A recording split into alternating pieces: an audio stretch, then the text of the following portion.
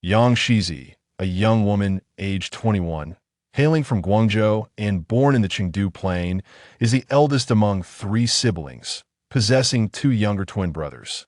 One brother is pursuing a degree in medicine, while the other has recently graduated from a military academy and has just joined the armed forces. She embodies all the admirable traits inherited from her parents' vivacious, cheerful, sunny, optimistic, opinionated, sociable, and positive. In her leisure time, she seeks to explore and discover. Her mentor emphasizes the importance of broadening one's horizons subsequently, developing a grand vision followed by cultivating taste, then embracing a distinctive style thereafter, nurturing an appreciation for aesthetics, fostering craftsmanship, practicing tolerance, embodying kindness, and ultimately achieving professionalism, which stands as the pinnacle of accomplishment.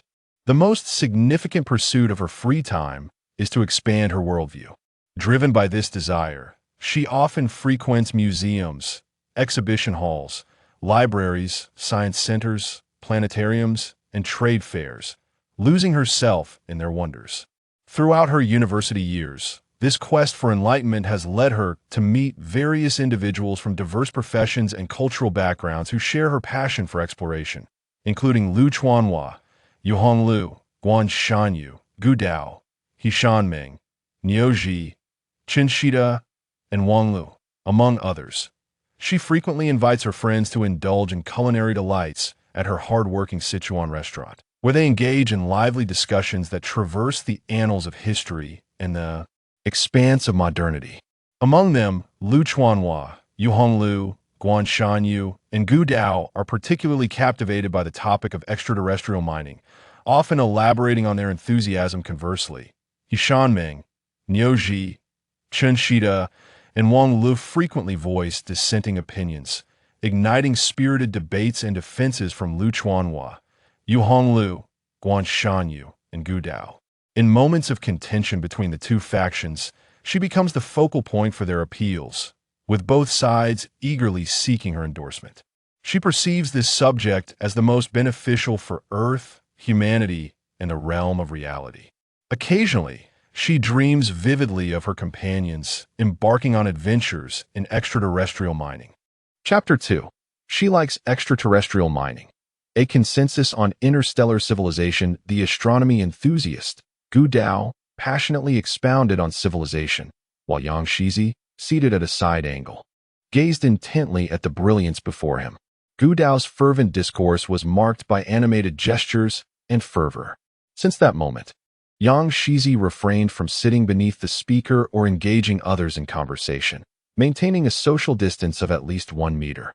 Gu Dao argued that extraterrestrial mining itself epitomizes an interstellar civilization. By diminishing the depletion of Earth's natural resources and enhancing the cyclical improvement of the ecological environment, we foster ecological civilization. Extending the lifespan of our planet embodies planetary civilization, the development of artificial intelligence, and the reinforcement of mechanical operational capabilities in extraterrestrial realms. Along with the realization of remote control through computer engineering, renders machines increasingly adept for extraterrestrial mining, encapsulating technological and industrial civilization. The boundless expanse and vast resources of extraterrestrial mining mitigate, if not obliterate, resource disputes, conflicts, or wars among the continents of Earth, national interest groups, nations, including non-state regions, diverse ethnicities, and varying political systems, thereby significantly augmenting human civilization on Earth. The continual expansion and advancement of extraterrestrial mining lead humanity to perpetually seek new footholds, giving rise to myriad interstellar civilizations around these cosmic outposts. Lu Chuanhua, Yu Honglu, and Guan Shanyu echoed Gu Dao's sentiments. Even dissenters, He Ming and Niu Ji, remained silent. Regardless, the ever-contrarian Niu Ji, who often relished in nonsensical debates, contemplated voicing an opinion but ultimately refrained, entirely unlike his usual self. At that time, they were unaware of Qin Shida and Wang Lu, who were absent from the gathering. "Everyone, please be quiet," expressed Yang Shizi, indicating his fatigue and desire for tea and a break. He gave a thumbs up to the entire group, directing his gaze towards each individual before ultimately resting on the ancient path. The reasoning is quite simple. With a bit of contemplation, the conclusions become clear. There is no necessity for convoluted language or intricate logical methods. Yu Honglu, having retired from her years of service as a female soldier, steadfastly refrained from disclosing her age. By the appearance of her unadorned eyes, akin to Lu Chuanhua's, she was likely in her 30s. She now navigated the realm of information engineering alongside former comrades, confronting vast displays daily that demanded deep contemplation, hence her constant use of non-prescription glasses. Her temperament resonated with that of Lu Chuanhua, and their speaking styles were closely aligned. One had served as a sergeant major, while the other had held the rank of platoon leader. At gatherings, the pair ensured punctuality. Barring traffic delays or prior notifications of absence, they would hardly ever arrive late, though they were not as excessively early as Guan Shanyu. On Lu Chuanhua's birthday, Yu Honglu honored him with tributes as a soldier, comrade, veteran, and old friend, sharing several rounds with companions, managing to maintain her composure without excessive emotional display. Observing from the shadows, several pairs of eyes swept across the scene, gradually reflecting admiration. Guda, a post-00S male, possessed an average appearance and height, yet was acceptable in looks. He was a peer of Guan Shanyu's. The two had no intentions of marriage but planned to accompany each other into their later years after turning 40. A recent graduate with a bachelor's degree in computer engineering, he harbored a profound passion for astronomy. Currently, he was training for a triathlon, which demanded significant time, leaving him yet to seek employment. His interests included boxing, martial arts, kendo, fencing, and bodybuilding, resulting in a well-proportioned physique that attracted numerous gyms eager to offer him lucrative invitations to join. He claims to be currently uninterested, intending to complete his training in the triathlon before enlisting in the military, participating in military sports, and experiencing various military uniforms. He has caught the attention of veterans Lu Chuanhua and Yu Honglu, both of whom are eager to refer to Gu Dao as their son or young master. Yang Shizi met Gu Dao during a road run at Xiaoman Waste, encountered him at the Canton Fair, became acquainted during an exhibition visit, and left a lasting impression while competing for dishes at a Sichuan restaurant. Gu Dao, who carries a vertical display tablet, is warm and generous, embodying the refined demeanor of a gentleman. He is a staunch advocate and disseminator of the perspective of extraterrestrial procurement, namely interstellar civilization. Guan Shanyu, a female born in the 2000s, is a classmate of Gu Dao, his devoted admirer, follower, and gaming partner. Gu Dao and Guan Shanyu often refer to each other as a young couple, sometimes calling each other the mother or the father of their child. When Yang Shizi once inquired about the existence of their purported child, the couple replied in unison that there indeed was one. It turns out their child is a pet they jointly nurture. Now, their friends all acknowledge them as the child's father and mother. Gu Dao and Guan Shanyu are Yang Shizi's closest confidants, best friends, fans, and followers, while the couple manages their group of friends. Other companions are simply group members. After Lu Chuanhua's birthday, which celebrated the consensus of extraterrestrial mining and interstellar civilization, Yang Shizi decided to regard extraterrestrial mining as a means to propagate interstellar civilization and plans to invite all his friends to join in this endeavor. Inspirations such as Japan's Hayabusa, America's Avatar, and China's space mining robots have successively motivated Yang Shizi, the epitome of lunar soil, the triumph of the Zhurong rover, and the autumn of Mars's northern hemisphere, reminiscent of the spring in Earth's northern hemisphere, evoke a profound excitement and an inexplicable joy. Numerous technological phenomena, once mere figments of scientific imagination confined to the pages of speculative fiction, have now manifested into our present reality. It is essential to delineate which aspects have been realized, are in the process of realization, or are anticipated within the scope of the Industrial Revolution, as opposed to those fantasies that remain beyond the reach of such transformation. The technological phenomena that are bound to occur merely represent specific trajectories of the Industrial Revolution, even though the paths may be convoluted and the processes intricate. In the realm of extraterrestrial mining, there exists both a dimension of technological phenomena pertinent to the Industrial Revolution and an aspect characterized by the nebulous trends of that revolution. Articulating these ambiguous trends with clarity can provide enlightening insights akin to a revelatory experience in scientific imagination, serving as a process that unfolds progressively from surface to depth. Yang Shizi is resolute in his determination to employ scientific imagination to illustrate and disseminate the concept of extraterrestrial mining as a facet of interstellar civilization. However, figures such as Chen Ming, Niuji, Chen and Wang Lu have consistently opposed Yang Shizi's vision, positing that his scientific imagination represents a pivotal force in the propagation of this interstellar civilization. Chen Ming, with a background in commentary, asserts that the advancements in science today are monumental compared to those of the last century and the early years of this one. Many predecessors and contemporaries, who once regarded certain scientific fantasies as merely thrilling narratives, have witnessed the passage of time transform them into tangible realities or quasi-facts. The unfamiliarity often stems from information asymmetries, insular thinking, or a narrow perspective that obscures the broader landscape. Yet this does not equate to the inevitability of historical truths. The trends discernible through logic are not mere scientific fantasies. They are foresight or a vision of the future. Has the Monkey King, perched under a makeshift shelter, ever gazed ahead and pondered the path forward? The answer lies beneath our feet. Although the pursuit may necessitate extensive exploration, it does not equate to mere fantasy. Fantasy, at its core, manifests as astonishment, detached from reality or assessed through logical analysis along discernible trends. The propelling force is that which emerges from fractures. A mere run and jump cannot suffice to traverse rivers. It is through leveraging unseen forces that one can leap across. Or by closing one's eyes and plunging into the abyss, one might unexpectedly find support leading to a safe landing. It is this unforeseen strength that embodies the essence of scientific fantasy. Chen, a 29-year-old man on the cusp of turning 30, holds dual bachelor's degrees in computer science and Spanish. He has drifted from Guangzhou to Hong Kong and now resides in the Greater Bay Area. As he boasts, his computer skills have reached a level akin to that of a hacker. His peers can sense his self-satisfaction, bordering on arrogance, as he frequently assists them with computer repairs, software development, and resolving complex technical issues without ever faltering. Gradually, they have come to indulge his bravado. He initially intended to study abroad, yearning to explore the vastness of the world, but the pandemic thwarted his plans.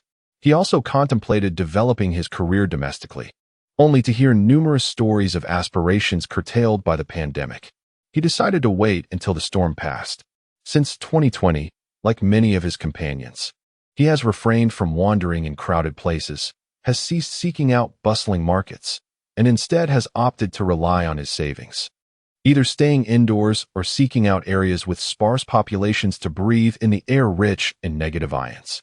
During a visit to an exhibition, Yang Shizi became acquainted with a nearby flower shop and a Sichuan restaurant. He eagerly attended weekend gatherings to indulge in the culinary delights until the restaurant ceased dine-in services. Following the transition to takeout, the restaurant faced a pressing need for assistance.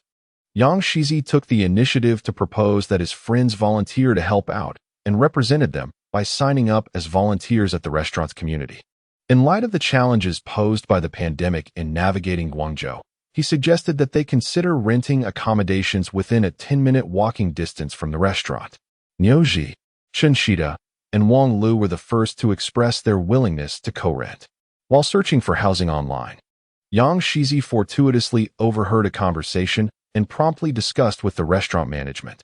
They agreed that if his friends continued to volunteer, they would be permitted to reside in the communal dormitory free of charge, located less than a kilometer away.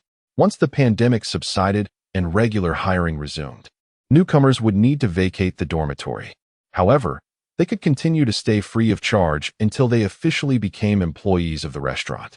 The salaries and various benefits offered to the restaurant staff far surpassed the average levels in Guangzhou, a point of pride for the establishment. Consequently, The friends settled into the communal dormitory, which boasted 9 beds. The permanent residents included Chen Ming, Niu Ji, Chen Shida, and Wang Lu, while the other 5 could easily reach the restaurant within 10 minutes by shared bicycles or personal vehicles, providing them a place to rest temporarily. The 4 of them naturally formed a united front. Niu Ji, a 23-year-old, was navigating life in the Greater Bay Area. Born into a family steeped in traditional Chinese medicine, he holds dual bachelor's degrees in public health management and pharmacy from a medical university. With aspirations to broaden his horizons, he plans to pursue graduate studies, subsequently enriching his knowledge further before officially embarking on a career post-PhD. Unlike many who dedicate themselves to the healing arts, he envisions a future where he imparts knowledge at a medical institution in a southern city. Being a descendant of a lineage renowned for its practice of traditional medicine, he shares a fondness for medicinal cuisine akin to that of Yang Shizi. An additional intrigue arises from his cousin Niu Zhigao, who has a namesake female companion that piques his curiosity. As he speculates, a budding affection begins to take root. Yang Shizi finds herself pleasantly astonished by the possibility of encountering another person bearing her name amidst the vastness of humanity. She pledges to Niu Ji that before forging a familial bond with this other Yang Shizi, she must first cultivate a deep friendship with her, which includes co-authoring a science fiction novel. The thought of their names together on the cover is delightful. Yang Shizi, Yang Shizi. Might there be a chance to meet a third kindred spirit named Yang Shizi? The thought of their names in a triumvirate on a book cover is simply enchanting. Yang Shizi, Yang Shizi, Yang Shizi. Returning to the crux of the narrative, Yang Shizi's scientific imagination propels the theoretical discourse on interstellar civilizations and extraterrestrial mining. Whether one agrees or disagrees does not sway the collective consensus among her 9 companions regarding extraterrestrial mining and interstellar civilization, nor does it diminish Yang Shizi's appreciation for the simplicity of their agreement. Chapter 3, she encounters Maizi, forming an extraterrestrial mining team. Maizi, of South American Chinese descent, hails from a family engaged in commerce, with ancestors who intermittently resided in the homeland. Initially, they primarily traversed the Pearl River Delta and the Yangtze River Delta, but later focused on regions along the Belt and Road Initiative. In 2019, Maizi accompanied his father on a pilgrimage to witness the grand celebration of the nation's 70th anniversary and to explore various regions of the homeland. During their journey on a high-speed train, he encountered Yang Shizi. From the very first glance, an undeniable connection sparked between them. Strangely, both asserted it was not a case of love at first sight. Rather, it resembled a profound telepathic bond akin to that between a master and a spiritual beast, establishing an eternal vow of loyalty. Maizi firmly claimed that in his past life, he was Yang Shizi's cherished pet, an Antarctic sled dog, now reborn as a human. In both lives, he pledged unwavering loyalty to Yang Shizi, destined to continue bearing burdens. He was tasked with establishing an extraterrestrial mining team and leading them alongside Yang Shizi into the cosmos. Due to a deep yearning for the years he lost wandering in extreme weather, Yang Shizi, without hesitation, entrusted tasks originally intended for Gu Dao and Guan Shanyu to the emerging Maizi, concerning Maizi's personal circumstances. As he shuttled between the stars and managed the extraterrestrial mining team, he was required to maintain a record for insurance purposes. Based on his accounts to Yang Shizi, Gu Dao, Guan Shanyu, and Chen Ming gleaned some insights and summarized. Male, aged 16 in lunar years, standing at 197 centimeters tall and weighing 99 kilograms. He is an 8th grade student at a private school, currently on a retained exchange student status. His alma mater resembles institutions like Eton College or other continuous education systems, which places him between the 3rd year of secondary education and the 1st year of higher education in the domestic education system. He does not participate in the examinations between secondary school and university, and his graduation is equivalent to a graduate-level standard at a regular university. His diploma is recognized by private universities worldwide, allowing direct applications for further education at the master's level or above. With exceptional binocular vision and auditory acuity, Maizi exhibits remarkable balance, coordination, rotational agility, and sensitivity to taste. His grip strength, bite force, pulling power, striking force, elbow strength, embrace force, endurance, and other physical tests all achieve outstanding standards. Activities such as squatting and standing, deep squat jumps, frog leaps, and stair jumps are performed at an excellent level. Maizi possesses a modicum of proficiency in jiu-jitsu, judo, wrestling, tai chi push hands, archery, shooting, and solo kayaking, while also expressing an interest in chess, both international and Chinese, as well as Go and other strategic games. Notably, Maizi is an astronomy enthusiast who has successfully participated in prestigious astronomy camps, gaining access to some of the world's renowned observatories, astronomical institutions, and educational programs. Several observatories and institutions have extended encouragement, support, and an invitation for future academic pursuits. He is knowledgeable about extraterrestrial mining resources and is no stranger to the associated fields of knowledge. Maizi is delighted that his companions have accepted Yang Shizi's recommendation.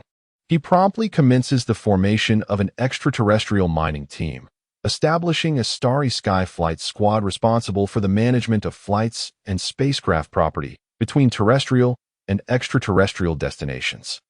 The second team, a relay unit, will oversee all matters pertaining to interstellar and intrastellar relays, including storage and loss management.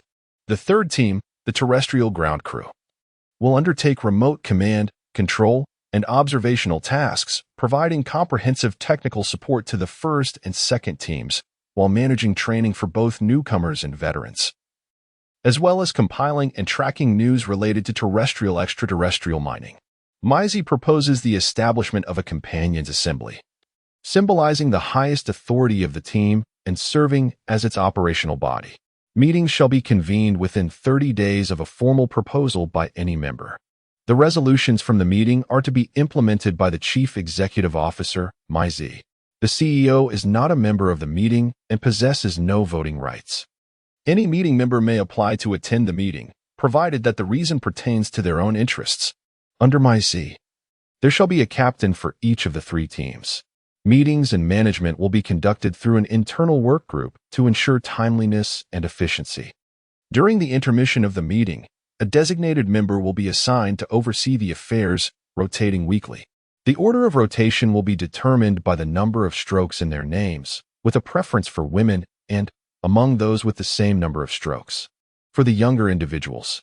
The primary training for the team and the first team will take place beyond the stars, specifically on Mars and the Moon, as well as on the South American continent and Antarctica. The second team will train in domestic Martian camps, snowy mountain camps, Hokkaido, and similar terrains.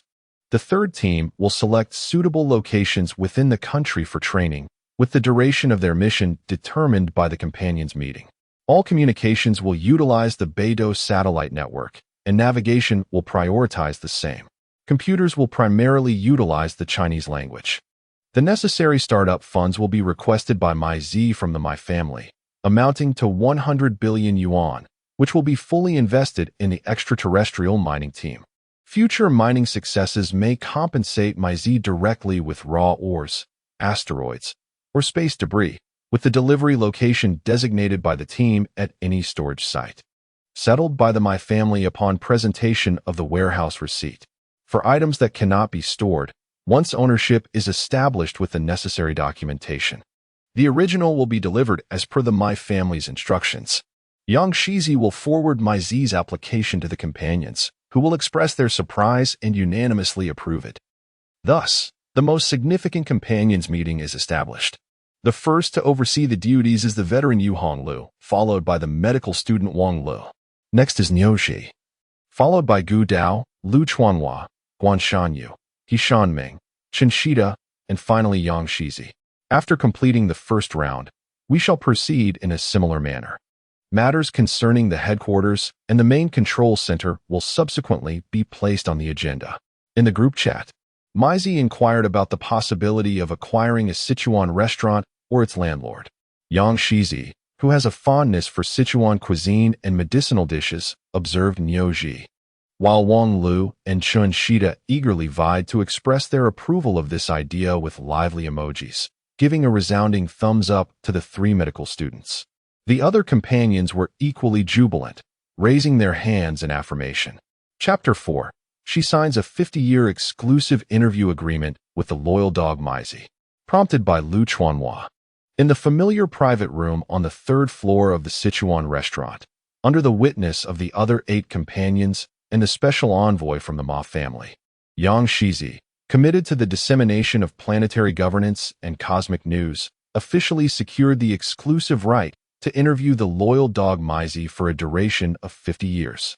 The term all of outer space refers to everything within the Earth, beyond it, and the entire cosmos, encompassing both the known and the unknown, including the metaverse and parallel worlds. In a recent American television series, Yang Shizi was struck by a scene where the characters collectively discussed their ambitions regarding the known universe, which was surprisingly released globally after passing scientific and astronomical scrutiny, leaving Yang Shizi profoundly moved. Thus, the definition of all of outer space is established. The 50-year period shall commence from the day Maisie revealed that in a past life, he was Yang Shizi's pet dog, a sled dog from Antarctica, calculated using Earth's Beijing time. Maisie consented that Yang Shizi, along with the news media and formal journalists of her choosing each year, would jointly conduct interviews, both online and in person, including but not limited to remote and close-range interactions.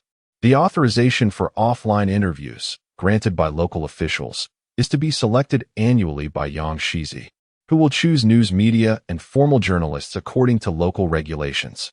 The original interview records will be exclusively maintained by Yang Shizi. The utilization of these records is permitted for the news media and formal journalists authorized by Maisie to conduct interviews alongside Yang Shizi. Maisie's stipulations require that the relevant news media must be officially registered with the highest local authority, possess the authorized interview rights, and have been in existence for a minimum of 10 consecutive years, with a portfolio of renowned journalistic works. As for formal journalists, they must hold a press credential issued by the highest local authority, which must correspond with the aforementioned media name. Each interview must be preceded by the submission of an interview outline. Live broadcasting of the interview process is prohibited, as is any negative commentary regarding the interview itself. The official document pertaining to this arrangement is referred to as the Authorized Information Agreement under the Authorized Interview Agreement, falling within the realm of personal rights associated with loyal companions. Maisie's underlying motive for seeking this knowledge is to commemorate a beloved pet from a past life, the Antarctic sled dog Maisie, thereby sustaining the bond of friendship with its earthly incarnation. To this end, Maisie willingly waives any claims to share in the profits generated from Yang Shizi's knowledge of the interviews, exclusive interviews, and the ensuing 50 years of exclusive engagement. Yang Shizi reserves the right to share in any profits arising from Maisie's acceptance of the interviews, exclusive interviews, and the 50-year engagement, with a distribution ratio ranging from no less than 10% to no more than 30%. Settlements will occur every 360 calendar days according to Earth BJ time, with each settlement completed within 3 calendar days. Apart from Yang Shizi, the members of the gathering, in conjunction with the special envoy from Maijia, are tasked with handling settlement affairs. Moreover, Maisie specifically emphasizes that the exclusive interview matters and the interstellar mining issues are 2 independent entities that do not overlap or influence each other. Yu Honglu suggests considering the situation where Yang Shizi might not conduct the interview personally. Maisie notes in the documentation that the cumulative period during which Yang Shizi cannot personally conduct the interview is limited to 720 Earth BJ calendar days. Should this limit be exceeded, and if Yang Shizi fails to provide Maisie or Maijia with a convincing reason, the exclusive right to the interview will be forfeited, replaced by a non-exclusive right. Lu Chuanhua and Yu Honglu privately discussed that it seems Maisie has indeed transformed into Yang Shizi's loyal pet, readily agreeing to sign and offering lenient conditions. The 2 veterans, gratified by their pride, begin to view Maisie in a new light, subsequently praising him both publicly and privately. Gu Dao and Guan Shanyu, feeling envious and dejected, attribute their discontent to the whims of fate. Later, Mai Zi takes the initiative to request Gu Dao and Guan Shanyu to facilitate communication regarding interviews with Yang Shizi. The two immediately brighten up, both fond of pets. They approach to stroke the loyal companion, with Gu Dao reaching out first, unleashing a gentle touch. The shorter Guan Shanyu can only reach Mai Zi's shoulder, prompting the loyal Mai Zi to bend down willingly, allowing Guan Shanyu to pet him repeatedly, exclaiming with delight, "Mai Zi is good, Mai Zi is good, Mai Zi is good." Chun Shida and Wang Lu, watching from the side, are filled with envy, stretching out their hands to join in, saying, "What a good dog. Let me pet it." Upon touching, they remark on the creature's docility, exclaiming in astonishment, "What a good dog! What a good dog! What a good dog!" Lu Chuanhua and Niu Jiming laugh heartily, their amusement ringing out. Yang Shizi, a disciple from the esteemed family of traditional Chinese medicine, fondly suggested that Niu Ji should post a notice seeking her loyal dog, Mai Zi, on a cloudy day. If Mai Zi were to appear at the press conference organized by the newspaper, proclaiming himself as the faithful dog mentioned in the notice, he would indeed be the lost Alaskan Malamute belonging to her. The affectionate Guan Shanyu, along with Chun Shida and Wang Lu, unanimously implored Yang Shizi to allow them to co-sign the notice. Other friends also eagerly requested to join in, stirring the hearts of the My Family representatives, Mai Dao Sui, and Mai Zhongmei, who wished to co-sign as well. After sending a small heart gesture to each individual, Yang Shizi raised her hands overhead to form a grand heart, her eyes brimming with tears. With solemnity and gravity, she addressed everyone, stating, "May the heavens align with your wishes. Let us sign together." They all proceeded to the internet to facilitate the posting of the notice seeking the loyal dog, Mai Zi. Everyone concurred with Yang Shizi's perspective. On April 1st, Mai Zi need not attend the press conference to claim he was her lost dog. Acknowledging his past life as a dog and his current existence as a human, while also admitting to his exclusive commitment to his owner for 50 years.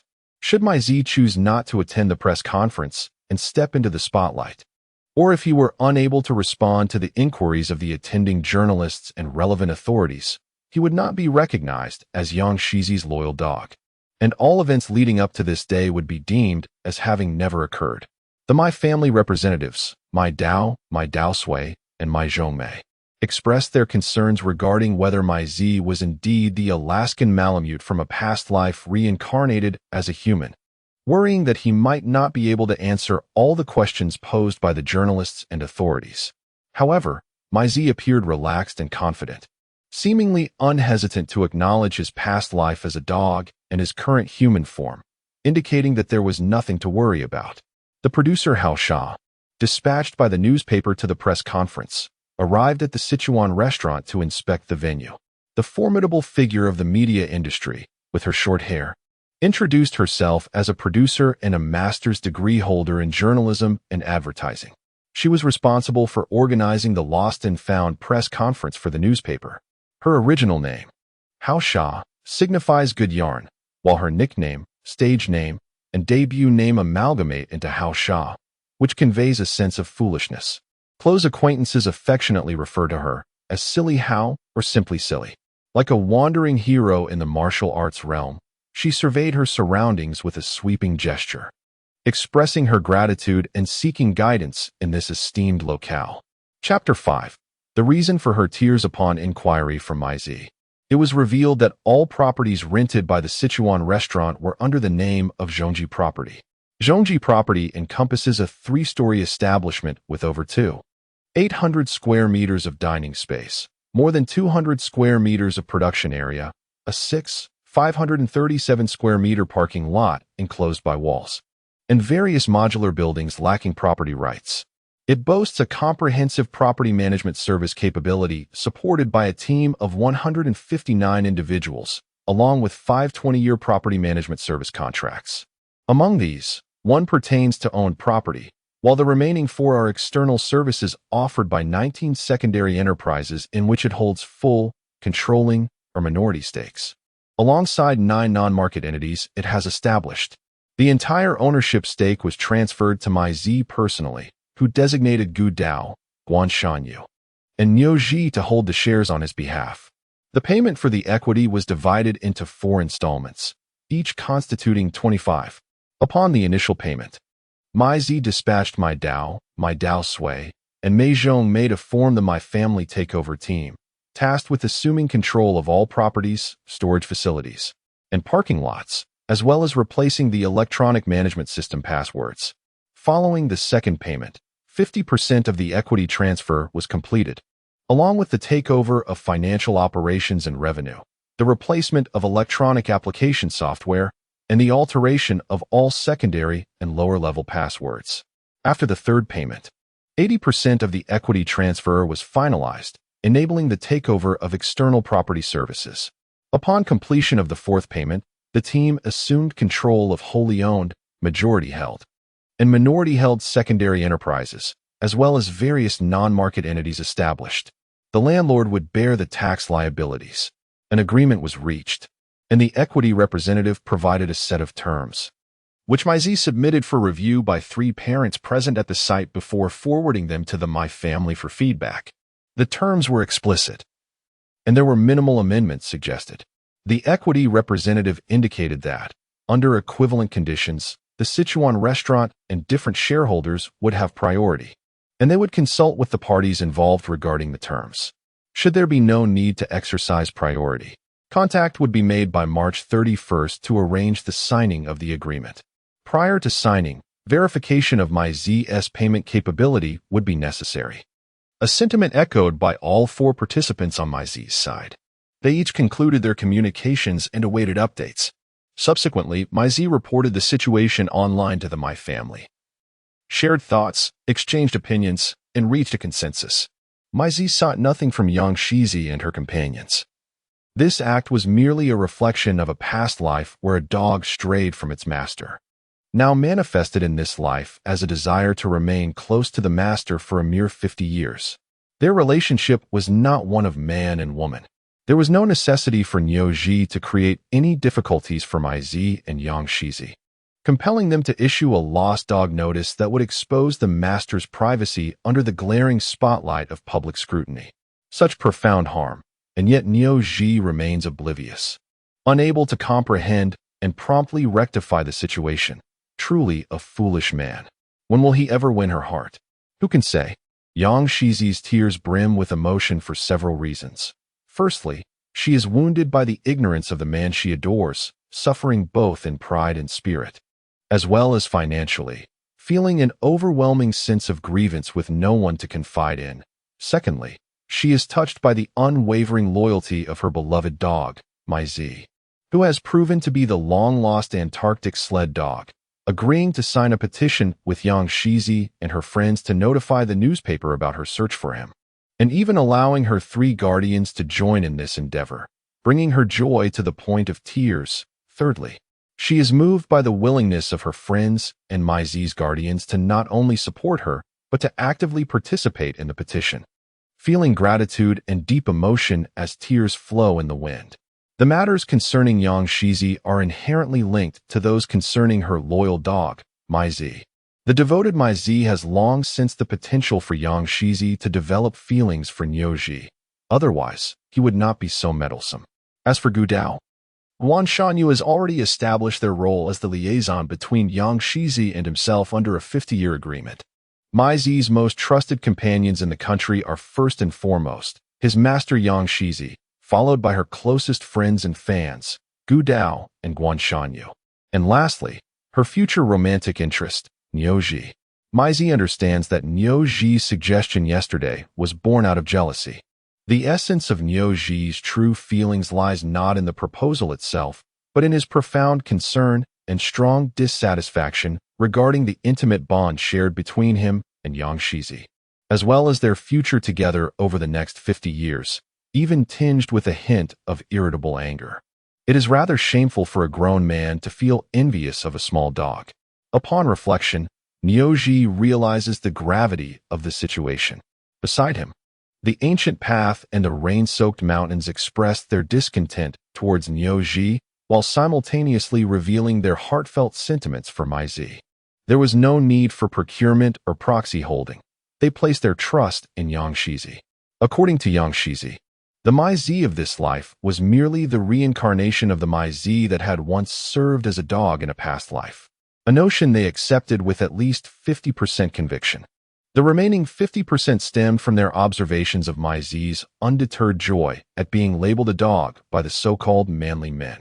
It was unnecessary for Mai Zi to declare herself as Yang Shizi's former canine companion to curry favor. Regarding the matter of the intermediary property, Yang Shizi suggested that Mai Zi consider replacing Liu Ji with Lu Chuanhua and He Shanming as proxies. Both Lu Chuanhua and He Shanming agreed to Yang Shizi's proposal and stepped forward to act as proxies. Mai Zi consented, designating the three individuals, Guda, Lu Chuanhua, and He Shanming, as the holders of the intermediary property shares. Guda inquired why he and Liu Ji could not serve as proxies. Yang Shizi pointed out that Guda's declarations of wanting to enlist in the military would prevent the army from allowing him to hold shares on behalf of others. From the perspective of fulfilling his aspirations and maintaining stability for Mai Zi, it would be more prudent to have the seasoned veteran Lu Chuanhua, whose connections in Guangzhou were extensive, oversee the situation. Unlike He Shanming, Liu Ji lacked proficiency in computers and foreign languages. It was imperative for Mai Zi to ensure stable management of the shareholding and the intermediary property, particularly in maintaining the data management center and safeguarding information security, making He Shanming a fitting candidate. As for Guda, he shared the same academic cohort as Yu, aside from his computer science major. He possessed a natural gender advantage as a woman. This would allow the proxy holding or the FAAD of the shareholders' meeting to strike a harmonious balance, effectively mitigating the potential clash of rigid interests within the proxy holding assembly or the superficial shareholders' meeting. Although Chen Shida and Wang Lu are both women, they have explicitly stated their intention to continue their postgraduate studies for several years, reflecting a lack of stability. Thus, among women, Guan Shanyu is deemed more suitable. Mai Zi provides stability and companionship, which Yang Shizi requires, bringing her more joy than Liu Ji could. Without Liu Ji, but with only Mai Zi, Yang Shizi feels a sense of incompleteness. With both Mai Zi and Liu Ji, yet lacking other companions, Yang Shizi finds her days overly tranquil. Each presence is indispensable.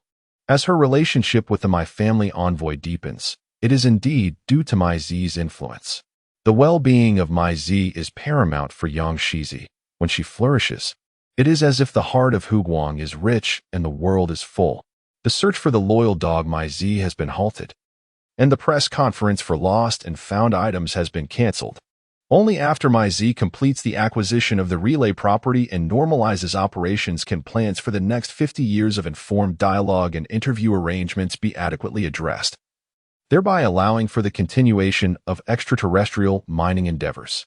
A craftsman must sharpen his tools to excel in his work. Sharpening a knife does not delay the woodcutter's task. In Chapter 6, she is invited to a Sichuan restaurant on Mars. The shareholders of the relay property have relinquished their rights, and 3 shareholder representatives have informed Mai Zi that they will continue the transaction alongside the 3 elders of the My Family, forming a delegation. The shareholder representatives verify the bank account balance of the My Family envoy, witnessing the balance firsthand, fulfilling the prerequisite conditions for the equity transaction. All documents pertaining to Mai Zi's acquisition of the entire equity of the relay property have been provided by the shareholder representatives as per their intentions. Once the My Family envoy confirms the accuracy, they will inquire whether to formalize the agreement and proceed with the practicalities. The signing matters have been completed, and the relay property has issued notifications to all relevant parties, internal agencies, secondary enterprises, non-enterprise institutions, governing authorities, and equity change registration units, as well as to all employees. Opinions regarding the acquisition transaction are being solicited, including post-transaction perspectives and any other views, as well as inquiries into the necessity of canceling the transaction. The deadline is set at 30 calendar days, calculated from the day following the issuance of the notification. Upon expiration, should there be no need to cancel the transaction, the shareholder representative will send a notification to Maijia's envoy and Mai Zi to continue the transaction. Apart from Yang Shizi, 8 companions, 3 Maijia envoys, and one Maizi are involved in 3 matters. Only Maizi, Gu Dao, and Yang Shizi can wholeheartedly accept the initial training. The choice between the South American continent or the Antarctic continent appears more pragmatic for Maizi. Listening to Maizi, both the South American and Antarctic continents are viable options. Should an opportunity arise for a round trip to the moon, that would also be splendid. However, the estimation of a 4-month round trip to Mars is merely a jest. While a 1-month round trip to the moon seems feasible, Yang Shizi is seeking opinions in the group, and Maizi leans towards exploring both the South American and Antarctic continents, asserting that they are suitable for the extraterrestrial mining team, which is to train the extraterrestrial flight team. Yang Shizi and Gu Dao should both take the opportunity to witness this. Gu Dao yearns for the moon, hoping for a chance to visit it. Yu Honglu advocates for training on Mars, asserting she has connections to find a ferry spacecraft. Lu Chuanhua has always supported those with military backgrounds and immediately echoed Yu Honglio's sentiments, while he Chen Ming, sharing a bond with them, supports the relay property personnel. Guan Shanyu is reluctant to see Gu Dao venture so far and agrees that Gu Dao should only go as far as the moon. Niuji joined, wholeheartedly endorsing Yu Honglio's proposition with fervor. The indecisive Yang Shizi resolved to resort to tradition, opting to draw lots. Whatever fate bestowed upon him would be accepted. With Yu Honglio's impassioned enthusiasm, why complicate matters further? If there were a spaceship, they could journey to Mars together with Maizi. While the emissaries of the Mai family prepared to take over the relay properties, Qi Shanming immediately raised his hand, exclaiming that this would be a delightful honeymoon for the companions. The remaining fringe joined in the commotion, expressing their unanimous approval. Yang Shizi and Maizi, no longer clinging to their own opinions, succumbed to the collective will. Yu Honglu proposed to share a tale, urging the companions, Maizi, and the Mai family emissaries to listen attentively before offering their reflections. Once upon a time on Earth, Igor and Da and I were a devoted couple. Whether it was the knowledge that they would each accompany different individuals to purchase ferry tickets to settle on Mars, or some other reason, they parted ways without ever convening to finalize their divorce, silently fulfilling their responsibilities as parents to 3 children and a menagerie of pets. Before their departure from Earth, their communication was devoid of words, yet they resonated with each other's melodies, reminiscent of a certain music platform's call to listen through music. They eventually settled on the sandy ridges of Mars, where they could exchange fleeting glances and share silent, meaningful moments. Igor harbored unspoken thoughts about Da and I, embodying the classical notions of fidelity in the beautiful tales signifying a harmonious life within the essence of Chinese culture. If given the chance, he too aspired to a singular commitment, wishing to marry only once, with a woman destined to be his lifelong partner. Thus, after the silence enveloping their earthly marriage, he did not propose divorce nor separation. Confronted with the task of purchasing ferry tickets, Da and I found herself secretly pondering where she might procure a round-trip ticket from Earth to Mars. Upon reaching Mars, she was grateful that fate had not conspired to reunite her with Ego, the ferry worker, allowing them to experience the poignant sensation of a reunion that felt like a lifetime apart. They would come to believe that they were indeed fortunate to share a bond. The Interstellar Alliance had sanctioned the grand initiative proposed at the Mars Conference, along with its accompanying plans, which were deemed somewhat dubious. Thus, it was decided to dispatch a formidable fleet of spacecraft equipped with heavy mechanical arms, long-range firepower, and hybrid vessels reminiscent of aircraft carriers found in Earth's oceans to escort the lighter Martian ships. These vessels would not land on Earth but would instead orbit in suborbital paths, ready to provide immediate support or return at a moment's notice should the need arise. Maizi appeared to grasp the implications of the situation and agreed with Yu Honglu to seek out Ego, Da and I, or perhaps their offspring or a collection of small animals to finalize the invitation to the Mars Conference. Together, she, her companions, and Maizi would board the escort ships for the journey to Mars. Yu Honglu frequently referred to himself as Young Master, while Gu Dao energetically supported him, sharing images and raising placards of approval. Lu Chuanhua followed closely, sharing images and expressing his appreciation for their presence. as they prepared for their Martian adventure. The group, Guanshanyu, Chinshida, Wang Lu, and Niuji, eagerly accepted the invitation. In a playful manner, Yuhong Lu cast a flirtatious glance at Darenai, mentioning that a cat from next door often claimed to be the feline companion of Igu and Darenai, encouraging her to join them. Yang Shizi, observing the unfolding scene with amusement, nodded in agreement, affirming the plan. Niuji received Niuji Gao, reporting that the group chat would temporarily go offline, with hopes to resume by 3 or 4 in the afternoon. Guan Shanyu and Chun Shida inquired whether they should treat them to dinner, providing each person with a boxed meal. Niuji readily agreed, expressing enthusiasm. He also wished for his companions, the special envoy from the My Family and My Z, to meet his cousin Niuji Gao. Yu Honglu remarked that it was only fitting, as they were the elders of their companions, thus representing the elders of each individual. The My Family envoy added that they could also be considered friends of the My Family. Yu Honglu announced in the group that she would invite the cat next door, claiming it was the one belonging to Igu Air and Darenai, to come over for some cat food, thus requiring an additional boxed meal. The My Family envoy commented that tonight would feature the First Lady. Maizi continued, dubbing it the first fresh meat of the evening. Guan Shanyu, Chinshida, Wang Lu, and Yang Shizi shared laughter and images. Gu Dao interjected with a large question mark. Lu Chuanhua followed up with a rose, quoting that gifting roses leaves a lingering fragrance. Shan Ming expressed the desire to procure several additional boxed meals, just in case that cat decided to invite friends over. Their current trend was sitting together yet feeling as if they were miles apart, engaging through their phones, tablets, or computers. They could converse within the group while simultaneously chatting face-to-face, often tricking others into thinking they were not together, with lively exchanges inside and bland conversations outside, or vice versa. At 4 in the afternoon, the companions, My Z and the My Family envoy, under Niuji's arrangement, engaged in heartfelt greetings with his cousin-in-law, and in-laws through the screen.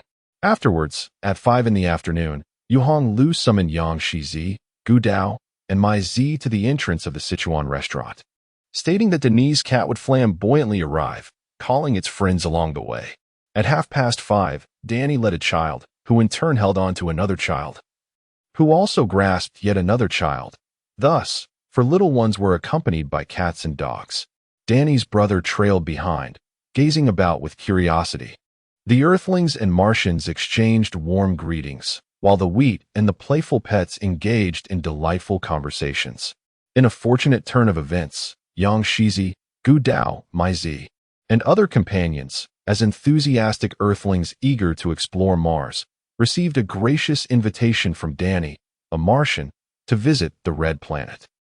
They were to discuss collaborative ventures in extraterrestrial mining and a 50-year exclusive interview rights concerning Martian endeavors. The Martian spacecraft circled the Earth in a suborbital flight. Responding to the call of Danny, the leader of the Earth expedition, preparations commenced on April 2nd for the descent to Earth to gather passengers and supplies. Everyone was set to embark on the return journey to Mars. Chapter 7. She bought a story to Mars. It is said that the most fashionable activity on Mars is the exchange of stories, prompting the companions to diligently prepare their own narratives. Niuji, who was accompanying his cousin elsewhere, called Yang Shizi to share a freshly completed original story set in the Republic of China, inquiring if he would like to be the first audience for Niuji Gao's tale. Agreeing, Yang Shizi placed his phone on a stand, activated the speakerphone, and sank into a massage chair. "What story do you have? Speak up. I'm on speaker," he said. Others present included Yu Honglu, Guan Shanyu, Chinshida, and Wang Lu, all eager to listen. Perhaps later, Gu Dao, Lu Chuanhua, Shan Ming, My Z, and the special envoy from the My Family would join them. Aware that the first batch of listeners on the other end of the line is the enthusiastic Niuji, who employs a voice-changing device to adopt a mature male tone that girls find appealing. He warmly welcomes sharing and hopes that the story and the voice will provide a moment of intoxication and a soothing experience. Well, I shall begin. The manuscript consists of several thousand characters, which will likely take an hour to recite. He delights in typing. crafting characters in a flamboyant style that resembles neither shorthand nor calligraphy, indecipherable to the ordinary observer, yet perfectly comprehensible to him alone. Once completed, he enjoys reciting it to those willing to listen, employing the voice modulator. The audience is often taken aback, frequently offering compliments, which in turn fills him with self-satisfaction. In the 9th year of the Republic, the male supporting character, enamored at the age of 17, becomes the prospective husband of the leading lady, Chun Cha. By the middle of the 13th year of the Republic, Senior Wang from Beiyang University assists the beloved and her elder brother in completing the formalities for a leave of absence and the retention of her student status, presenting this as a wedding gift to the beloved and Chun Cha. The elder brother bids farewell and continues his journey northeast, advising the beloved to set off promptly to avoid prolonged delays. The day after bidding farewell to her elder brother, the beloved resolves to entrust her newly purchased marital home to Senior Wang for safekeeping, permitting him and his fancifully concocted 9th beauty of the Republic, Feng Yu, to reside there free of charge until a month prior to her notification of their departure. After finalizing the arrangements with Senior Wang, the beloved informs Chun Cha's family of their departure the following day. The beloved and Chun Cha's party embarks on a boat, journeying south along the coast. The vessel belongs to Chun Cha's mother, Madame Han, and the sailors are exceedingly familiar with the navigational route, displaying a nonchalant demeanor as they sail smoothly through the waters. After all, it was the vessel of Aunt Han's family, and the sailors regarded it as a mere marriage affair, taking turns to amuse the bride with various tales of their voyages. Upon their arrival in Shanghai, the group disembarked to explore the city. During their excursion, they encountered a self-proclaimed guide from the Shanghai Municipal Council, eager to lead them through the international settlement. He introduced them to the iconic Victory Monument on the Bund, erected by the authorities of the Shanghai International Settlement and the French concession in memory of the Shanghai expatriates who perished during World War I. It was hailed as the first monument of Shanghai, a must-see for all. The area between Jing'an Temple Road, from Molming Road to Zaishudu Road, was renowned for its concentration of Western restaurants, patisseries, and cafes, which should also be experienced.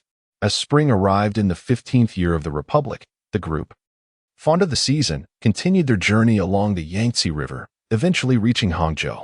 It was from this very place that the Grand Canal de Tianjin commenced, drawing a perfect circle on the eastern shore. Reminiscent of the yin-yang symbol in Tai Chi, there was a collective sigh of nostalgia among the group.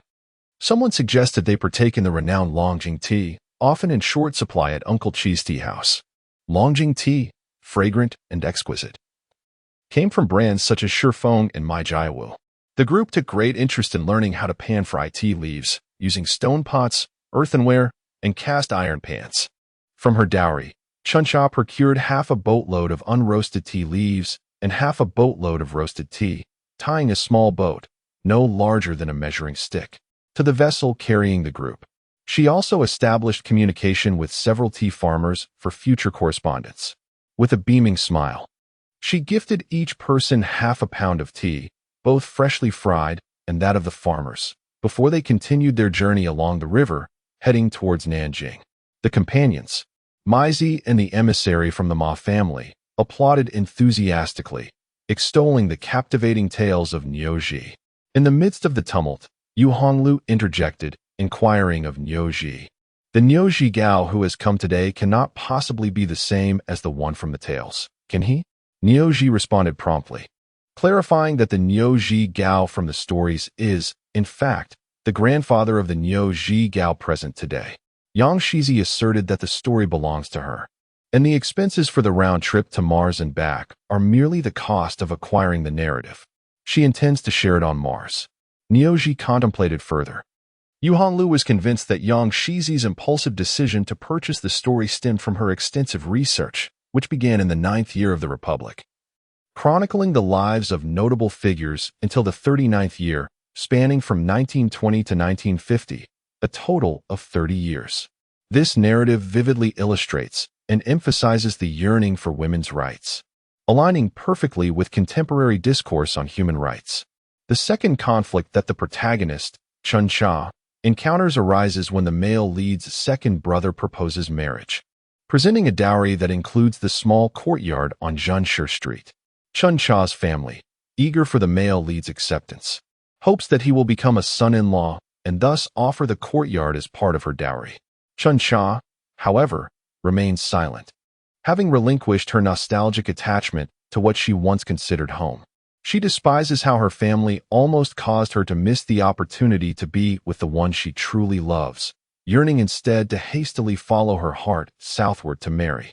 Eventually, the small courtyard on Zhenshe Street is rented out to those who have long utilized it, as it is essential for the male lead's family to provide the dowry.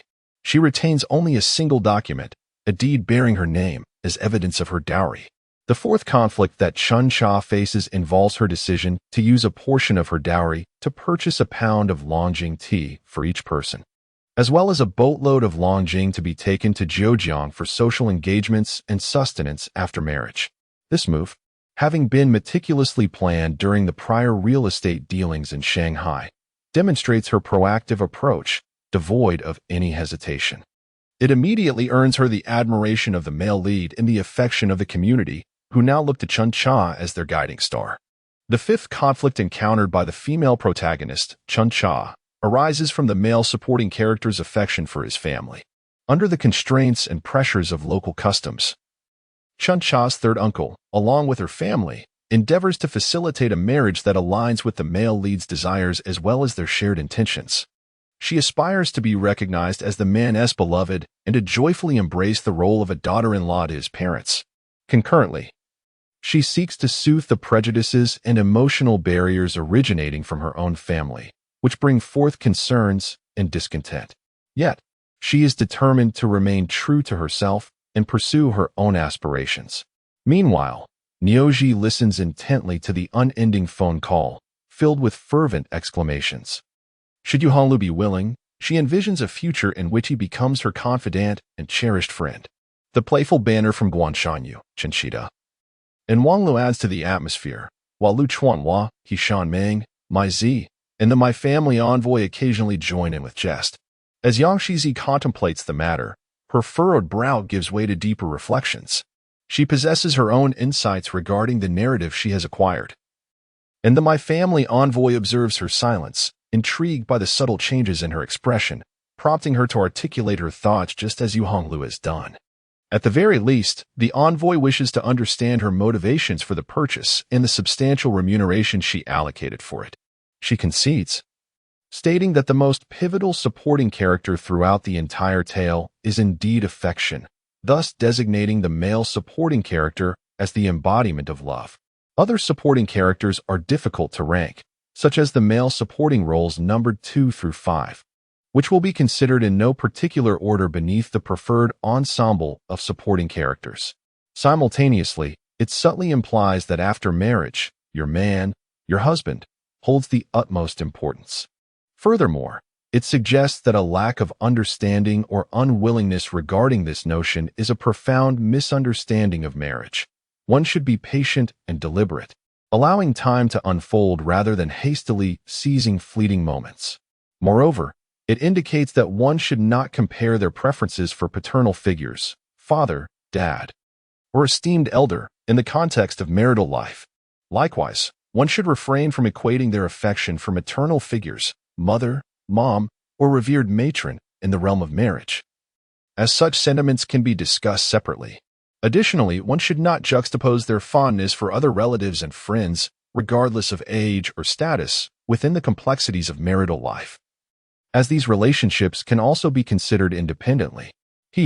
Niuji was exceedingly pleased upon hearing this, and proclaimed that he would approach the esteemed Niu family to propose marriage, making grand arrangements to whisk Yang Shizi away. The representative from the My Family interjected, stating that they had already made a proposal. Does the forthcoming investment of 100 billion in mining from the stars by the My Family not count? What about the 50 years of investment that the My Family is set to commit? Does the relay properties designated to Lu Chuanhua, He Shan Ming, and Guanshanyu not hold weight? Is the identity of the My Family representative not comparable to that of the Niu family as premier suitor? Has the My Family's declaration not been considered a proposal? The companions chorused in agreement. The non-marriage advocate Yang Shizi suddenly remarked that today's opportunity to acquire Niuji's tail at a low price could also be interpreted as Niuji's sincerity. Upon saying this, she covered her face and ran away. Matsi, carefree and unburdened, listened intently as Niuji recounted tales, while Yu Honglu elucidated the various conflicts faced by the female protagonist. He observed with delight as his companions and three elders engaged in animated discussion. Matsi had already exchanged knowing glances with his master, Yang Shizi, and had secured a 50-year exclusive interview agreement. Could this be considered a form of betrothal? Through cunning and subtlety, he aimed to gain the upper hand, arriving early to seize the opportunity. Niuji, late to the emotional game, attempted to stir sentiments. But it was too tardy. Even if Niuji were to succeed in his courtship, he would still need Yang Shizi to seek out, inquire about, and contemplate a meeting with him. Which man, faced with the woman he adores, would remain composed? It was all over. Unless Niuji could achieve an extraordinary victory without Matsi's emissaries, relying solely on his own prowess, he might still carve out a realm for himself.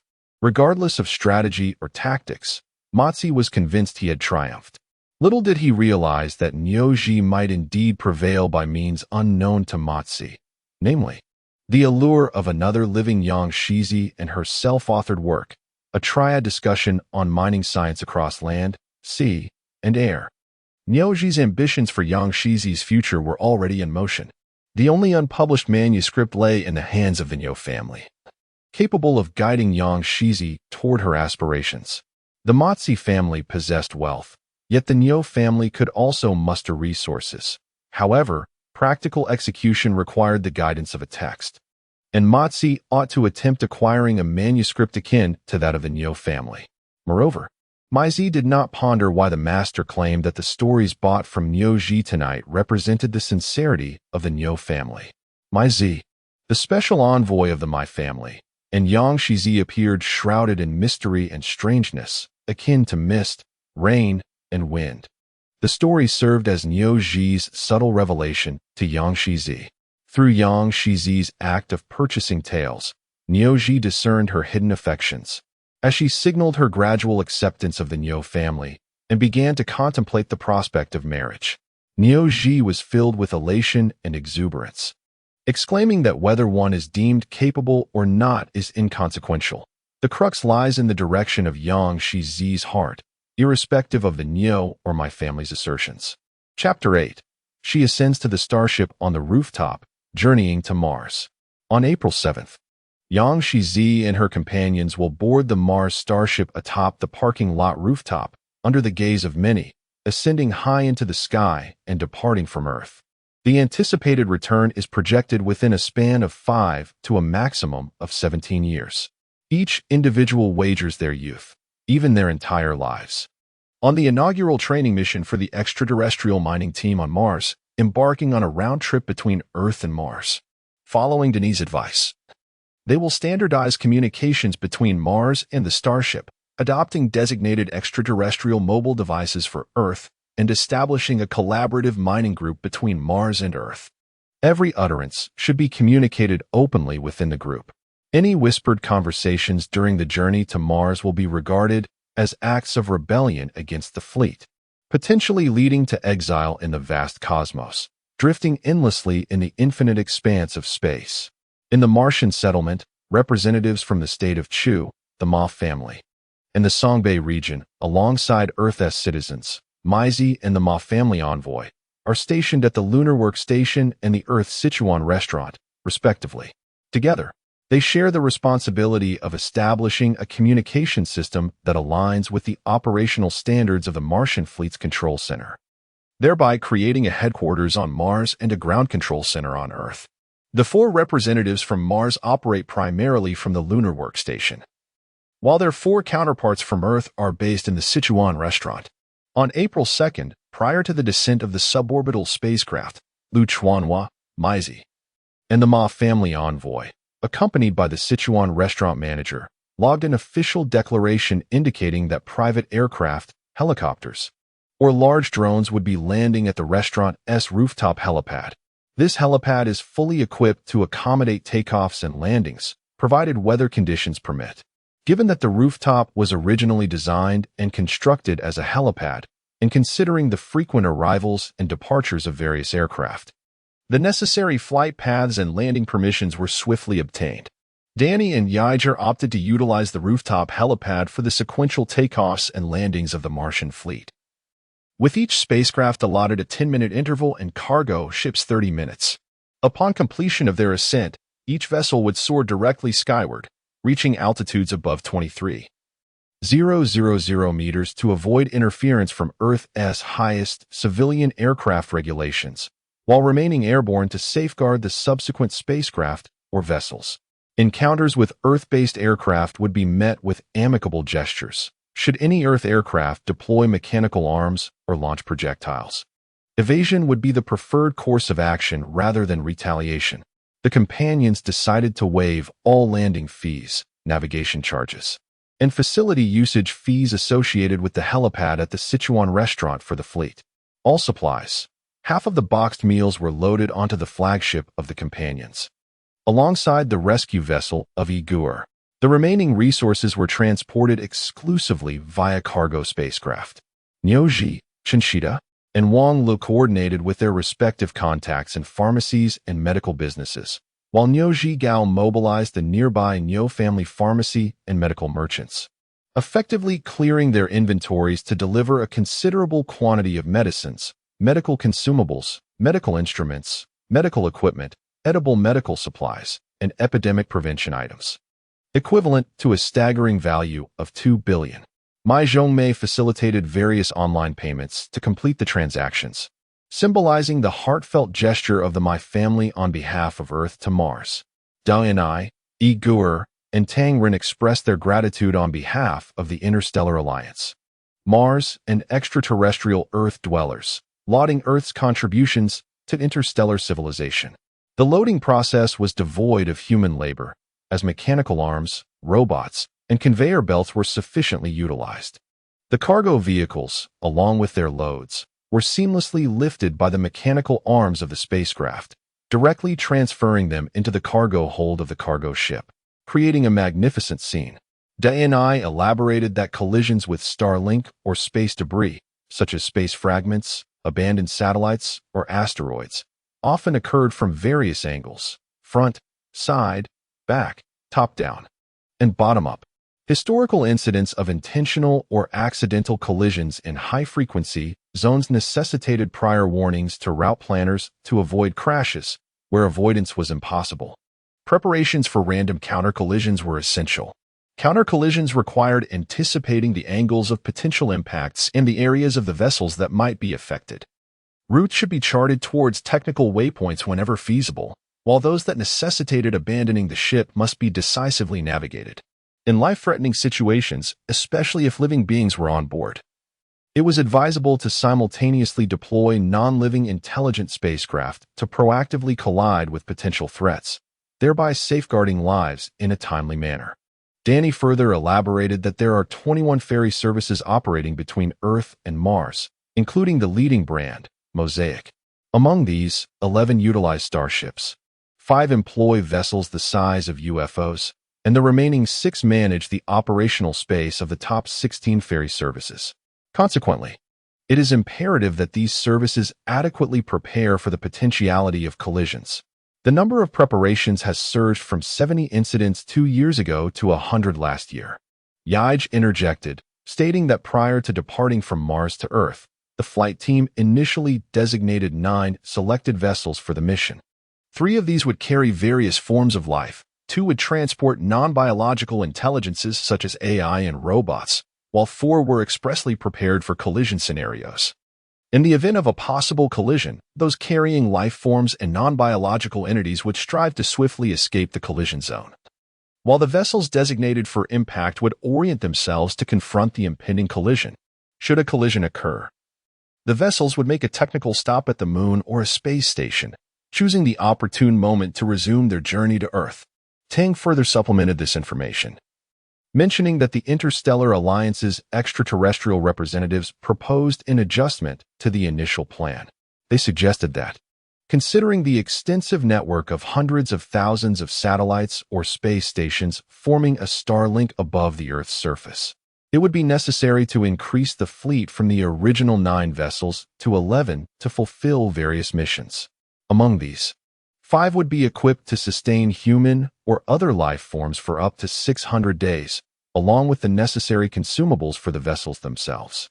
The remaining 6 would carry non-biological intelligences or collision response robots, with 2 designated for transporting non-biological intelligences and 4 prepared to endure multiple severe collisions, all while ensuring they are stocked with 600 days' worth of supplies and necessary consumables for the vessels.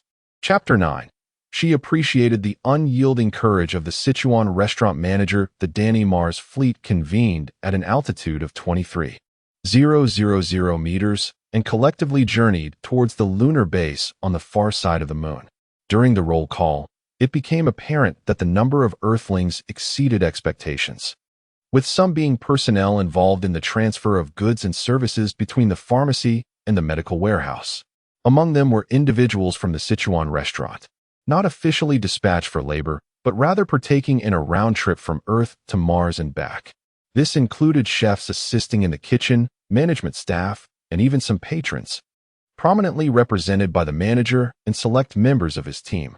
Additionally, some Earthlings had been sourced from other locations and were incorporated into the Earth to Mars to Earth expedition, officially designated as the Extraterrestrial Mining Team. Yuhong Lu expressed his approval of this arrangement, and Danny and Yaij inquired about Yang Shizi's thoughts, receiving an affirmative response. The full designation was established as the Yuhong Lu Extraterrestrial Mining Team, with Yuhong as the overall supervisor and Gudao as the captain. The manager of the Sichuan restaurant, Jiang Chengchuanji, was appointed to oversee rewards and penalties, as well as logistics and the team's extraterrestrial Sichuan culinary endeavors, serving as the deputy captain. Yang Shizi admired Jiang Chengchuanji's remarkable courage. He further asserted that if Jiang declined the role, he and his team would be cast adrift in space. Jiang Chengchuanji, a male born in the 1990s, is an aficionado of new Sichuan cuisine, having been born in 1998 in Hangzhou. He is a graduate of a prestigious business school with a degree in culinary arts. Surrounding him are many fellow enthusiasts of new Sichuan cuisine, as well as individuals who have a penchant for traditional Sichuan dishes but exhibit a keen interest in the innovative variants. The group is diverse, Sichuan natives and non-natives alike, young and old, male and female. Their shared and prominent characteristic is their passion for Sichuan cuisine. Perhaps not averse to other cuisines, yet unwaveringly loyal to Sichuan cuisine. He pursued his affection all the way to the Flower City, from Chongqing to the vicinity of Sun Yat-sen University, establishing his base at a Sichuan restaurant. Gathering friends, they collectively took over a 6th-tier establishment, comprising regular patrons, semi-regulars, newcomers, and 9 companions akin to Yang Shizi, all hailing from the same homeland, generating a steady flow of business. Through prolonged interactions, his team and Yang Shizi's companions gradually intertwined, frequently mingling and becoming intimately acquainted. With no dine-in options available, he left a cadre behind to manage the daily takeout operations of the Sichuan restaurant, while the rest discreetly accompanied Yang Shizi to Mars, engaging in discussions about extraterrestrial mining ventures with the Martian fleet. Jiang Chengchuanji envisioned expanding Sichuan cuisine beyond Mars, first establishing Mars as a relay station, as Earthlings and other life forms with similar physiological structures would inevitably require sustenance. Regardless of the mining endeavors in outer space or the reports of deep space news, or the whispered exchanges of trivial matters, the invitation stands to visit the Sichuan restaurant on Mars. Prior to reaching the Martian surface, at the Danny fleet, the Martian lunar outpost, or other locations, the intention is to inaugurate the Sichuan restaurant, thereby laying a solid foundation and cultivating a favorable reputation for the establishment on Mars. His vision garnered enthusiastic praise and robust support from his followers. They orchestrated the transfer of nearly 90% of the restaurant's inventory, kitchen equipment, utensils, and even clothing, all directed by robotic arms onto the conveyor belt and into the cargo spaceship. ensuring that even the small animals and the flora were safely accommodated within the cargo vessel. As others followed Shan Ming, Niuji, Chinshida, and Wang Lu onto the rescue vessel of Iguer, Jiang Qingchuanji closely trailed behind Yang Shizi, Yu Honglu, Gu Dao, and Guan Shanyu aboard the flagship of DNI. Jiang Qingchuanji's ambitions aligned seamlessly with Yang Shizi's, leading Yang not only to appreciate his strategic mindset, but also to admire the professional loyalty, ethical standards, and integrity cultivated by the culinary program of a prestigious business school. Thus, Yang Shizi, with unwavering conviction, nominated him as the logistics chief for the extraterrestrial mining team and the producer for the expansion of Sichuan cuisine beyond the stars, placing him as the deputy captain of the Honglu extraterrestrial mining team. Chapter 10. She strolled on the moon on the far side of the moon. The lunar workstations and bases were manned by the Martian citizens Fusheng, Chugua, Maxiang, and Songbei. The workstations orbited the moon, while the bases were established on its surface. DNI was acutely aware of the reverence Earthlings held for the moon, particularly the deep-seated myths, fairy tales, and legends cherished by the Chinese among them. Collaborating with Yi Gu-er and Tangren, she decided that a portion of the Martian fleet, led by Tangren's robotic assistants, would continue its journey, while she, along with Tangren and Yi Gu-er, would guide the remainder to the lunar base. Earthlings and others requiring oxygen equipment complied with Yi Gu-er's commands, coordinating with the robots and those not needing such gear to complete their preparations. Stepping out of the fleet's various ships, they wandered upon the moon, each step filled with awe and trepidation, overwhelmed by the palpable sense of pressure emanating from their home planet. Yang Shizi, Yu Honglu, Gu Dao, Guan Shanyu, and Jiang Qingchuanji, alongside Shan Ming, Niuji, Chinshida, Wang Lu, and the recently discovered Lu Chuanhua. The group, having ascended from the Sichuan restaurant, gathered on the moon under the arrangements of DNI and Yi Gu-er. At the moment of their assembly, Yang Shizi was suddenly filled with a sense of the red flag fluttering in the western wind. As she strolled on the moon, she began to roughly organize her thoughts. The primary objective of her journey was to undertake the inaugural training of the extraterrestrial mining team on Mars, as previously planned, while simultaneously surveying a site for the extraterrestrial flight team's permanent training ground on Mars. The prospects for the inaugural training and site selection looked promising, thanks to Yu Honglu's efforts. She proposed the name Honglu Extraterrestrial Mining Team for the entire mining crew. For the team's organizational structure, Yang Shizi intended to emulate the model of Denis' Martian fleet, designating Yu Honglu, her neighbor from Earth, as the overall manager, with Gu Dao as the team leader and Jiang Qingchuanji as the deputy logistics leader. She suggested Lu Chuanhua as the future base manager of the Martian facility, while the base administrator would be selected from the talented individuals in Sichuan cuisine recommended by Jiang Qingchuanji, Niuji, Chinshida, and Wang Lu. The headquarters of the mining team would be located at the Martian base, with a singular Earth headquarters and central control center situated near Sun Yat-sen University in the Sichuan restaurant. The entire mining team, encompassing both the Martian base and other extraterrestrial sites, along with the Earth headquarters and central control center, would ideally function as an internal department of Denis' Martian fleet, directly under her vertical leadership. This will facilitate the update of the definition of extraterrestrial mining, which refers to planets beyond Mars, requiring at least a familiarity with one planet, namely Earth, rather than the unfamiliar realms beyond our own. This conceptual shift will lead to a corresponding alteration in the confidence levels of the Niuji movement and the Maijia Special Envoy movement, rendering them less self-assured than before. As for Niuji's proposal and the Maijia envoy's remarks regarding a young lady, she does not accept them. Onlookers may not discern her lack of response.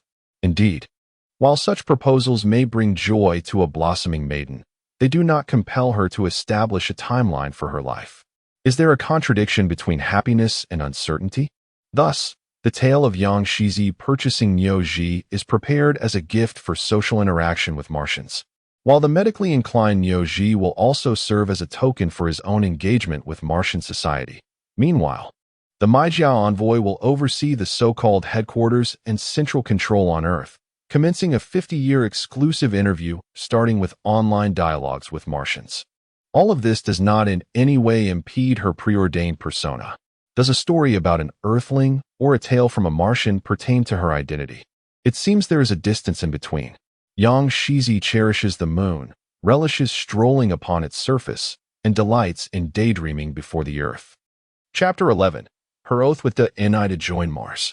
Aligning with anyone pales in comparison to her oath with the Ni, a stance Yang Shizi steadfastly upholds.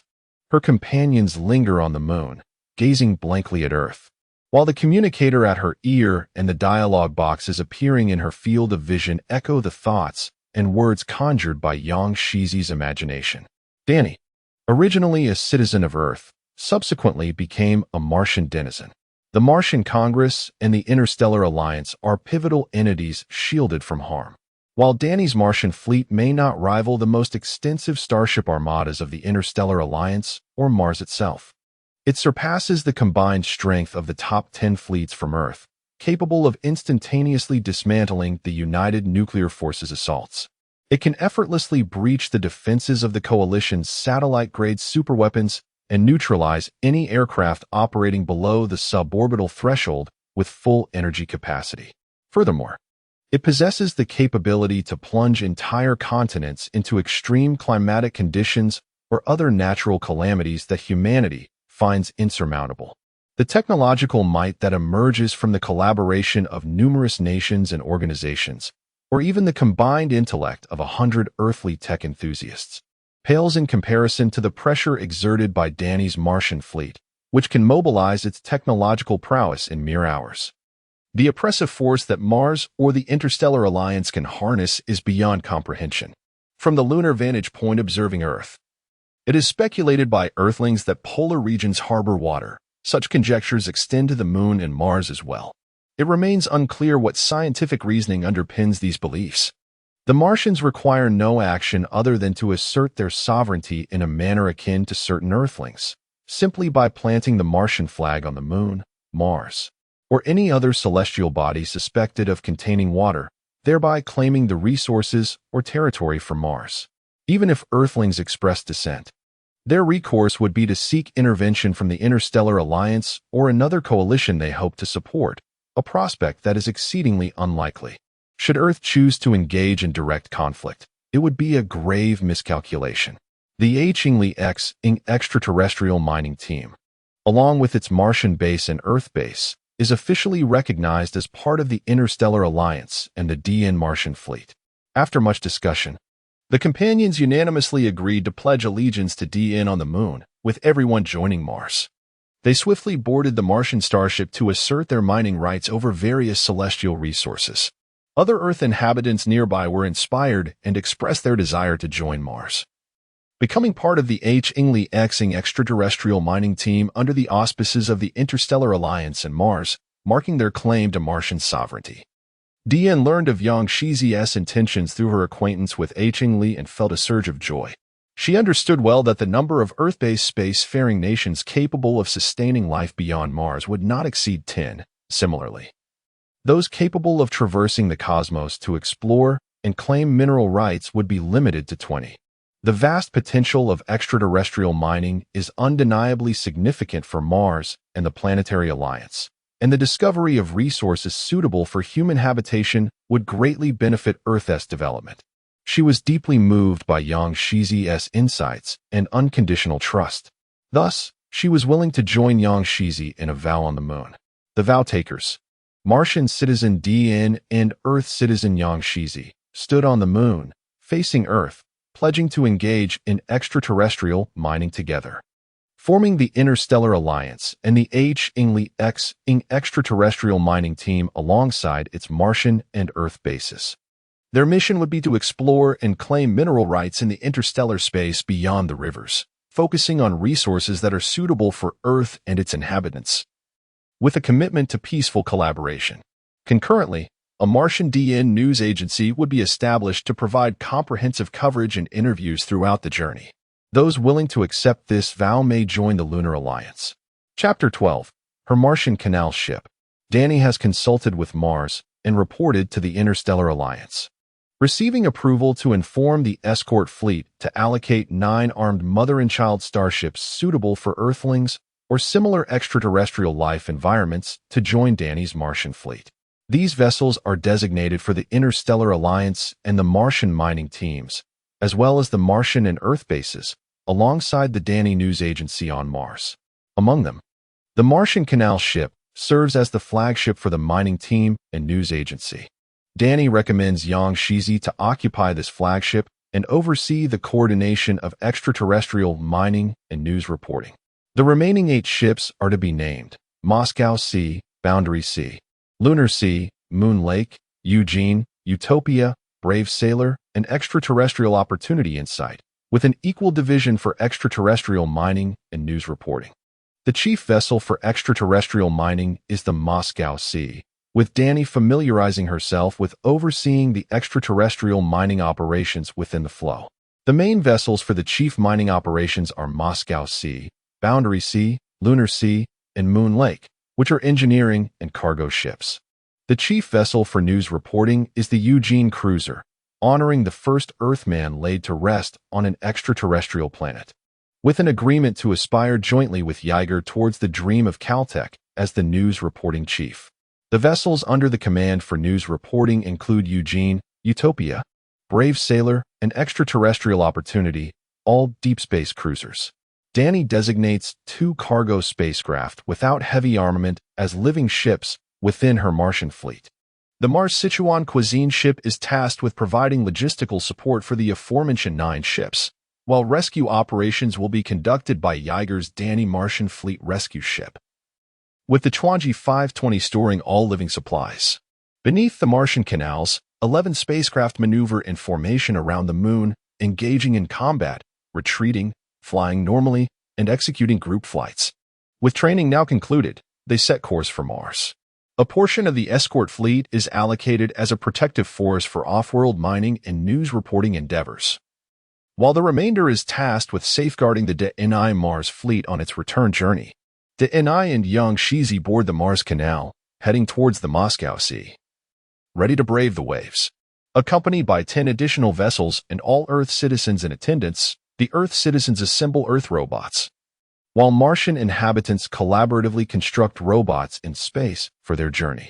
DNI inquires of Yang Shizi what delightful name they should bestow upon the off-world mining and news reporting fleet. Yang Shizi promptly suggests the Mars Wheat Fleet as a preferred title. DNI applauds this idea, deeming it exceptionally creative. She promptly engages in discussions with Tang Rin and Igor. Should there be no objections regarding the intelligence, both biological and artificial, of the DNI Mars fleet, Tang Rin will report to the Martian Assembly for further approval by the Interstellar Alliance. Both the Interstellar Alliance and Mars endorse Denis' proposal, appreciating the creativity behind the fleet's name, and consent to refer to the DNI Mars fleet as the Mars Wheat Fleet henceforth. Fleet Commander Yang Shizi reports to DNI, the commander of the DNI Mars fleet, and awaits her directives. The Mars Wheat Fleet traverses the lunar seas, bays, lakes, and marshes. As they navigate the challenges ahead, Yang Shizi playfully retorts to DNI, "We shall follow your lead." In her heart, Yang Shizi feels immense gratitude towards 2 individuals, Yu Honglu and DNI, both of whom are invaluable figures in her life. She repaid the torrent, bestowing upon the mining team from beyond the stars her name. The torrent mining team from beyond the stars ardently recommended her ascension to the position of chief steward, granting her the majestic vessel, Moscow Sea. DNI pledged allegiance to the Moon Alliance and devoted herself, while Yang Shizi commanded the Martian Wheat Fleet, ever obedient to her lead. The Earth dweller, Yang Shizi, was acutely aware of Denis' desires. Just as he understood his own aspirations, he had meticulously prepared, not merely for Earth, the Moon, Mars, the Solar System, the Milky Way, the galaxies beyond, and the vast multiverse. He was ready for any endeavor, whether it be a southern campaign or a northern conquest, an eastern triumph or a western success. Whatever you seek, so shall we pursue. At this juncture, DNI, a woman of ambition, yearned most for the fulfillment of her lofty dreams. Following the torrent, Yang Shizi saw Duranai. With the wind at my back, I shall ascend to the heavens. Should the Nyo and my families wish to become mere companions in his celestial ascent, Yang Shizi welcomed their ascent as well. The naming rights for the Martian wheat fleet would be sold to the highest bidder willing to part with 10 trillion. The auction would take place in Moscow Sea, where the highest offer would prevail. Would the My Family of Earth make a bid? Would the Nyo Family of Earth participate? Take heed, the price is set at 10 trillion. Chapter 13. She soars over the Moon Palace in tribute, leading a throng to bid farewell to the exuberant Enai and the spirited Nyoji.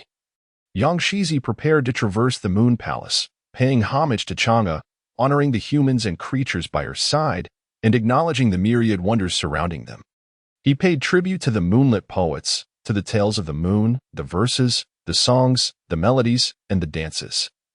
He honored Chinese mythology and the realms of fantasy, extending his reverence to humanity, to Earth, and to all who have gazed upon the Moon Palace in the past, present, and future. This time, she transfers to the Eugene, leading the Mars wheat fleet to learn from Eugene, continuously exploring the vast expanse of deep space, the metaverse.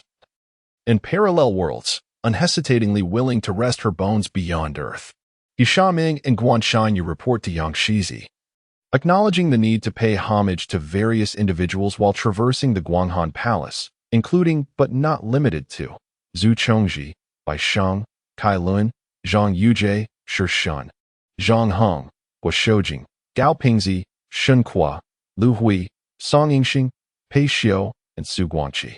After a month of orbiting the moon, with continual landings and escapes, they gradually adapt to the lunar orbit, observing the lunar surface, including the lunar plains, craters, mountains such as Huashan and Hengshan, lunar rifts, and valleys. The moon's highest peak stands at 9,840 meters. Jiang Qingchuanji proposes to consider establishing a Sichuan restaurant at some point on the moon's highest peak or within the Guanghan Palace. Indeed. Yang Shizi, Yu Honglu Gudao, Xia Ming, Guanshanyu, and all the Earth dwellers express their approval. Beyond the Guanghan Palace, they aim to construct a Sichuan restaurant using prefabricated modules, further paying their respects. Yang Shizi contemplates placing the headquarters of the Mars Daily News Agency at the Guanghan Palace Sichuan restaurant, as proclaimed within the metaverse. A third tribute is in order. The moon's Guanghan Palace Sichuan restaurant, serving as the headquarters of the Mars Daily News Agency, is located on the sunlit side of the moon, where water exists. The Guanghan Palace has gained the endorsement of Daily, the Mars Conference, and the Interstellar Alliance. Agreement has been reached to construct lunar and Martian edifices using Earth-based prefabricated modules.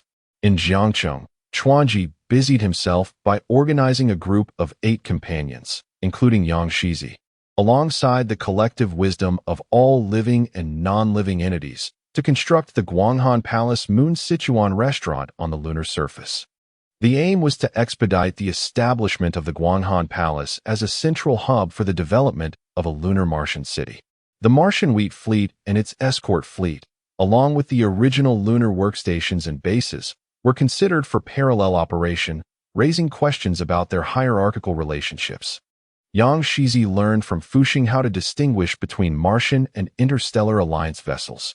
The term starship referred to heavily armed capital ships capable of independently engaging in medium-scale planetary conflicts, while spaceship encompassed deep space cruisers that typically lacked heavy weaponry, focusing instead on light armament primarily for self-defense during retreat. Despite the absence of an escort fleet, the Martian wheat fleet managed to sustain itself for a year amidst the earthly world war. Chapter 14. Her Martian Guanghan Palace. The Interstellar Alliance sanctioned the Martian Conference's proposal to designate the Moon as the first extraterrestrial mining target for Mars, consolidating the power of Mars and other planets on the Moon, including the Alliance's lunar escort fleet, under the Martian lunar headquarters.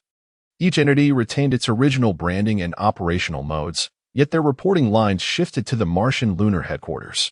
The governor of the headquarters was concurrently held by Danny, while the deputy governor was appointed as the chief commissioner Fuxing, dispatched from Mars to the Moon, tasked with reporting to the governor. The former commissioner's workstation was restructured to serve solely the governor's office, reporting to the deputy governor and holding no jurisdiction over the various member units. With the remote assistance of Danny, the Astronomical Bureau of the Alliance and the Martian Astronomical Bureau each designated potential construction sites for the first branch of the lunar Sichuan cuisine, the Guanghan Palace. The commonality among these sites is that they reside within a specific area devoid of unpredictable extraterrestrial astronomical phenomena that could harm Earthlings. Nor will they exacerbate lunar conditions detrimental to human beings. Upon receiving the location maps transmitted by the Astronomical Bureau, Jiang Cheng Chuanji promptly directed the vessels Chuan Kai and Chuanji to land on the sunlit side of the moon, accompanied by the escort fleet of the Martian wheat ships. The vessels were utilized as temporary markers and boundary pillars, while communication was established with the ancient path to facilitate the descent of the engineering starship. Robots and mechanical arms were mobilized to commence the transportation of prefabricated panels from the cargo hold, initiating the construction of his Guanghan Palace Sichuan restaurant akin to assembling building blocks. Within 4 days, an expanse of 100,000 square meters was transformed into a palace-like structure, resembling a fusion of the Forbidden City and the palatial architecture of the Tang and Song dynasties. Before the towering palace walls and edifices, all sentient and non-sentient beings felt insignificantly small, invoking a sense of reverence. Jiang Cheng Chuanji, with a maximum elevation of 5 stories, ensured that all living quarters were constructed with adequately reinforced panels. The walls, imagined by the web literature enthusiasts Chen Shida and Wang Lu as towering behemoths and agile creatures, rose to 30 meters high, devoid of any climbing footholds or protrusions. The grand entrance stood 40 meters tall, complemented by 2 smaller doors. Autonomous excavators diligently dug a trench 2 meters wide and 20 meters deep around the complex. Discontent was nowhere to be found. After forwarding the video to Duranai, the Mars Astrological Bureau and the Interstellar Alliance Astrological Bureau, the Mars Conference received directives from the Interstellar Alliance. The entire building serves as the headquarters for Mars and the Moon, allocating a certain area to the Guanghan Palace Sichuan restaurant, which also functions as the headquarters cafeteria. The Mars Ni news agency relocated to the regular section of the Sichuan restaurant, commencing discussions at the Guanghan Palace. The matters were recorded and organized by Guan Shanyu, with contributions from Yuhong Lu, Gu Dao, Jiang Cheng Chuanji, and Yishan Meng, encompassing audio, video, and Chinese communications sent to Denise Deputy Supervisor, Fu Sheng. Deputy Supervisor Fu Sheng relayed the information unchanged as the inaugural report from Yang Shizi regarding the Guanghan Palace, along with her own opinions, to the Lunar Governor. The Lunar Governor issued Order No. 1, approving Deputy Supervisor Fu's recommendations, and consented to allocate sufficient cargo spaceships, escorted by a fleet, for Gu Dao, Yishan Meng, and Jiang Cheng Chuanji to journey to Earth to procure 1,000 Mars Standard prefabricated panels and their lunar production molds. The required expenses would be covered by the surplus extraterrestrial minerals from Mars, with the delivery option allowing Earth inhabitants to collect them themselves. For items that need to be transported from Mars to Earth, the cost would be borne by the Earth inhabitants, with payment facilitated through the exchange of Russian products, such as rye bread, as offsets. The Lunar Governor subsequently issued Order No. 2, urging the Guanghan Palace to expedite preparations. The Mars Ni news agency aims to initiate its outreach within 1 month, targeting the emerging universe, the traditional universe, the meta-universe, the Interstellar Alliance, as well as Mars, the Moon, and Earth for the dissemination of Mars Guanghan Palace information. Chapter 15. She expressed her utmost desire to visit the fairy star, a planet teeming with life, a place Yang Shizi yearned to explore. Within the solar system, Mars, Europa, Enceladus, Titan, and Ganymede gradually approach celestial bodies and space debris that may collide with Mars, the Moon, Earth, and other habitable planets. Yang Shizi also aspires to relocate these entities to appropriate storage locations, envisioning them as achievements in extraterrestrial mining. The Moon is not her ultimate destination, nor is Mars. Rather, she contemplates relying on Martian resources to benefit Earth and utilizing lunar resources to aid Mars. The Andromeda Galaxy represents her true final goal. Yang Shizi hopes that her fleet of Martian vessels will soon be equipped with superluminal rockets akin to the flagship Duranai or the rescue ship Igur, which, as introduced by Hong Lu, boasts speeds surpassing that of light, far exceeding the velocity of her Martian vessels. While the Martian fleet may not measure up to Duranai and Igur's ships, it remains swifter than any aircraft or space weapon from Earth, operating at five-fold the speed of Earth's fifth-generation atomic rockets. For a journey from Earth to Mars, the fastest one-way trip would take at least 230 Earth days. However, Yang Shizi and her crew require merely 200 days. When it comes to escaping planetary gravity, such as that of Earth, it would take only 3 seconds to negate its gravitational pull.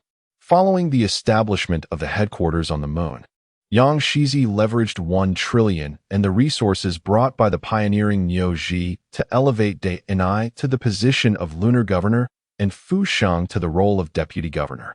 The investment of 100 billion from the My Family and the initial contributions from the My Family envoy have already yielded extraterrestrial mining returns that meet, if not exceed, their expectations for compensation. Yang Shizi no longer feels uncertain about how to fulfill their anticipated compensation or how long it will take to achieve it. Before departing, Denis' final task was to assign 11 biological and non-biological navigators to Yang Shizi, ensuring each vessel was equipped to take the most direct route to Mars. The navigation route was a closely guarded secret, not to be recorded in machines but passed down orally. Yang Shizi instructed Jiang Chengchuanji to take half of the navigators and cautioned them that they might not make a stop at the Moon, but instead proceed directly to Mars, or, as she would later call it, the Star of the Fairies. Chapter 16. She leads the spring plowing on the Moon. The paramount task at hand was the imminent spring plowing. Regardless of the circumstances, deep cultivation, sowing seeds, and afforestation were essential, growing food, ornamental plants, and species suited to arid environments. Yang Shizi directed all personnel under her supervision to take turns seizing the moment for spring plowing on the Moon. No matter the outcome, timely sowing was imperative. Extensive planting with modest yields was acceptable, and even if there were no harvests initially, there was no cause for alarm. Continuous observation, improvement, and careful tending would one day yield blossoms and fruits from the seeds sown. Greenhouses were erected, soilless cultivation was initiated, and factories were constructed one after another. Yang Shizi contemplated appointing Chen Shida as the director of the Lunar Agricultural Factory. With a background in veterinary science and aquaculture, she possessed dual degrees in medicine and agriculture. Diligent and industrious, she consistently focused on her tasks, bearing her burdens quietly. Reflecting on the situation, Wang Lu heard her recount Chen Shida's words, that even a 1 in 1,000 success on the Moon would represent a monumental contribution to humanity and Earth. The total biological population on the Moon surged rapidly. Reports indicated there were already over 1,000. It was imperative to establish a medical facility on the Moon. Wang Lu, who specialized in general medicine, naturally took the lead in attending to the various life forms, while Director Chen oversaw the treatment of other non-living entities. The names and appointments of the 2 institutions shall be confirmed by Governor Danny via Order No. 3. Upon receipt of this directive, Yang Shizi will promptly display the 2 signs, enabling Director Chen and Dr. Wang to assume their respective positions. Following the completion of the spring plowing, construction of the fleet's hangar and helipad shall commence immediately.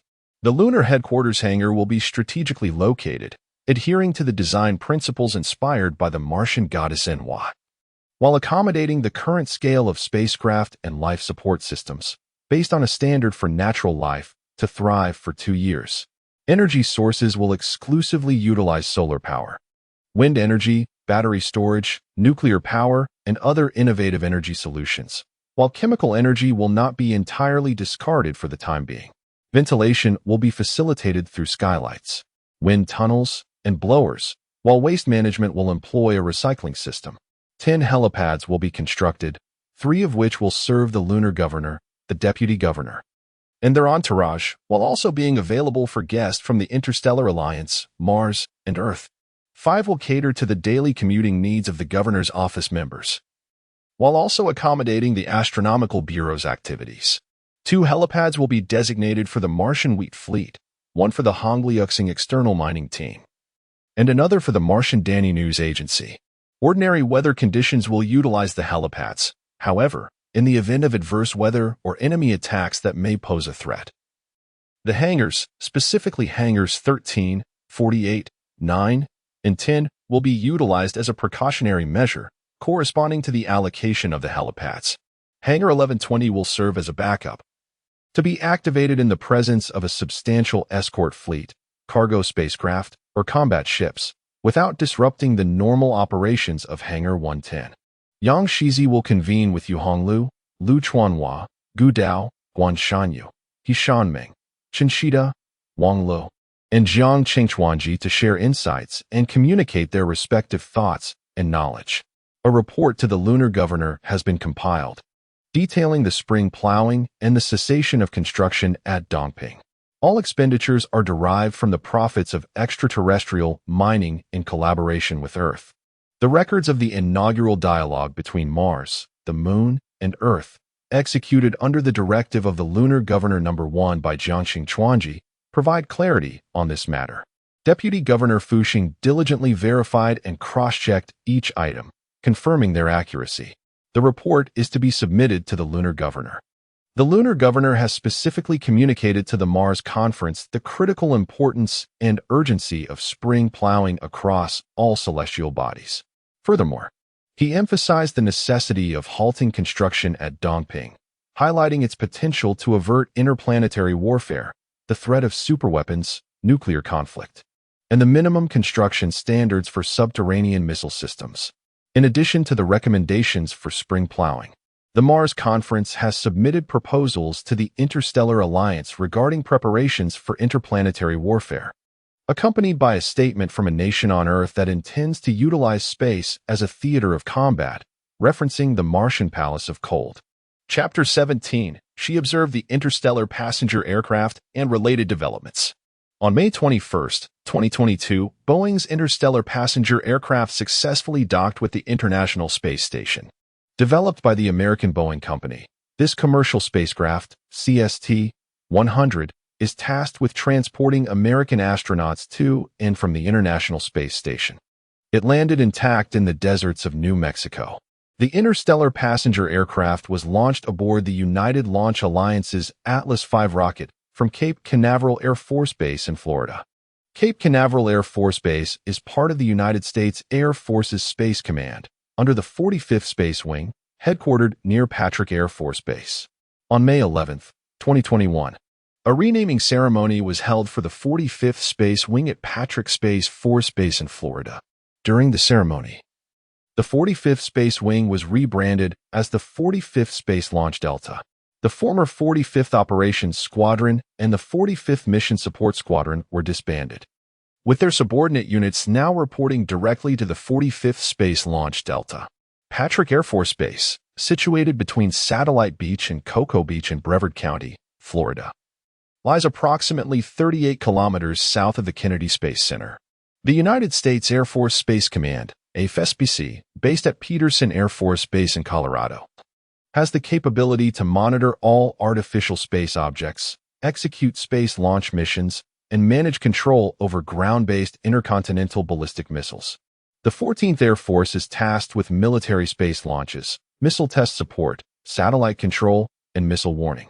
The 20th Air Force oversees the operation and maintenance of the United States Peacekeeper ground-to-ground strategic missiles and Minuteman III intercontinental ballistic missiles. The total personnel strength includes 122 active duty members, 526 reservists, and 438 civilians. The equipment inventory comprises 500 strategic missiles, 18 helicopters, 47 satellites, the Air Force Satellite Control Network, and an electro-optical deep space surveillance system. The United States Air Force Space Command supports military operations globally through the utilization of various satellite types, missile launches, and cyber operations.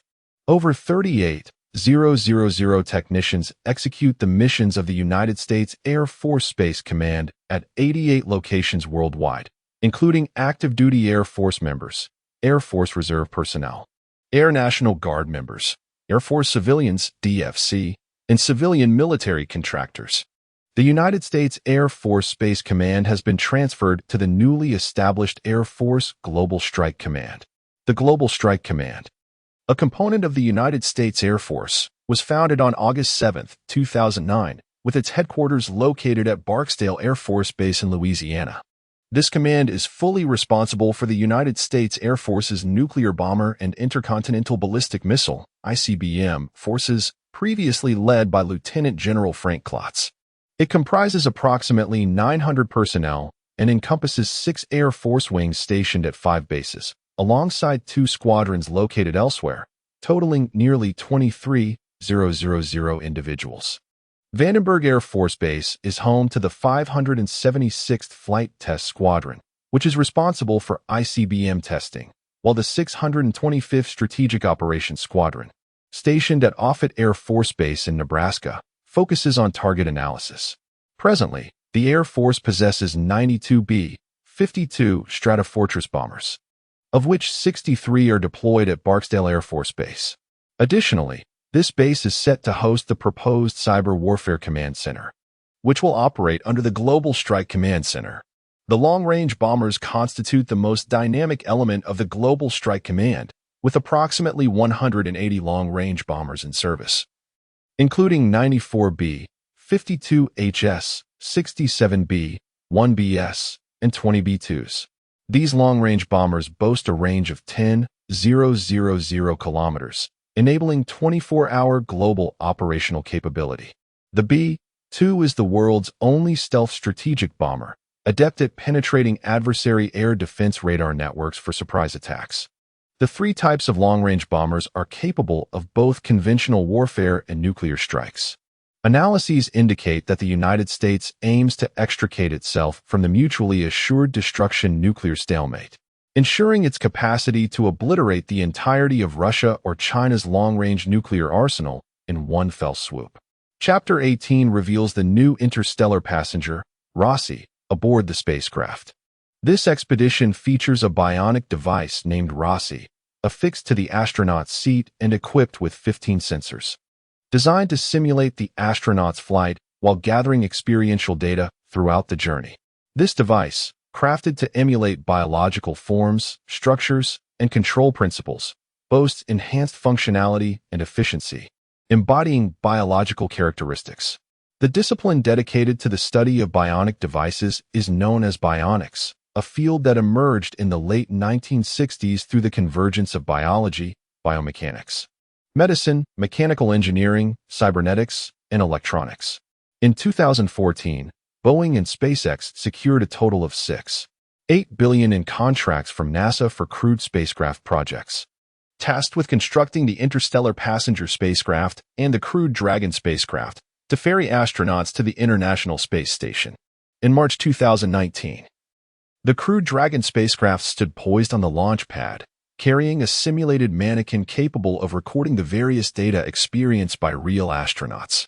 On May 31, 2020, the crewed Dragon spacecraft successfully transported 4 astronauts to the International Space Station, including NASA astronauts Michael Hopkins, Victor Glover, Shannon Walker, and Japanese astronaut Soichi Noguchi. According to reports, Japanese billionaire Yusaku Maezawa is set to become the first private passenger to embark on a lunar flight with SpaceX. This marks a significant development in the realm of interstellar travel. Search results reveal that Yusaku Maezawa, born on November 22, 1975, is a Japanese collector and entrepreneur. On September 18, 2018, SpaceX announced Maezawa as the inaugural private traveler to journey around the moon. It is said that he must report to the lunar governor. Perhaps the Martian lunar governor will extend an invitation to Maezawa to land on the designated platform and visit the lunar governor's office. Chapter 19. She reminded Xiaoyun of the blue shift. From the perspective of Earth, the light emitted by Xiaoyun exhibits a blue shift phenomenon. The Andromeda Galaxy, located within the same galactic cluster, is currently moving towards the Milky Way. Andromeda is one of the 88 modern constellations recognized in the night sky. While the redshift of starlight is generally regarded as evidence of cosmic expansion, numerous blue shift phenomena are also present in astronomy. Blue shift, or violet shift, refers to the movement of absorption peaks towards higher frequencies. It denotes the frequency of electromagnetic waves, such as light, scattered by an object moving towards an observer, shifting towards the blue end of the spectrum, indicating an increase in frequency.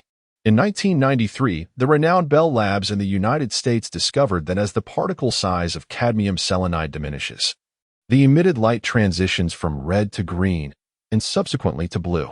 This phenomenon, characterized by the shift of light color from red through green to blue, or the absorption spectrum moving from low frequencies to high frequencies, is referred to as blue shift. Bell Labs is an internationally esteemed institution, credited as the birthplace of numerous pivotal inventions, including the transistor, laser, solar cell, light-emitting diode, digital switch, communication satellite, electronic digital computer, cellular mobile communication devices, long-distance television transmission, simulation languages, sound films, stereo recordings, and various communication networks. In 1933, Carl Jansky, through his investigation of static noise in long-distance communications, discovered that the center of the galaxy continuously emits radio waves, now known as the 3K background radiation. This research laid the foundation for the field of radio astronomy. In photochemistry, blue shift informally refers to the lightning effect. Photochemistry examines the chemical behaviors and physical processes experienced by molecules that absorb ultraviolet or visible light, as well as the chemical and physical behaviors of electronically excited state molecules. Astronomer Abdulrahman Sufi described the Andromeda galaxy as a small cloud, and its designation on star maps during that era also referred to it as a small cloud. This small cloud represents a vast stellar system beyond the Milky Way. It is generally believed that the appearance of the Milky Way closely resembles that of the Andromeda galaxy, with both galaxies dominating their local group. The Andromeda galaxy is also known as M31, as it is the 31st entry in the famous Messier catalog of nebulae. The small cloud has a diameter of at least 50 kiloparsecs, approximately 160,000 light-years, making it 5 times larger than the Milky Way, whose diameter is 100,000 light-years, and it is the largest galaxy within our local group. It is the most distant celestial object visible to the naked eye. The small cloud appears minuscule to the unaided eye, as only a small central region possesses sufficient brightness. Its complete angular diameter is 7 times that of a full moon. When considering the velocity of the solar system within the Milky Way, it becomes apparent that the small cloud is approaching the Milky Way at a speed of 140 kilometers per second, 62 to 87 miles per second. Conversely, the Milky Way may be advancing towards the small cloud at a velocity of 200 kilometers per second. The two galaxies are destined to merge into a more colossal galaxy, with a collision expected to occur in approximately 3,010,000,000 years. It is anticipated that the small cloud will directly collide with the Milky Way in around 4 billion years. Chapter 20. She, the small cloud in Greek mythology. The small cloud symbolizes the goddess Andromeda, who was chained to a rock and destined to be devoured by the sea monster Cetus. She is the daughter of King Cepheus and Queen Cassiopeia of Ethiopia. Queen Cassiopeia, in her vanity, continually boasted about her daughter's beauty, offending Amphitrite, the wife of Poseidon. In retaliation, Amphitrite urged Poseidon to take vengeance. Consequently, Poseidon dispatched the sea monster Cetus to ravage Ethiopia. Terrified, Cepheus sought an oracle, which revealed that the only means of salvation was to sacrifice Andromeda. By chance, Perseus, the son of Zeus, was passing by. Later, Zeus elevated her to the heavens as the small cloud, with her mother becoming Cassiopeia and her father Cepheus, both of whom are autumn constellations. The small cloud is situated beneath Ursa Major, in proximity to Pegasus, due to its declination to the north. The little cloud can only be observed in regions north of the 40th parallel south, remaining obscured beneath the horizon in areas south of this line. The Little Cloud is one of the largest constellations in the celestial sphere, encompassing an area of 722 square degrees, which is 1,400 times the size of a full moon.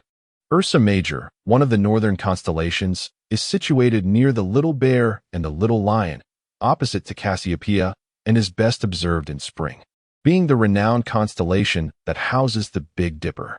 The constellation Leo lies between Virgo and Cancer, bordered to the north by Ursa Major and the Little Lion, while to the south it is flanked by Hydra, Sextans, and Crater, with Coma Berenices to the west. Regions with latitudes ranging from 82 degrees north to 57 degrees south offer the opportunity to witness the entirety of Leo. This zodiac sign is a luminous constellation, easily recognizable in the spring night sky. Beta Leonis, along with Arcturus in Botez and Spica in Virgo, forms an equilateral triangle known as the Spring Triangle. These three stars, along with Procyon in Canis Minor, create what is referred to as the Spring Diamond. In Chinese, the term for Procyon signifies the imperial guards, an ancient name for asterisms that belong to the three enclosures, specifically the Taiwei enclosure, denoting the imperial guards themselves, is composed of 7 stars.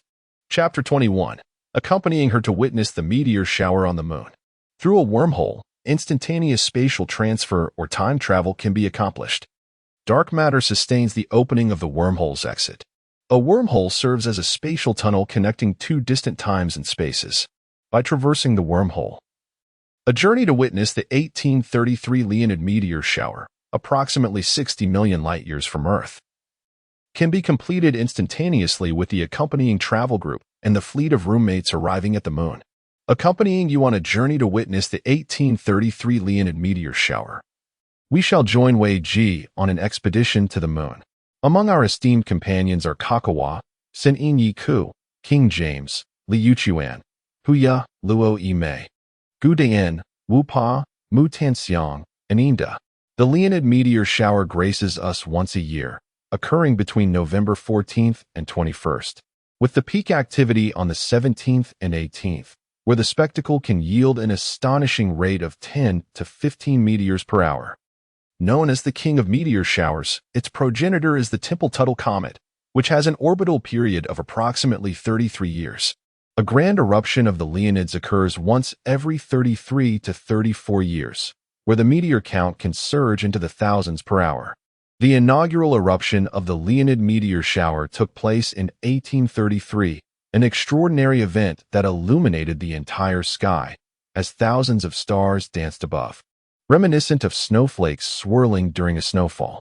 In addition to gracing Earth, the Leonids also visit the moon during their celestial display.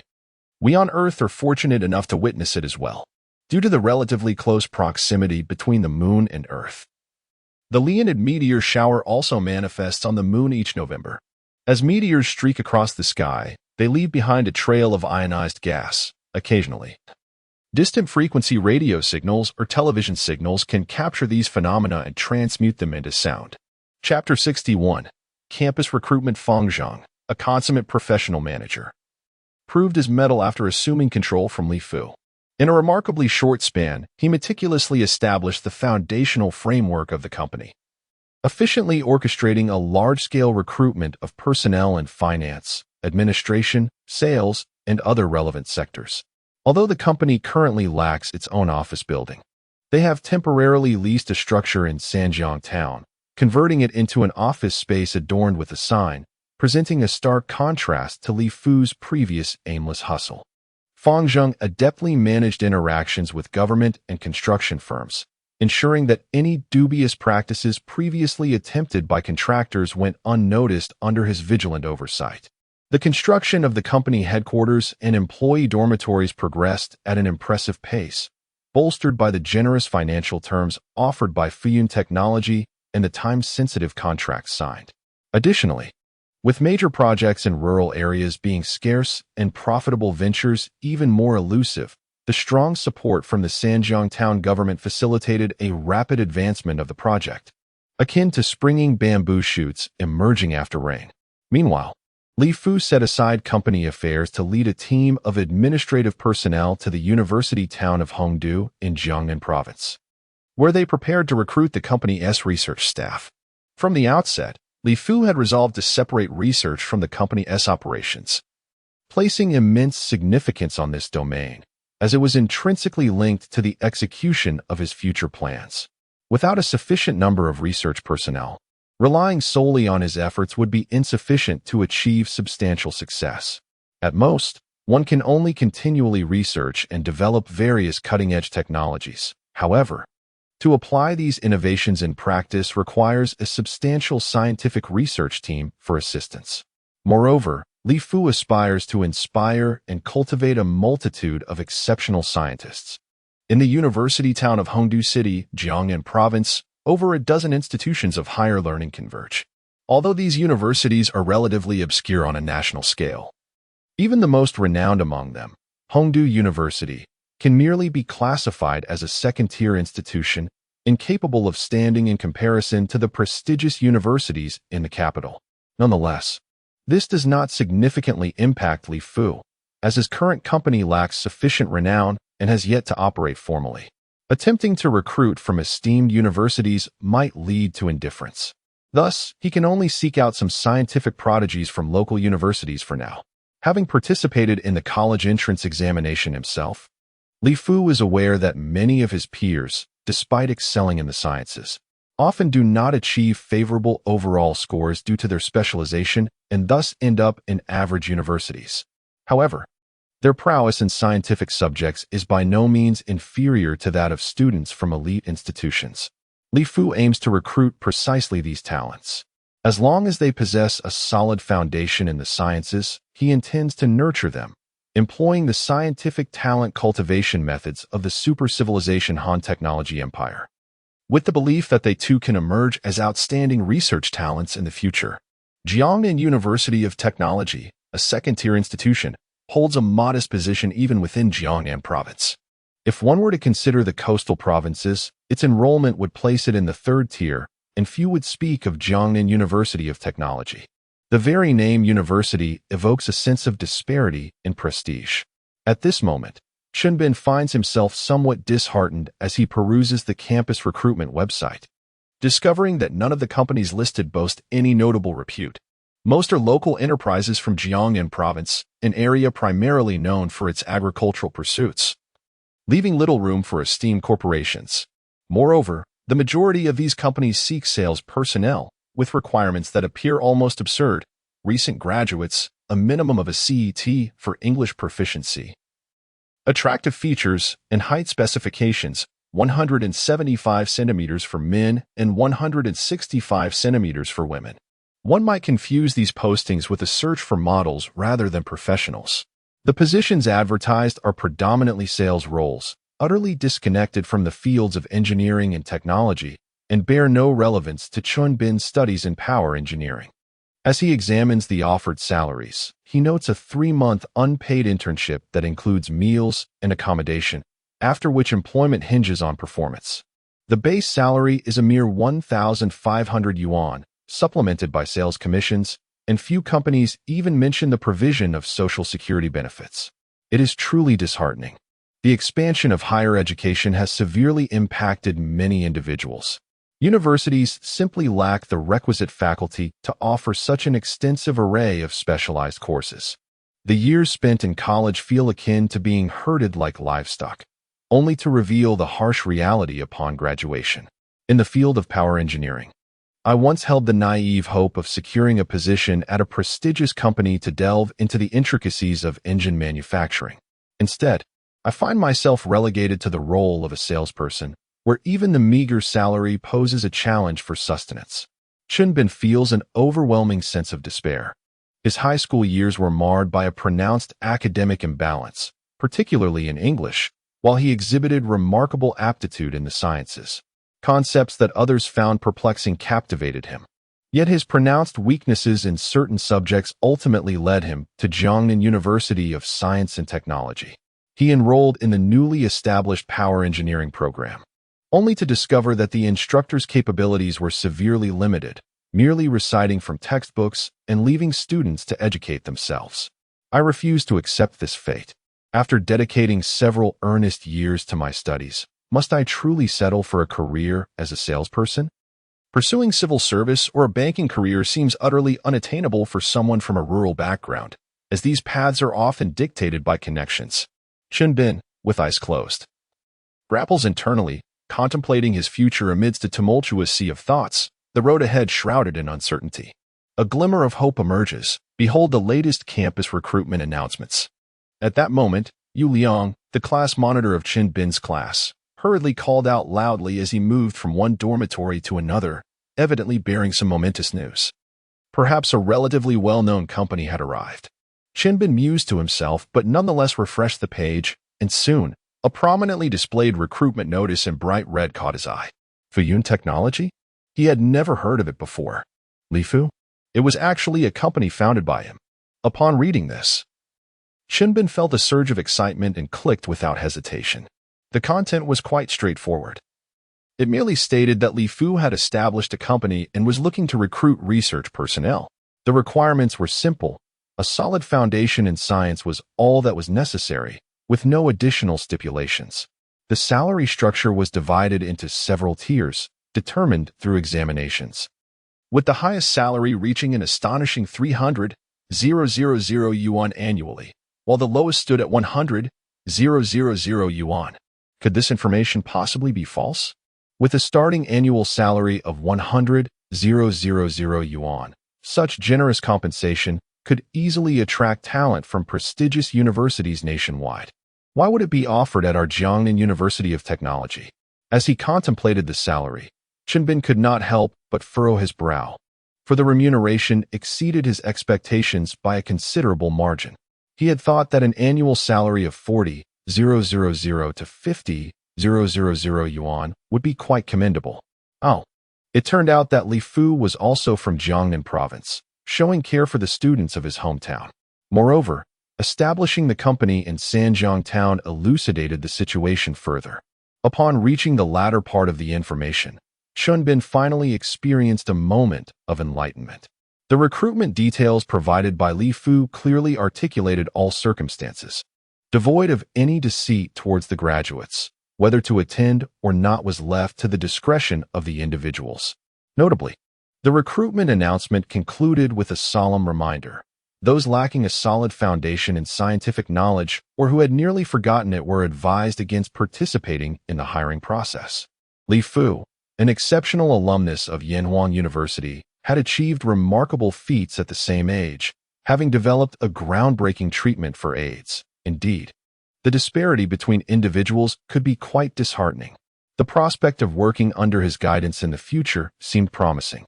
Although Meijiang County and Sanjiang Town were rural areas, Chen Bin, hailing from a similar background, felt no apprehension.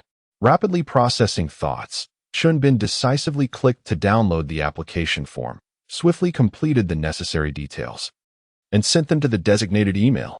He then hurried towards the school's recruitment center, preparing for the examination.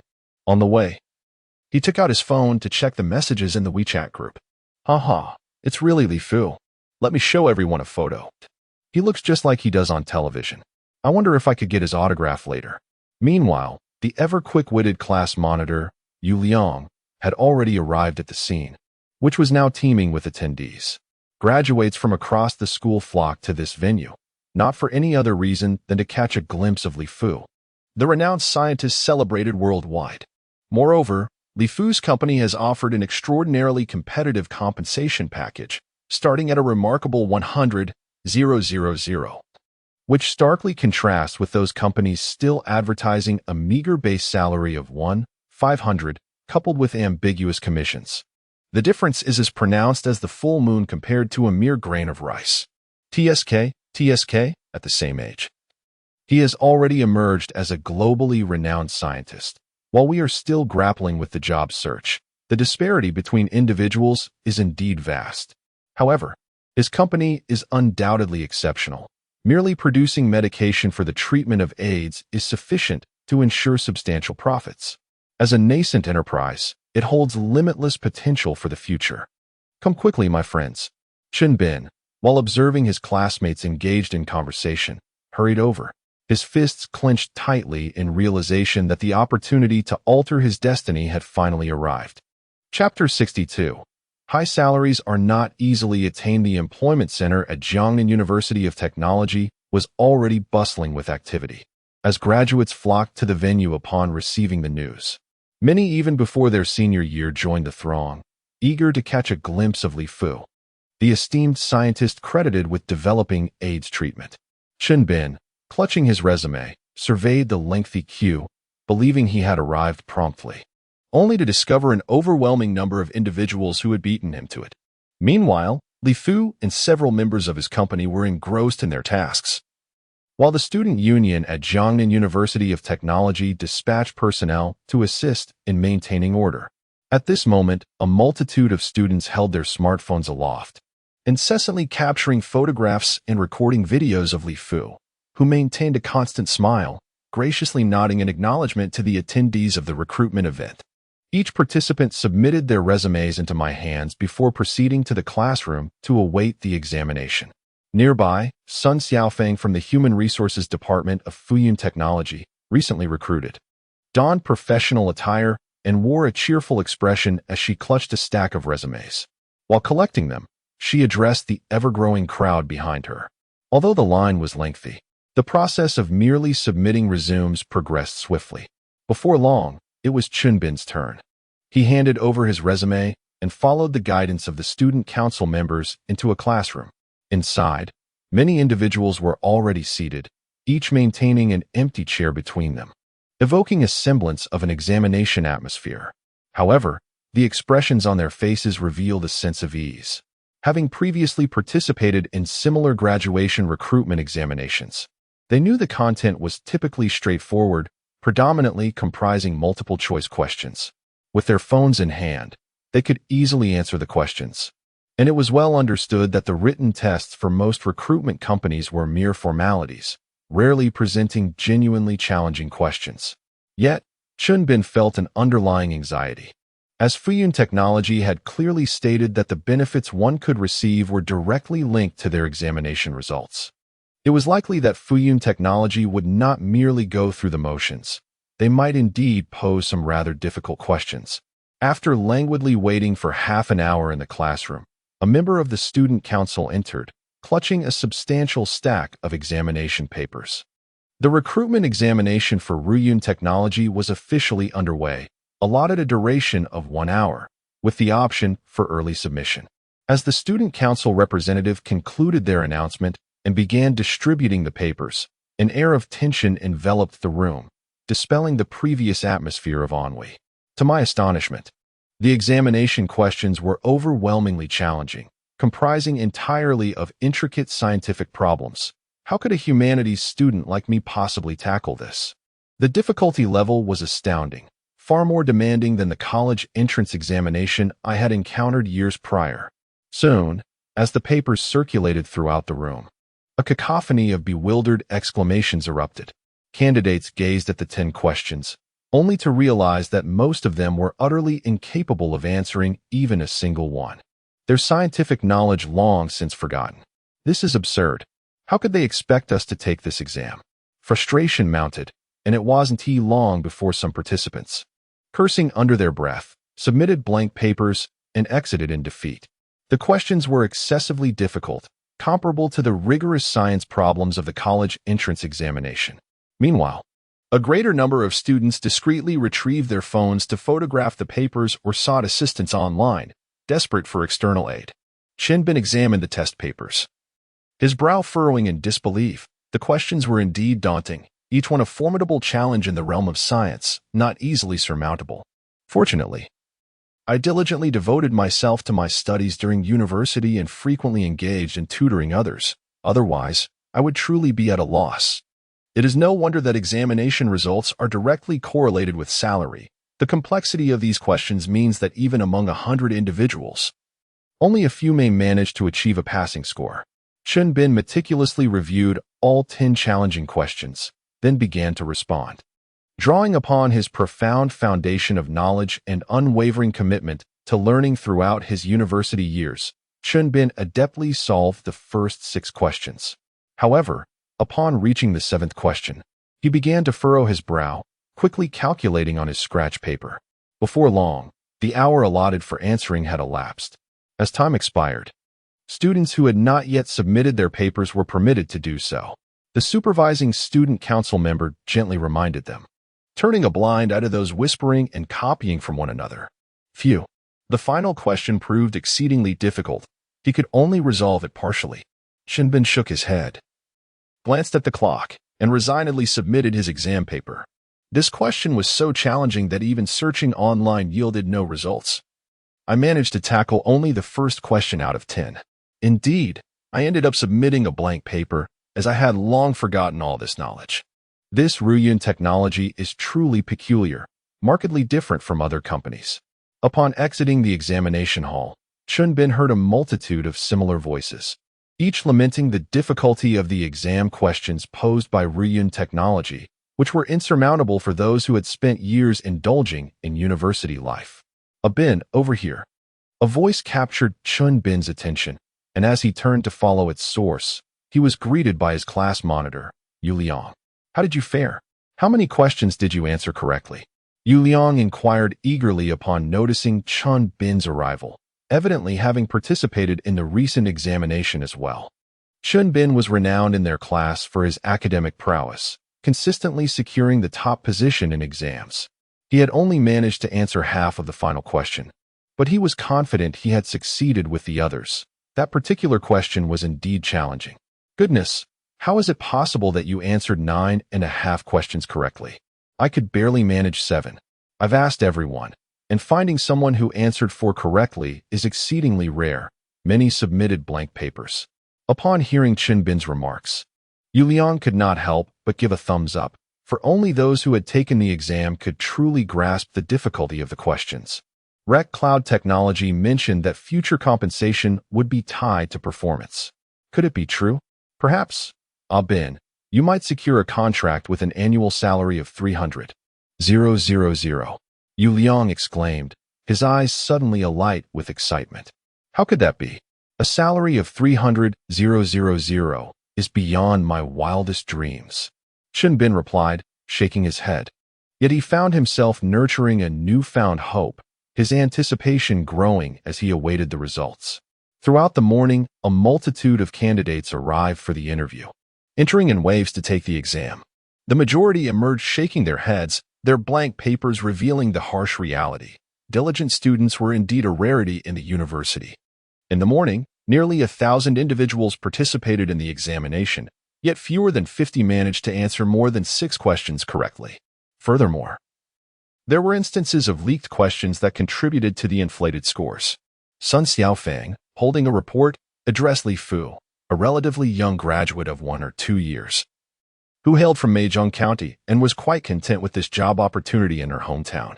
She informed him to notify the candidates to attend the afternoon interviews and to eliminate those who had engaged in plagiarism. Li Fu nodded, surprised by the dismal results. This was supposed to be an institution focused on science and engineering, yet many had seemingly forgotten what they had learned over the years. That afternoon, Chen Bin and Yu Liang arrived together at the recruitment center. Most of their classmates had taken the exam that morning, but only 2 of them had received notifications for the second round of interviews. Both felt a sense of unease, as they had heard reliable news from Ruyun Technology. The scores were directly linked to future compensation. The higher the score, the better the benefits. The promises made by Ruyun Technology regarding recruitment were unequivocally credible. If someone could answer all questions correctly, a contract with an annual salary of 300,000 would not be unattainable.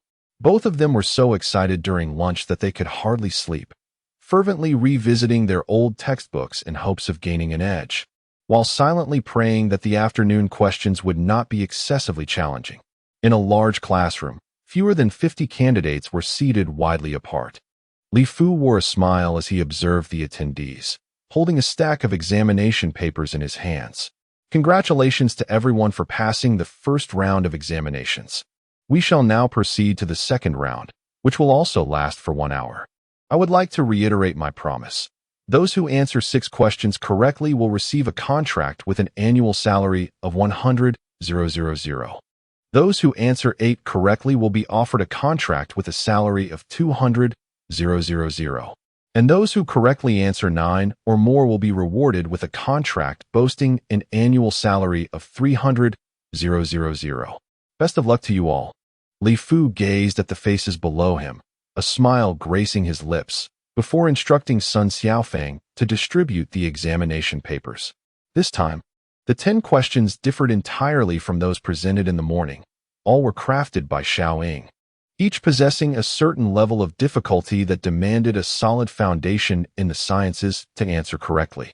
Upon receiving the questions, Chen Bin perused them thoroughly before commencing his responses. As time slipped away, Li Fu personally monitored the examination and soon noticed some subtle movements from a few individuals. Although he chose not to voice his observations, he mentally noted these individuals for future reference. Before long, the hour had elapsed, and fewer than 50 papers were collected. Following the initial round of selection, this set of papers appeared significantly more impressive, with many candidates showcasing genuine talent and knowledge, successfully answering numerous questions. However, a few individuals who had relied on dishonest means to advance to the second round in the morning were now unmistakably revealed. With the assistance of the student council, the grading of the papers was swiftly completed. I will now call out the names of those students who are to proceed to the adjacent classroom for interviews. Should there be no issues during the interview, you will receive the corresponding offers. Sun Xiaofang approached the classroom, holding a list, causing the individuals inside to cast anxious glances in her direction. Chen Bin, having correctly answered 10 questions, stood a chance to receive an offer with an annual salary of 300,000 if the interview proceeded smoothly. When Sun Xiaofang first announced Chen Bin's name, he leapt in joy, his fists clenched tightly in exhilaration. Chapter 63. The Generous Gift of Civilized Seeds. Old Fong. How has the company been faring lately? Upon returning to the temporary office of the company in Sanjiang Town, Li Fu noticed a multitude of unfamiliar faces among the staff. Surmising they were new recruits brought on by Old Fong, everything seemed to be falling into place, with the personnel largely assembled. However, our business operations have yet to commence. The construction of the company is progressing smoothly, but the procurement of the pharmaceutical production line and the scientific instruments for the laboratory has encountered difficulties. Is there a problem? Li Fu furrowed his brows upon hearing this. The pharmaceutical production line is critical to the company's ability to commence production, and any delays are simply unacceptable. The construction of the factory has involved significant investment, engaging the foremost modern architectural firm from the metropolis to ensure its completion. Additionally, the scientific instruments necessary for establishing his laboratory are equally vital, as they are integral to Li Fu's plans for cultivating his research team and advancing his future scientific endeavors. Firstly, we are facing a financial shortfall. The expenditures on the pharmaceutical production line and the construction of high-standard pharmaceutical facilities are exceedingly substantial. The construction of a single facility alone has cost us 100 million, merely to engage a specialized construction company. Furthermore, the quotations for the most advanced, fully automated pharmaceutical production lines internationally are prohibitively expensive, often reaching several hundred million, and require bespoke customization. As for research equipment and instruments, while procurement is feasible, they only meet a general standard and utterly fail to comply with the requisite specifications you seek.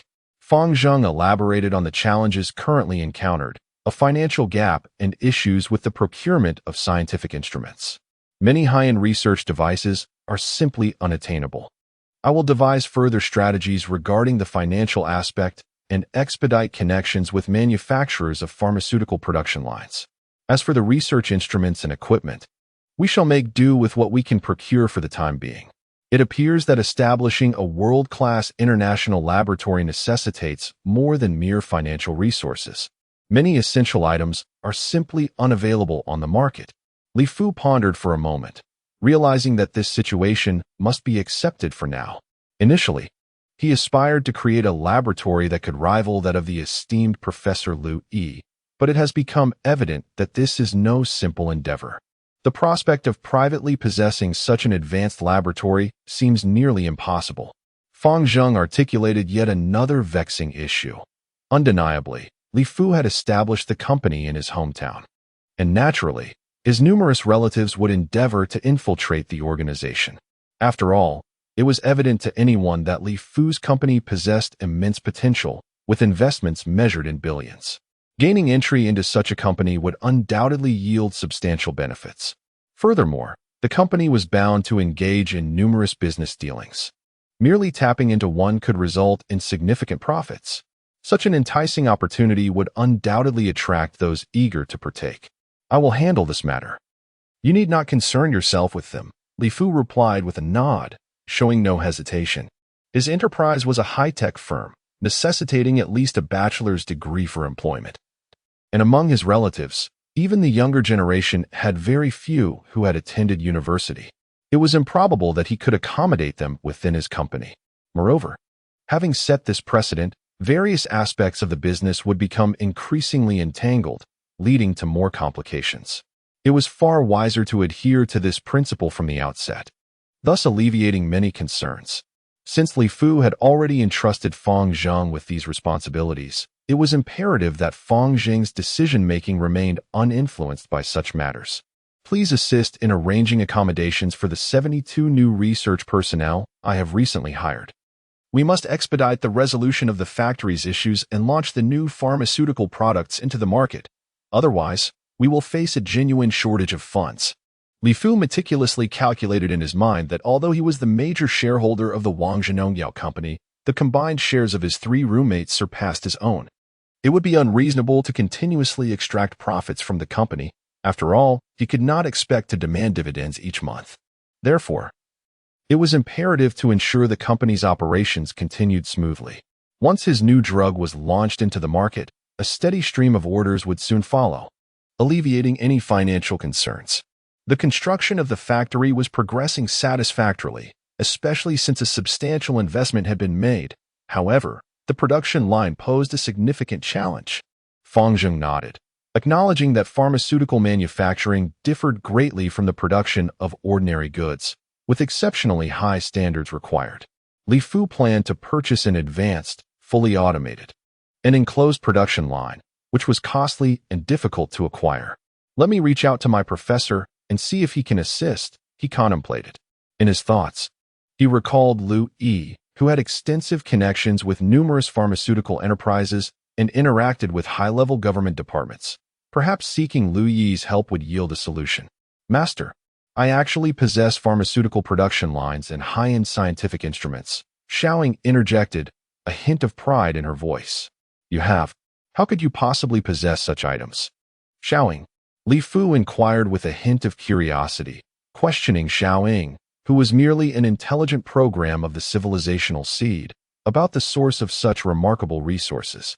While he had no doubt that Xiaoying could assist him in resolving financial issues, he found it hard to believe that it could manage the complexities of production lines and advanced scientific instruments.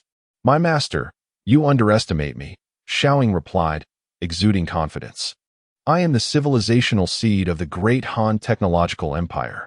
Though I may seem diminutive within your mind, I harbor profound applications of time and space technology. Indeed, the civilizational seed contains a plethora of remarkable assets. With a dismissive gesture, Xiaoying expressed disdain towards Li Fu's skepticism. Are you implying that you encompass the universe? That you possess a multitude of contents within? Li Fu's eyes sparkled with intrigue upon hearing this, as disbelief crept into his voice. Certainly. To cultivate an individual into a citizen of a super-civilization, an abundance of resources is essential, particularly in the realm of technology. Many aspects require hands-on experimentation and research. Otherwise, any construction would appear rather crude. Hence, the civilizational seed is equipped with a comprehensive array of research facilities and instruments, ranging from rudimentary to advanced. Moreover, the civilizational seed is also tasked with safeguarding its master. In the event of emergencies, it must employ various sophisticated protective devices, all of which are contained within the civilizational seed itself.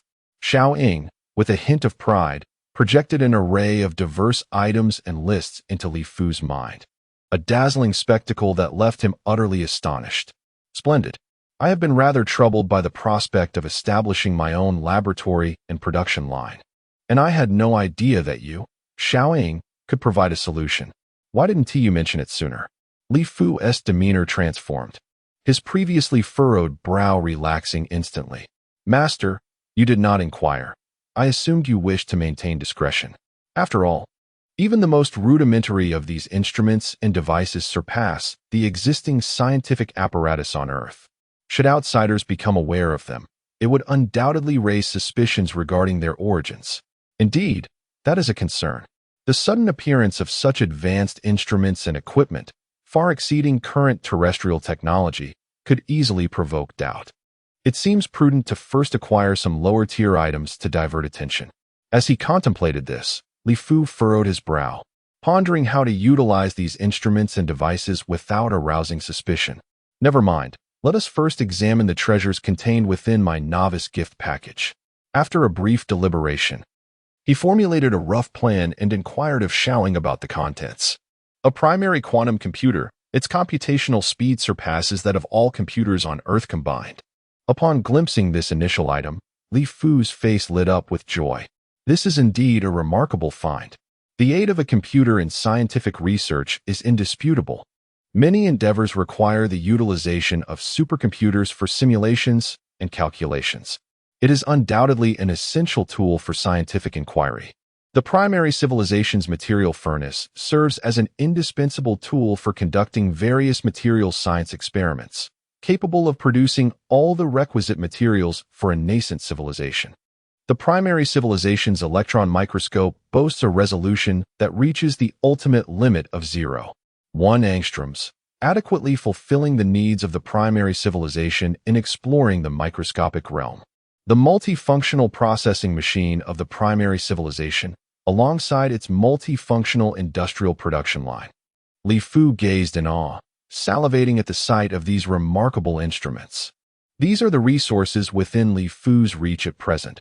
More advanced technologies will only become accessible once his scientific acumen reaches the requisite level. It is evident that the super-civilization's technological empire has invested tremendous resources in nurturing its citizens, providing a comprehensive suite of research equipment and instruments, along with an ample supply of experimental materials. Truly, it is worthy of being called a super-civilization. The disparity has rendered it unimaginable how lavishly the super-civilization cultivates its citizens, preparing everything meticulously.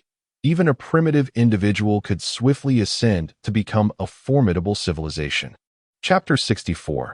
My medicine is not so easily stolen in merely a few months. Skyscrapers have risen from the ground, with buildings sprouting like mushrooms after rain, imparting a striking vibrancy to this remote rural area that had never known the essence of a modern metropolis. Li Fu conducted a meticulous inspection at the construction site, his mind calculating the steel and cement utilized in these structures, analyzing various data to ascertain whether the construction companies adhered to his specifications. The construction site appeared somewhat chaotic, with only the framework of the building having been erected. Various construction materials were strewn about, accompanied by the clamor of machinery and the industrious figures of workers. Thankfully, they remained diligent, aided by the oversight of the foreman. Otherwise, the quality of the structure could not be assured. After a meticulous inspection, Li Fu nodded slightly. The price he had offered was quite generous, reflecting the urgency of the timeline. It was only natural for the cost to be elevated, especially considering Li Fu's stringent requirements regarding the quality of the building. He certainly did not wish for his employees to work and live in a substandard structure. Based on the current pace of construction, I estimate that our company will be able to relocate to our new office building by May. However, the progress on our factory construction has been somewhat sluggish. The construction team has indicated that to establish a high-standard, fully enclosed, automated pharmaceutical production line, meticulous attention to detail is required, which cannot be compared to a mere office or residential building. I am aware of this. We are merely constructing a pharmaceutical manufacturing facility. Projects such as nuclear power plants typically take a decade or more, and the construction of the Three Gorges Dam, from feasibility studies to site selection, resettlement, and construction, consumed several decades. Nevertheless, we are indeed pressed for time. Currently, there exists considerable international public pressure, alleging that I possess technology capable of curing AIDS. Yet I have not brought this new medication to market. They claim that every moment, patients afflicted with AIDS are succumbing to the disease, and they unjustly attribute these deaths to my inaction. Each time I encounter such reports, a deep scowl mars Li Fu's visage, intensifying his urgent desire for the company to commence production and operations at the earliest opportunity. That way, he can silence these critics. We shall disregard the media's commentary. They will voice their opinions while we pursue our endeavors. I suspect there are undoubtedly some pharmaceutical enterprises, both domestic and international, fueling this narrative, as they are merely eager to acquire the technology one possesses. Countless individuals perish globally each moment due to a lack of pharmaceutical interventions. To whom should we assign this blame? Of course, Fang Zheng is acutely aware of Li Fu's mounting pressure. Since agreeing to Li Fu's invitation, he has taken a keen interest in the pharmaceutical sector, adhering to the adage that one must excel in their field. A lack of understanding in the pharmaceutical industry would hinder one's ability to succeed. Yes, I shall inform the construction teams that the standards for the pharmaceutical facility can be relaxed, and we may offer them a higher remuneration to expedite the completion of the premises. I too yearn to initiate the production of the medication promptly. An early launch would ensure a continuous influx of funding, enabling us to advance to the next phase of our plans. Li Fu nodded, yet his mind had already engaged in discussions with Xiao Ying. The multifunctional production line provided by Xiao Ying is remarkably advanced, occupying a minimal footprint while being fully automated. It places less stringent demands on the surrounding environment, thereby alleviating the necessity for the factory to adhere to the initially stipulated high standards. Rest assured, I will manage it competently. Fang Zheng nodded in agreement. As a professional manager, he was keenly attuned to the intentions of his employer. He understood that his boss was currently constrained by financial limitations, investing 100 million without any immediate returns, compounded by domestic and international public scrutiny. Given his boss's youth, it was only natural for him to feel anxious about the situation. Meanwhile, in a distant land across the ocean, at the Eagle Nation's National Biological Science Laboratory, the world-renowned biologist Dr. David was leading his team in a meticulous study of a medication for AIDS derived from huaxia. Initially, a vial of this AIDS treatment was illicitly obtained from the affiliated hospital of Yanhuang University, ultimately falling into the hands of the Eagle Nation. Orchestrated by its leading pharmaceutical company, Pfizer. Dr. David, how is the research progressing? The president of Pfizer, Robert, led a team to the laboratory. Although this facility is known as the Eagle Nation's Biological Science Laboratory, it is widely recognized that in this country, capitalists reign supreme. Much of the funding for this laboratory is sponsored by Pfizer, compelling Dr. David to align his work with their interests. Progress has been remarkably smooth. The essence of the drug is quite straightforward, requiring no intricate analysis. The agent responsible for treating AIDS is the super rice virus, with other components serving merely as supportive elements. Dr. David momentarily paused his research to share the latest developments. Have we not yet cultivated our own super rice virus? Upon hearing this, Robert furrowed his brow. The theft of the drug is not solely for the purpose of treating AIDS. More critically, it pertains to the advancement of the novel biotechnological approach proposed by Li Fu, which employs a toxin to combat a toxin. Furthermore, the super rice virus is crucial to Pfizer's potential to generate substantial profits. No, Dr. David replied. Though I can assert with confidence that the super rice virus and the rice virus share a common origin, they currently exhibit fundamental differences, akin to the distinction between a domestic cat and a tiger. Despite both being felines with numerous similarities, they are entirely different species.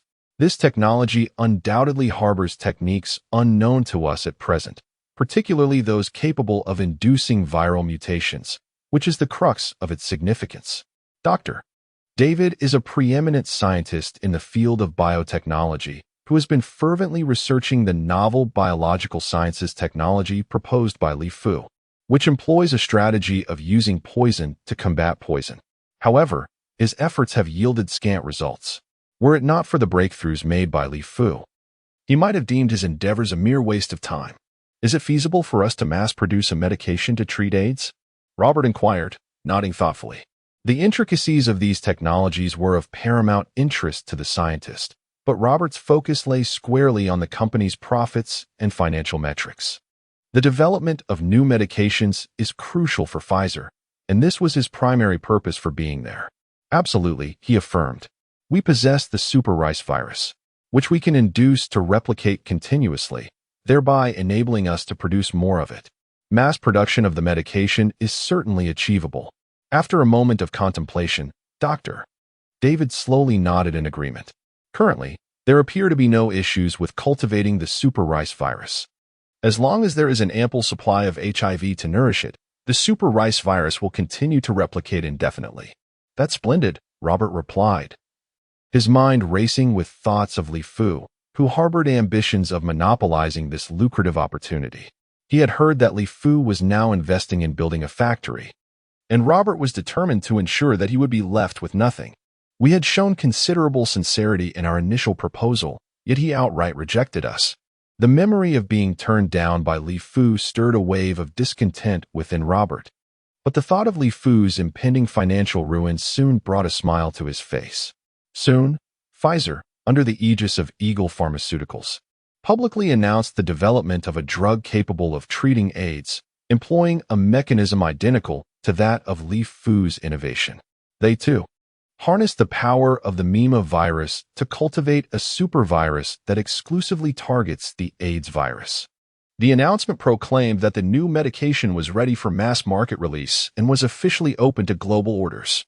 This news spread like wildfire across the globe, igniting a fervent rush among countless eager individuals who, desperate for the new treatment, flocked to Pfizer with cash in hand. Robert from Pfizer, a shrewd businessman, ingeniously bundled the new drug with other medications, mandating that customers purchase a certain quantity of additional products to secure the highly sought-after AIDS treatment. Consequently, Pfizer's performance surged, their stock prices skyrocketing, heralding a promising future. In Sanjiang town, Fang Zheng hurriedly sought out Li Fu, alarmed. This is grave news. Pfizer has announced their own AIDS treatment and has already launched it into the market, accepting orders on a large scale. Fang Zheng appeared visibly distressed, fully aware of the implications. It signified the potential demise of Li Fu's company, rendering all investments futile. I am already aware of the situation, Li Fu replied, his expression stern yet devoid of anxiety. I had not anticipated that the vial of medicine we thought was shattered had actually been seized by them. However, my drug is not so easily pilfered. The best is yet to come. Chapter 65. The biological gene lock at present. The super rice virus in the hands of Pfizer Pharmaceuticals was undoubtedly leaked from Li Fu's side. When Lu Yi conveyed this information to Li Fu, the biological laboratory of the National Center for Disease Control in Huaxia was meticulously investigating, ruling out the possibility of a leak from their facility. Ultimately, Li Fu recalled the incident at the hospital. Upon Lu Yi's inquiry, the truth swiftly emerged. The individual who had stolen the new drug, Tao Yan, was apprehended and confessed that she had exchanged the new drug for 20 million wabik. However, Li Fu reassured his mentor Lu Yi, advising him not to worry and to patiently await the unfolding drama. Observing Fang Zheng's anxious demeanor, Li Fu too felt confident in his reassurances. Old Fang, fret not. All company matters will proceed as planned. They cannot steal what belongs to me. Yet, Fang Zheng expressed his concern. They have already announced the large-scale launch of the new drug and are accepting global orders. When our medicine finally hits the market, who will be there to buy it? At this moment, Fang Zheng was as restless as an ant on a hot pan, and Li Fu's comfort seemed futile. Perhaps we should withdraw our subsequent investments. This way, you can retain some funds and avoid losing your entire fortune. After much contemplation, Fang Zheng spoke earnestly to Li Fu. Li Fu greatly valued Fang Zheng. having supported his various policies and management decisions over the past few months without interference, placing immense trust in him. He felt it necessary to contemplate a fallback plan for Li Fu. Old Fong, rest assured, it won't collapse. Their new drug will never see the market. The more orders Pfizer Pharmaceuticals receives, the greater their losses will be, Li Fu reassured Old Fong with a smile. He may lack technical expertise, but his proficiency in management made his reaction to the news entirely understandable. Is there some hidden secret in this? Fong Zheng inquired, observing Li Fu's unwavering calm. Indeed, it involves a specialized term in biological sciences, gene locking. Li Fu nodded, a subtle smile gracing his lips. What is gene locking? Fong Zheng's curiosity was piqued, prompting an immediate question. It refers to the ability to restrict or amplify certain functions of genetically modified organisms to achieve desired outcomes. For instance, by limiting the reproductive genes of genetically modified crops, others cannot propagate the seeds, compelling farmers to continuously purchase seeds from you. This allows you to reap substantial profits through seed sales. Presently, virtually all rice, corn, and soybean seeds are first-generation products that have undergone gene locking, allowing only one generation to reproduce. Farmers are left with no choice but to repeatedly buy these expensive seeds, stripped of their autonomy in crop selection. With a smile, Li Fu imparted his knowledge of gene locking to Fong Zheng. Now I see. What about the super rice virus? Fong Zheng chuckled. Pfizer Pharmaceuticals is in for a rough time.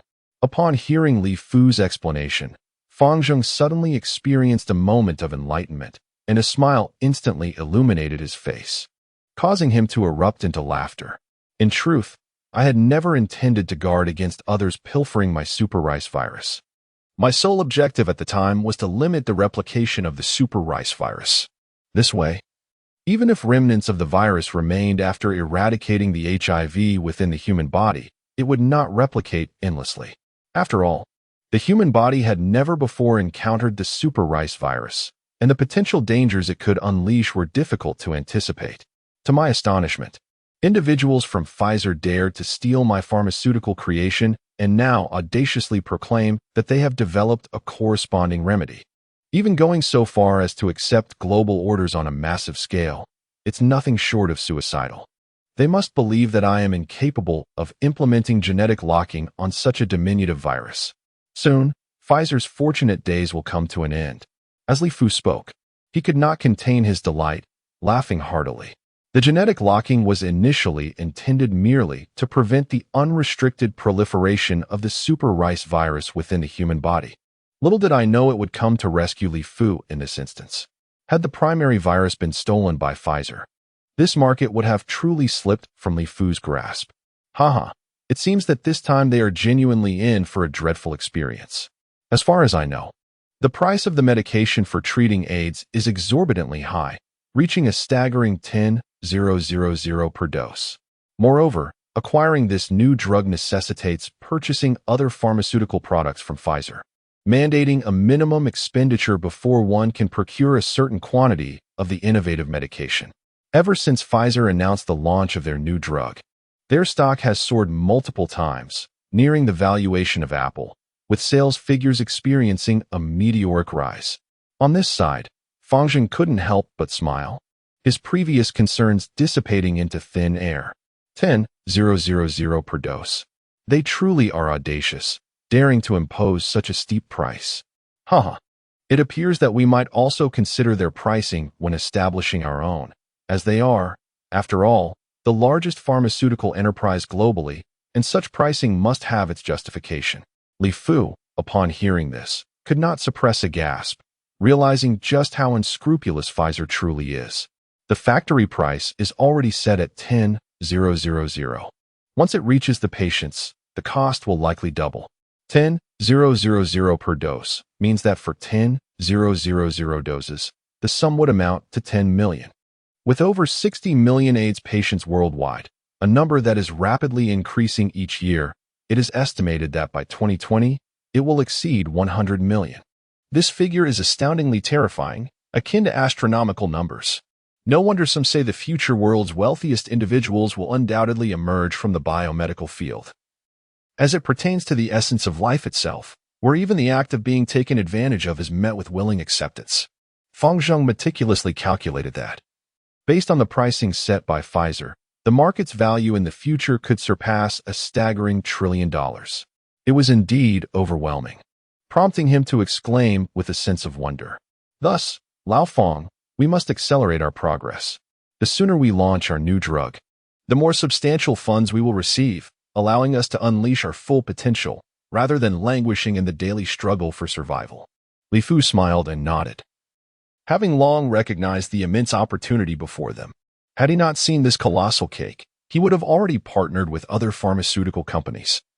Rather than laboriously establishing his own company and constructing a factory, indeed, we must hasten our development. A radiant smile graced Fang Zheng's face as he envisioned a future where he would be counting money to the point of cramping his hands. Chapter 66. A night of collapse stimulated by the bundled sales of AIDS medications, Pfizer's sales figures soared dramatically. The sales for just 1 month now equated to several months' worth of prior sales, and the company's stock prices continued to rise, multiplying several times over their original value. The stock surged by over 10 points again, marking a truly splendid day. At this moment, Robert felt exceptionally elated. Sipping his coffee and gazing out at the sun-drenched blue sky adorned with fluffy clouds, his spirits soared. As a high-ranking official at Pfizer, he held a considerable amount of the company's stocks. Witnessing the continual ascent of the stock prices and the exponential growth of his assets, it was impossible for him to feel anything but joy. Mr. Robert, your schedule for today includes attending the partnership signing ceremony with European pharmaceutical agents in the morning, followed by a visit to an AIDS hospital in the afternoon to see patients. At that moment, a strikingly attractive secretary with golden hair and blue eyes entered with an air of elegance, reporting to Robert about the day's agenda. "How is the progress on the production of the new drug?" Robert inquired, nodding while simultaneously expressing concern for the production of AIDS treatment medication. He understood that their current comfortable lifestyle was largely due to the availability of these treatments, as he had already signed a substantial number of orders, with clients from around the globe eagerly waving their cash, demanding swift access to the new drug. The production of the new medication was progressing exceptionally well and would soon be ready for market launch. That is reassuring. You must keep a vigilant eye on this. There must be absolutely no errors. Otherwise, our company could face significant troubles. We have secured numerous orders and must deliver on time, Robert asserted, nodding with satisfaction. As the largest pharmaceutical company in the world, Pfizer's capabilities were indisputable, unlike Li Fu, who had to start from scratch while hastily attempting to bring AIDS treatment drugs to market. Meanwhile, at the Eagle Nation's Bioscience Laboratory, Dr. David was diligently studying the super rice virus cultivated by Li Fu. He was also tirelessly striving to create new viruses through the rice virus. Dr. David eagerly anticipated achieving noteworthy accomplishments in this newly unveiled field of biotechnology pioneered by Li Fu. Truly, Li Fu was remarkably impressive. The more he delved into the research, the greater Dr. David's admiration for Li Fu became. He regarded this novel field as boundless and teeming with infinite possibilities. The notion that a virus could be cultivated akin to animals was revolutionary. Such expertise was possessed solely by Li Fu, undoubtedly stemming from a systematic approach. Yet not a single word had been divulged from his end. "Doctor, could you please come over? It seems there is an issue with the super rice virus." Parker, Dr. David's assistant and the head responsible for the propagation of the super rice virus, hurriedly approached. "What seems to be the problem?" Dr. David inquired immediately upon hearing this. For the propagation and division of the super rice virus were critical to the development of Pfizer's new medication, and any error was utterly unacceptable. "Yesterday, as per our usual protocol, we introduced the HIV virus into the cultivation vessels to propagate the super rice virus. However, upon inspection this morning, we discovered that not only had the quantity of the super rice virus not significantly increased, but it had actually decreased substantially. Furthermore, the HIV virus, which had previously been entirely consumed, is still present in significant quantities," Parker explained anxiously while leading the way, clearly distressed by the situation. "What? A substantial decrease in the super rice virus? How is that possible? Were you careless while introducing the HIV virus and inadvertently introduced substances that could eradicate the super rice virus? Upon hearing this, Dr. David was instantly rendered speechless. Just as they were on the verge of delivering a substantial quantity of the cultivated super rice virus to Pfizer, an unexpected situation arose, and Dr. David was acutely aware of the gravity of the matter. No, we have meticulously examined everything. No foreign substances have been introduced. The medium used to nourish the super rice virus is identical to previous ones. However, this time, there is a significant reduction in the quantity of the super rice virus, clearly indicating that no new viruses have been produced. Parker shook his head, recognizing that such a rudimentary error would not occur in such a crucial laboratory. Nevertheless, they proceeded with thorough assays and analyses. Soon, the two arrived at the laboratory, where a massive screen displayed a microscopic world. The colossal super rice virus was voraciously engulfing the HIV virus, and at first glance, everything appeared to be normal. However, Dr. David quickly discerned the underlying issue. Typically, after a night of cultivation, the number of super rice viruses should be exceedingly high, while the quantity of HIV consumed should be minimal. Yet, at that moment, the HIV virus was abundant, while the super rice virus was alarmingly scarce. This was a significant problem. With a grim expression, Dr. David issued orders to those around him. This makes no sense. Everything was progressing smoothly earlier, and the division of the super rice virus was functioning normally. As long as there are sufficient HIV viruses, the super rice virus should continue to divide.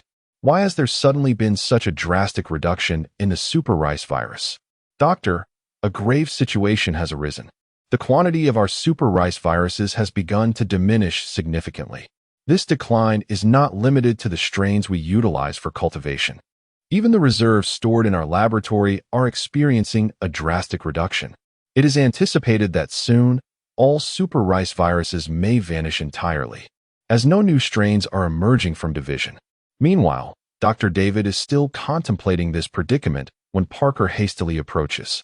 He has just organized a team to inspect all available super rice viruses and uncovered a startling phenomenon. Their numbers are alarmingly decreasing, with signs of imminent extinction. Under the microscope, the grim reality becomes even more apparent. Dr. David's expression darkens as his subordinates examine a sample under the lens. As an internationally renowned biological laboratory of the Eagle Nation, our equipment is unparalleled globally, and soon, a microscopic world is displayed on the large screen. The super rice viruses are voraciously consuming one HIV virus after another. However, unlike before, they do not divide into new super rice viruses after reaching a certain threshold. Instead, they perish outright. This direct demise, devoid of any new divisions, raises a troubling question. Could it be that Li Fu has imposed a division restriction on the super rice viruses? How could this be possible? After all, these are biological viruses, minuscule in size.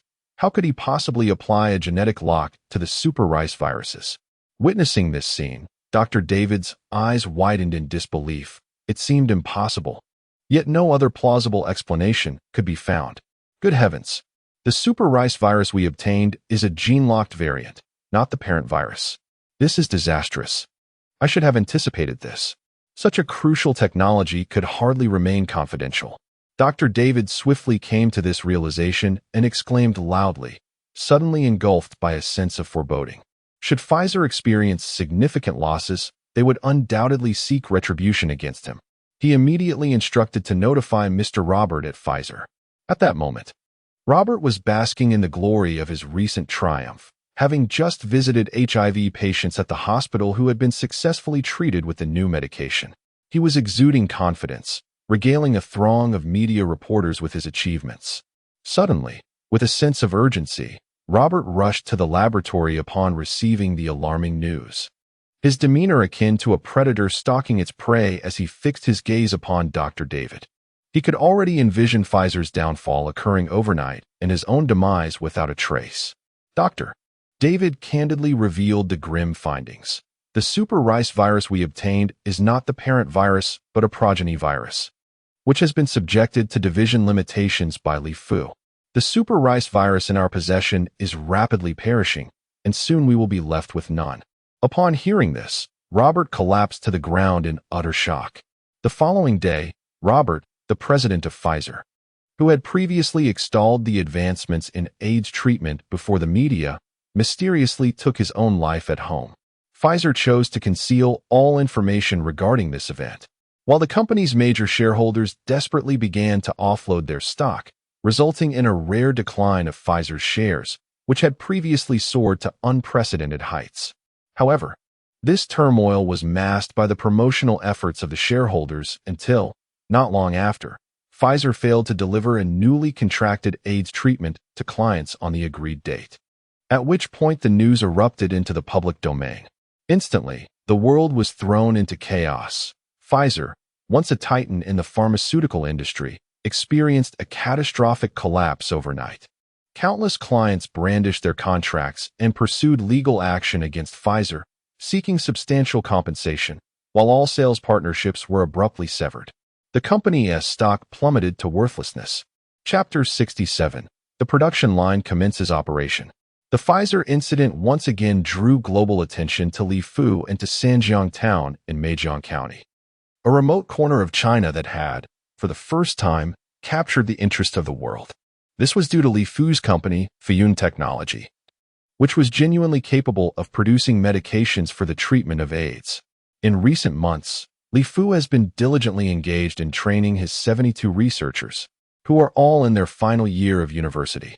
While they previously possessed a commendable theoretical foundation, their practical skills fell short due to a lack of real-world experience. Consequently, Li Fu has employed the cultivation methods from the super-civilization of the Han Empire to nurture these individuals, imparting various training techniques. Save for the methods related to elemental energy cultivation, the primary objective is to instill in them a commendable thirst for knowledge and a passion for scientific exploration.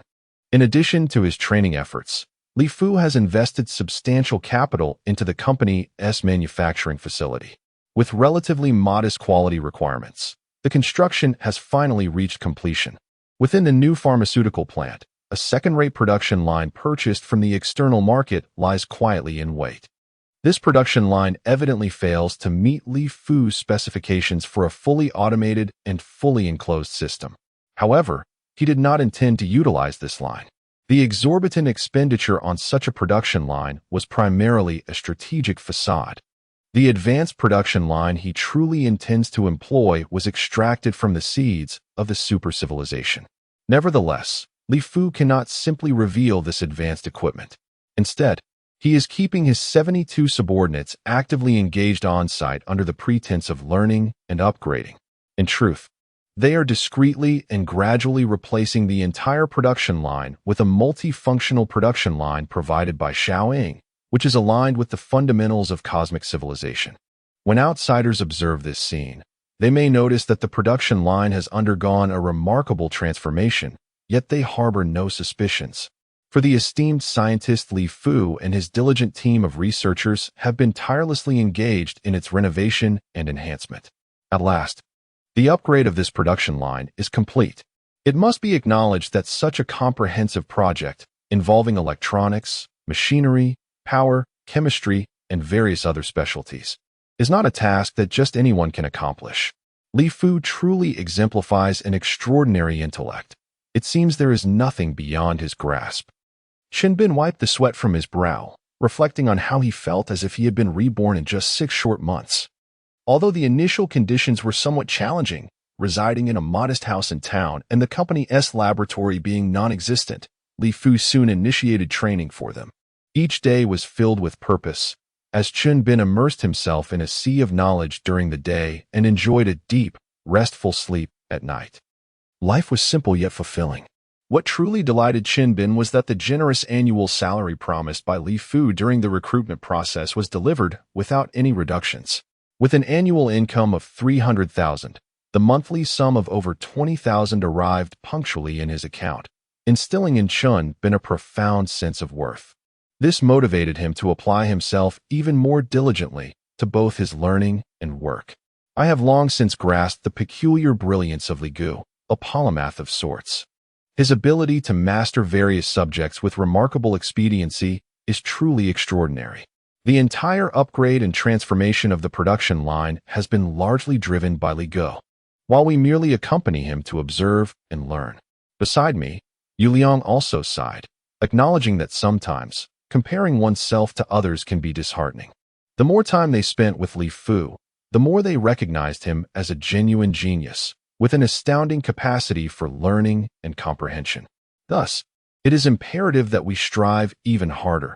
Have we not noticed how Li Gu spends every evening laboring in the laboratory until late? A genius is not to be feared. What is truly daunting is a genius who outworks us. At this moment, Li Fu surveyed the vast factory, a facility constructed at great expense. The investment in this building alone amounted to nearly 200 million. It is spacious, bright, and impeccably maintained. Importantly, it is a completely dust-free environment. The central control system ensures the factory maintains constant temperature and humidity, while stringent security measures are in place, requiring every individual entering or exiting the premises to pass through multiple rigorous checkpoints. The adage holds true: one gets what one pays for, and indeed, this expenditure has proven worthwhile. Li Fu gazed contentedly at the factory, marveling at the remarkable achievement of erecting such a high-standard facility in just 6 months. Of course, money can accomplish much. With ample funds, one can indeed achieve great things. My esteemed master, there is truly no necessity to construct such an exquisite factory. The production line I have proposed would function perfectly even in the open air, Xiao Ying confidently conveyed to Li Fu. On the contrary, it is essential. Without the concealment of a factory, my clandestine alteration of the production line would undoubtedly be exposed. Furthermore, the production of a new drug necessitates confidentiality. Additionally, a haphazardly erected factory would hardly exemplify the stature of a high-tech enterprise, Li Fu retorted, shaking his head. In truth, the factory had been completed over a month ago. However, during this time, Li Fu had subtly replaced the production line with the advanced one provided by Xiao Ying under the pretext of installation, renovation, and upgrades, all the while wary of discovery. Let us conclude our tasks for today. Tomorrow, we shall officially commence trial production. The following day, Li Fu and Feng Zheng, accompanied by the entire company staff, arrived at the factory. The company had grown into a substantial entity, with nearly 200 personnel. However, many, particularly those in functional roles, appeared to be idle, merely sustained by the company in preparation for future endeavors. At last, we are nearly ready to commence production.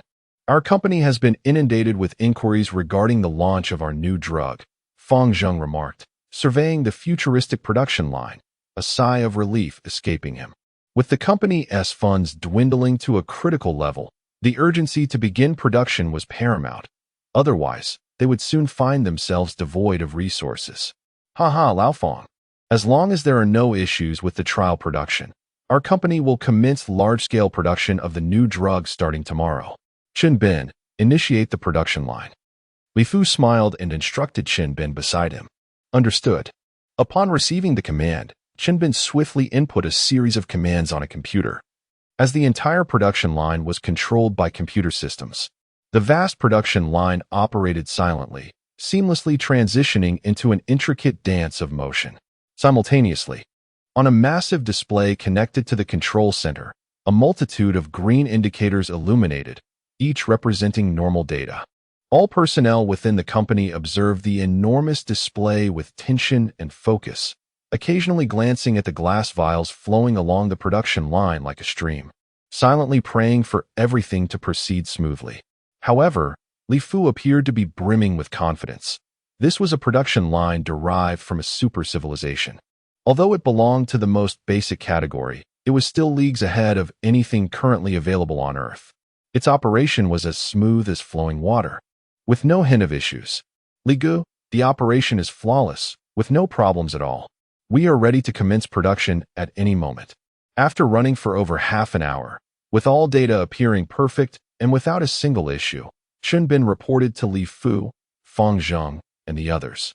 Lao Feng, Do you think we should hold some sort of ceremony for the official launch of our new drug production? Li Fu nodded, turning to Fang Zheng beside him. Certainly. A groundbreaking ceremony must be held, and we should extend invitations to the county leaders. After all, we have benefited from numerous favorable policies. And such a significant event as the production launch of a new pharmaceutical certainly warrants the attention of the authorities. Fang Zheng nodded thoughtfully and remarked. Chapter 68. The Printing Press on July 7, 2018, beneath a clear sky and gentle breeze. All the leaders from Meijiang County gathered at the Fuyun Technology Industrial Park in Sanjiang Town. Among them were the esteemed county officials, Yang Jiawei and the county magistrate, Fan Jiqiang, along with other dignitaries, forming a grand entourage of dozens as they arrived at the Fuyun Technology Industrial Park. Naturally, Li Fu, Fang Zheng, Sanjiang Town's Secretary Dong Liya, and Mayor Li Youfu were present to accompany them, guiding the visitors through the industrial park while elaborating on the company's future development trajectory. I have long wished to visit this place and meet the renowned global scientist, Li Fu. Today, I am fortunate indeed. Yang Jiawei, in his 40s, observed the industrial park of Fuyun Technology. Although many areas remained desolate, the newly constructed pharmaceutical factory was impressively grand, adorned with lush greenery, transplanted trees, and a verdant lawn, all complemented by the majestic appearance of the factory buildings. Meanwhile, he did not forget to speak to Li Fu beside him. Secretary Yang, you flatter me. I have long wished to find the time to pay my respects to you and County Chief Fan. However, I have been preoccupied with matters concerning the production of our new pharmaceutical. As you are aware, the global public opinion is currently under immense pressure, fervently urging the swift market introduction of our new medication. Thus, as soon as the production line was fine-tuned, we invited the leaders to assist us in holding the inauguration ceremony. Li Fu smiled, having learned some insights on navigating the political landscape from Fang Zheng just yesterday. Otherwise, he would have been entirely inexperienced in such matters. It is indeed beneficial to commence production early. Our county is in dire financial straits.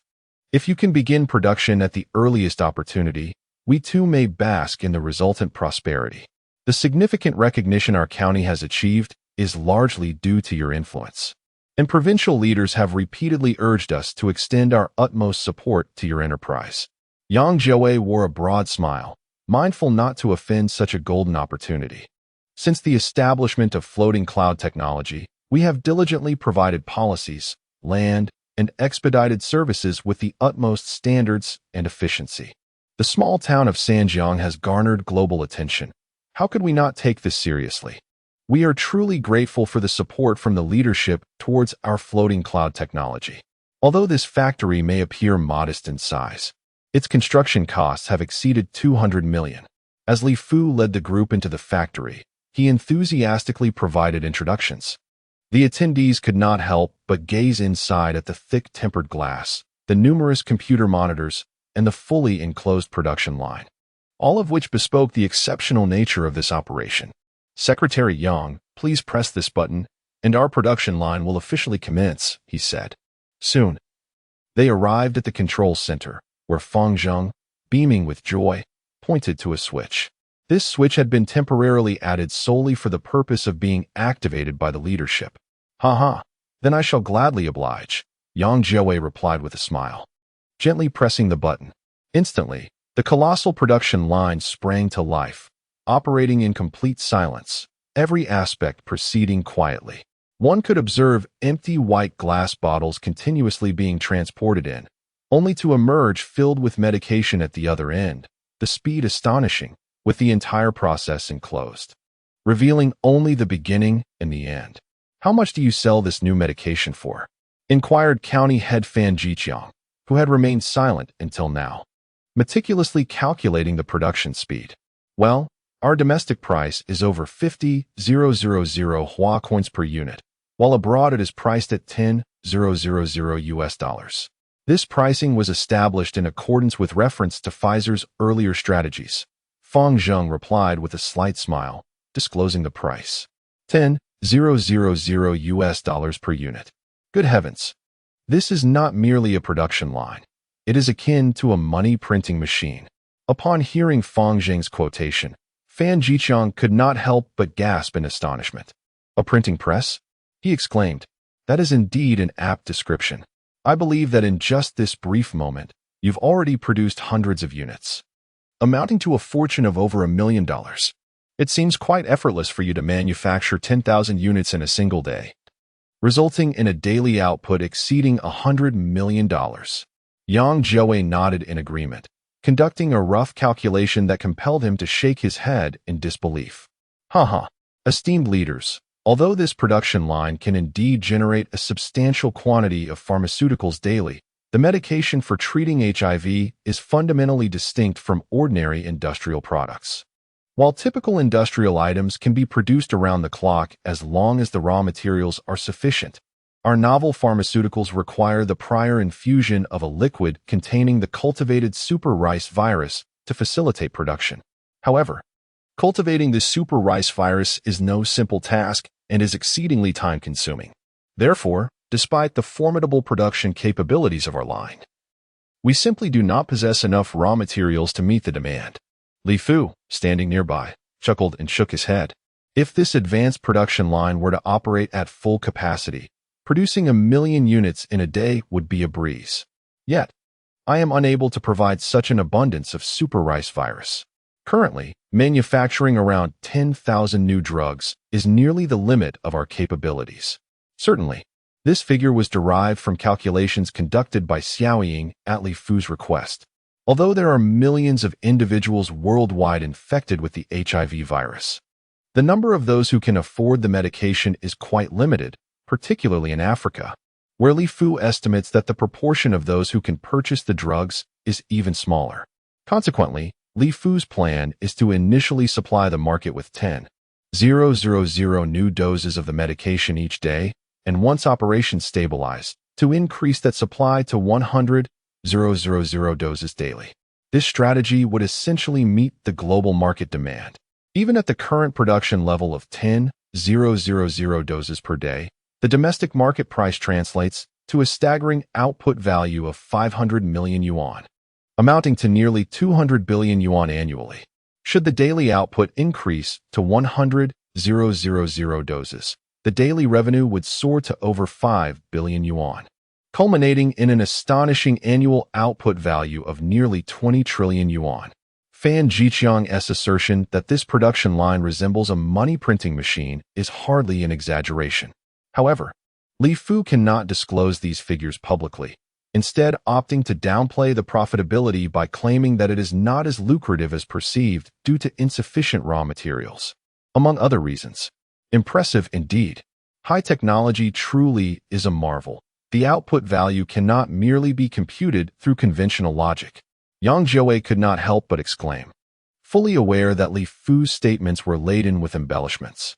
Having overseen Meijiang County, a national-level impoverished area, for many years, he knew that the county's annual output barely surpassed 100 billion yuan. Yet now, a single enterprise can effortlessly exceed the entire county's production value, prompting a sense of awe and reflection. The globally renowned scientist and pioneer in the field of biotechnology, Li Fuso, has finally commenced the global sale of HIV treatment drugs through his company, Fuyun Technology. This news spread rapidly, drawing countless individuals who had previously suffered due to Pfizer's mishaps, eagerly brandishing their currency in anticipation. In Sanjiang Town, a once-ignored mountainous enclave, an unexpected influx of foreign visitors has occurred, as if they had never before set foot in this remote area. Individuals with golden hair and blue eyes, tall and exuding an air of subtle arrogance, alongside dark-skinned individuals with tightly coiled hair, have suddenly converged from all corners of the globe. The local residents, having seldom encountered foreigners, gazed in astonishment as these outsiders engaged in lively discussions among themselves. So, this is what people of African descent look like. Indeed, their skin is as dark as coal. How impressive it is to observe their wealth, reflected in the luxurious vehicles they drive, each appearing remarkably valuable. The striking physique of a particular foreign woman is noteworthy. Her form is both alluring and statuesque, inciting thoughts of the possibilities of marrying such an exquisite individual. For many in Sanjiang town, this marks the first encounter with foreigners, having only seen them on television. Now, as these visitors grace the town, they naturally capture the attention of all, young and old alike, who flock to the streets as if attending a grand market, eager to witness the foreigners in their midst. At the Fuyun Technology Industrial Park, Fuyun Technology has long since relocated to its headquarters building. Luxury cars now fill the exterior of the headquarters, as representatives from pharmaceutical companies around the globe continuously enter the premises. Within a vast conference room, Fang Zheng warmly welcomes guests from across the world. He has meticulously crafted a comprehensive long-term sales strategy, preparing to implement a distribution system. In foreign markets, the sales rights for a particular region will be granted to a single entity, rather than simply introducing the medication to the market, allowing anyone with sufficient funds to procure it from Fuyun Technology. It is imperative for Fuyun Technology to cultivate its own sales framework, ensuring that future products can be marketed effectively. Naturally, this first product is of utmost importance, requiring a strong and auspicious launch. Undoubtedly, the distribution system will lead to a significant increase in prices once the new medication reaches consumers. However, this concern does not preoccupy Fang Zheng, especially since the distribution system is only being implemented abroad, while a real-name personal purchasing system is in effect domestically, aimed at providing the best possible prices for local patients, serving as a form of indirect benefit. In truth, if one were to follow Li Fu's initial vision, the domestic market could potentially operate at a loss, with the overseas market serving as the primary source of profit, particularly given the exorbitant price of over 50,000 yuan for a single vial of the medication. Chapter 69. Selling agency rights. First, in the grand conference room of the headquarters of Fuyun Technology, pharmaceutical sales representatives from around the globe have largely gathered. Each individual appears somewhat fatigued. Sanjiang town is a small locale, and its transportation is far from the convenience found in major cities. These foreign representatives had to navigate through various routes to arrive punctually in Sanjiang town. Moreover, the town lacks the five-star hotels they typically seek, resulting in less than ideal accommodations, and they all seem visibly weary. However, upon seeing Fang Zheng take his place at the center, a spark of energy ignites within them. Fuyun Technology's implementation of a distributor sales system abroad is monumental news for these pharmaceutical merchants.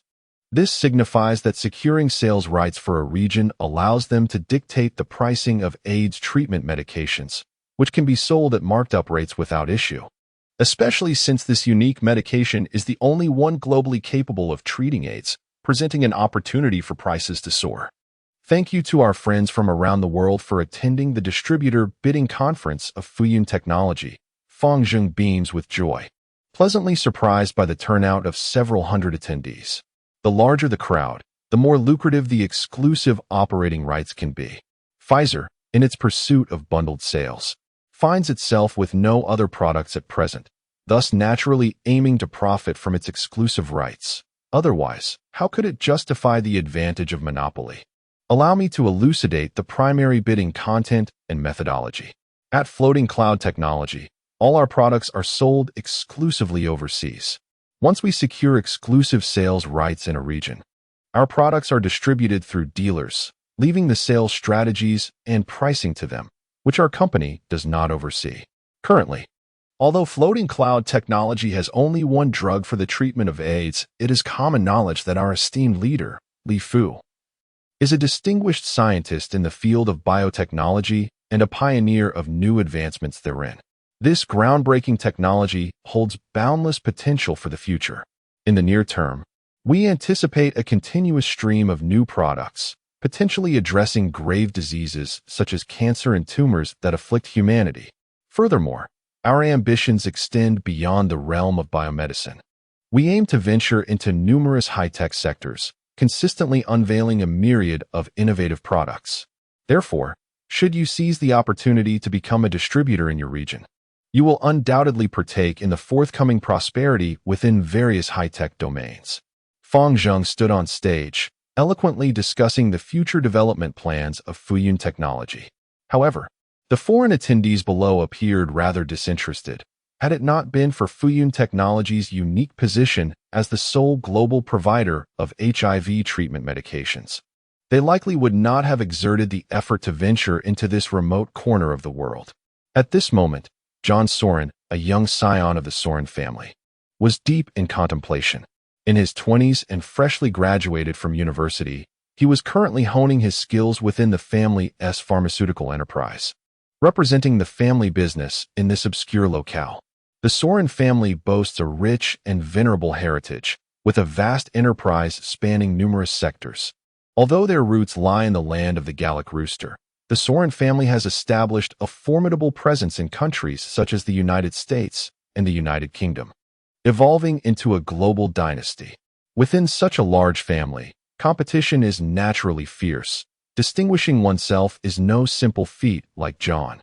Many young heirs are undergoing rigorous training within the family business, with only the most exceptional among them destined to wield control over the Soren legacy in the future. With his golden locks, sapphire-like eyes, and tall, strikingly handsome stature, John Soren epitomizes the quintessential Anglo-Saxon gentleman. The competition within the family is exceedingly fierce. Surpassing others is no simple feat, particularly in the realm of pharmaceutical sales that I oversee. My principal rival, William, is in charge of the burgeoning electronic and internet market, which is experiencing rapid growth. To outpace him, a significant breakthrough is essential. Perhaps this moment presents an opportunity for revival cloud technology, and I hope that Li Fu can continue to work wonders. In his mind, John Soren is relentlessly contemplating. As a member of the younger generation of the Soren family, the burden of internal competition weighs heavily.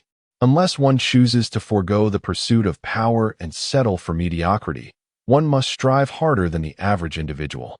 Behold, this is the delineation of sales territories established by Revival Cloud technology. The Asian region, aside from the Huaxia area, is divided into East Asia, encompassing Japan, South Korea, and Mongolia, as well as Southeast Asia, which includes all Asian countries east of India. The remaining regions are categorized under the West Asian Sales Territory. The Americas are split into two sections: North America, which includes Mexico and above, and South America, which encompasses everything south of Mexico. Africa is regarded as a single territory, while Europe is divided into eastern and western regions, with Australia forming its own territory. Within each sales territory, we require only one sales agent, with the highest bidder securing the position. Displayed on the enormous screen in the conference room is a vast map of the world, meticulously segmented into various sales areas, culminating in a total of 9 major sales regions, including Huaxia. Upon hearing Fang Zheng's words, the pharmaceutical distributors from various countries could not help but furrow their brows. The proposed division was overly simplistic and crude. In the East Asian sales region, the relationship between the foot basin chickens and the sticks was akin to water and fire, fraught with animosity. Should the sticks obtain exclusive sales rights, the foot basin chickens would have to appease them to procure the medication, inevitably facing exorbitant pricing and exploitation. The reverse scenario would hold true as well. As Fang Zheng's remarks echoed in the room, representatives from two nations with historical grievances exchanged glances, each recognizing the determination in the other's eyes. Securing the sales agency rights had become imperative. Failing to do so would render future interactions exceedingly uncomfortable. Mr. Fang, isn't this expenditure a tad oversimplified? We have over 200 individuals present, hailing from dozens of countries, yet you propose to categorize foreign regions into merely 8 divisions. This is unfeasible. The delineation should be based on individual countries, with agency rights allocated to representatives from those respective nations. Unquestionably, someone immediately rose to voice dissent. The speaker was a representative from an African pharmaceutical company, acutely aware of the vast market potential in Africa, which harbors the highest number of AIDS patients globally. However, the financial constraints faced by Africans made it challenging to compete for agency rights against wealthier counterparts. Consequently, once the medication passed through intermediaries, prices would inevitably soar. leaving even fewer Africans able to afford it. There are over 180 countries around the globe, yet not every nation has representatives present. Moreover, our company does not possess the extensive experience required to engage with such a multitude of distributors. If you are unwilling to participate, you are free to depart at any time. We do not impose any obligation for your attendance. Fang Zheng smiled faintly. After all, the sellers are currently in command, and there is no need for excessive courtesy. If there are no objections, we shall officially commence the competition for the sales agency rights, beginning with the Western European region. With a starting bid of $100 million, $150 million, $200 million. As soon as Fang Zheng's words fell, representatives from European pharmaceutical companies eagerly raised their paddles, indicating fierce competition for the agency rights, while participants from other regions remained uninvolved. $250 million, $260 million, $270 million, $300 million. John Soren observed the incremental rise in bids, noting the intervals between each new offer. It was evident that the consensus was that the price had nearly reached its zenith. The European market is immensely lucrative, the populace is affluent, and the number of AIDS patients is expanding rapidly, particularly with the increasing influx of African immigrants, which accelerates this trend. Securing the agency rights guarantees financial success. But as the figure approached $300 million, it seemed to be nearing its limit. $300 million. Is there any higher bid? If not, the sales agency rights for the Western European region shall be awarded to this gentleman. The house radiates with joy, as the rights to distribute this medication are being sold even before it has hit the market. It seems that only a high-tech enterprise with a monopolistic position could achieve such a feat. Otherwise, such occurrences would be met with skepticism. The sales rights for a mere region fetched an astonishing sum of $300 million, a feat that appears swifter than mere theft. Yet, this is the reality unfolding before us, with foreign investors eagerly bidding against one another, fearful that the rights may fall into the hands of competitors. Should that happen, their compatriots would have to contend with the whims of others when purchasing this medication. In Chapter 70, as they count the money to the point of cramping their hands, the vast conference room buzzes with intense competition for exclusive sales rights across various regions. The rivalry for the East Asian sales rights, in particular, is fierce, with South Korea and Japan vying against each other. Neither wishes to be beholden to the other. The auction reached a staggering price of $100 million. It is noteworthy that aside from the colossal market of China, the remaining countries in East Asia, such as South Korea, Japan, and Mongolia, have a relatively low incidence of HIV/AIDS, with slow transmission rates. Logically, such regional distribution rights should not exceed a value of tens of millions of dollars at most. It is also worth mentioning that the starting bid for Fuyun Technology was a mere $5 million, indicating that they have conducted research on this market and understand its limited size and slow growth.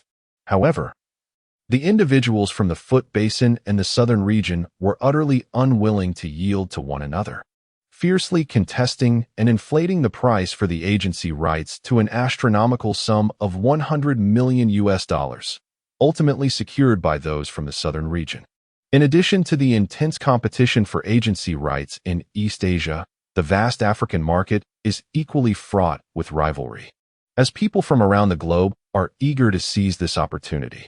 It is worth noting that Africa harbors the highest number of AIDS patients worldwide, with the rate of proliferation in the continent far surpassing that of other regions.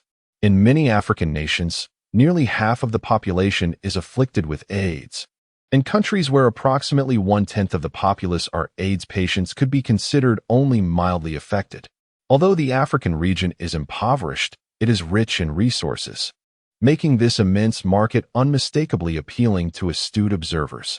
Consequently, bids escalated, culminating in a staggering $500 million being claimed by John Soren from Europe, who singularly acquired the sales rights for both Western Europe and Africa.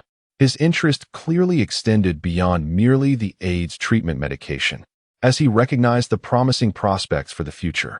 with Western Europe garnering 300 million, Africa 500 million, and East Asia 100 million. The global overseas agents yielded a remarkable $5 billion in revenue for our company. Indeed, such profits are remarkably easy to generate. Fang Zheng smiled faintly beside him. Even during his tenure as a significant executive in a large corporation, he had never experienced such ease. It is essential to earn money from foreigners to truly demonstrate one's capabilities, and to have them comply with the demands of one's company is undeniably impressive.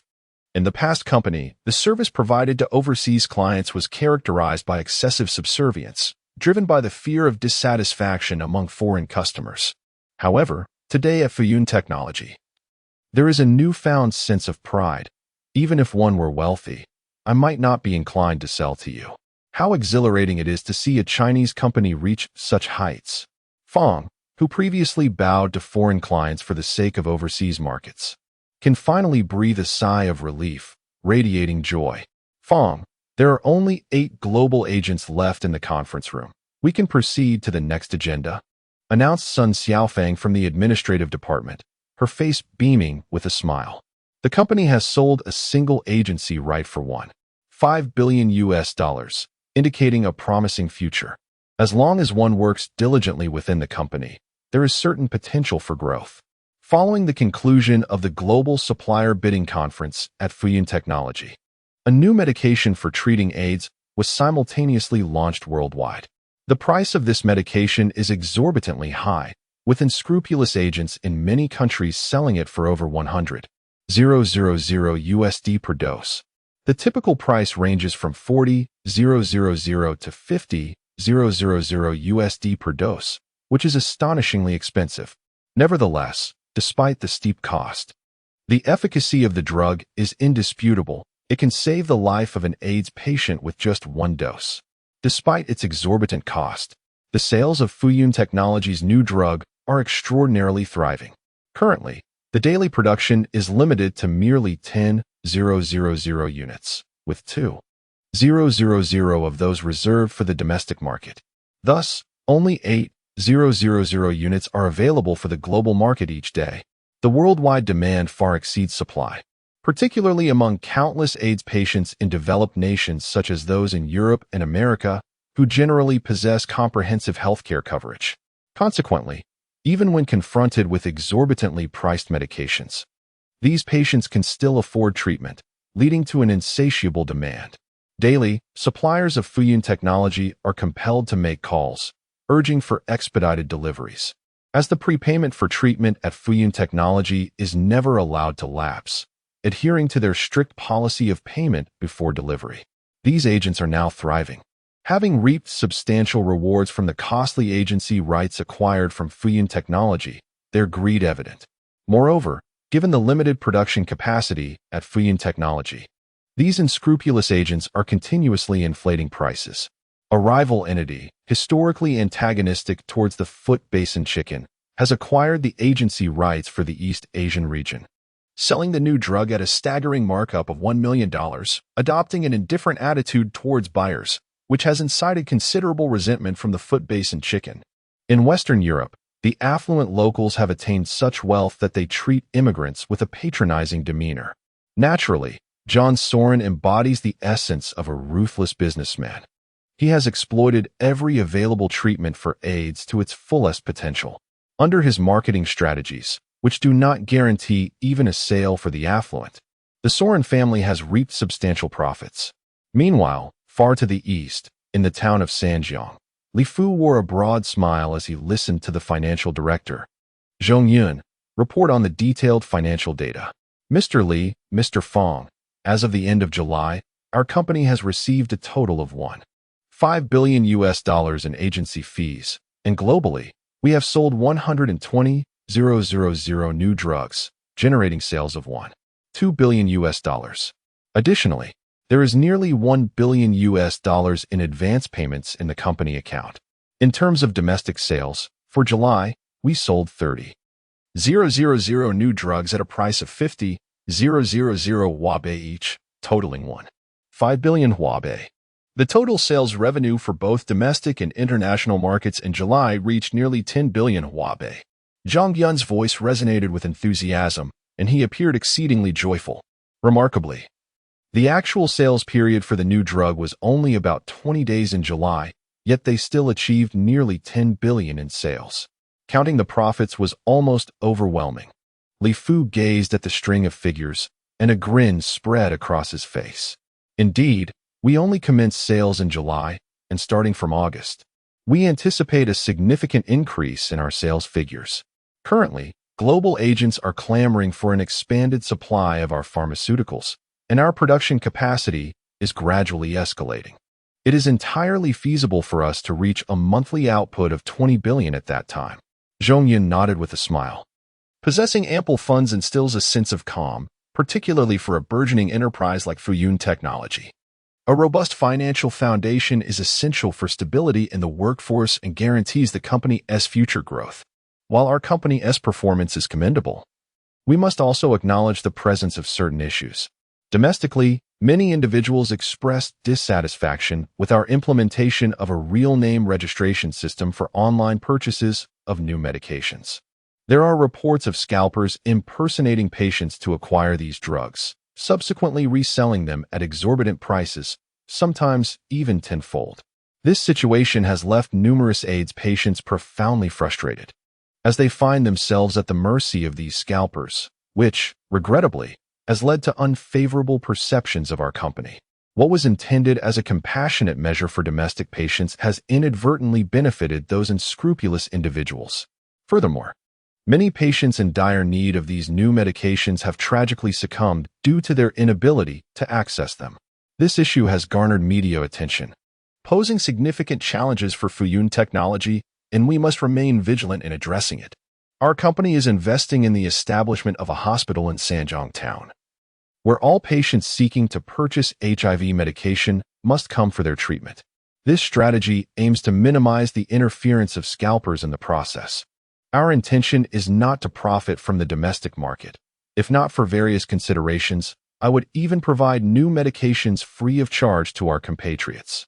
It is disheartening to witness the lengths to which these scalpers will go. Additionally, we plan to increase our production capacity to better supply the domestic market. Meeting the needs of our fellow citizens takes precedence over immediate profits. Saving lives is of paramount importance. Li Fu pondered for a moment, considering the matter carefully before stating, "This is indeed a commendable approach. While we do not intend to profit from the domestic market, we must not allow those opportunists to benefit. Furthermore, our new medication is already being sold at a considerable price globally. I suspect that without effective control measures, our domestic drugs may be smuggled abroad."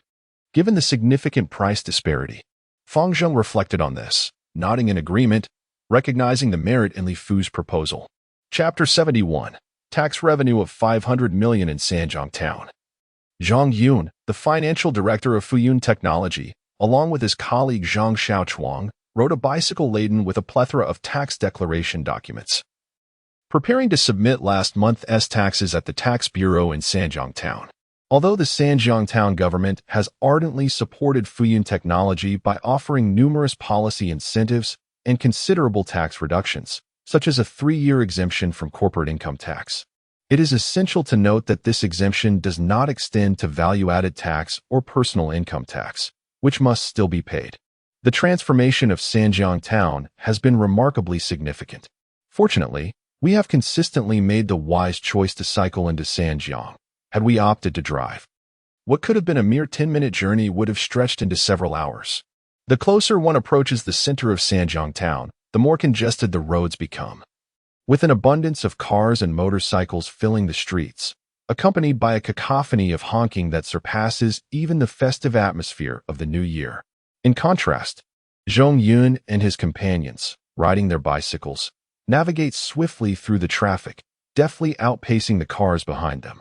The establishment of Fuyun Technology in Sanjiang Town has catalyzed the rapid economic development of the entire region. The Fuyun Technology Park has been continuously bustling.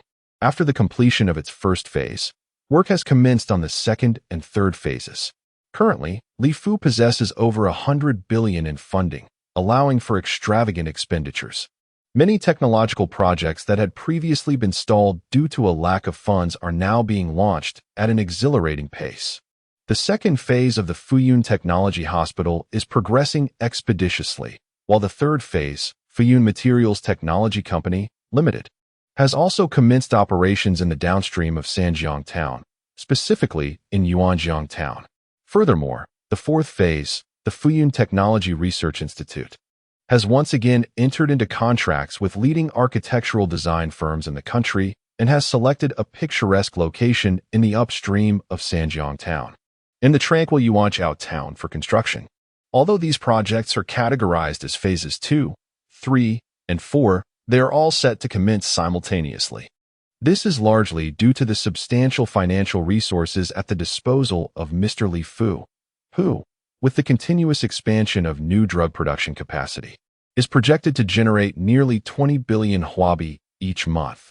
Such an immense cash flow makes it inconceivable for Mr. Li to allow this wealth to languish in a bank, as money must be utilized to hold its value. Otherwise, it remains merely a string of digits.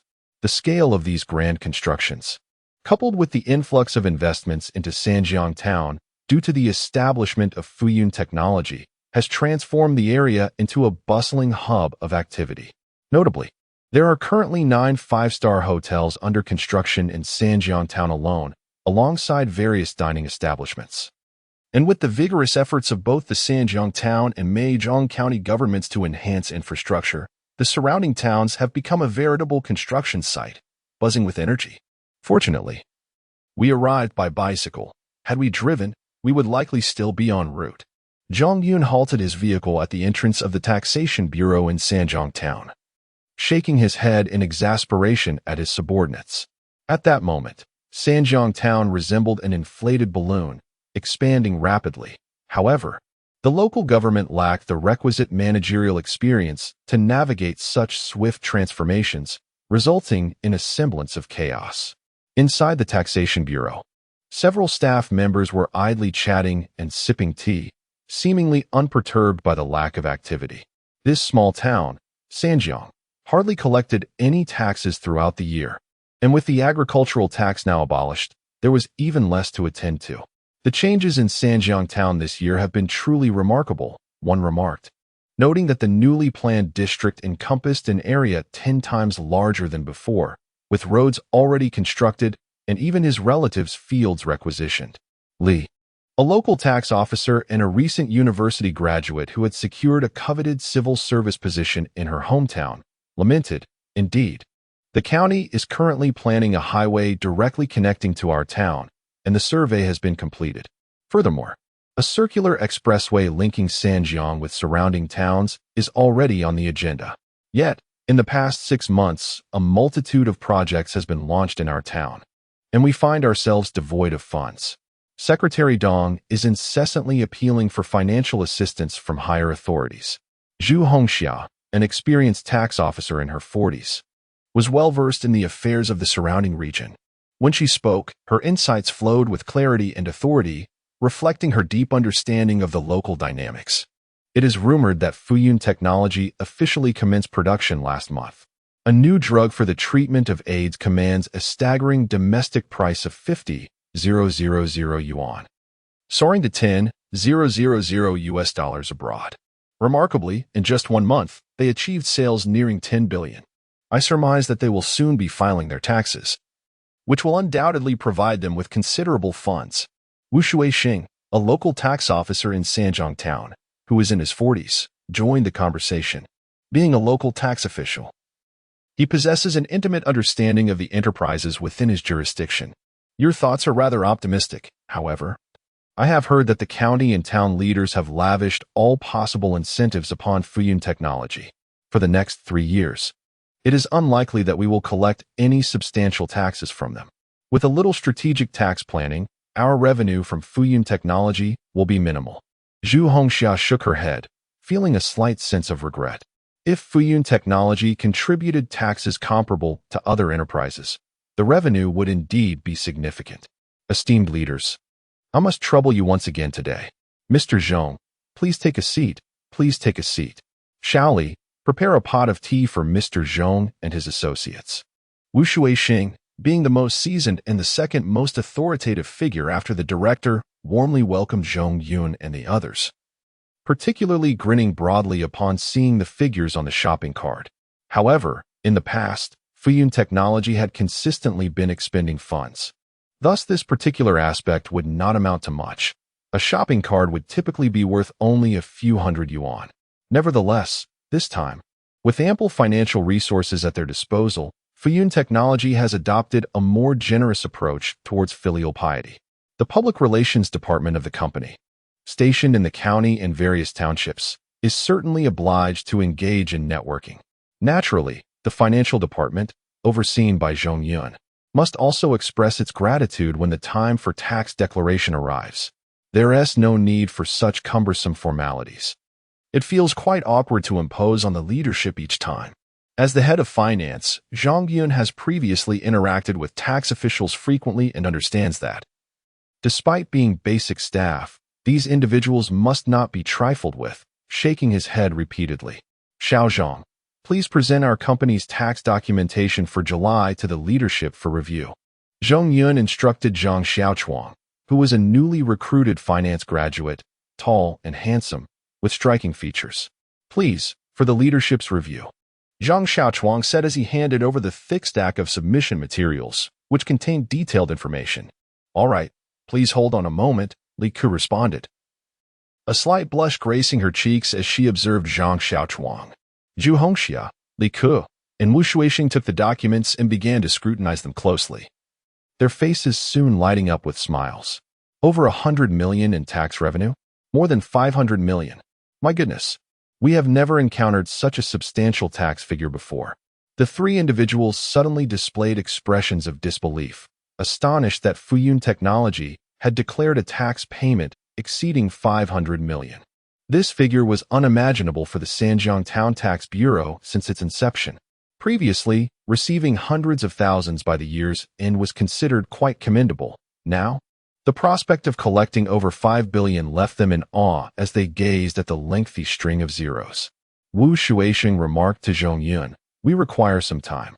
We have never encountered such a substantial amount before. Turning to the other side, he instructed, Shaoli, please contact our colleagues and leaders at the Bureau and urge them to come over promptly. With such a colossal sum, I fear we might make an error. Understood. Li Kun nodded vigorously, swiftly making the calls. Soon, the leaders and other personnel from the Tax Bureau arrived, their eyes widening in astonishment as they examined Fuyun Technology's declaration materials, prompting them to organize themselves for the review process. Goodness, the salaries at Fuyun Technology are astonishingly high, one remarked. Their general manager is earning over 20 million a month, resulting in tax payments of several million. The bonuses for their research staff are astonishingly high, starting in the hundreds of thousands. This Chun Bin has reportedly made over 1 million. One can only ponder what extraordinary endeavors they are engaged in to attain such income. Well, the salaries of ordinary company employees are considerably more reasonable, yet even they boast bonuses in the tens of thousands. Let us take a look at Zhang Xiaochuang's earnings. His salary exceeds 7,000, with bonuses surpassing 20,000, culminating in an impressive income of over 30,000. Having just graduated, this calculation suggests an annual income in the hundreds of thousands. Such is the reality in high-tech enterprises, where employee compensation is astonishingly high. Li Ku, responsible for reviewing personal income tax, gazed at the salaries of Fuyun Technology employees, exclaiming in astonishment, particularly noting how the income of an ordinary employee like Zhang Xiaochuang is so remarkably elevated. Chapter 72. Meeting the parents in the verdant campus of Huaxia Imperial Capital, Yanwang University, Li Fu strolled hand in hand with Wang Yun, who was adorned in a delicate shade of pale yellow. Her cheeks flushed with a rosy hue, especially when others cast their glances upon them, rendering her even more bashful. Li Fu gently caressed Wang Yun's hand, taking in the picturesque surroundings while savoring the warmth of her presence. Wang Yun nodded, being a wise girl.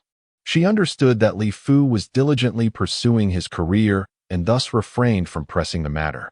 In her eyes, a man should prioritize his professional endeavors, a principle instilled in her by the Wang family's upbringing. What? Your grandfather wishes to see me? Upon hearing this, Li Fu was instantly taken aback, fully aware of who Wang Yun's grandfather was. What kind of expression is that? Is my grandfather going to eat you? Wang Yun remarked with an eye roll, sensing his surprise. Of course not. It's just a bit unexpected. I'm completely unprepared and have no gifts to present. How can I face him without any offerings? Li Fu smiled and shook his head, his mind wandering to thoughts of suitable gifts. My grandfather has never been fond of receiving presents. You, indeed, need not bring anything. How can that be? It is imperative, especially when meeting the parents for the first time, to observe proper etiquette. The following day, Wang Yun escorted Li Fu to the entrance of a courtyard near the heart of the imperial city. At that moment, Li Fu felt a wave of nervousness. After all, it was his inaugural encounter with the parents, a situation that would unsettle anyone. At the entrance of the courtyard stood a tall young man, possessing striking features and a resolute demeanor, clearly someone who had trained extensively in the military. Upon seeing Wang Yun and Li Fu, a smile graced his face. Brother, Wang Yun greeted him cheerfully. I presume this is the illustrious Li Fu. Wang Yun's uncle's second son, Wang Xiao, extended his hand with a warm smile. Hello, second brother. Li Fu, adapting quickly, reciprocated by addressing him as brother, showing a marked increase in his confidence. Let us proceed. Grandfather has been awaiting your arrival for some time, Wang Xiao said, patting Li Fu on the shoulder as he welcomed them inside. As a soldier, he appreciated Li Fu's straightforwardness.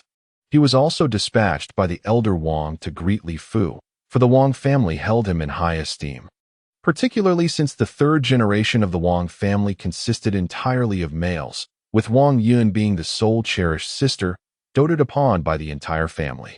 Li Fu was filled with trepidation as he was led by Wang Yun into the traditional courtyard of the Wang family. The courtyard was adorned with a plethora of flowers, plants, and trees. Although it was the height of summer and the weather was sweltering, stepping into the courtyard brought a refreshing coolness. Every element within the courtyard exuded an antique charm, imbued with a profound sense of history. In a nearby reception room, Old Master Wang was engaged in a lively conversation with another elderly gentleman who bore a resemblance to him, both in age and appearance, amidst the company of several others. Second uncle, what brings you here? Wang Xiao inquired as she accompanied Li Fu and Wang Yun into the reception area. Upon spotting the elder beside Old Master Wang, Wang Yun immediately approached him with affectionate greetings. Haha, I heard about your recent events, so I decided to drop by unannounced, Wang Jingxing replied, his face beaming with joy at the sight of his little granddaughter, the sole granddaughter of the Wang family across 3 generations. Wang Jingxing cherished Wang Yun even more than Old Master Wang did. Young Li, please have a seat, Old Master Wang invited, his keen gaze scrutinizing Li Fu. Though Li Fu's appearance was rather ordinary, with merely well-defined features and simple yet fitting attire, his eyes held a depth akin to the stars, shrouded in mystery. He emanated a demeanor that was both serene and seemingly harboring an unfathomable power. Under the penetrating gaze of Old Master Wang, Li Fu maintained an air of composure and tranquility. As he felt the old man's piercing gaze, it was as if he was laid bare before him. With no secrets to conceal, Old Master Wang could not help but nod in agreement, as he was already well acquainted with Li Fu's detailed background. Now, upon seeing him in person, Old Master Wang felt a subtle sense of inscrutability about Li Fu. A faint smile graced Old Master Wang's face as he gestured for Li Fu to take a seat on a chair that had long been prepared beside him. Meanwhile, those around them turned their gazes toward Li Fu, scrutinizing him with keen interest. Good day, grandfather. Good day, second grandfather. Li Fu greeted the 2 elderly gentlemen with utmost politeness.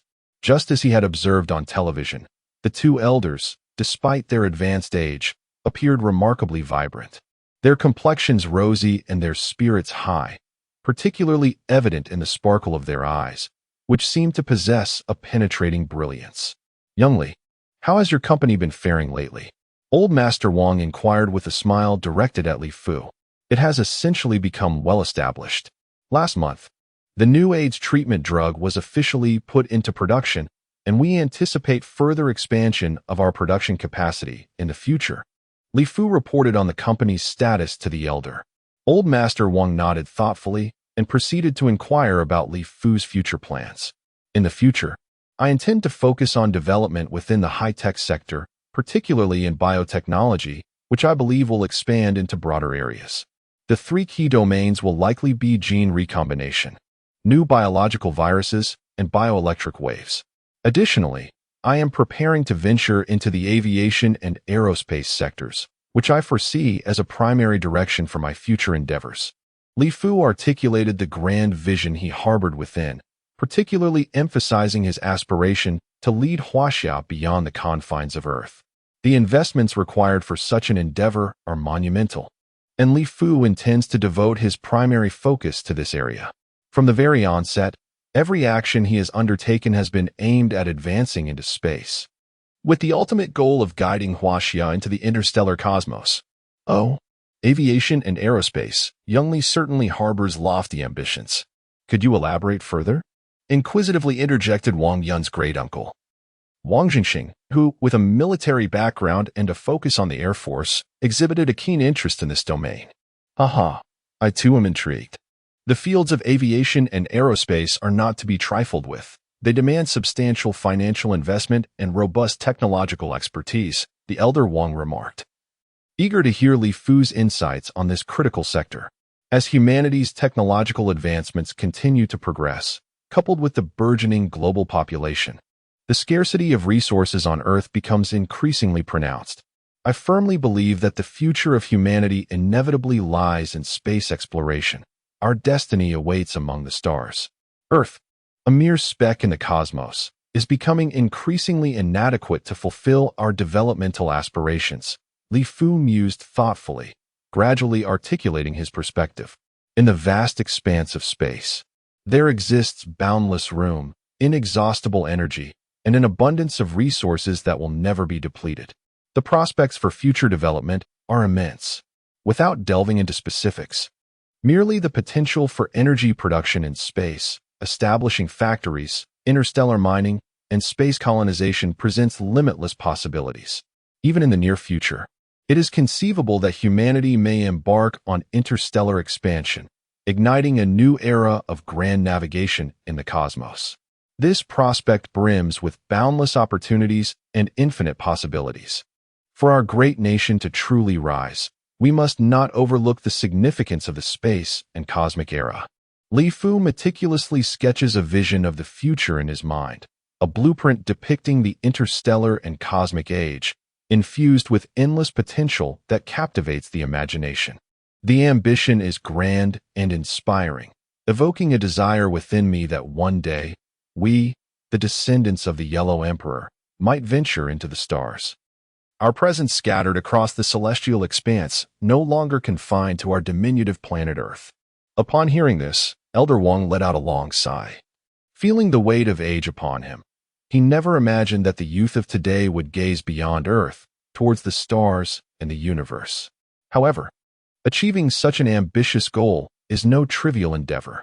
The fields of aviation and aerospace are truly high-tech industries, demanding substantial financial resources. Li Fu, as a genius scientist, might possess some groundbreaking technological advancements in this realm, perhaps? Wang Jingxing nodded in agreement. He holds a profound understanding of the aviation and aerospace sectors, recognizing them as domains of true technological prowess, where mere wealth may not suffice, but rather a robust foundation in science and industry is essential for success. It is well known that numerous developed nations exist across the globe. However, only a select few can truly be classified as formidable powers in the realms of aerospace and aviation. Each of these nations stands as a genuine stronghold on Earth, boasting an exceptionally robust, comprehensive national strength. For instance, while South Korea enjoys economic prosperity, it remains woefully deficient in the fields of aerospace and aviation, unable to engage meaningfully in such advanced domains. In Chapter 73, concerning plasma technology, China emerges as a significant player in aerospace, having already succeeded in sending humans into space and preparing to construct its own space station. The nation's aspirations extend further, with a keen eye set on lunar exploration. Nevertheless, when juxtaposed with technological giants such as the United States and Russia, China still faces considerable gaps in aerospace technology. The core components and engines of domestically produced aircraft and fighter jets have yet to attain true indigenization. Although the nation can manufacture aircraft engines, challenges concerning their lifespan, power, stability, and production capacity persist. Wang Jingxing, a venerable elder who once oversaw the Air Force, has long been dedicated to cultivating a formidable aviation industry for China. Upon hearing Li Fu discuss aerospace and aviation, his interest was piqued, especially since he was already aware of Li Fu's impressive credentials. Not only is Li Fu remarkable in the fields of biotechnology and computer science, but he also excels across various other disciplines, embodying the essence of a polymath. Given Li Fu's assertions, it is evident that his insights are not made lightly. Theoretically, there have been certain breakthroughs. However, practical implementation has yet to commence. Thus, I remain uncertain about its feasibility. Li Fu nodded, his mind already summoning the resume of Wang Jingxing, aware of the weight this elder carries. He contemplated whether he could leverage this opportunity to connect with the domestic aviation and aerospace sectors, as such a relationship would establish a solid foundation for future endeavors in this domain. Otherwise, the regulations governing aviation and aerospace are exceedingly stringent. A single misstep could lead to catastrophic consequences.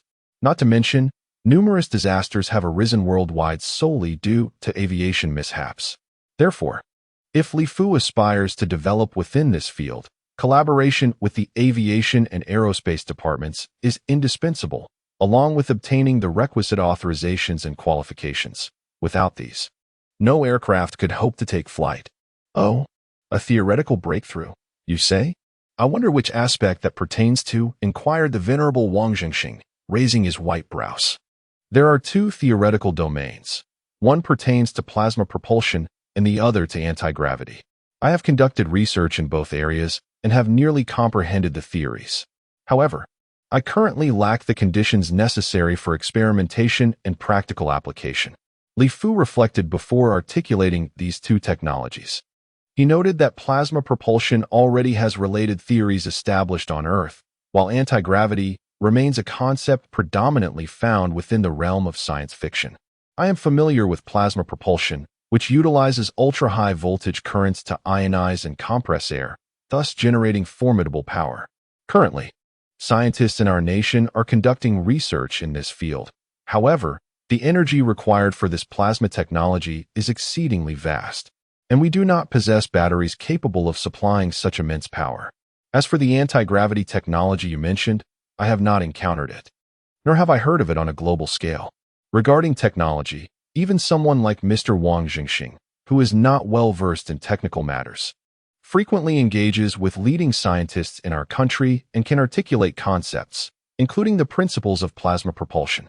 The essence of plasma technology hinges on two core components. One is a battery with exceptional energy storage capacity. As traditional batteries are far from meeting the demands of plasma propulsion, the other pertains to materials. The temperature of ionized compressed air can soar above 2,000 degrees, with core temperatures potentially reaching 5,000 degrees. Under such extreme conditions, the materials available on Earth today would not withstand for long. Li Fu, however, exudes remarkable confidence, seemingly possessing profound insights into this domain, as he is able to identify the two critical technological challenges that plasma propulsion faces. Shaoli, what you articulated aligns perfectly with the insights of our nation's top scientists. I wonder if you have any solutions to these two issues? If we could successfully develop plasma propulsion, our Chinese warships could surpass those of all other nations globally, theoretically enabling plasma-powered vessels to effortlessly reach speeds of 10 times the speed of sound. The esteemed Mr. Wang Jingxing grew increasingly animated as he listened. He discerned from Li Fu's words that the latter was not speaking idly, but rather exuded an aura of profound confidence, suggesting that he possessed substantial insights. The resolution of energy storage issues could potentially be achieved through the implementation of atomic batteries and wireless power transmission technologies. As for the challenge of material solutions, that would necessitate ongoing exploration. Although there are some ideas regarding materials, experiments have yet to be conducted. Li Fu chuckled lightly, holding a deep respect for this venerable elder who was wholly devoted to advancing the nation's aerospace and aviation sectors. Atomic batteries and wireless power transmission technologies? Mr. Wang Jingxing was momentarily taken aback. While he was aware of plasma technology, he was entirely unfamiliar with these concepts. Nevertheless, he perceived Li Fu's unwavering confidence and the assurance it conveyed. Curiosity piqued, Mr. Wang inquired about anti-gravity technology, questioning the theoretical foundations that underpin it. The previously silent elder joined the conversation, delighted to witness his brother Wang Jingxing and Li Fu engaged in such fervent discussion about new technologies. Anti-gravity technology, being predominantly theoretical, was an area he had explored while researching magnetic fields. We all know that the Earth possesses a formidable magnetic field, akin to a colossal magnet. The theory of anti-gravity is predicated on this principle of repulsion between like poles.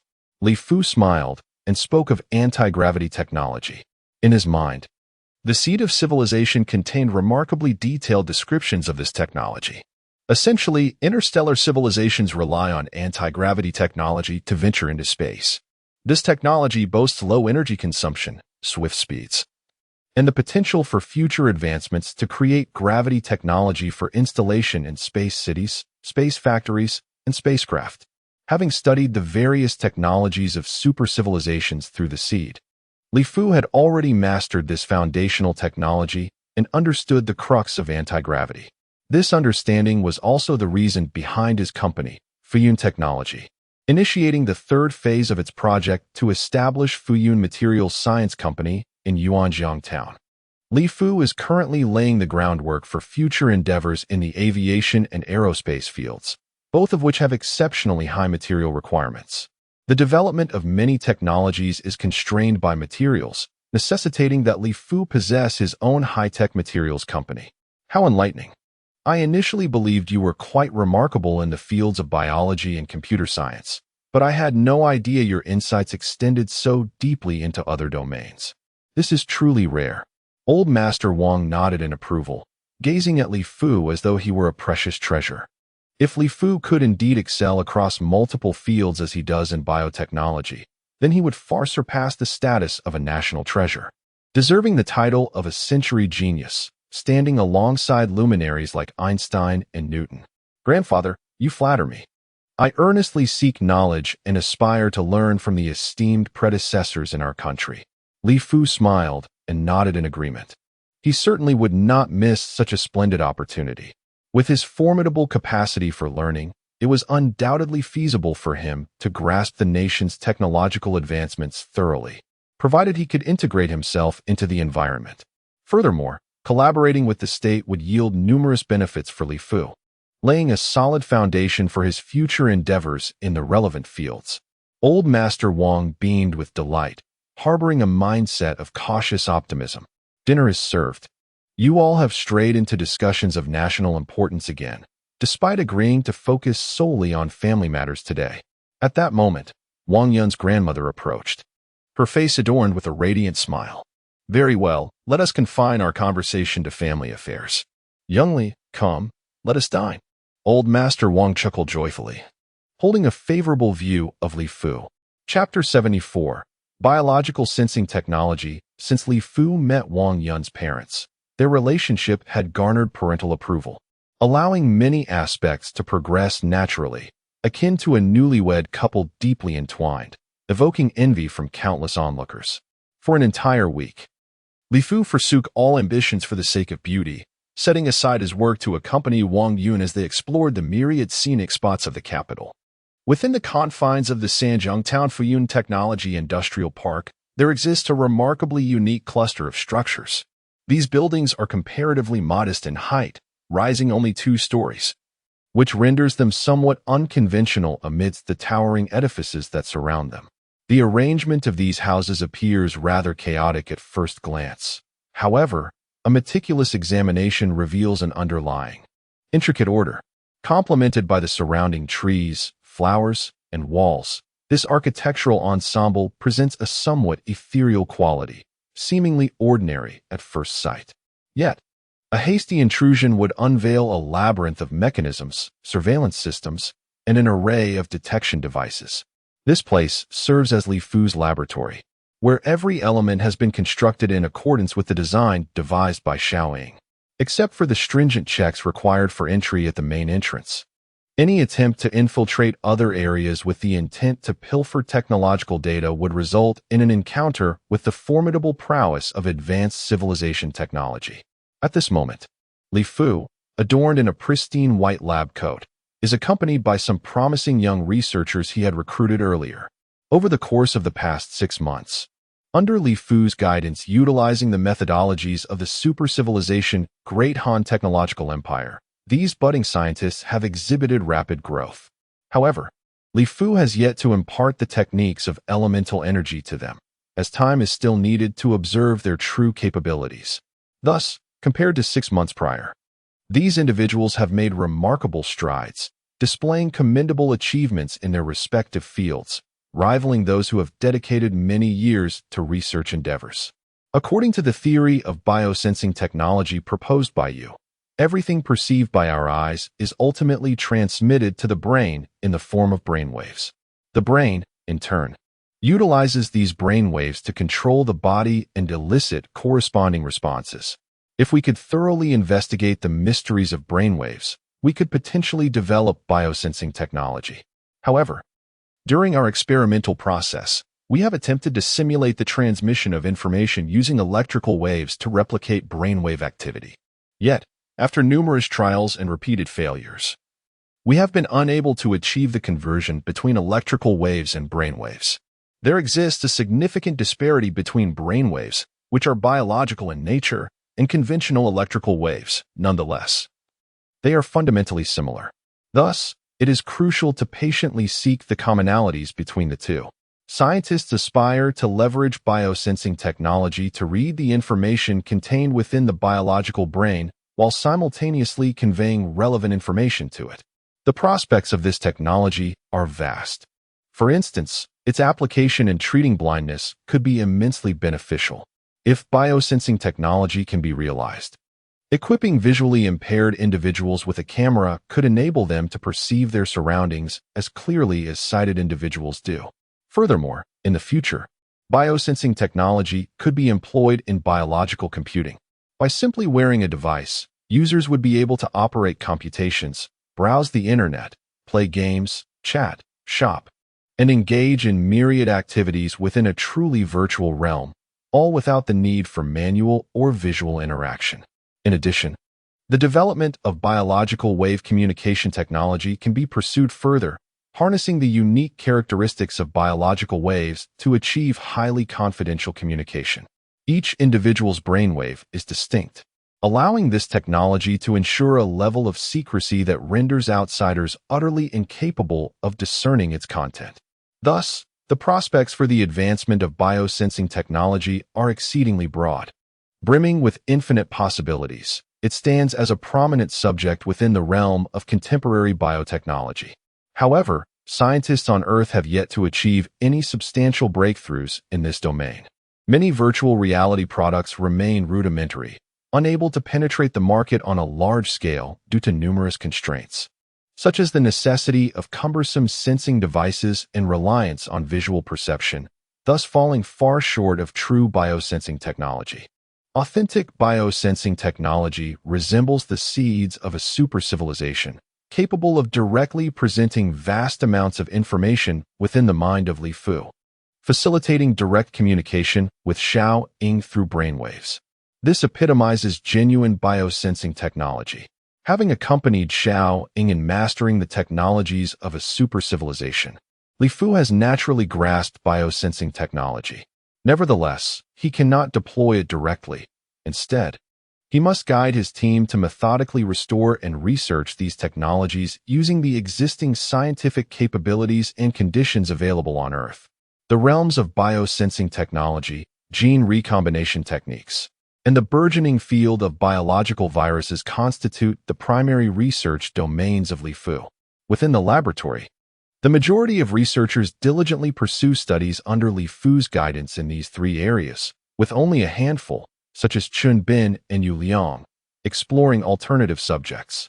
Patience is key, Li Fu reassured everyone. Many discoveries emerge only through repeated experimentation and exploration.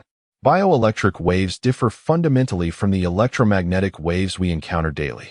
With a smile, he resumed his dual role of conducting experiments while imparting knowledge, elucidating the scientific principles surrounding bioelectric waves, and meticulously dissecting the distinctions between these and ordinary electromagnetic waves. This method, a hallmark of Li Fu's teaching philosophy, integrates theory with practice. His commitment to research is boundless, and even students who have only recently joined the company are often bewildered by the complexities of their work. Nevertheless, Li Fu persistently hones their skills through a variety of experiments and hands-on engagement, despite the considerable resources and materials that may be expended in the process. Yet, witnessing the gradual progress of his Prot.GS makes every effort worthwhile. In the Biosensing Technology Research Group at Fuyun Technology Laboratory, Zheng Xiaodong reclined in a chair with his eyes closed, two specialized sensors affixed to his temples, connected to a computer nearby. The 99th experiment commenced, transmitting data. Apple. As the image of an apple appeared on the computer screen, Zheng Xiaodong immediately exclaimed, "Banana." Another image surfaced, and he swiftly identified the object within it. Dog. Cat. 124. Car. The Great Wall of China. With each passing image, the complexity and richness of the content increased, yet Zheng Xiaodong astonishingly articulated every single one without error. Haha. Finally showing some progress, he thought, recognizing that information could now be relayed to a biological brain. Although the information being transmitted remained relatively simple, it nonetheless represented a significant achievement. Well, it's decent enough. The next step is to attempt reading the brainwaves of the organism. If this is accomplished, we will essentially have laid the groundwork for the study of biological sensing technology. Li Fu nodded in agreement. The most challenging aspects of biological sensing technology lie in two areas: transmitting information to the biological brain and decoding the information contained within its brainwaves. Only when these two facets are thoroughly understood can the research into biological sensing technology be considered a genuine success. Chapter 75. Visitors from the Military Industrial Unit. Time always seems to fly during busy periods, and before long, August had passed. Over the past month, Fuyun Technology enjoyed remarkable success in the global market with its new AIDS treatment, achieving nearly $15 billion in sales throughout August, resulting in a substantial influx of funds. Li Fu is making substantial investments, with the upcoming Fuyun Technology Research Institute sprawling over thousands of acres. He has engaged the nation's premier architectural firm for its construction, anticipating an expenditure of at least several hundred billion wabik. Coupled with the subsequent acquisition of various advanced scientific research equipment and instruments, the outflow of funds is staggering. Although the influx of revenue is significant, the expenditure flows like water, leaving little surplus capital. This predicament compels Li Fu to devise strategies to enhance the production capacity of new pharmaceuticals while intensifying research across different technologies to expedite the launch of new products for greater profitability. The financial strain is palpable, funds remain insufficient. In the headquarters of Fuyun Technology, upon receiving the financial report from Zhong Yun, Li Fu could not help but exclaim in exasperation, meticulously calculating future expenditures. The Fuyun Technology Research Institute resembles an insatiable black hole for funds. Yet it is a project that cannot be abandoned. The current laboratory is overly constricted and lacks versatility for comprehensive development. The establishment of the Fuyun Technology Research Institute is imperative. Furthermore, the Materials Technology Company in Yuanjiang Town requires continued investment, having only recently commenced operations. A careful assessment reveals that retaining substantial funds this year is unrealistic. Initially, I had contemplated the possibility of initiating the construction of Sanjiang Academy, but it appears that we'll have to wait until next year. One cannot become overweight in a single bite. We can take our time. Many matters cannot be rushed, much like the development of Sanjiang College. Although we have the support of the local government, the approval from the Ministry of Education is not easily obtained. Moreover, the relevant teaching staff, educational management, establishment of various programs, and student recruitment all require a step-by-step approach. Listening to this, Fang Jing chuckled, as he could now somewhat fathom the grand vision that lay within Li Fu's heart. He envisioned the establishment of research institutes, materials companies, biotechnology firms, hospitals, and even higher education institutions. One could only imagine the vast chasms of ambition within Li Fu's mind. As Li Fu and Fang Jing were engaged in their discussion regarding future plans, several distinctive vehicles arrived at the headquarters of Fuyun Technology. These vehicles bore unique insignias, unmistakably indicating their connection to the national military. Dou Xian, clad in military uniform, stepped out decisively and surveyed the newly constructed, modestly tall building before him, adorned with the striking emblem of Fuyun Technology. The company was bustling with youthful faces, and the incessant sounds of construction echoed around them. Gazing into the distance, one could see farmers diligently tending to the fields, surrounded by lush green mountains and clear waters, with paddies abundant with rice. In every regard, the presence of Fuyun Technology seemed incongruous within this rural setting. Yet, it was precisely in such a countryside that this globally renowned high-tech enterprise found its home. And one could not overlook the dedication that brought it here from the distant Tianfu. Li Fu surprisingly chose to establish the company in such a location. Dou Xian chuckled and shook his head, finding it somewhat difficult to comprehend Li Fu's reasoning for this choice. However, he did not pause in his steps and proceeded directly into the headquarters of Fuyun Technology. "Hello, may I inquire what brings you here?" Upon seeing Dou Xian and his companions enter, the security guard immediately approached them. Dressed in military uniforms, they stood tall, making their identities apparent. "We are here to see your company's owner, Li Fu. We have a prior appointment with him." "Very well. Please wait in the reception room while I notify the boss." The guard escorted Dou Xian and his party to the reception area and promptly informed the front desk to alert Li Fu. Soon, Li Fu arrived in the reception room, his mind racing with confusion as he believed he had no connections with these military personnel. "Hello, I am Li Fu," as he observed Dou Xian and his companions. His bewilderment deepened, for he did not recognize any of them. However, his internal assistant quickly retrieved their profiles, revealing that Dou Xian was an officer affiliated with a national defense organization. "Greetings, Mr. Li.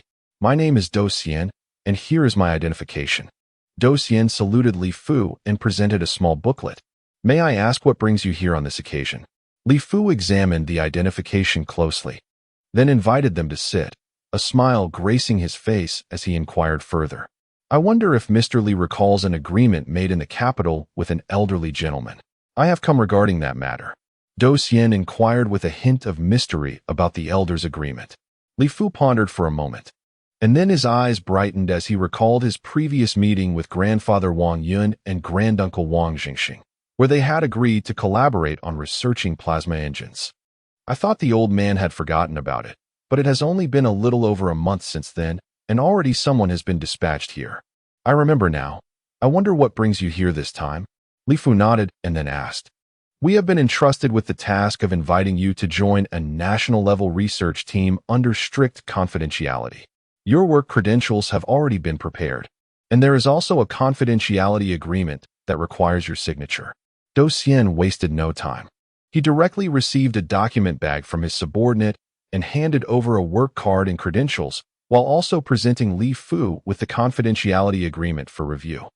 Li Fu quickly scanned the agreement, which essentially outlined his participation in a significant confidential research project and stipulated that no related research information could be disclosed to outsiders. "May I bring a few individuals along to participate in this research project? These individuals are all researchers from my company and have demonstrated commendable performance in relevant fields." Li Fu nodded, recalling his colleagues Chen Bin and Yu Liang, who specialize in propulsion research, as well as Yang Yiping and Chao Haitao, who focus on materials research. He considered this an excellent opportunity for learning and wondered if he could include them as well. I will need to consult with my superiors on this matter. Please send me their relevant information. Dou Xian was momentarily taken aback, surprised that Li Fu intended to include others. He had anticipated that Li Fu would present some other demands. Li Fu nodded and provided the names of Chen Bin, Yu Liang, Yang Yiping, and Chao Haitao. He believed that their formidable capabilities would swiftly uncover all pertinent information about the individuals. However, he was uncertain whether his request to bring them along would be granted. Mr. Li, Dou Xian said with a smile after Li Fu promptly signed the documents. The project team is eager for you to join us as soon as possible, especially since Academician Liu has expressed a keen interest in your recent breakthroughs in plasma propulsion. He is particularly anxious for you to participate in our research. Li Fu responded, I will arrange everything promptly. I am equally enthusiastic about the opportunity to learn and exchange ideas with my esteemed predecessors. A week later, Li Fu, accompanied by Chen Bin, Yu Liang, Chao Haitao, and Yang Yiping, boarded a flight to the Land of Abundance, secretly joining the Aviation Engine Research Project. Chapter 76. Lu Shiring the Land of Abundance. A region renowned alongside the northeastern Liaoning-Shenyang area as a hub of aviation, is one of the central areas for the aviation industry in China. Here, esteemed aviation research institutions thrive, alongside the illustrious Tianfu Aircraft Industrial Group, a formidable military enterprise dedicated to the production and manufacturing of aircraft. The grand aircraft projects that China has long been researching, including the most advanced fifth-generation fighter jets and the future sixth-generation aircraft, are invariably intertwined with the contributions of the nation's esteemed research institutions and military enterprises. In the present moment, within the Land of Abundance, the atmosphere is stiflingly warm, yet the inhabitants indulge in a leisurely lifestyle. The bustling urgency characteristic of coastal regions appears almost non-existent here, where everything unfolds at a contemplative pace.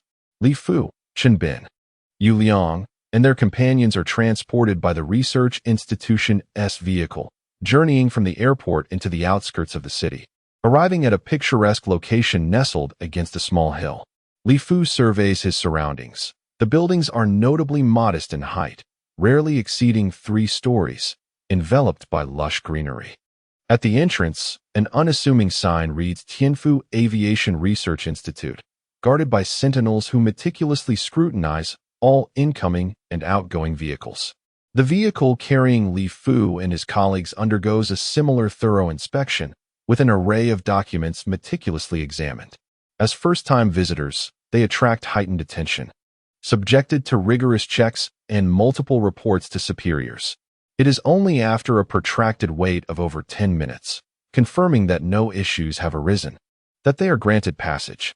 Within the institute, the vehicle continues its journey through expansive grounds teeming with ancient trees, evoking a sense of history. Many surrounding structures reflect the architectural style of the bygone Soviet era, steeped in a rich historical ambience. The vehicle meandered to the front of a grand building, where Dou Xian awaited with his companions. Upon seeing Li Fu and the others disembark, he hurried over with a beaming smile. After eagerly anticipating your arrival, you have finally graced us with your presence. Beside Dou Xian stood a bespectacled gentleman, exuding an air of scholarly wisdom, likely in his 40s. His eyes sparkled with recognition as he exclaimed, You must be Academician Lu Shiring. I am honored that you would come personally. Upon recognizing Lu Shiring, Lu Qingchuan felt a wave of trepidation wash over him. He had not expected this eminent scientist from the aerospace field to come and greet him in person, leaving him both astonished and flattered. Haha, I happen to have some free time today. Moreover, I have long wished to meet the legendary scientist of our nation's biological sciences, the pioneer in the realm of biological viruses. I eagerly anticipate that you, too, will carve out a brand new frontier in the aerospace and biotechnology sectors. Lu Shiring, ever the conversationalist, appeared genuinely pleased to see Li Fu. As he guided Li Fu and the others inside, he added with a chuckle, I am also well acquainted with your mentor, Lu Yi. He has certainly taken on an exceptional student. With Lu Shiying leading the way, a novel world began to unfold before them, showcasing an array of aircraft models, various types of aviation engines, and an expansive wind tunnel laboratory, each revelation more awe-inspiring than the last. Our laboratory is one of the most advanced in the nation, boasting the largest research team and state-of-the-art scientific equipment. There are over 100 individuals who have been honored with the title of Academician of the Huaxia Academy, each leading their respective teams in the study of various components of aircraft. Lu Shiying, accompanied by Li Fu and others, proudly guided them through the facility, sharing insights about its fundamental aspects. Li Fu, Chen Bin, Yu Yang, Chao Haitao, and Yang Yiping were akin to a child entering a grand garden, their eyes wide with curiosity as they absorbed their surroundings.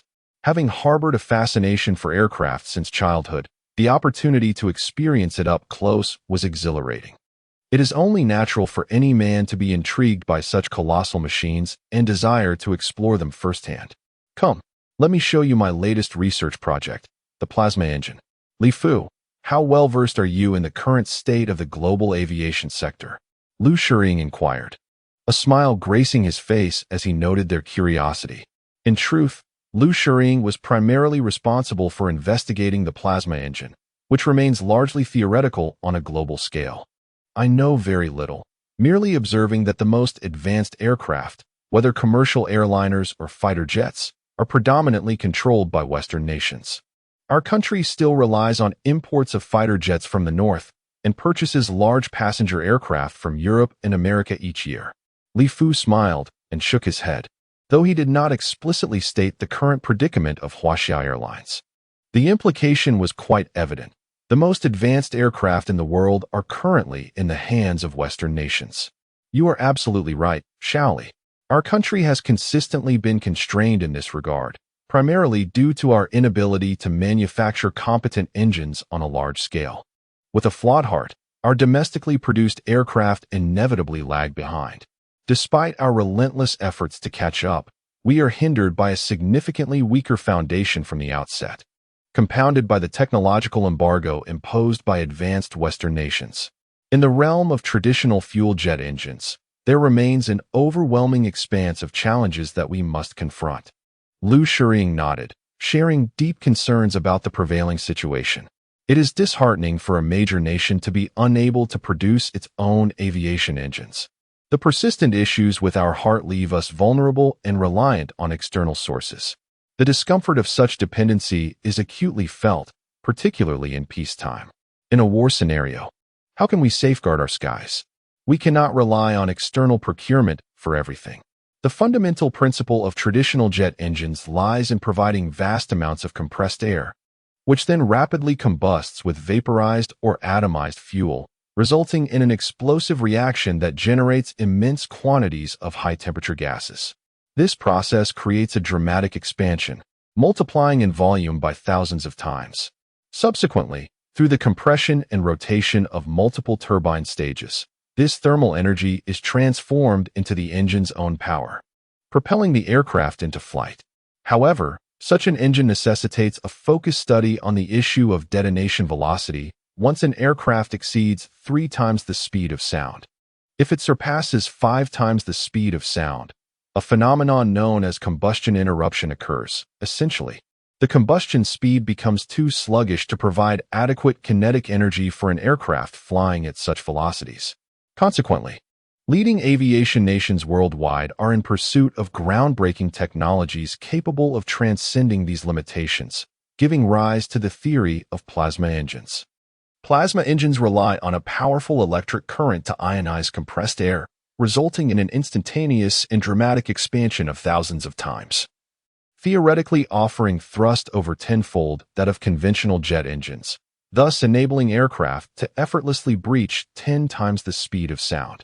Should this technology be developed first by any nation, it would possess unparalleled advantages over others. An aircraft powered by a plasma engine, reaching speeds of 10 times the speed of sound, would find it exceedingly difficult for even missiles to keep pace, allowing it to circumnavigate the globe in merely a few hours. When Lu Shiying speaks of his current research on plasma engines, he becomes animated and articulate, clearly demonstrating his excitement for this cutting-edge field. Is there any nation currently researching plasma engines? Chen Bin timidly inquired, observing Lu Shiying's fervor. No, not even the most formidable of the Eagle Nation possesses it. The plasma engine is heralded as the core technology of the next generation of fighter aircraft. Our nation places immense importance on this technology because we aspire to catch up with, and even surpass, Western countries in the realm of plasma engines. Therefore, when I learned of your theoretical breakthroughs in this field, I was filled with excitement, eager to invite you over as soon as possible to expedite the research on plasma engines. This would liberate our nation from dependency in aviation, paving the way for the development of large aircraft and fighter jets without any hindrance. Lu Shiying chuckled and shook his head, noting that the field of plasma engines is entirely new, with all countries starting from the same starting line. It is indeed an opportunity for China to achieve a remarkable leap forward. My own conjectures may be mere speculation, and whether they are feasible remains to be tested through practical application. Li Fu smiled awkwardly. In his view, in this groundbreaking field of plasma engines, any new ideas or methods are exceedingly valuable. He had previously consulted numerous renowned scientists to discuss the challenges faced in this domain. Thus, hearing about Li Fu's new breakthroughs filled him with joy, even though he recognized that Li Fu's background in biotechnology might not directly contribute to advancements in plasma engine research. Lu Shiying must seize this opportunity, for any novel approach may yield significant breakthroughs, enabling Huaxia to pioneer the development of plasma engines and achieve a remarkable leap in the aviation sector. Chapter 77. A Blank Canvas for Creation at the Tianfu Aviation Research Institute. Li Fu and his team enjoyed a well-deserved day of rest. The following morning, Li Fu arrived early at the Plasma Engine Research Group, led by Lu Shiying. Good morning, Xiao Li, Lu Shiying greeted him, already engrossed in work, his smile illuminating the room. Good morning, Academician Lu, Li Fu replied, nodding in acknowledgement. His gaze was drawn to a large cylindrical structure standing majestically before Lu Shiying, capturing the attention of all present. This is the plasma engine we have developed so far. Although it is referred to as a plasma engine, it lacks any substantial functionality. It cannot even ionize air, Lu Shiying remarked, noting the expression of disappointment on Li Fu's face. That shouldn't be the case. Ionizing air should be achievable using high-voltage electricity on the ground. It's not as if we are attempting this in mid-air, where we cannot carry a substantial electric charge. Li Fu responded, furrowing his brow. The task of ionizing air seemed straightforward to him. Simply applying high-voltage electricity should suffice, leaving him perplexed as to why it remained unaccomplished. Ionizing air is naturally quite simple. One merely needs to connect a high-voltage line. However, achieving this within the confines of such a diminutive engine presents a myriad of complexities. Lu Shiying chuckled and shook his head.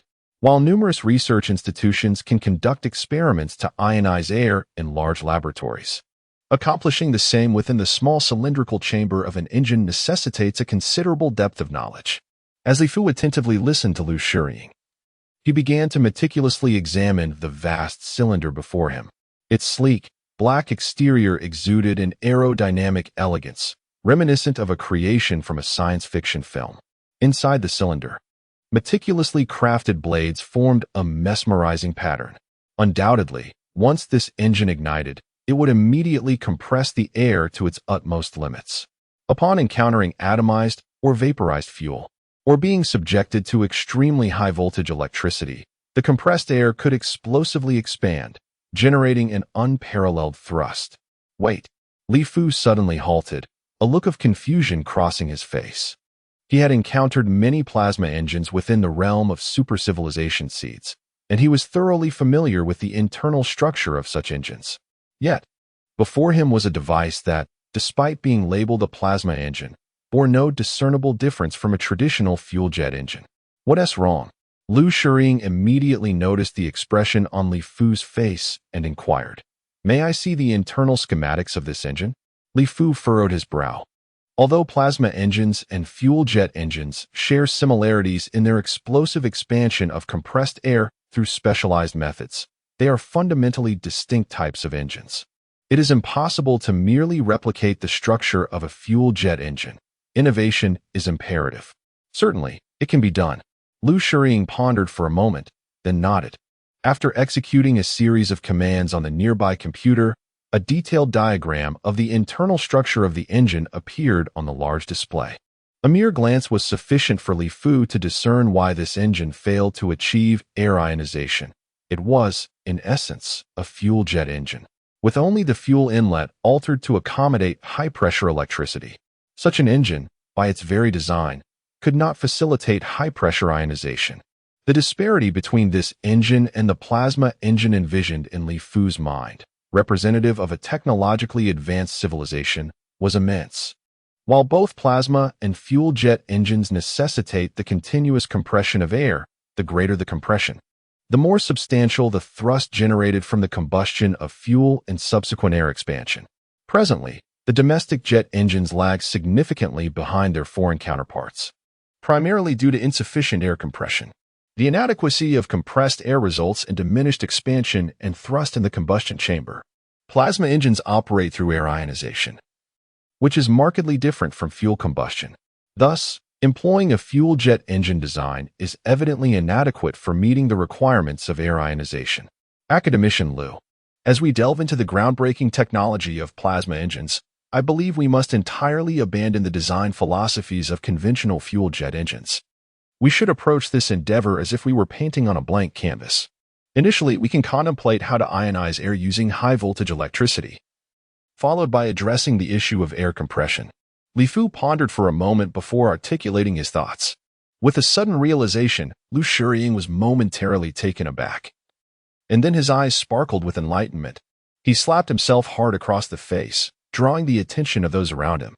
Indeed, how could I have overlooked this issue? I have lamented the lack of breakthroughs, yet my mindset has remained shackled to the design of fuel jet engines. No wonder I have felt stagnant in my progress. I have betrayed the trust of our nation. Countless resources have been squandered on previous experiments, and here I am, employing outdated thinking to design an entirely new plasma engine. Liu Shiying felt as if he had been struck by a sudden revelation, his mind clearing in an instant, and he began to exclaim with fervor. As an expert in aerodynamics, he is among the foremost in Huaxia and ranks among the best in the world. Until now, no one had ever questioned his research methodologies. For pursuing traditional fuel jet engine designs seemed inherently sound. In an instant, Li Fu awakened him, akin to the construction of a building. If a solid foundation is laid from the outset, the structure may rise swiftly. However, this pre-established base also imposes limitations, dictating the form and height of the edifice. Conversely, the absence of any foundation may initially present challenges, rendering the endeavor seemingly aimless. Yet, in this void, there are no constraints, paving the way for unprecedented developments. Much like a blank canvas awaiting an artist's brush, this principle is remarkably straightforward, yet it had never been articulated until now. Only someone like Li Fu, who has studied the seeds of super-civilizations, could elucidate this insight. Otherwise, one might persist in following the conventional paths of inquiry. Li Fu, your recruitment was indeed fortuitous. It is merely the second day, and already such immense progress has been made. Previously, I harbored little confidence in the development of the plasma engine, but now, with your involvement, my spirits are buoyed with optimism. Alas, I have committed a grave error. Had you not illuminated my understanding, I would have squandered countless hours and resources, jeopardizing our nation's research on plasma engines. Who knows? We might have fallen behind in the future, and I, Liu Shiying, would have become a national disgrace. Liu Shiying appeared to be engulfed by a profound sense of guilt, acutely aware of his perceived betrayal of the trust bestowed upon him by the nation. The country had entrusted him with such a significant responsibility. Yet he felt he had made no progress, and worse, that he might hinder the nation's advancement in the burgeoning field of plasma engines. Simultaneously, Liu Shiying felt immense relief at having recruited Li Fu. Remarkably, merely a day later, Li Fu, after a mere glance at the engine and the design blueprints, identified a critical issue. "You flatter me. You are the expert in this domain." "I merely spoke off the cuff," Li Fu replied with a smile, shaking his head. In that moment, Lu Shiying discerned within Li Fu the same sense of mission and responsibility that he had observed in his own mentor. The older generation of scientists bore a weighty sense of duty towards the tasks assigned to them by the nation. The thought of failing to produce results felt like a betrayal, risking the country's progress in this vital field, rendering them akin to national transgressors. Without delving into other matters, such sentiments of dedication and responsibility evoke an undeniable respect, sentiments that are often beyond the comprehension of the younger generation and are typically observable only in the elder cohort. Lu Shiying's willingness to personally welcome Li Fu, driven by a quest for innovative methodologies and perspectives, underscores the immense pressure he bore, not from external sources, but from an intrinsic historical mission. For China to surpass Europe and America in the aerospace sector, the plasma engine was imbued with great expectations. As the head of the Plasma Engine Research Group, Lu Shiying felt an immense sense of mission and a profound sense of historical responsibility. Aware that Li Fu specialized in biotechnology and was likely devoid of knowledge in the field of aviation, he nonetheless seized every opportunity, hastily inviting Li Fu to join the team upon hearing of his theoretical breakthroughs.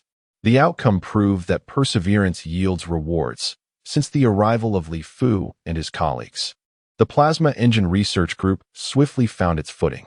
Although Li Fu, Chen Bin, Yu Liang, Chao Haitao, and Yang Yiping initially possessed little understanding and had to seek guidance on many fundamental issues, the team soon recognized their extraordinary potential. Their remarkable aptitude for learning and comprehension allowed them to grasp concepts with astonishing speed, often after just a single reading or listening session. Within less than half a month, they had reached a level comparable to seasoned researchers. Particularly noteworthy was Li Fu, whose formidable learning abilities, profound understanding, and exceptional reverse thinking and deduction skills left the entire project team in awe. The myriad challenges faced by the group were swiftly resolved under Li Fu's extraordinary capabilities. The plasma engine was entirely reimagined and redesigned from the ground up, with progress that was nothing short of astonishing. A month later, a brand new plasma engine emerged before the eyes of the astonished team. Chapter 78. Materials are still materials. Li Fu and Lu Shiying gazed at the silver-gray engine before them as if it were a rare treasure. Measuring approximately 5 meters in length and 1 meter in diameter, its sleek, aerodynamic form emitted a subtle shimmer, reminiscent of a creation from a science fiction film. Who would have thought that within just over a month, we could manufacture a plasma engine? If it weren't for you, Shaoli, this would have been beyond the realm of possibility. Initially, we believed that making any progress within 10 years would be quite remarkable, yet here we are. Having achieved so much in just over a month, Lu Shiying exclaimed, unable to contain his admiration. During their time together, he had come to truly understand the terrifying brilliance of the genius that Lu Yi had spoken of. There seemed to be nothing that Li Fu could not comprehend. Solutions to problems that left many perplexed flowed from him effortlessly, propelling the project's advancement at an astounding pace. Old Lu, you flatter me. If it weren't for our collective efforts and the substantial support from the nation, even my ideas would be of little consequence. Moreover, if we had to start from scratch without everyone's prior experience in designing aircraft engines, completing this project would undoubtedly take far longer, Li Fu replied with a smile, shaking his head in modesty. While he was indeed at the core of the plasma engine research, he believed in maintaining humility. The collaboration with Lu Shiying's team was harmonious, to the extent that he affectionately referred to Lu Shiying as Old Lu. Haha, let us not rush into celebration just yet. We must promptly conduct the wind tunnel tests. Only upon achieving genuine success in these trials can we deem our endeavor truly triumphant. It remains uncertain whether the novel materials and cutting-edge air cooling technology we have employed can withstand the intense heat emanating from the engine core. Soon, the engine was transported into the wind tunnel for the pivotal experimental assessments. Through the thick glass, Li Fu, Lu Shiying, and others gazed at the plasma engine, which awaited testing in serene anticipation. Each person appeared somewhat exhilarated, for this was the nation's inaugural plasma engine. Although its performance remained an enigma, excitement surged within the hearts of all present. Commence. At Lu Shiying's command, someone nearby gently activated several switches, and all eyes fixated on the engine within the wind tunnel laboratory. Li Fu felt the ground tremble subtly beneath him as the plasma engine roared to life. Its formidable air compression capability swiftly evacuated every last vestige of air from a space the size of a basketball court. Even with the thick glass barrier, Li Fu could still hear a thunderous roar reverberating through the chamber. A vivid orange-red plume erupted from the engine's rear, stretching several meters in length. Almost instantaneously, the orange-red tail flame transformed into a blindingly pure white, dazzling to behold, akin to gazing directly at the sun. As the tangerine-hued tail flame transformed into a brilliant white, the temperature of the surrounding air surged rapidly. A faint haze enveloped the atmosphere, as an overwhelming wave of heat seemed to approach, penetrating even the thick glass barrier. Beep, beep. A massive monitor nearby displayed a flurry of data fluctuating swiftly, eliciting joyous expressions from the research team. Engine thermal efficiency, propulsion efficiency, overall efficiency, EPR, engine pressure ratio. N1, fan speed, EGT, exhaust gas temperature, electrical consumption, and a myriad of other metrics danced across the expansive screen. Remarkable. Even at this nascent stage, it had already surpassed the parameters of the world's most advanced engines.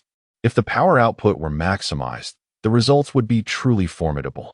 It is no wonder that plasma engines are heralded as the cornerstone of future combat aircraft, esteemed as the epitome of aerospace technology. These figures are simply exquisite. It is almost unfathomable that we could produce such an advanced engine ourselves.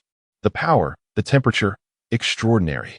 Each researcher in the team gazed at the numbers on the colossal display, their faces beaming with delight, fully aware of the significance these readings held.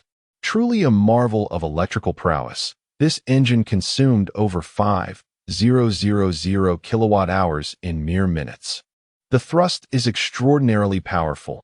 Our entire wind tunnel laboratory seems to tremble subtly.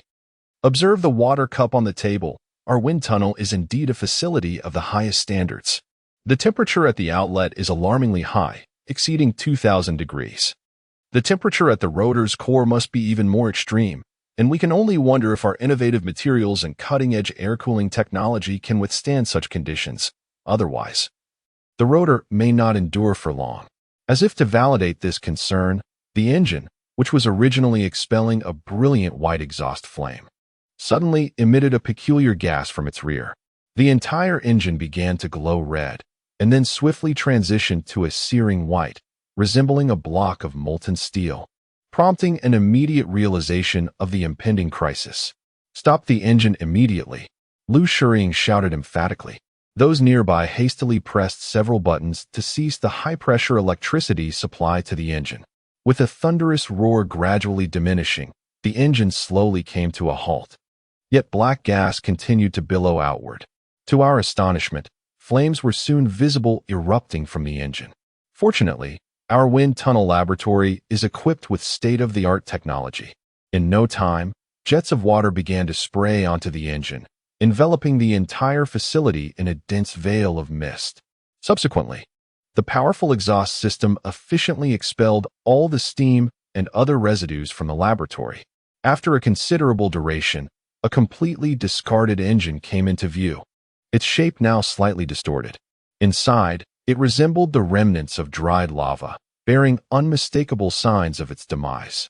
The core rotor of the engine had entirely melted, flowing out as molten iron, which, upon cooling, solidified into a substance akin to hardened candle wax. A staggering sum of over $1 billion had vanished in this manner. Nearby, an onlooker gazed at the engine, utterly dumbfounded. This engine had been constructed using the most advanced materials available in China, coupled with the intricate processing of various blades, resulting in manufacturing costs exceeding 10 billion yuan. Lu Shiying stood aside, his face clouded with displeasure, visibly distressed as he observed the gradually cooling engine appearing lost in thought. It was the materials. It was always the materials. Li Fu's mind raced as he analyzed the situation, swiftly concluding that it was not the plasma engine that had failed, but rather the inadequacy of the materials employed in its construction. The engine relied on a powerful electric current to ionize and compress air, achieving temperatures of 2,000 degrees, with core temperatures soaring to 5,000 degrees. Even with the most advanced air cooling technology and cutting-edge materials, within a mere 10 minutes, the entire core rotor had been irreparably damaged, melting into molten iron, leading to the complete failure of the engine. Why had this occurred? We had successfully developed the plasma engine, yet it ultimately succumbed to the limitations of the materials. Lu Shiying appeared somewhat despondent. Despite employing the most advanced materials and cutting-edge air cooling technology available in Huaxia, the engine remained unable to withstand the extreme heat at its core. Old Lu, do not be disheartened. Challenges arise one after another. Just as we have encountered numerous obstacles before, we shall address them one by one. From the recent experiments, at the very least, we have successfully developed a plasma engine, which signifies that our efforts have not been entirely in vain. The issues that remain to be resolved are dwindling. As long as we can identify high-temperature materials capable of enduring such heat, we can deem our endeavor a genuine success. Li Fu, observing Lu Shiying's dejected demeanor, could not help but offer words of comfort. The challenge is formidable. The temperature at the engine's core exceeds 5,000 degrees. Although we have utilized materials from aerospace technology and the most advanced air cooling techniques, our attempts have still proven futile. Just look at the engine. The core rotor has completely melted within a mere 10 minutes. Lu Shiying shook his head in resignation. The failure of this test was undeniably due to material limitations, a fact well understood by all present. Material science, though seemingly unassuming and lacking in grandeur, is often the cornerstone determining the technological prowess of a nation. The persisting gap between our country's research projects and the advanced international standards can largely be attributed to deficiencies in materials science. A simple illustration can be drawn regarding the materials utilized in the core rotor of an aircraft engine. These materials must exhibit exceptional resistance to high temperatures and friction, while also maintaining their structural integrity under extreme heat, criteria that are indeed stringent. Conventional materials fall short of these demands. Historically, our nation has not accorded sufficient attention to foundational materials, resulting in a noticeable lag in the advancement of materials science compared to leading countries globally. The realm of materials science, while not overly complex in its technological essence, necessitates the relentless expenditure of vast resources for experimentation. Only by amassing a substantial repository of experimental data can one claim progress in this field. However, such continuous investment in resources for experimentation does not guarantee immediate results. In the past, our country did not prioritize this aspect. It has only been in recent years, especially as we advance towards high-end technology, that we have come to recognize the foundational materials science as a significant impediment. Consequently, we have begun to allocate considerable resources to this endeavor. Chapter 79, Perfect Materials. The essence of materials science lies in the substantial investment of resources and an abundance of experimental data. Although the investments made in recent years in our nation have been commendable, we still find ourselves considerably distant from the advancements achieved by other leading nations. Without delving into other matters, there exists a renowned narrative regarding materials in several Western European nations. In the last century, the German government submerged a substantial quantity of already smelted steel into the sea, leaving it undisturbed for half a century before retrieving it for use. Despite the severe corrosion of the surface due to seawater exposure, the internal stresses within the steel were entirely alleviated. This unique steel was subsequently employed in the most sophisticated machine tools, military industries, aerospace, and aviation sectors. The mere act of allowing natural aging over a span of 50 years to eliminate stress is a testament to a spirit that is far removed from our current impatient disposition. For Li Fu, however, this is of little consequence. Within the seeds of a super-civilization lies an abundance of knowledge regarding material formulations and manufacturing methods. Li Fu can effortlessly access a myriad of materials, which elucidates the rationale behind the second phase of his plan, aimed at establishing the Fuyun Materials Technology Company. Material science serves as a foundation, while others may need to invest countless resources in a gradual quest for their ideal materials through exploration and experimentation. Li Fu requires none of that. He can directly extract methods for smelting any material from the seeds of civilization. Naturally, these are merely rudimentary materials utilized during the development of a primary civilization. The complexities escalate significantly when it comes to advanced cosmic civilizations, which employ materials such as atomic materials, degenerate materials, and quark materials, among others. Old Liu, there is no need to rush. We shall gradually devise a solution for the materials. Methods are invariably more abundant than problems. If we can amalgamate the characteristics of ceramic materials with those of steel alloys, we could fabricate a substance resilient enough to withstand the intense heat generated by plasma engine cores. Li Fu smiled gently, continuing to offer reassurance. The challenge of materials is not insurmountable for Li Fu. Within the vast repository of civilization's knowledge, he discovered countless composite materials that could fulfill the current requirements, such as tantalum hafnium carbide alloys, ceramic alloys, tungsten carbide alloys, and many others. The universe brims with diverse elements, whose combinations can yield an infinite array of materials. While ceramic materials can endure temperatures up to approximately 3,000 degrees, their exceptional chemical stability and hardness at high temperatures are countered by their poor ductility, low tensile strength, and limited plasticity and toughness. Liu Shuriying, an expert in aerospace propulsion, albeit well-versed in various materials, shook his head upon hearing Li Fu speak of ceramics. I refer to the ceramic alloy materials formed by the combination of ceramic and alloy materials, not merely ceramic materials. Li Fu smiled enigmatically. The concept of ceramic alloy materials was unprecedented, marking it as his original proposition. Ceramic alloy materials? In matters of materials, I must admit my limited understanding. I shall consult with the higher authorities and dispatch a team of material experts to assist us. The plasma engine has already been manufactured. A mere issue concerning materials shall not deter my resolve. Upon hearing Li Fu's words, Liu Shuriying raised his eyebrows and immediately rallied his spirits. He was not one to easily concede defeat. His momentary frustration was but a fleeting sentiment. Surrender was not an option. Our current endeavors can be divided into two distinct departments. One focused on the research of atomic batteries, striving to develop a large-scale energy storage solution, and the other collaborating with materials research specialists to create innovative materials that meet our demands. These two challenges are the most pressing issues before us, and they are pivotal to the efficacy of our plasma engine. Once we have resolved these two challenges, I am confident that our plasma engine will be ready to equip fighter aircraft soaring through the skies. Li Fu nodded in agreement. For scientific research inherently requires a tenacious spirit, the ability to endure solitude, and the capacity to appreciate the fruits of labor in order to ultimately achieve success on the path of technology. Soon, due to the national government's profound emphasis on the plasma engine project, resources were readily allocated. Recognizing the project's significance in the development of next-generation aircraft and the potential for China to surpass Western nations, achieving a remarkable leap forward. The cost of a plasma engine easily exceeds 10 billion, yet the nation remains unfazed, dismissing any concerns. In response to the project team's request for the finest scientists in the field of materials, a swift answer was forthcoming.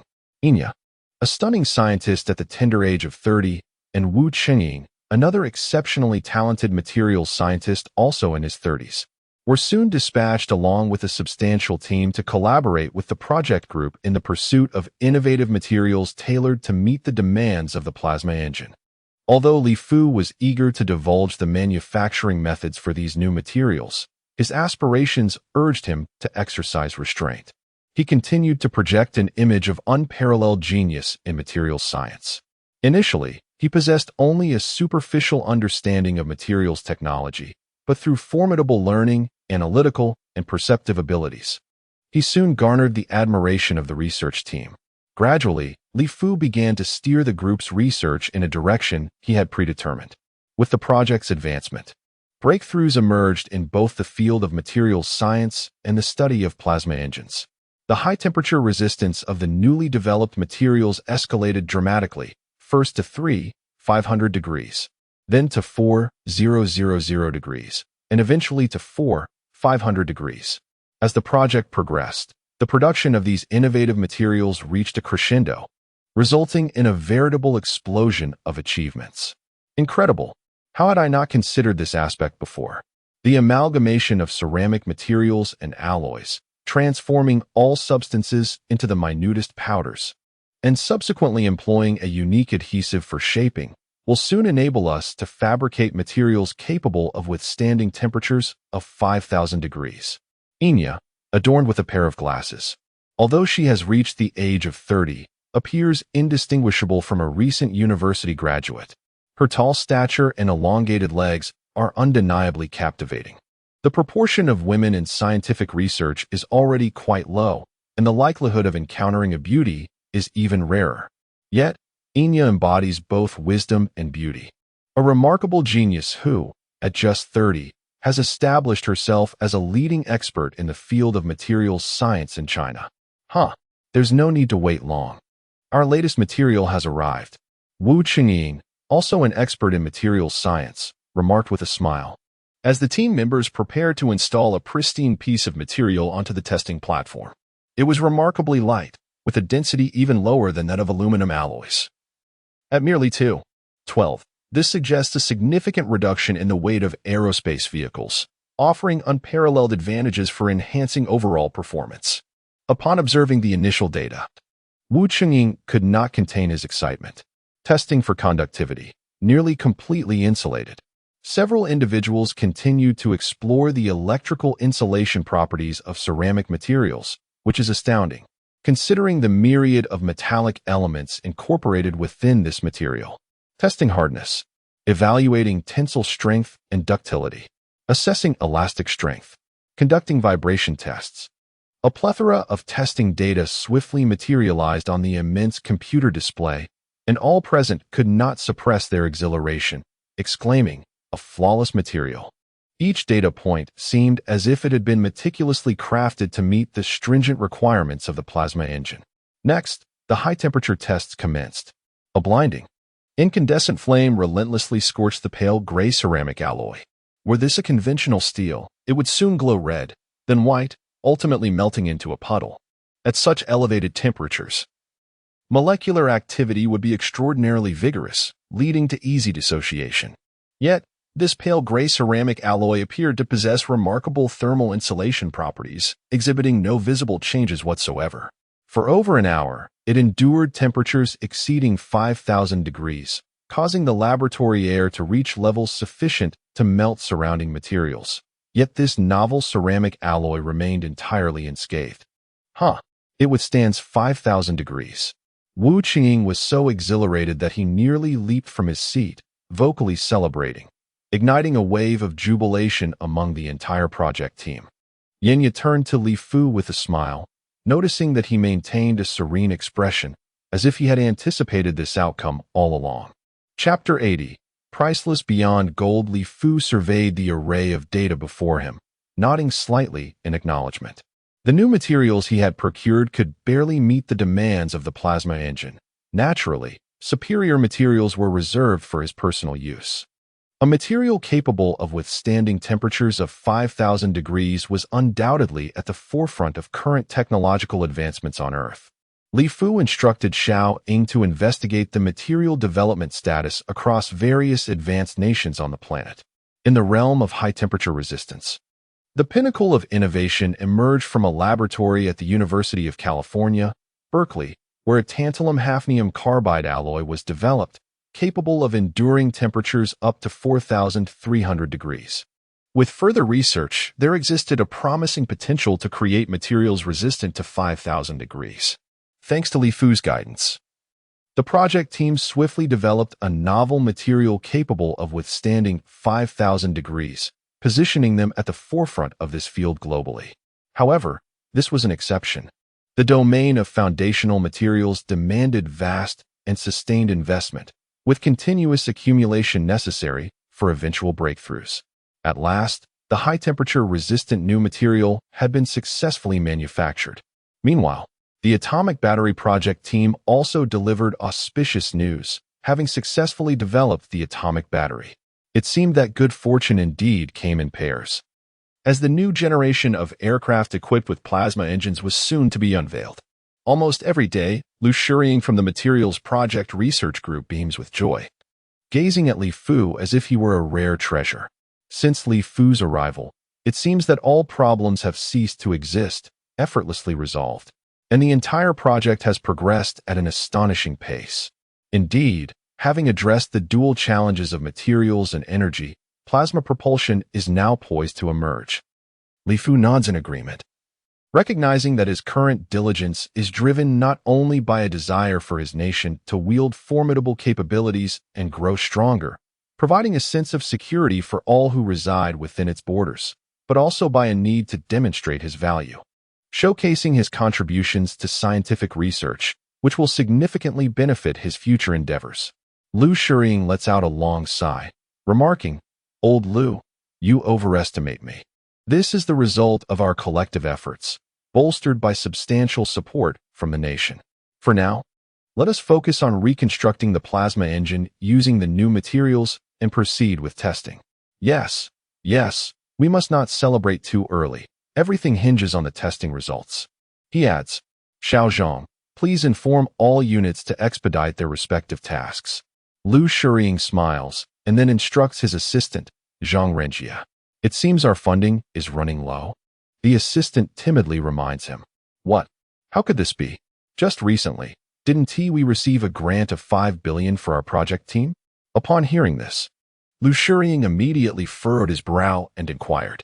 Coupled with the newly developed materials, the cost per gram exceeds that of gold.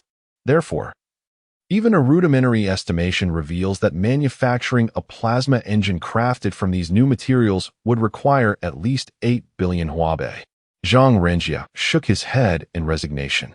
While the performance of the new materials is indeed exceptional, their cost is exorbitantly high, largely due to the extensive use of rare metals.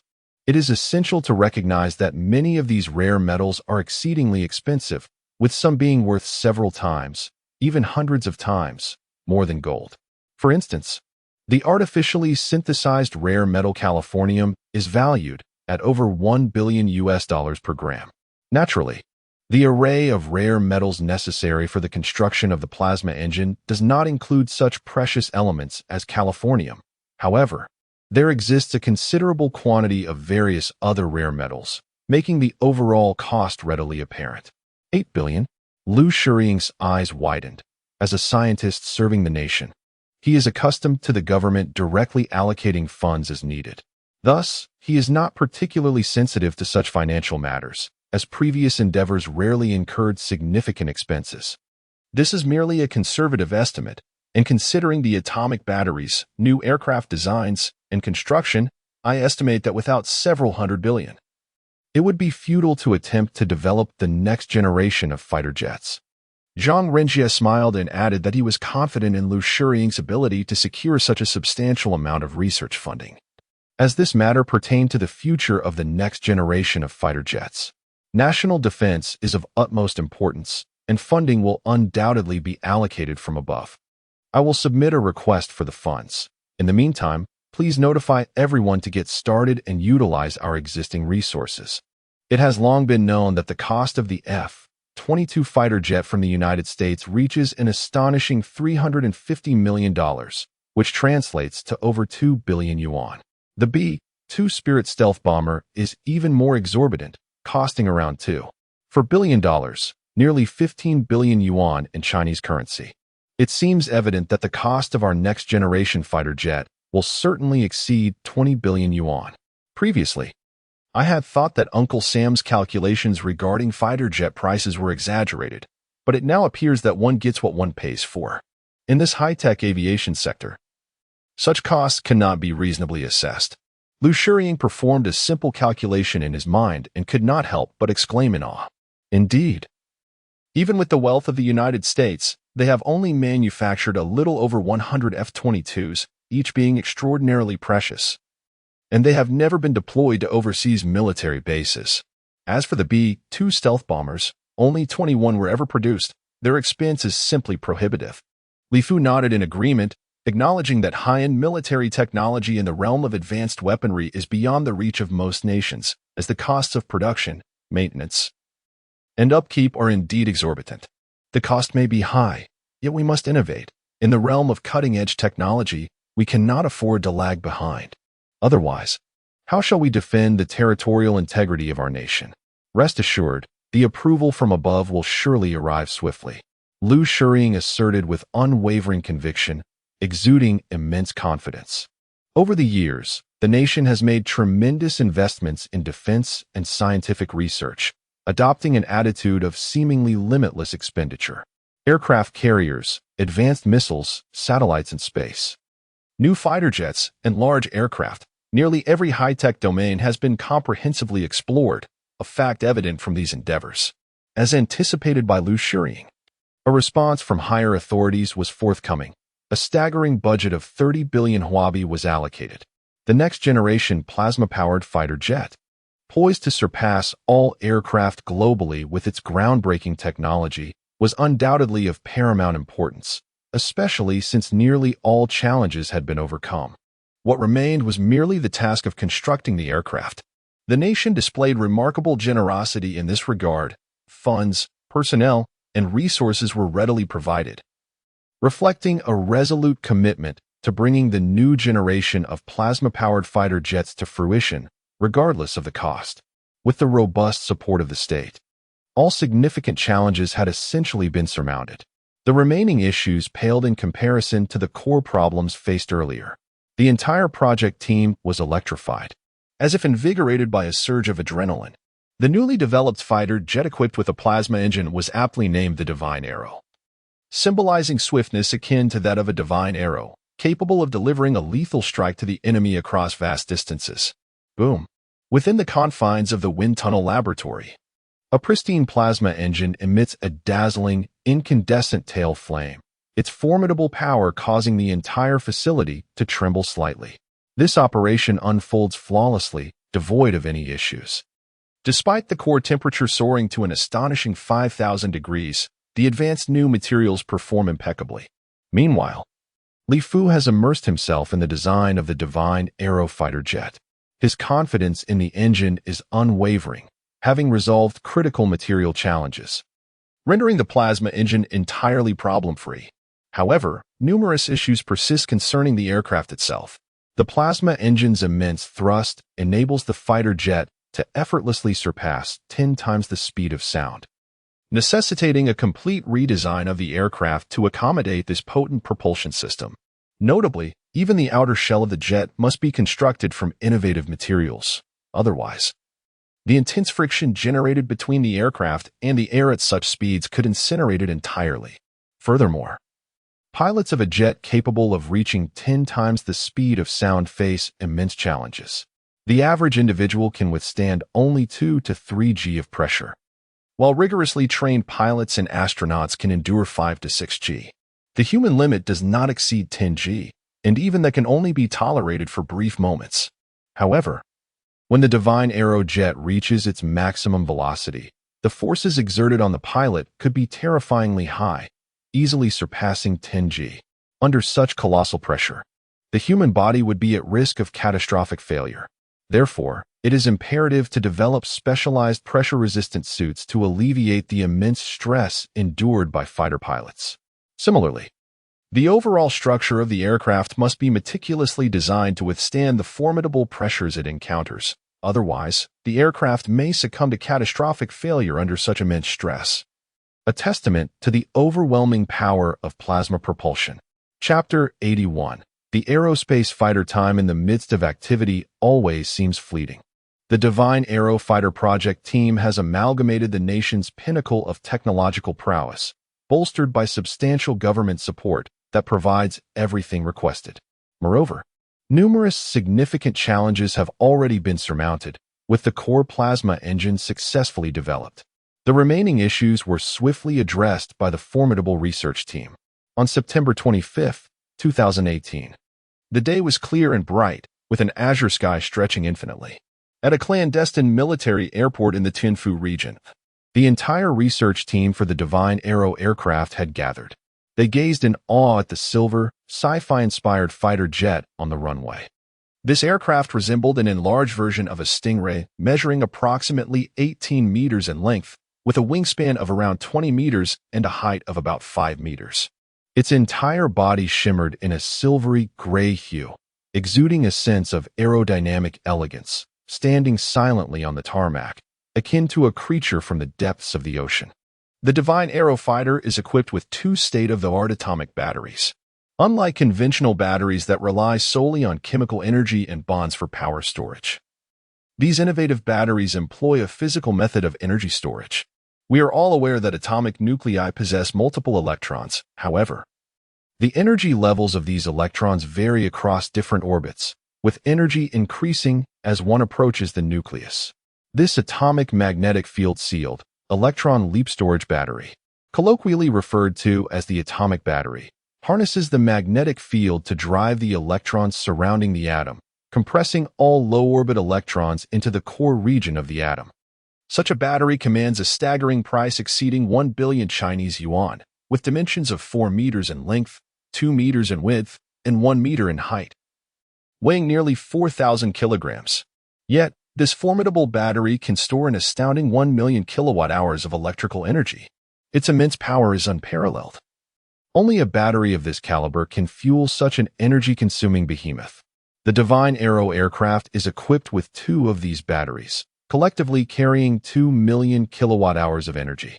The entire aircraft is constructed from advanced materials, with an empty weight of 15 tons, a maximum safe takeoff weight of 50 tons, and a design limit exceeding 70 tons, making it comparable to the most advanced B-52 bombers in the world.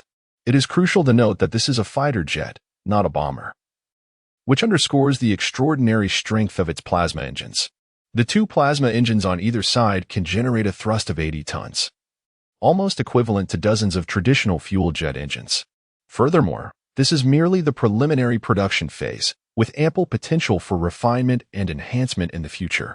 Nonetheless, even with this full-throttle propulsion, theoretically, it could break the sound barrier in 3 seconds, achieve 5 times the speed of sound in 10 seconds, and reach 10 times the speed of sound in 20 seconds. Such acceleration is exceedingly formidable, with a 3-second sound barrier breach yielding an acceleration exceeding 150, a staggering 15 times the force of Earth's gravity. The Divine Arrow fighter jet has yet to be equipped with an appropriate weapons system, as scientists have determined that traditional mounted weaponry is utterly incompatible with this groundbreaking aircraft. It is noteworthy that the jet's flight velocity can effortlessly exceed 10 times the speed of sound, rendering even missiles incapable of keeping pace. Consequently, conventional mounted weapons are rendered ineffective. Thus, the weapon system necessitates a complete redesign to accommodate an innovative arsenal. Otherwise, employing such an advanced aircraft in a manner akin to ordinary jets would be utterly futile. Currently, scientists have conceived several ideas, including the potential integration of a railgun weapon system, which is known to be possessed by only a handful of nations worldwide. On the expansive airfield, only this single aircraft remains, quietly stationed. For safety precautions, a no-fly zone has been established within a radius of hundreds of kilometers. Given the exorbitant cost of this fighter jet, which precludes any margin for error, all structural components, including various parts, are predominantly crafted from novel materials, leading the approving officials to widen their eyes in astonishment and grit their teeth as they sign the necessary documents. The price of a single battery reaches an astonishing 1 billion, and this figure pertains solely to the manufacturing cost. Furthermore, the 2 plasma engines each exceed 8 billion yuan, collectively surpassing 16 billion yuan. Coupled with the jet's exterior and numerous internal components, all constructed from advanced materials, the total content of rare metals alone exceeds 1 ton. A rough estimate places the overall cost at an astounding 300 billion yuan. This does not account for the losses incurred during the processing stages. nor the immense contributions made by numerous military-industrial units, alongside the tireless efforts of a vast research team. The production cost of this aircraft surpasses that of an equivalent weight in gold. At this moment, within the command and control center of the airfield, significant national leaders have personally gathered to witness the test flight of the Divine Aerofighter jet. A colossal display screen exhibits a world map, while countless researchers clad in white lab coats intently monitor their computers. Tracking radar 1 ready. Tracking radar 2 ready. Tracking satellite 1 ready. Tracking satellite 2 ready. Oceanic vessel 1 ready. Oceanic vessel 2 ready. The atmosphere resembles that of the nation's inaugural manned spaceflight launch, with many elite scientists from aerospace institutions being summoned for this occasion. The ground-based radars, the satellites in the cosmos, and the vessels at sea are all fully prepared. Liu Shiying appears exceedingly exhilarated, observing the tense and bustling preparations within the command center. As the test flight approaches, he grips his hands tightly. Beside him, Li Fu can even discern the beads of sweat on his palms, back, and forehead, not due to the crowding in the command center nor the sultry weather of Tianfu, but rather from the palpable tension in the air. Li Fu was acutely aware of the immense pressure Liu Shiying was under. The financial, human, and material investments made by the project team had reached an almost unfathomable scale, with over 50 billion yuan already requested from the state. When combined with various other expenditures, the total became nearly incalculable. The current test flight had drawn the attention of high-ranking national leaders who were present on site, utilizing satellites from space, ground radar, and tracking vessels from the open sea. The nation was placing significant emphasis on this endeavor. The palpable and intangible pressures compelled Liu Shiying to feel increasingly tense. As the core member and primary responsible individual of the Shenzhou fighter jet research team, the weight of this responsibility was evident. Old Liu, try to relax a bit. The data from the wind tunnel tests is exceptionally promising. We should be filled with confidence, Li Fu remarked, smiling at Liu Shiying.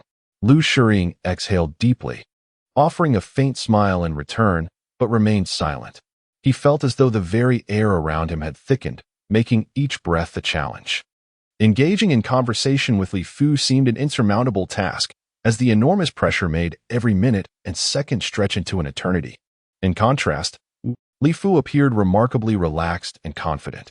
The wind tunnel test results were nearly tenfold greater than those of the strongest fighter jets currently in service.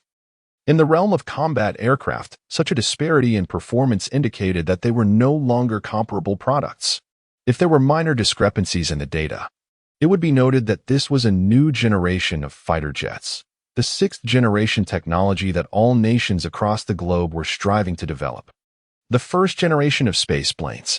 This is how scientists define the Divine Aero aircraft, spaceplanes capable of transitioning seamlessly from the ground to outer space and vice versa. They are indeed more formidable and powerful than the American space shuttles, which require substantial rocket thrust to ascend into space. In contrast, spaceplanes can launch directly from the ground into the cosmos without such assistance. This capability is one of the reasons for the nation's heightened focus on this development, as it pertains not only to significant advancements in aviation but also to crucial progress in the aerospace sector. The ability to traverse space freely holds immeasurable significance for the advancement of the nation's space endeavors. Currently, many advanced countries around the world impose technological blockades against us, making it easy for others to acquire high-tech innovations while we remain hindered. In the realm of space, we find ourselves completely isolated, excluded from all space projects. Thus, we have steadfastly adhered to an independent and self-reliant approach, gradually developing all our technologies through our own exploration. No one in the international arena offers support, nor do they engage in any form of collaboration with us in this domain, as countries led by the United States seek to completely encircle us. The emergence of the Divine Aero aircraft, a vessel capable of traversing the expanse between space and Earth with unparalleled freedom, holds profound significance for our nation. The realms of aviation and aerospace are poised for a revolutionary advancement, akin to sprouting wings for soaring ambitions. Henceforth, we may disregard any restrictions imposed by Western nations. In these two domains, a single nation can sufficiently counterbalance all opposing forces. Such a pivotal development warrants the utmost reverence and attention. At this moment, within the command center, everyone remains in silent anticipation, awaiting the trial flight of the aircraft, akin to the launch of satellites or spacecraft. Each individual is imbued with a palpable tension, while quietly offering their prayers. A resurgent China desperately requires such a national treasure. Chapter 82. Soaring skyward on the expansive airstrip, under the gaze of all present. A pilot clad in a thick, pressure-resistant space suit ascends the ladder to enter the aircraft. This pilot, Yang Yi, is not only an astronaut who has made numerous journeys to space, but also a seasoned fighter pilot. He has been entrusted with the honorable duty of being the test pilot for the inaugural spaceplane. Take off. With the issuance of this command, the crowd can no longer contain their excitement and raises their binoculars to the aircraft stationed on the airstrip. Buzz. The plasma engine begins to ignite, filling the air with a resonant hum. Waves of distortion ripple outward, and the grass beside the runway dances as if stirred by a tempest, each blade swept away by the powerful oscillations. Two fiery orange tails erupted from the rear of the aircraft, which then transformed instantaneously into a blinding white brilliance, rendering it almost impossible to gaze directly upon. The impeccably constructed runway behind it was obliterated in an instant under the intense heat of several thousand degrees and the formidable shockwave that followed. Chunks of concrete, scorched black, were propelled backward at alarming speeds. Within 3 seconds, a mist-like formation enveloped the aircraft's surface, and the roar in the sky grew increasingly deafening, a clear indication of breaking the sound barrier, resulting in a tremendous sonic boom. In less than 5 seconds, the aircraft ascended to several thousand meters, vanishing from the spectator's sight. A faint trail of smoke gradually emerged behind it, only to dissipate slowly. This phenomenon was a consequence of supersonic travel, which altered the atmospheric conditions, facilitating the condensation of moisture. As the crowd's gaze shifted to the colossal screen in the command center, ground-based radar and satellites in the heavens formed a three-dimensional tracking system that pinpointed the aircraft's location with precision. On a vast world map, the red representing the aircraft moved akin to an ant traversing its surface, seemingly at a moderate pace.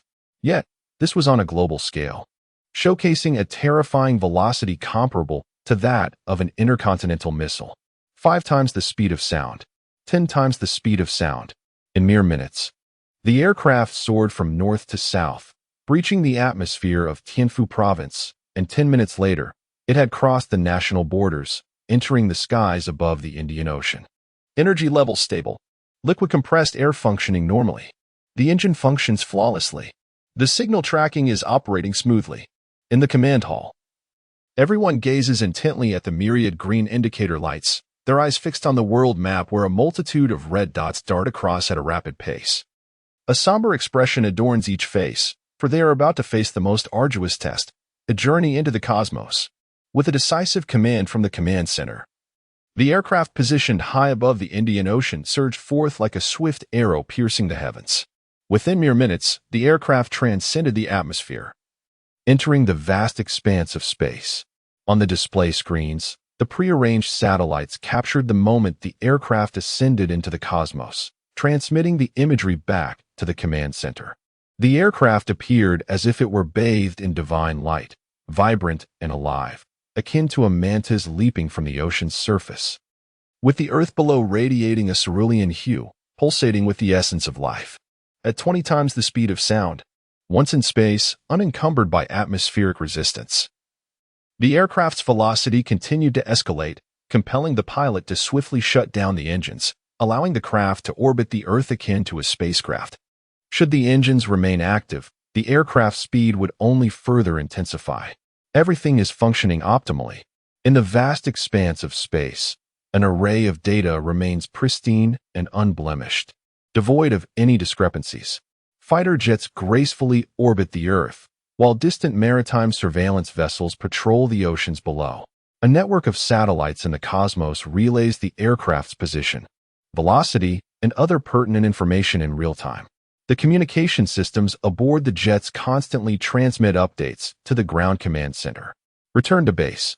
After ensuring that the aircraft poses no threats or issues during its celestial reconnaissance, the ground command center decisively issues the return order. In the cosmic realm, the jets, upon receiving the command, dive toward the cerulean planet, radiating an aura of vitality akin to ethereal spirits descending from the heavens. The descent from space is remarkably swift. However, the jet's plasma engines remain inactive as the velocity is excessively high. To ensure a safe landing, the speed must be mitigated to a sufficiently secure level, necessitating reliance on atmospheric drag to decelerate the aircraft. 10 Mach, 5 Mach. As the jets approach the surface, their speed diminishes, significantly reduced by the formidable air resistance.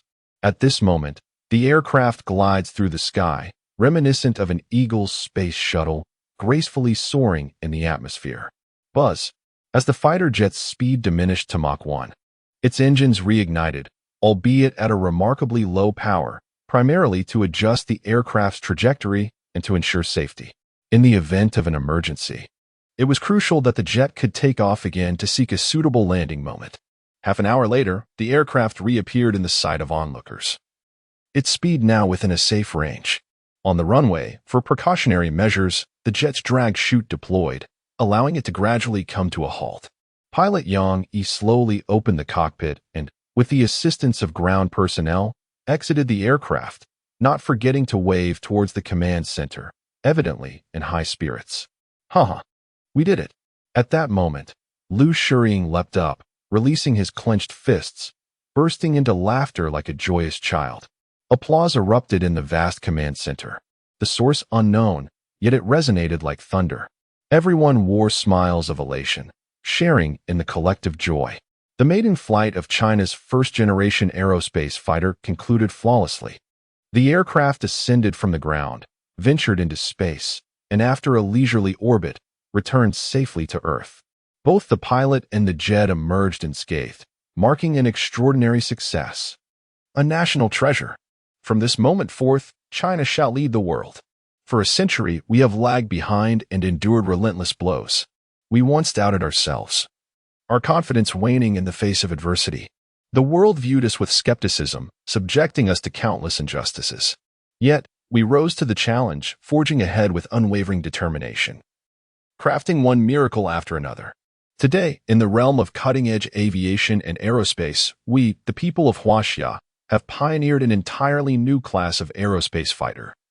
One that stands proud on the global stage, heralding a new era of leadership for our nation. Chapter 83. Huaxiao Academicians. The Huaxia Divine Aero Fighter ascended into the heavens like a swift arrow. Such a monumental event could not escape the notice of advanced nations in Europe and America, particularly as the United States has increasingly focused its attention on Huaxia. Satellites constantly traverse our skies, monitoring our every move. In the Pentagon, Defense Secretary James was abruptly roused from his slumber by an urgent visitor. This individual, William, James's secretary, typically composed and diligent, now displayed an unusual sense of urgency.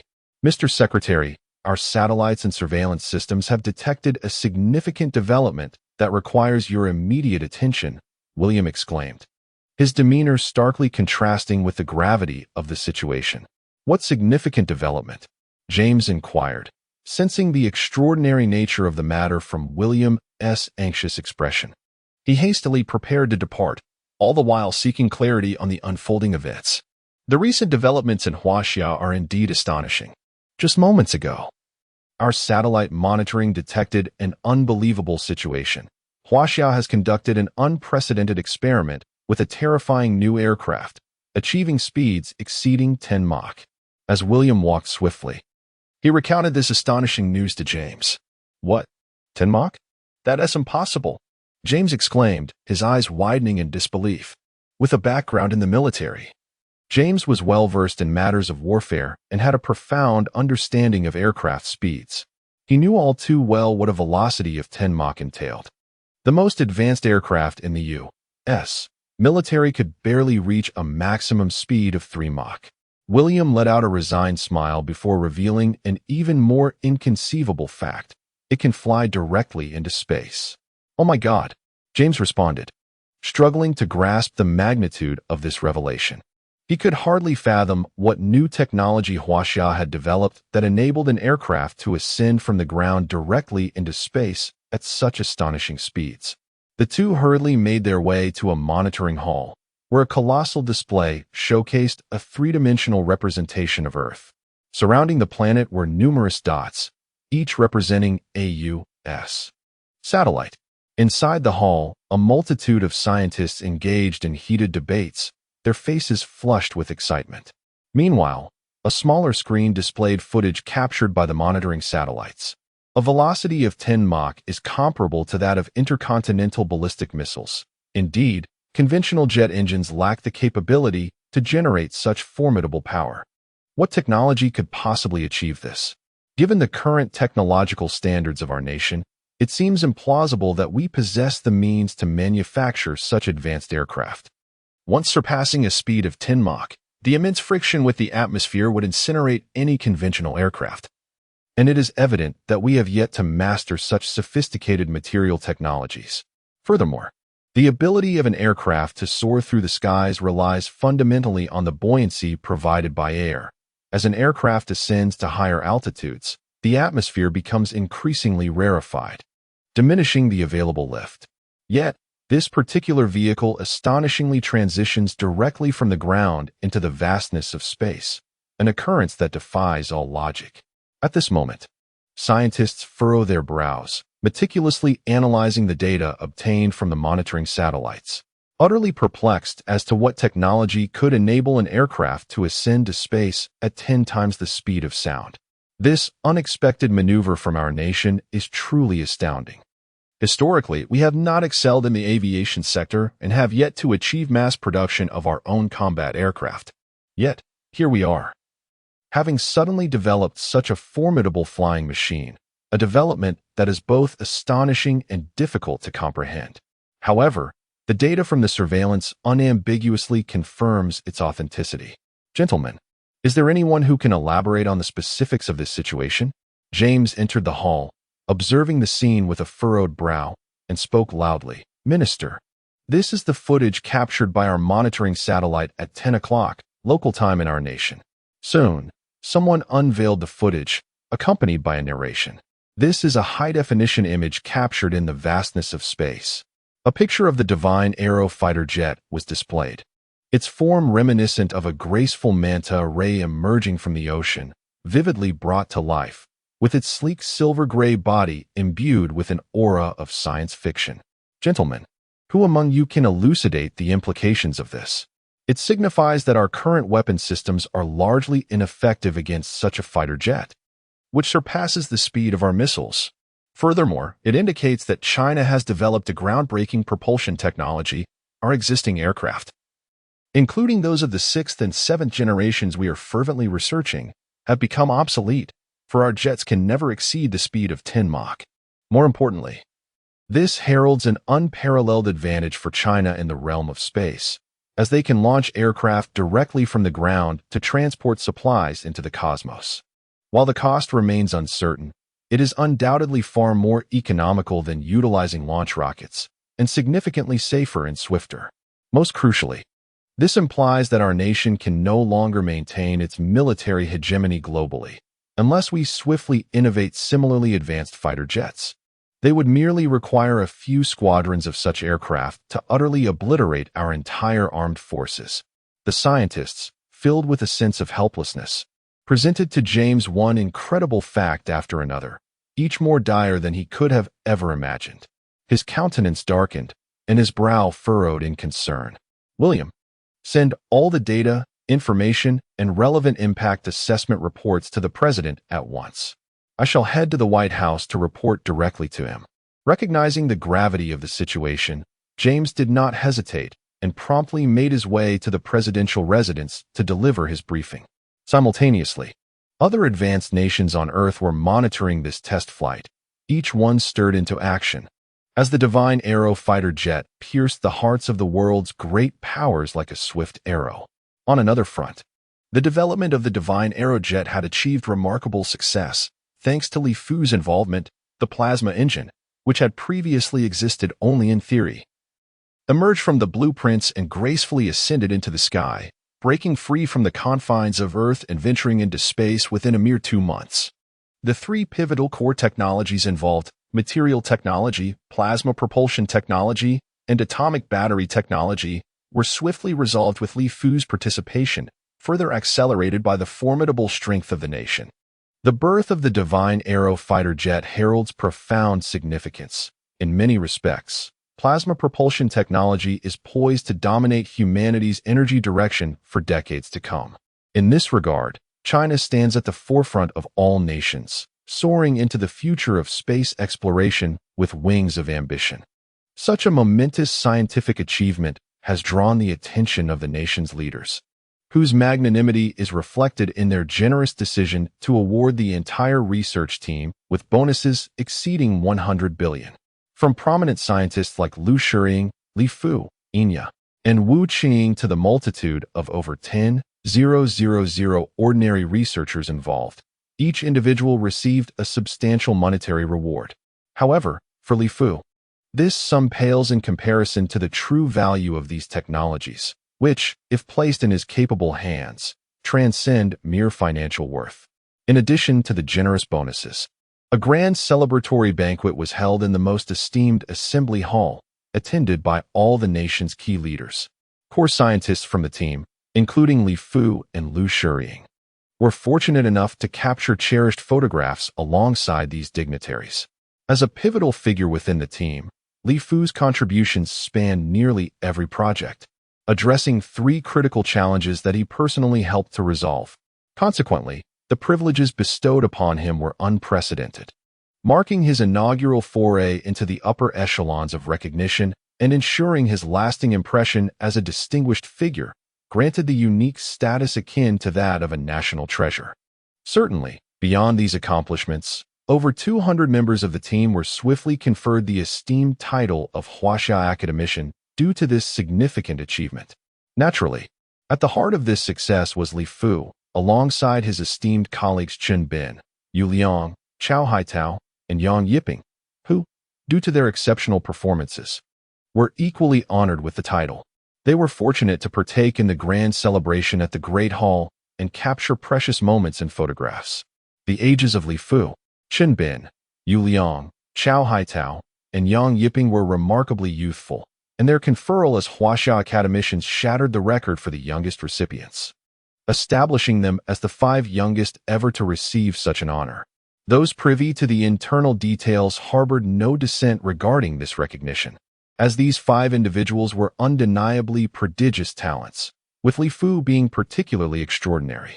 In Chapter 84, upon the successful research of the Divine Aero aircraft, Li Fu, Chen Bin, Yu Liang, Chao Haitao, and Yang Yiping concluded their seclusion in Tianfu. They received enthusiastic invitations from national research institutions, accompanied by remarkably generous conditions. For now, they proudly bore titles such as Huaxia Academicians and experts in aviation and aerospace, making them highly sought after and greatly valued by the state.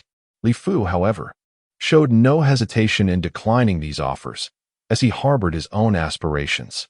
His relentless pursuit of plasma propulsion technology was primarily driven by a desire for recognition, to showcase his worth, which would significantly aid his future endeavors. At present, with an abundance of titles adorning his name, Li Fu finds himself effortlessly navigating a multitude of endeavors. Coupled with his recent monumental achievements, the privileges he enjoys are markedly elevated. To Li Fu's surprise, Chen Bin, Yu Liang, Chao Haitao, and Yang Yiping, whom he had anticipated might be lured away by the state, chose instead to steadfastly remain by his side. The 4 were acutely aware that, without Li Fu's guidance, they would still be struggling graduates, perhaps laboring in sales, tirelessly toiling for their livelihood, and would never have attained such remarkable accomplishments or had the opportunity to engage in significant national projects. They have not only made substantial contributions but also had the rare chance to partake in grand banquets at the Great Hall, capturing moments with national leaders. At such a tender age, They have been honored with the title of Academician of Huaxia. In less than a year, they feel as though they have been living an extraordinary dream. The four fully recognize that all of this is a result of Li Fu's mentorship, his nurturing, and his innovative methods of mental training that have profoundly transformed their lives, leading to the present circumstances. I am resolutely committed to following Brother Fu for the rest of my life.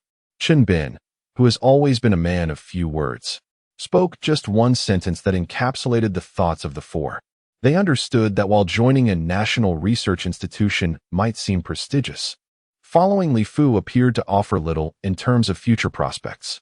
Yet, they were acutely aware that it was under Li Fu's guidance that they would encounter unimaginable opportunities. Everything they had experienced since today was a testament to this truth. Li Fu generously granted Chen Bin and the others a half-month vacation after months of intense research and minimal contact with the outside world, as well as little rest.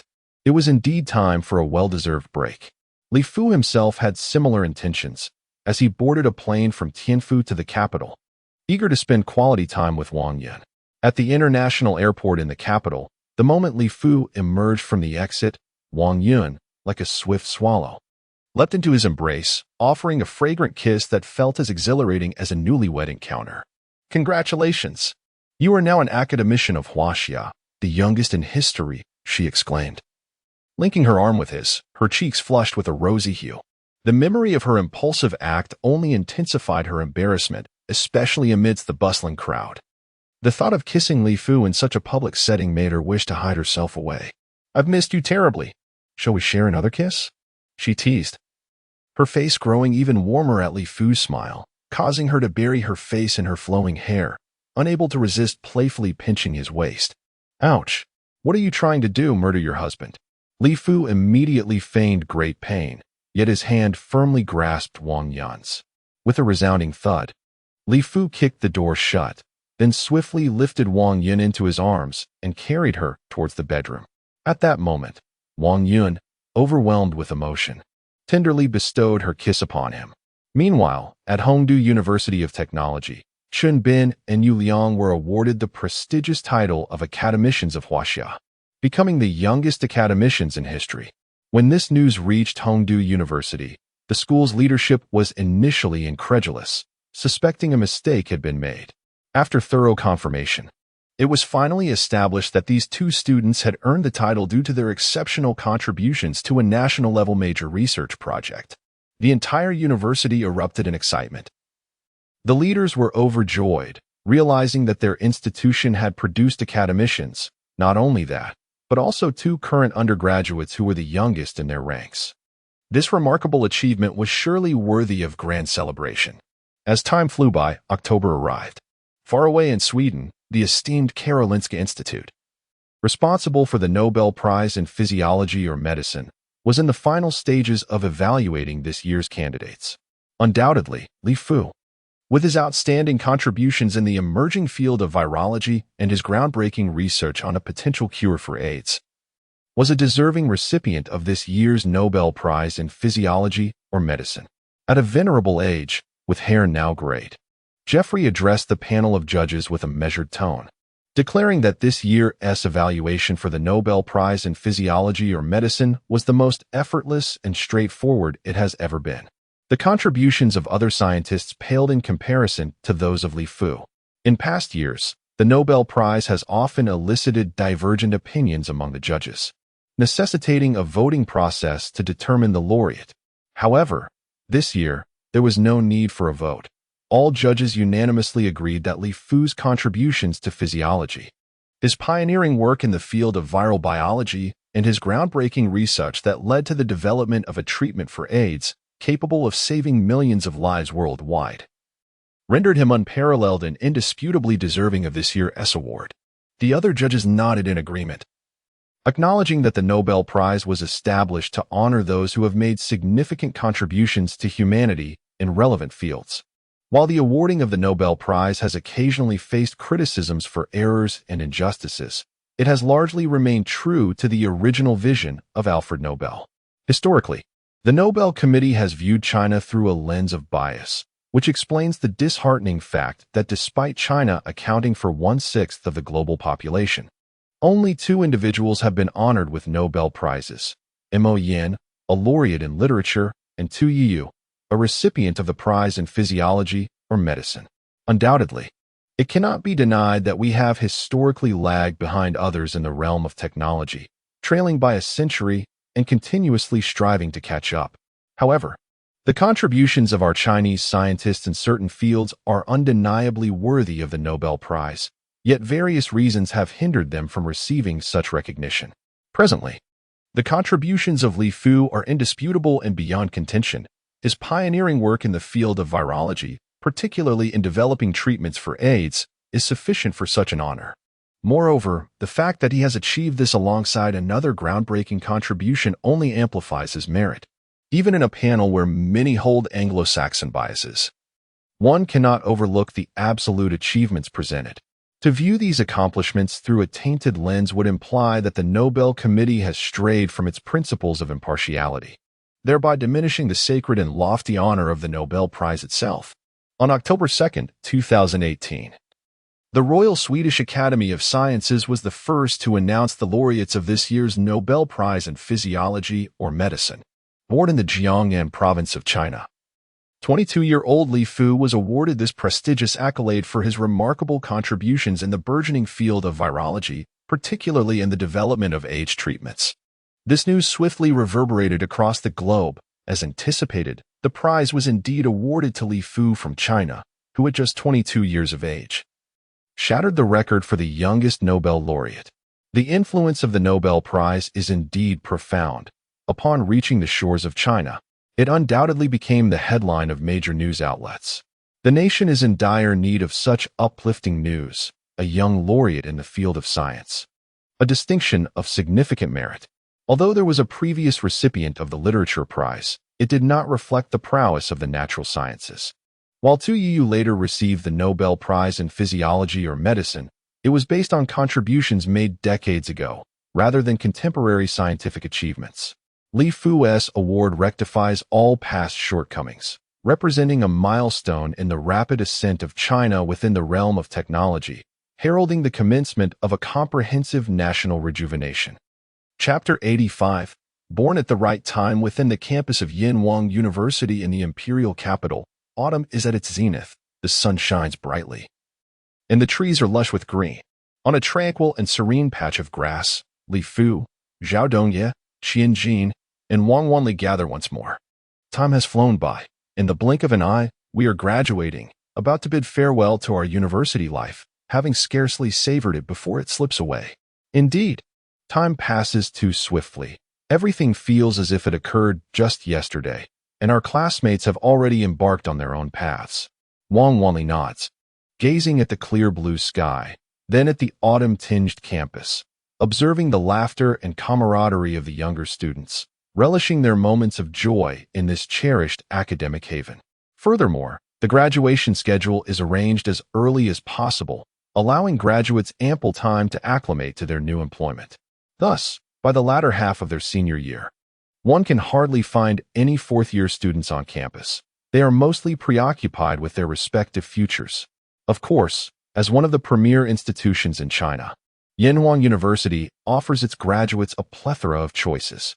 The majority opt to pursue further studies abroad, while the remaining half chooses to continue their education domestically, either in master's or doctoral programs. Only a select few decide to enter the workforce at this juncture. For these individuals, their paths have long been determined. They are either already reporting to their new roles or enjoying leisurely travels, making it rare to encounter fourth-year students on campus. What are everyone's future plans? Zhao Dongye wore a smile, betraying no hint of melancholy. For someone like him, the focus is always on the future rather than the past. I intend to step back from the company's management. I believe Qian Jin is more suited for overseeing the management aspects moving forward.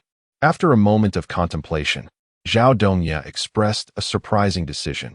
He was preparing to relinquish his position in the management of Wangzhe Nongyao, passing the role of general manager to Qian Jin. Upon hearing this, Li Fu furrowed his brow and inquired, "To be honest, the Wangzhe Nongyao company holds considerable significance for me. It represents a substantial asset in my portfolio.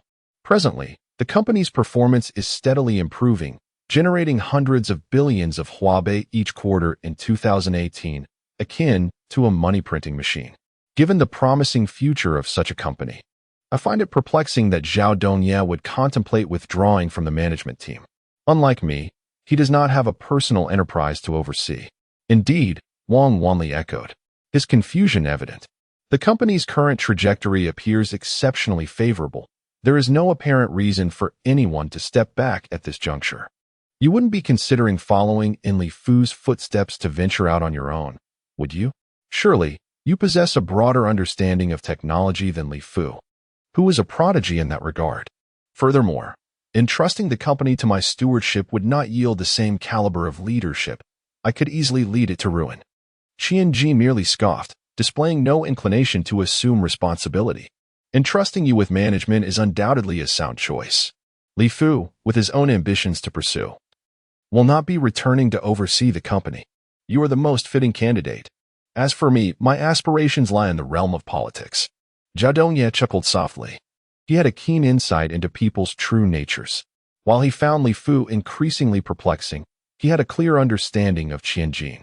Despite Qianjin's seemingly carefree demeanor, he was inherently good-natured and intentionally adopted a nonchalant attitude to mask his true capabilities. This was evident from his achievement of gaining admission to the prestigious Huaxia University, Yanwang University, through sheer effort. After 4 years of acquaintance, Zhao Dongye recognized that Qianjin possessed profound depth and was determined to surpass his father through his own abilities. Furthermore, he displayed remarkable maturity in his dealings with others. Those who interacted with Qianjin appreciated his company, devoid of the arrogance and prejudice typical of wealthy youths. He was always willing to assist his less fortunate classmates. As for politics, Wang Wanli exclaimed, taken aback by Zhao Dongye's unexpected aspiration to enter the political arena. Indeed, politics is my path. As the only son in my family and the third-generation heir of the Zhao clan, I must uphold our family's influence in this realm. Moreover, pursuing a political career has always been my personal choice. Life is meant to be lived fully, savoring beauty and wielding power, leaving a mark in history so that this existence is not in vain. Zhao Dongye nodded earnestly, and at that moment, his ambition surged forth, allowing Li Fu and the others to truly recognize Zhao Dongye, the scion of a prominent political family in the capital. Throughout the years, Zhao Dongye has consistently exuded an aura of warmth and approachability, effortlessly engaging with individuals from all walks of life. He possesses a remarkable talent for cultivating his network and boasts an exceptionally high emotional intelligence. His demeanor is mature and meticulous, exhibiting an unwavering attention to detail. Hailing from a distinguished lineage, he embodies none of the arrogance or petulance often associated with scions of affluent families, instead presenting himself as a paragon of humility and grace. However, at this moment, the ambition and presence he displays evoke the image of a future sovereign poised to command the world. In the past, Zhao Dongye had buried such aspirations deep within, choosing never to reveal them. Upon hearing this, Li Fu could not help but nod in acknowledgement. The Zhao family, a formidable lineage that stands shoulder to shoulder with the Wang Yun clan, wields immense influence across political, military, and economic spheres, ranking among the most powerful families in Huaxia. As the eldest grandson of the Zhao family, and with the scarcity of male heirs in the third generation, Zhao Dongye is naturally the bearer of great expectations. While the agricultural enterprise Wangzhenongyao is currently thriving, it pales in significance compared to the family's legacy, making a foray into politics a logical progression. Li Fu harbors no objections to Zhao Dongye's future plans for the company, believing that Qianjin is more than capable of shouldering this monumental responsibility. As for Wang Wanli, Li Fu remains skeptical. In comparison to Zhao Dongye and Qianjin, Wang Wanli exhibits notable deficiencies in various aspects. It seems our dormitory is destined to produce another historical figure, Qianjin exclaimed with a playful grin.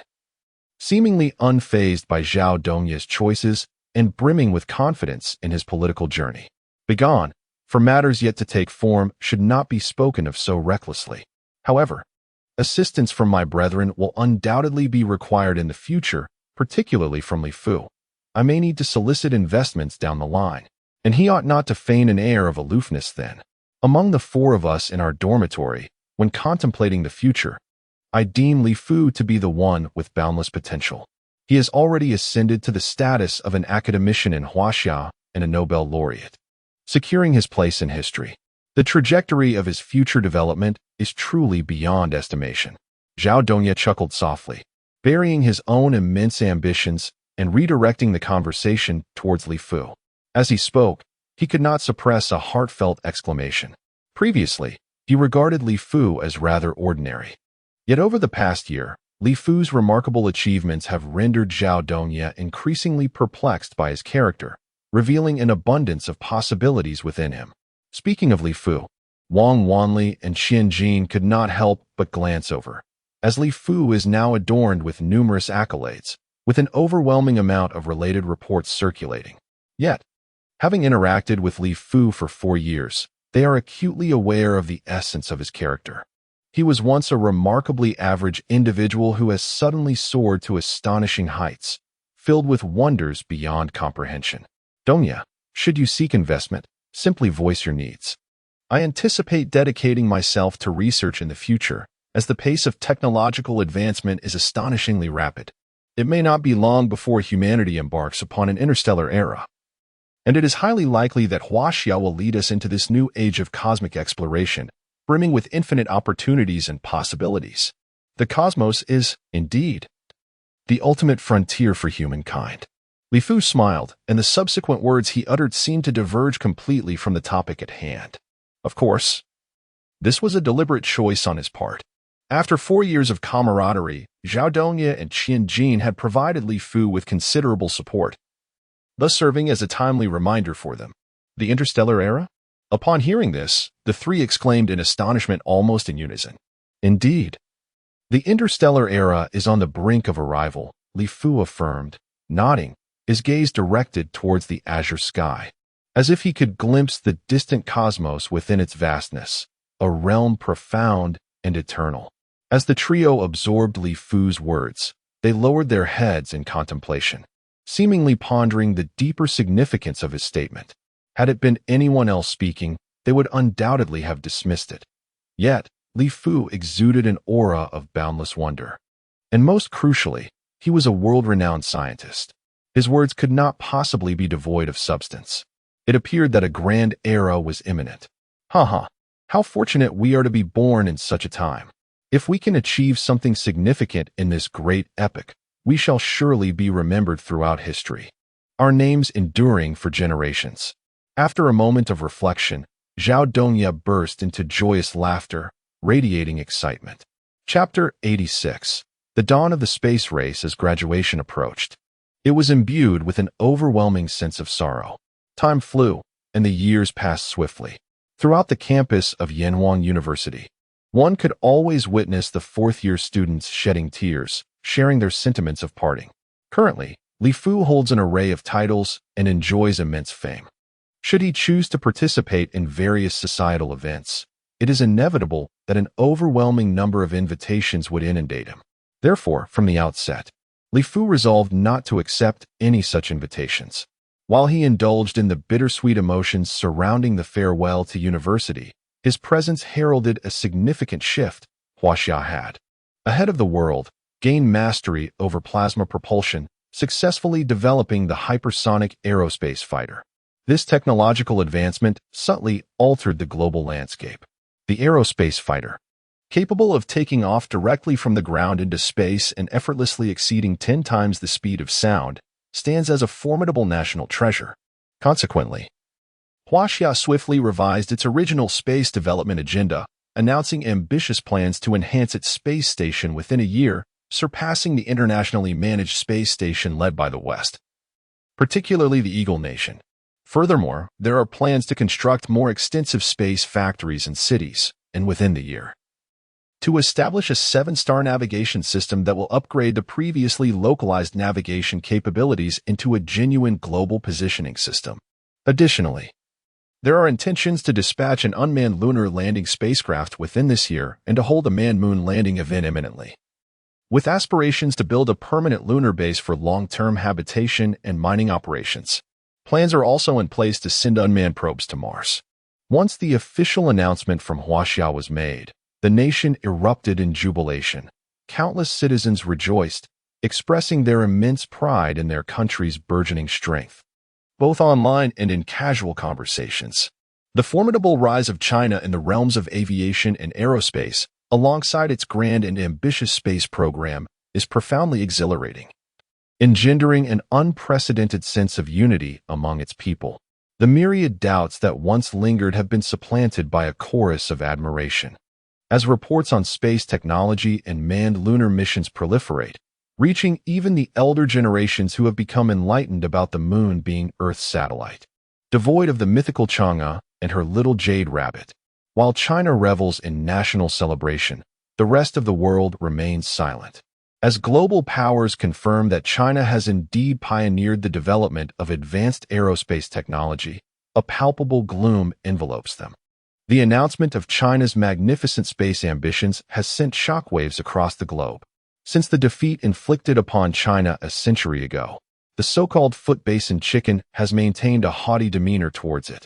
However, with China's grand space aspirations and its steady ascent in national strength, a sense of profound anxiety and restlessness has begun to fester within its rival. The two nations harbor a deep-seated enmity, a fact underscored by the plethora of dramatic narratives produced annually in China, a testament to the nation's unwillingness to forget its past wounds. Space represents the future of humanity, a notion that has nearly become a consensus among nations worldwide. The moon, with its abundant resources, tantalizes countries globally, and crucially, it remains a terra nullius. Whoever occupies it first shall claim it as their own. For a long time, the nation has been plagued by resource constraints and limitations. In discontent with its limited territory, the United States has harbored numerous aspirations regarding the moon. Now, spurred by the vast space program of China, the United States has swiftly unveiled an ambitious space initiative of its own. The United States plans to invest up to $2 trillion in the aerospace sector over the next decade, with a goal of achieving manned spaceflight through its own technology within the coming year. Additionally, it aims to launch a lunar probe and establish its own space station within 5 years, ultimately achieving manned lunar landing within 10 years. Historically, the United States has occupied a secondary position in the realm of space exploration, primarily relying on collaboration with the West and participating in various international space station endeavors, without any intentions of independently advancing its space program. However, now, prompted by China's advancements, the United States is determined to leverage its substantial economic and technological strength to develop its space endeavors autonomously. It seeks to achieve manned spaceflight, construct its own space station, and secure lunar resources within a decade through an array of ambitious plans. Yet, with China having pioneered the development of spaceplanes and proposed grandiose space initiatives, the United States finds it increasingly challenging to accept its lagging position in cutting-edge technology. The New York Times has exceptionally devoted an entire month to extensive and detailed headlines concerning China, covering its 5,000-year history to its grand current space endeavors. The articles discuss China's formidable rise, its ambition to instigate a space race, and plans to achieve manned lunar landings and establish a lunar base next year. They question the inaction of the U.S. government, which remains mired in the quagmire of the Middle East, while China's ascent poses a destabilizing factor in the world. These headlines reveal the deep-seated anxieties within the American psyche. In response, the American populace has staged significant protests, with countless individuals gathering at the White House to challenge their government's passivity in allowing China to surpass them in the realm of space, an outcome deemed utterly unacceptable. Under immense pressure, the U.S. swiftly announced its ambitious new space initiative, dubbed the Artemis program. This plan entails an investment of over $5 trillion into space exploration over the next decade, with aspirations to return to the moon before 2020, establish a permanent lunar base, and even create lunar factories for mining operations. The United States cannot tolerate the prospect of falling behind and is particularly unwilling to allow China to seize resources on the moon, having previously landed on the lunar surface. The U.S. is acutely aware that the nation securing greater lunar resources will wield more significant influence in the future. In addition to the eagle and the foot basin chicken, the Arctic bear, a nation traditionally recognized for its prowess in aerospace, has also been profoundly stimulated. Despite relying on resource sales to sustain its economy and often living off past achievements, the Arctic bear is acutely aware of the significance of space, particularly the moon. Gritting its teeth, the Arctic bear has unveiled an ambitious space initiative named the Korolev Program, a tribute to the scientist who spearheaded the lunar program during the era of the former Great Bear. Last century, in the fervor of the space race against the eagle. The eagle triumphed in landing on the moon, while the former Great Bear met with failure. Now, resurrecting this initiative, it is evident that the Arctic bear intends to embark on another manned lunar mission. The plan is to invest over $1 trillion in the space sector over the next decade to achieve what the former Great Bear could not, manned lunar exploration, and to establish a permanent lunar base to seize lunar resources. The European Union, led by John Bull, the Gallic Rooster, and Germany, is equally resolute. They have united to formulate a program named Athena, centered around manned lunar missions and the establishment of a permanent lunar base. This ambitious plan entails an investment of up to $5 trillion over the next decade.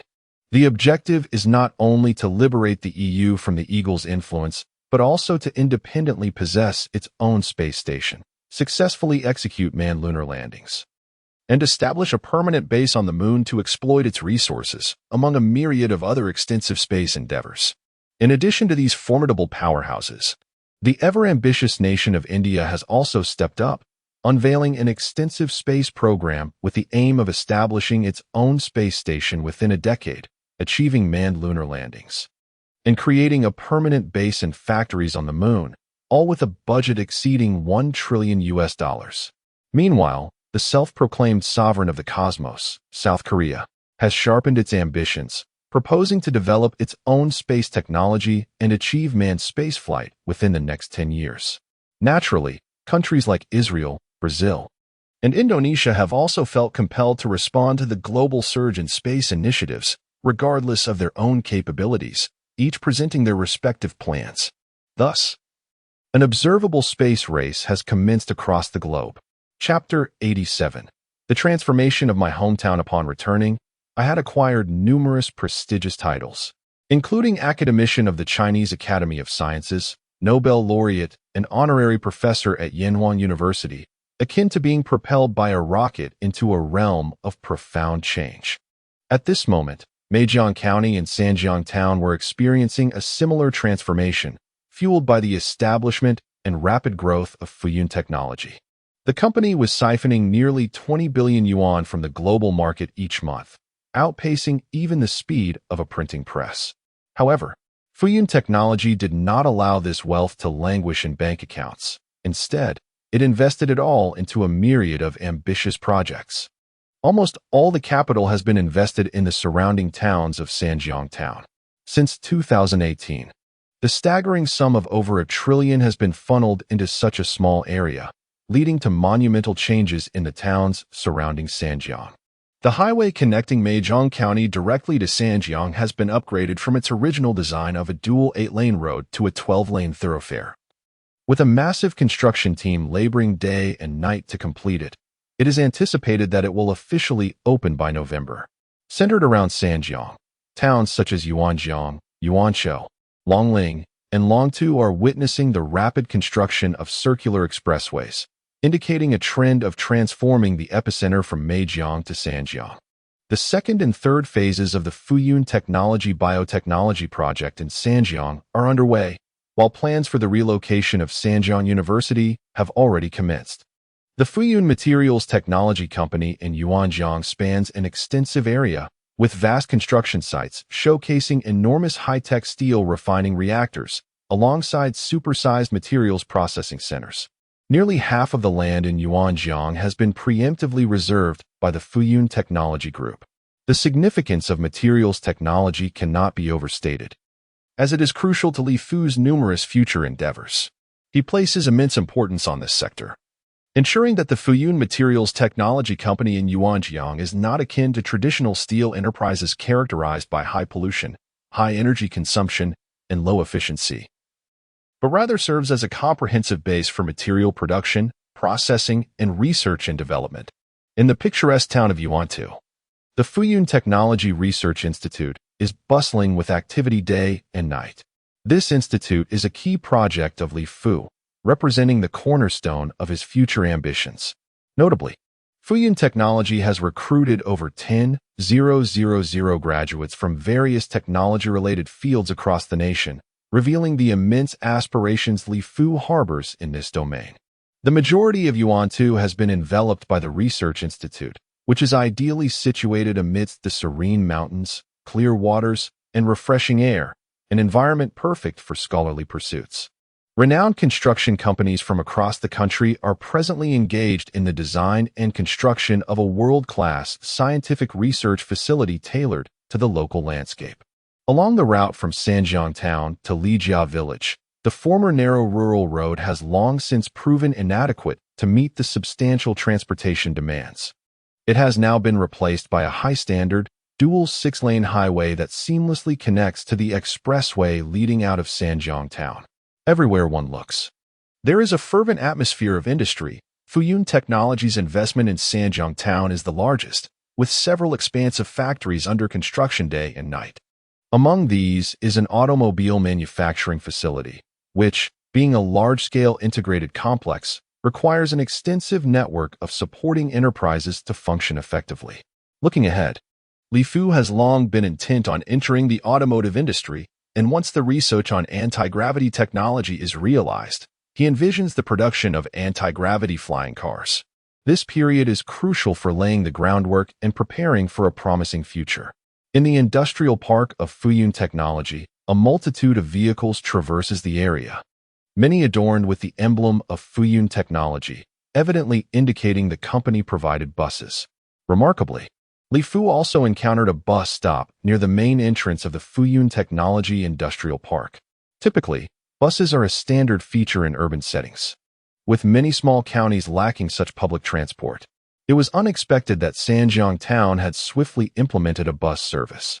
This bus notably departs from the center of Sanjiang Town, connecting the Fuyun Technology Industrial Park, the Fuyun Technology Research Institute in Yuanshu Town, and then, from another direction, leads to the envisioned Sanjiang University, ultimately reaching the Yuanshu Town Fuyun Materials Technology Industrial Park.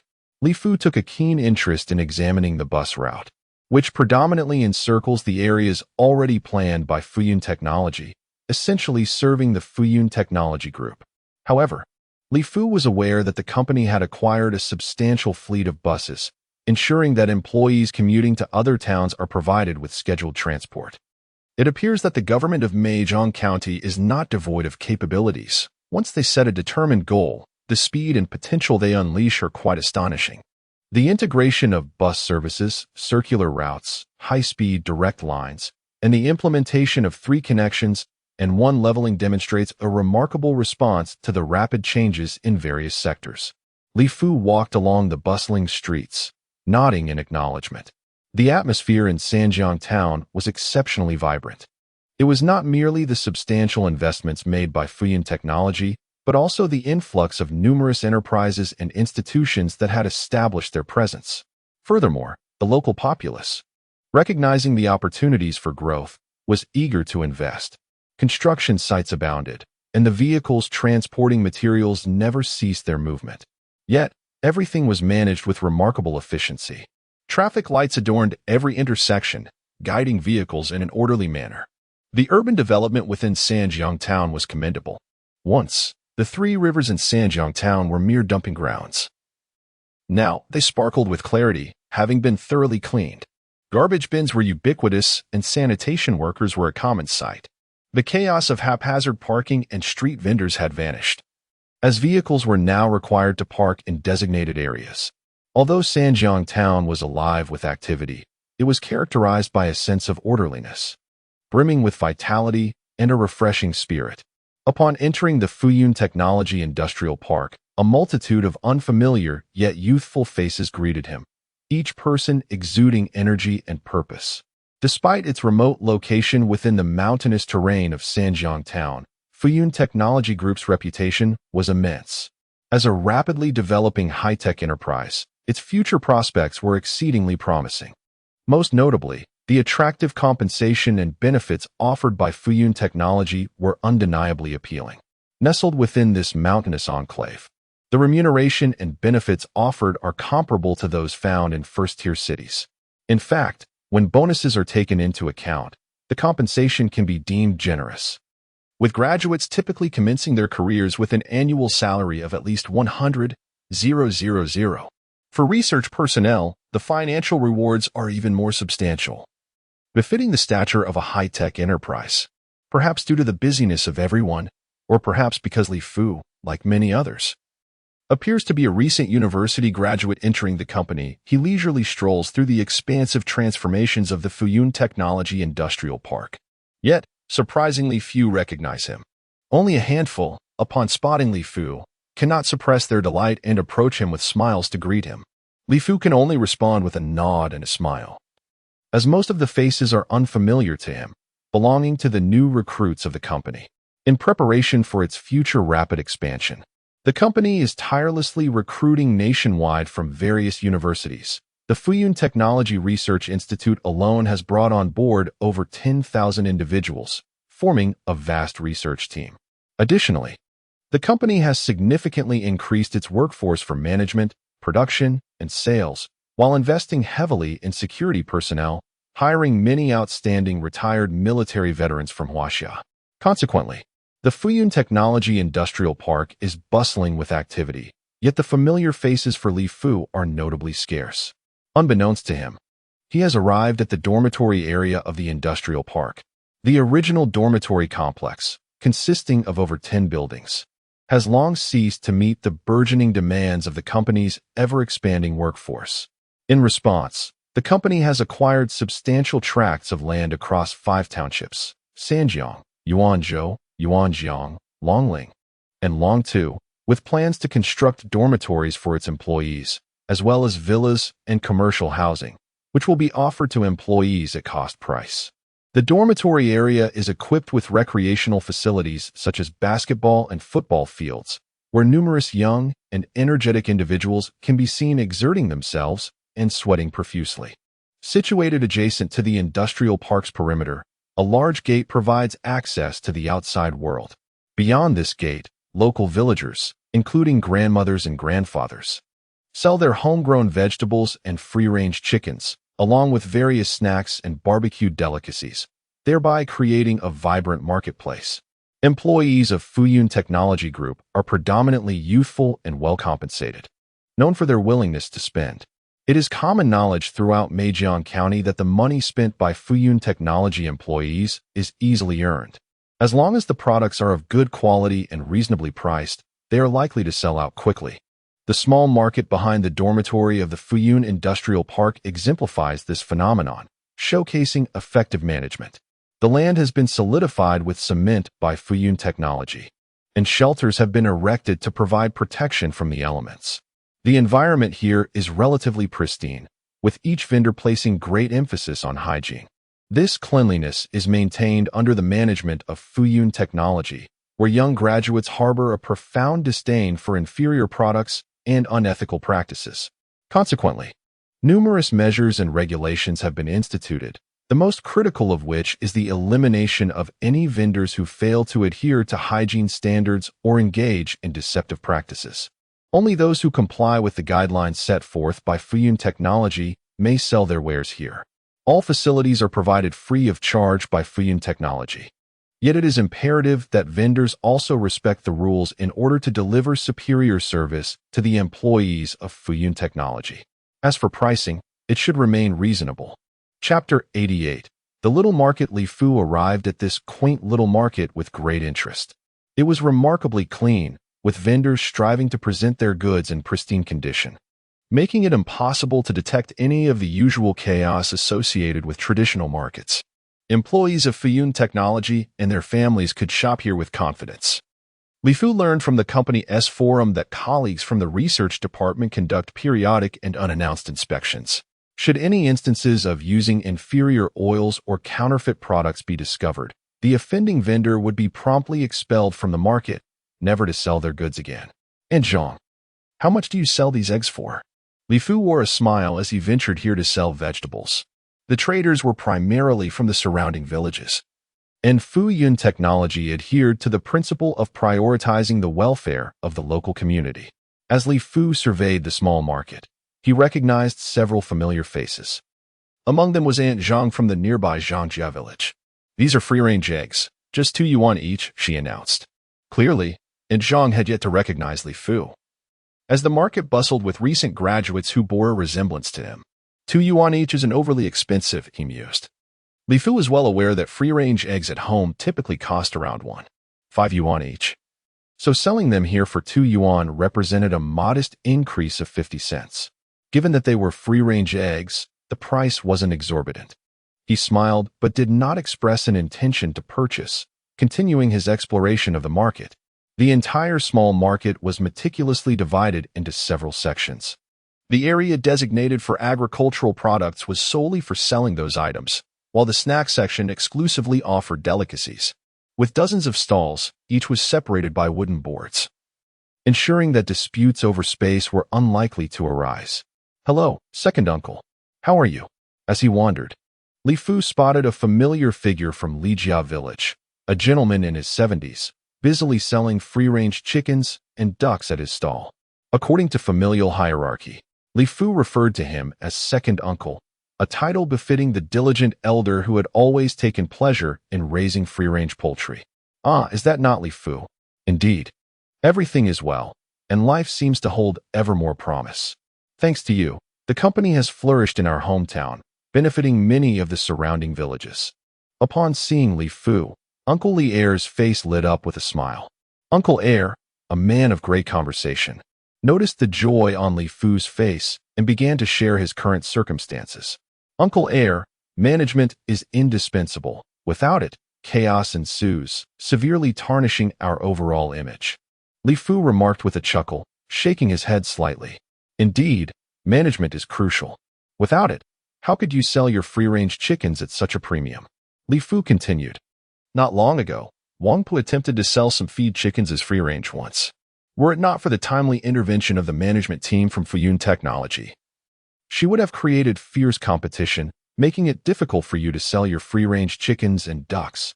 Nearby, Li Jiaoyang, who sold pork, was tidying his stall, ensuring it was spotless, when he joined the conversation with a smile. He, too, hailed from Li village and had previously sold pork in town. Now, he had moved his business to this small market behind the dormitories of the Fuyun Technology Industrial Park. "Uncle Jiaoyang, how has selling pork here treated you? Is it profitable?" Li Fu greeted with a smile, and it was only around 10 o'clock. Remarkably, his stall had already sold out of pork, and he had tidied up the space meticulously. Li Fu recalled his previous experiences at the town's market, where he partnered in slaughtering pigs, often selling only half a pig throughout the day, from morning until night, with leftovers inevitably needing to be sold off cheaply in the village. Here, pork sold exceedingly well, prompting his decision to come to this market.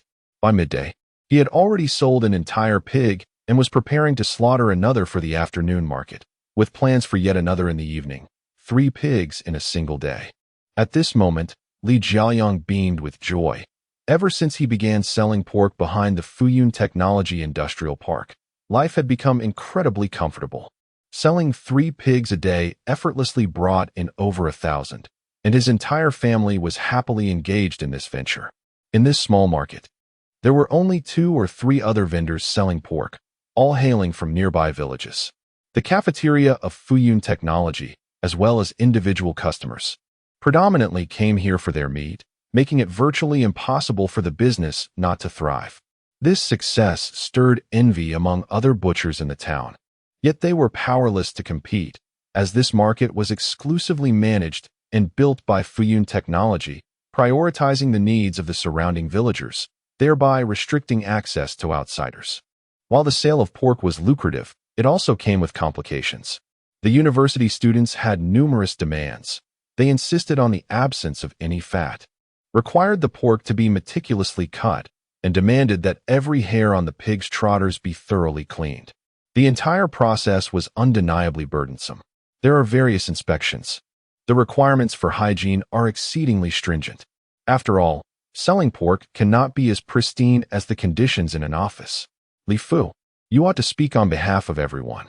Meanwhile, Li Jiaoyang's wife busied herself, though her words seemed to contradict the smile on her face.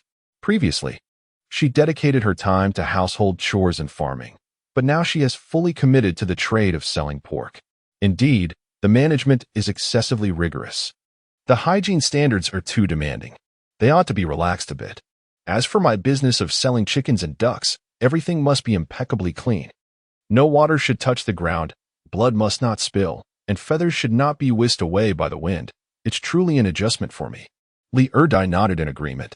Second uncle, if you find the management burdensome and the requirements excessive, you might consider selling in town, where there are no regulations at all.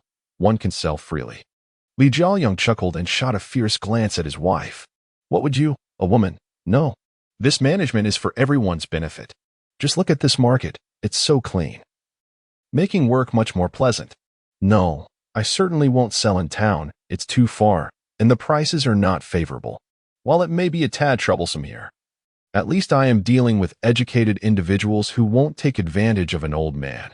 They are all university graduates, polite, straightforward, and easy to converse with. At this, Li Erdai immediately protested, shaking his hand with a smile. Indeed, we should conduct our business with utmost integrity, adhering to the established customs and regulations of this place. In doing so, we can thrive, and they can feel at ease. Your prosperity, my prosperity, and the well-being of all. Li Jiaoyang smiled, recognizing the rarity of these times, which he cherished deeply. He strictly complied with all local requirements and regulations, ensuring his stall was immaculate, and he meticulously prepared the pigs before bringing them in, never daring to shortchange anyone. The consequences of being expelled would be dire. Haha, you all keep busy. I shall continue my observations, he remarked. Beside him, Li Fu maintained a constant smile, as everything he witnessed represented his aspirations. His ambition extended beyond merely transforming his hometown's outdated image. He aimed to gradually uplift its spirit as well, starting with this modest market. Li Fu smiled, nodding in satisfaction as he greeted acquaintances, many of whom recognized him and exchanged pleasantries in return. Chapter 89. A company moving towards internationalization, Li Fu leisurely strolled through the Fuyun Technology Industrial Park, gazing east and west, akin to a landowner surveying his estate. The once desolate rural landscape had transformed into a bustling hub of vitality, pulsating with energy, much like the rising sun, inspiring everyone in its vicinity. These individuals are all exceptional soldiers recruited from the military, many of whom hail from elite special forces, possessing remarkable skills. Naturally, the cost of hiring them is quite substantial, accompanied by a plethora of benefits and perks. With their annual salaries comparable to those of other company employees, supplemented by various bonuses, rendering their compensation quite impressive. This is the headquarters of the company, where security measures are stringent, particularly within the research facilities, which are heavily guarded as they house a wealth of coveted technological advancements. Any breach could lead to significant losses for the company. Good day, Mr. Li. The two security personnel at the entrance immediately recognized Li Fu, demonstrating their keen observance. Thank you for your hard work. Li Fu smiled and nodded as he entered the building. At this moment, the ground floor has been transformed into a reception area, with a card access system installed at the staircase, alongside a stunning receptionist. This setting contrasts starkly with Li Fu's previous visit, presenting a more formal atmosphere that deters unauthorized individuals from accessing the core offices. However, Li Fu found himself momentarily stunned, as he realized he did not possess an access card to enter or exit the company. Excuse me, could you please assist me in opening the door? Li Fu approached the reception desk, where the receptionist was engrossed in her computer. Upon hearing his request, She promptly looked up and greeted him with a warm smile. "Good day, Mr. Li. How may I assist you?" Li Fu smiled and gestured towards the card access door leading to the elevator. The receptionist, an enchanting goddess, handed him a work card, saying, "Here you go." "Thank you." Li Fu replied with a smile as he took the card and smoothly swiped it to pass through the door. He then ascended directly to the top floor. To his office. The president's office? He chuckled, shaking his head. When he left, there was no such designation. After diligent efforts in 2018, the company had become well established in all respects, particularly in the office area. "Hello, Mr. Li. I am your secretary, Ding Xian." Upon entering his office, he was greeted by a tall, exquisitely featured woman clad in a sleek black business attire. Li Fu's office was divided into two rooms, a larger one, which served as his office complete with a reception area and gym, and a smaller one, clearly Ding Xian's workspace. "Greetings, this is our first meeting. I look forward to working with you." Li Fu smiled and nodded. The arrangement of the secretary had been discussed in advance with Old Fong, and Ding Xian was his own choice. Despite her youthful appearance, reminiscent of a recent graduate, she was actually in her early 30s, having taken good care of herself, and was a highly professional secretary. "Mr. Li, you flatter me. This is my job. Please feel free to point out any oversights on my part." Ding Xian silently exhaled in relief. The receptionist on the first floor had already informed her when Li Fu entered the elevator, allowing her to greet him promptly upon his arrival. Li Fu appeared to be quite affable, which suggested that her future tasks would be relatively less burdensome. It was the difficult personalities that secretaries dreaded the most. "Everyone calls me General, but you may simply address me by my name," Li Fu remarked with a smile, still somewhat unaccustomed to being referred to in such a manner. "Very well," Ding Xian replied with a smile and a nod. Many prominent figures were indeed quite approachable and preferred not to be addressed with titles such as General or Director. She was aware of this, though it was common to use titles like Old Li or Old Zhang. However, given Li Fu's youth, it was worth contemplating the appropriate form of address moving forward. "Is Old Fong in the office?" Li Fu inquired as he made his way to his office. Ding Xian, clutching a stack of documents, followed closely behind him. She was well versed in the schedules of all the key personnel in the company, capable of recalling the details with precision regarding time and location. "What about Old Zhong?" she asked. "Director Zhong is at the headquarters. I will go fetch him," Ding Xian replied. Realizing that Li Fu sought Zhong Yun to acquire financial data, she promptly stepped out to call him. Soon, Zhong Yun arrived at Li Fu's office, holding a set of financial documents, evidently aware of Li Fu's intentions. As a business owner, with limited involvement in the company's daily operations, he was naturally more attentive to financial matters. Li Fu smiled, contemplating the chaos that would ensue if he were to manage the company himself. However, with Fong Zhong, a seasoned professional manager, at the helm, everything was meticulously organized, and the company swiftly progressed towards becoming a premier international high-tech enterprise. Zhong Yun, too, smiled in delight, clearly recognizing Li Fu's affirmation of the management team. "How has the financial situation of the company been recently?" Li Fu inquired, his curiosity piqued by the financial matters that concerned him. "I was just about to report on the current financial status," came the response. "In recent months, as our production capacity for AIDS treatment medications has steadily expanded, we have witnessed a remarkable increase in our company's revenue. In August, we achieved a revenue of 15.2 billion, and in September, we surpassed the significant milestone of 20 billion. Although there are still a few days left in October, we have already exceeded 20 billion. Here are the detailed financial figures for your review." Upon hearing about the financial data, Zhang Yun's expression changed instantly as he presented Li Fu with the detailed reports. With a monthly revenue of 20 billion yuan, the annual turnover would approximate 250 billion, positioning the company among the ranks of the world's top 500 enterprises. As the chief financial officer of the company, Zhang Yun is acutely aware of its profitability, which is astonishingly high. With a monthly revenue of 20 billion, the company boasts an enormous profit exceeding 17 billion, and this is after taxes. This remarkable figure is, of course, influenced by the numerous tax incentives currently enjoyed by the company. Nevertheless, Zhong Yun has calculated that even under standard corporate tax obligations, the company's post-tax profit would still exceed an impressive 70, a figure that is truly staggering, especially considering the generous compensation and benefits provided to employees. Boss, might we consider pausing our comprehensive expansion? Zhong Yun suggested to Li Fu, somewhat exasperated. While our monthly income is substantial, our expenditures are equally astonishing. We are practically living paycheck to paycheck, and there are times when we fall short. Although the revenue is significant, the outflow is equally formidable, akin to a torrent. With ongoing projects in phases 2, 3, and 4, investments in the insatiable Riyun Technology Research Institute, plans for Sanjiang University and Sanjiang Hospital, as well as the establishment of an automobile production line, coupled with the high employee benefits and remuneration, we simply do not have enough funds to cover these expenses. A substantial reserve of funds is of paramount importance for a company, as it ensures a continuous and stable flow of capital, allowing the business to operate sustainably. As a CFO, Zhong Yun places great emphasis on this aspect. One need only observe the globally renowned fruit company, which holds a staggering cash reserve of $250 billion, or the well-known domestic orange company, boasting nearly 80 billion Chinese yuan in cash. The world's prominent enterprises each clutch their vast sums of money for profound reasons. As the saying goes, he who has grain in hand is not anxious.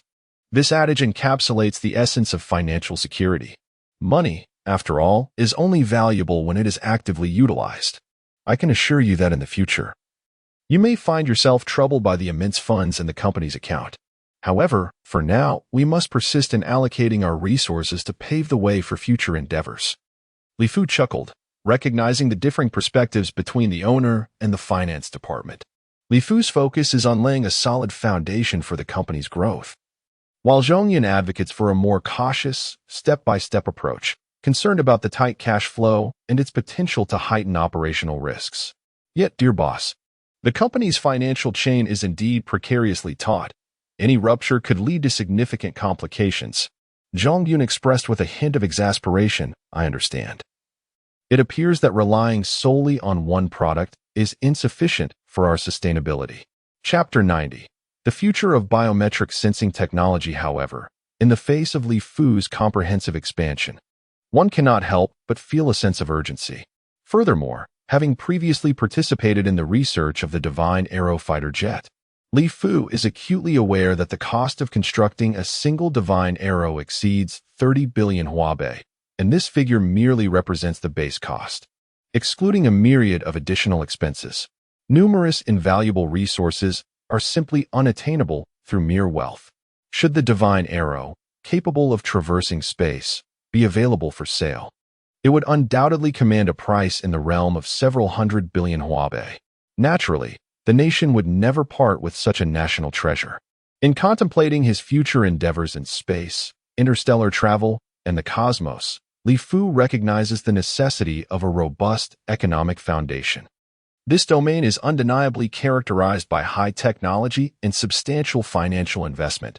The current meager funds he possesses would barely make an impression.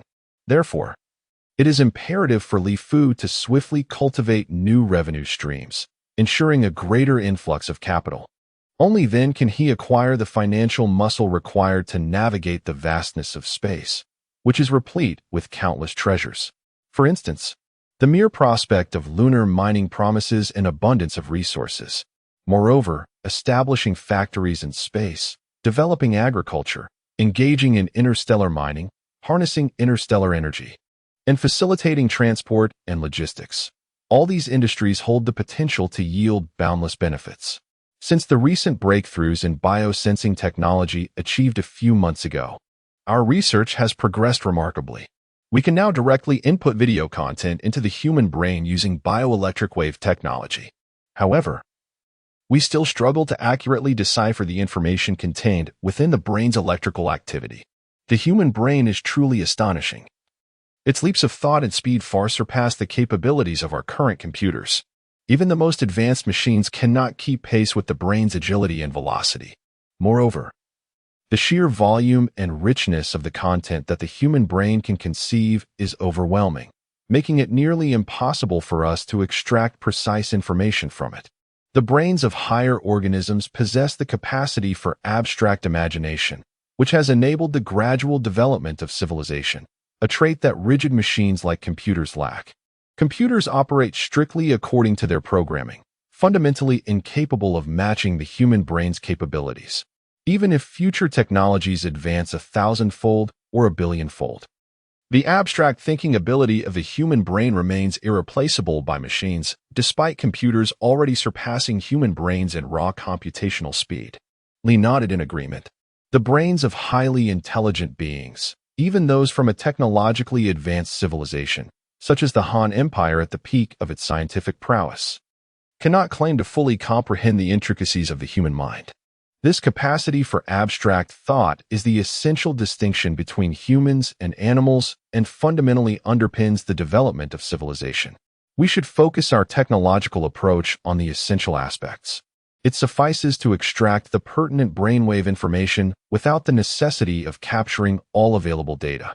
This method should indeed be achievable while also considering individual privacy and confidentiality. After a moment of contemplation, Li Fu gently proposed that the human brain possesses an astonishing speed in processing information. Thus, there is no cause for concern regarding the brain's capacity to absorb incoming data. The human brain has a remarkable ability to automatically filter out the unimportant elements. Much like the myriad visuals we encounter at every moment, the brain only pays heed to a minuscule fraction of the vast array of content and information, effortlessly disregarding anything deemed irrelevant. However, the human brain also exhibits another extraordinary characteristic. It can retain those overlooked details and, upon receiving a prompt, can suddenly and vividly recall them. This function is nothing short of astonishing. If we could unravel the principles underlying this phenomenon, it could be applied to computer technology, thereby eliminating instances of system lag. Furthermore, the human brain not only swiftly associates relevant information with a particular subject, but also possesses the capacity to engage in abstract imagination, enriching and refining that information. For instance, consider something as simple as the moon. When you hear or think of the moon, your mind conjures images of its various phases: the luminous full moon, the waxing crescent, the waning gibbous, a moon adorned with stars, or even a dim, shadowy orb. Moreover, you may swiftly recall the enchanting tales of the moon goddess Chang'e or the historic Apollo moon landing. This remarkable cognitive ability is far beyond the capabilities of any computer. Even the most advanced machines remain rigid, executing tasks solely according to their programming. The myriad forms of so-called intelligence available today merely outperform the inflexible nature of traditional computers, yet cannot be genuinely classified as intelligent. This observation does not diminish the extraordinary power of computers, particularly in singular computational tasks, as well as in data retrieval and storage, where the human brain cannot match their speed. Although we have conducted related research, we often find ourselves shrouded in a fog, struggling to discern the intricacies of the information embedded within biological brainwaves. The challenge of abstract data interpretation is fraught with potential for error. Nevertheless, we must proceed with patience. Through diligent exploration and inquiry, we will invariably uncover certain patterns. Yet, it is crucial to acknowledge that this represents merely a nascent success, and we remain a considerable distance from the advanced biosensory technologies that might characterize a super-civilization.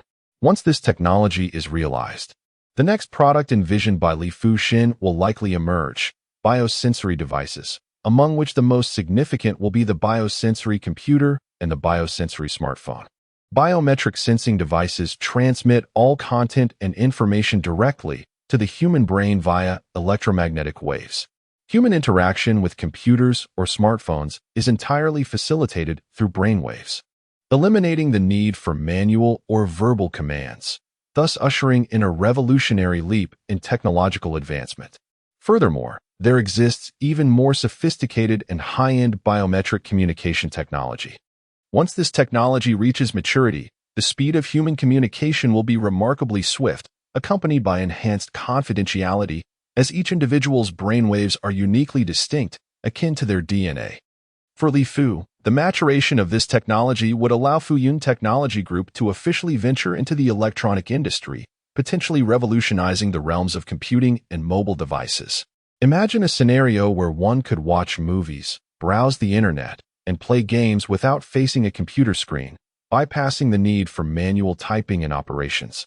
While achieving swifter input, such a computer would render traditional models obsolete. Similarly, envision a mobile device that permits voice calls, online chatting, and more without the necessity of a small screen, alleviating the cumbersome task of typing on a diminutive display. One could effortlessly access information and communicate with friends simply by closing their eyes. The emergence of such a mobile device would herald the end of the conventional mobile phone industry.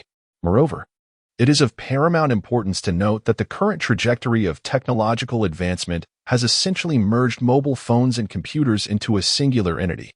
While many feature phones still lack this integration due to their diminutive size, the advent of biometric sensing technology could facilitate a seamless and harmonious amalgamation of these devices. In the future, the distinction between mobile phones and computers may become obsolete. A single electronic device would suffice to fulfill all functionalities of both, achieving an exquisite fusion and revolutionary progress. The citizens of the super-civilized Han technology empire are equipped with what can be regarded as ultra-advanced versions of such products. Each individual possesses a terminal device that can flawlessly connect to the vast societal network, enabling them to access and input information at any time and from any location. The product that Li Fu aspires to research and launch embodies this vision. Should this innovation come to fruition, the Fuyun Technology Group would be poised to monopolize the global electronics industry, rendering all existing computers and mobile devices obsolete, thus providing Li Fu with an inexhaustible and immense financial reservoir. A glance at the current roster of Fortune 500 companies reveals giants such as Apple, Samsung Electronics, HP, Dell, and Lenovo.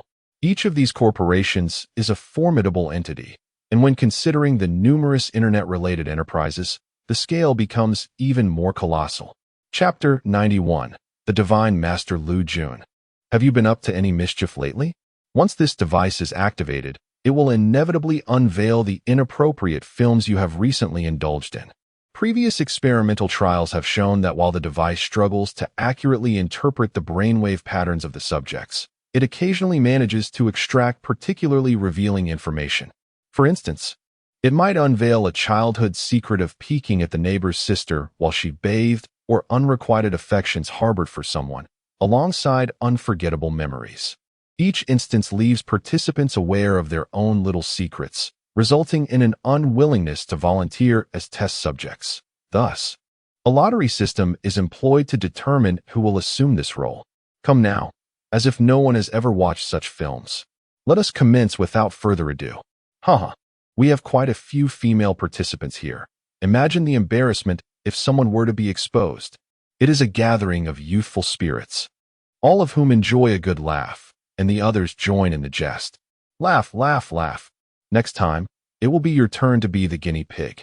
Lu Jun simply closed his eyes, choosing to ignore their banter, though a twinge of anxiety welled within him as he silently prayed not to embarrass himself. All right, everyone, prepare yourselves. The experiment is about to begin. If we continue to falter, we may never advance in our research on biological sensing technology. Li Fu was also grinning from ear to ear. He believed that as long as humor among his researchers remained moderate and did not harm their camaraderie, a little jesting was perfectly acceptable. The test commenced. Li Fu gazed at a massive monitor linked to a computer, displaying the interface of the immensely popular mobile game, Honor of Kings. The neural connections were established seamlessly, and information began to flow. A chilling, female electronic voice resonated throughout the laboratory. Lu Jun, who was undergoing the test, felt a faint electric current coursing through his body. With his eyes shut, he could see nothing, yet as the gentle current passed, the game interface of Honor of Kings vividly materialized in his mind, remarkably clear and unrestricted by screen size. Let us try a solo queue to see how it feels. It should be quite enjoyable, he thought. Lu Jun was instantly captivated, carefully absorbing the experience. He swiftly navigated through the runes, glanced at the shop, and then promptly switched to the friends list, his speed astonishingly rapid, before diving into a solo queue. Li Fu and his colleagues watched the colossal screen, where the game interface of Honor of Kings transitioned rapidly, akin to a fast-forwarded video, dazzling their eyes and perfectly mirroring Lu Jun's thoughts. The operational speed registered 34 actions per second, with a reaction time of 0.083 seconds. On an adjacent monitor connected to this computer, the various data reflecting Lu Jun's brainwave frequencies and the operational frequencies of the game Honor of Kings began to fluctuate incessantly. The primary display swiftly transitioned to the game's starting interface, where 10 players commenced a competition to see who could load the game the fastest. Undoubtedly, it would be Lu Jun, as the laboratory's internet connection was a dedicated broadband line, allowing for instantaneous downloads, even for large files, let alone a game. The character designs in this game are quite astonishing. Why must the female heroes be endowed with such exaggerated features? The petite cherry lips, the slender waist, and the elegantly high-cut legs. Bored from waiting, and with all information being directly transmitted to Lu Jun's mind, he turned his attention to the game characters, particularly to Deji and Angela, immediately captivated by the voluptuousness of these two female heroes. Haha, I knew Lu Jun was not the serious type, he thought, as he couldn't help but reveal his interests. Outside the thick-tempered glass, onlookers gazed at the monitor, where several areas were highlighted in red. Laughter erupted among the crowd as they recognized that these red-marked regions represented the most active areas of Lu Jun's mind at that moment, indicating where his attention was focused. It became evident to everyone what thoughts occupied Lu Jun's mind, filled with images of voluptuousness and slender waists, prompting uncontrollable laughter. Aha, that Lu Jun. In the blink of an eye, the scene transitioned once more, swiftly immersing us into the gaming landscape. It appeared as if the visuals were fast-forwarded. Li Jun's mastery of Zhuge Liang allowed him to instantaneously access the equipment purchase interface. Within moments, he procured the desired gear and embarked leisurely towards the mid-lane, while his teammates remained in a state of bewilderment. Clearly, Lu Jun was a formidable player of the game Honor of Kings, exhibiting remarkable speed in his purchasing. If it weren't for Li Fu's keen eyesight, he might have entirely missed the moment Lu Jun acquired his equipment. Before long, the battle commenced. Utilizing neural impulses to control the game, coupled with the exceptionally rapid internet speed within the laboratory, Lu Jun's already proficient Zhuge Liang became even more formidable. Each maneuver was executed with breathtaking swiftness. Skill combinations flowed seamlessly, achieving a level of reflex that left onlookers astounded. Enemies and allies alike barely grasped what transpired before the skirmish reached its conclusion. The laboratory resonated with the continuous sounds of Zhuge Liang's passive abilities being triggered and unleashed, as Lu Jun operated him with the finesse of a top-tier deity, deftly evading incoming attacks. In less than 10 minutes, under the leadership of this godlike Zhuge Liang, they dismantled the opponent's crystal with overwhelming force. The statistics were nothing short of extraordinary: 32 kills, 0 deaths, and 12 assists. Zhuge Liang, with his impeccable performance, undeniably secured the MVP title. To one's astonishment, the moment someone beheld the remarkable data, an exclamation escaped their lips, evidently a fellow gamer familiar with Lu Jun's prowess. They recalled the last encounter, when Lu's Zhuge Liang had proven to be rather disappointing, leading them to an unfortunate series of 7 consecutive defeats. However, the current ranking matches were of a different caliber, far removed from the bronze ranks of easy victories. The statistics displayed on the adjacent monitor were nothing short of extraordinary: an operation speed of 529 actions per second and a reaction time of merely 0.067 seconds. The calculator, diligently recording each peak value, revealed that Lu Jun's brainwave frequency had surged to an impressive 25 Hz, placing him in a state of heightened exhilaration akin to that of a person under the influence of stimulants. Clearly, the recent gaming session had been immensely gratifying, showcasing an array of elite maneuvers and a flurry of takedowns. His operational speed was a staggering 529 actions, a figure that dwarfs the average individual's achievement of 150 actions per second, with seasoned players barely surpassing 200. Lu Jun, however, effortlessly eclipsed the 500 mark, maintaining an astounding performance above 400 throughout the match. The accuracy of his information transmission stood at an astonishing 99.9999, with information retrieval accuracy at a remarkable 99.9. Soon, the two data points that Li Fu was most concerned about were revealed. The accuracy of transmitting information to Lu Jun's brain via the device had reached an impressive 4 decimal places.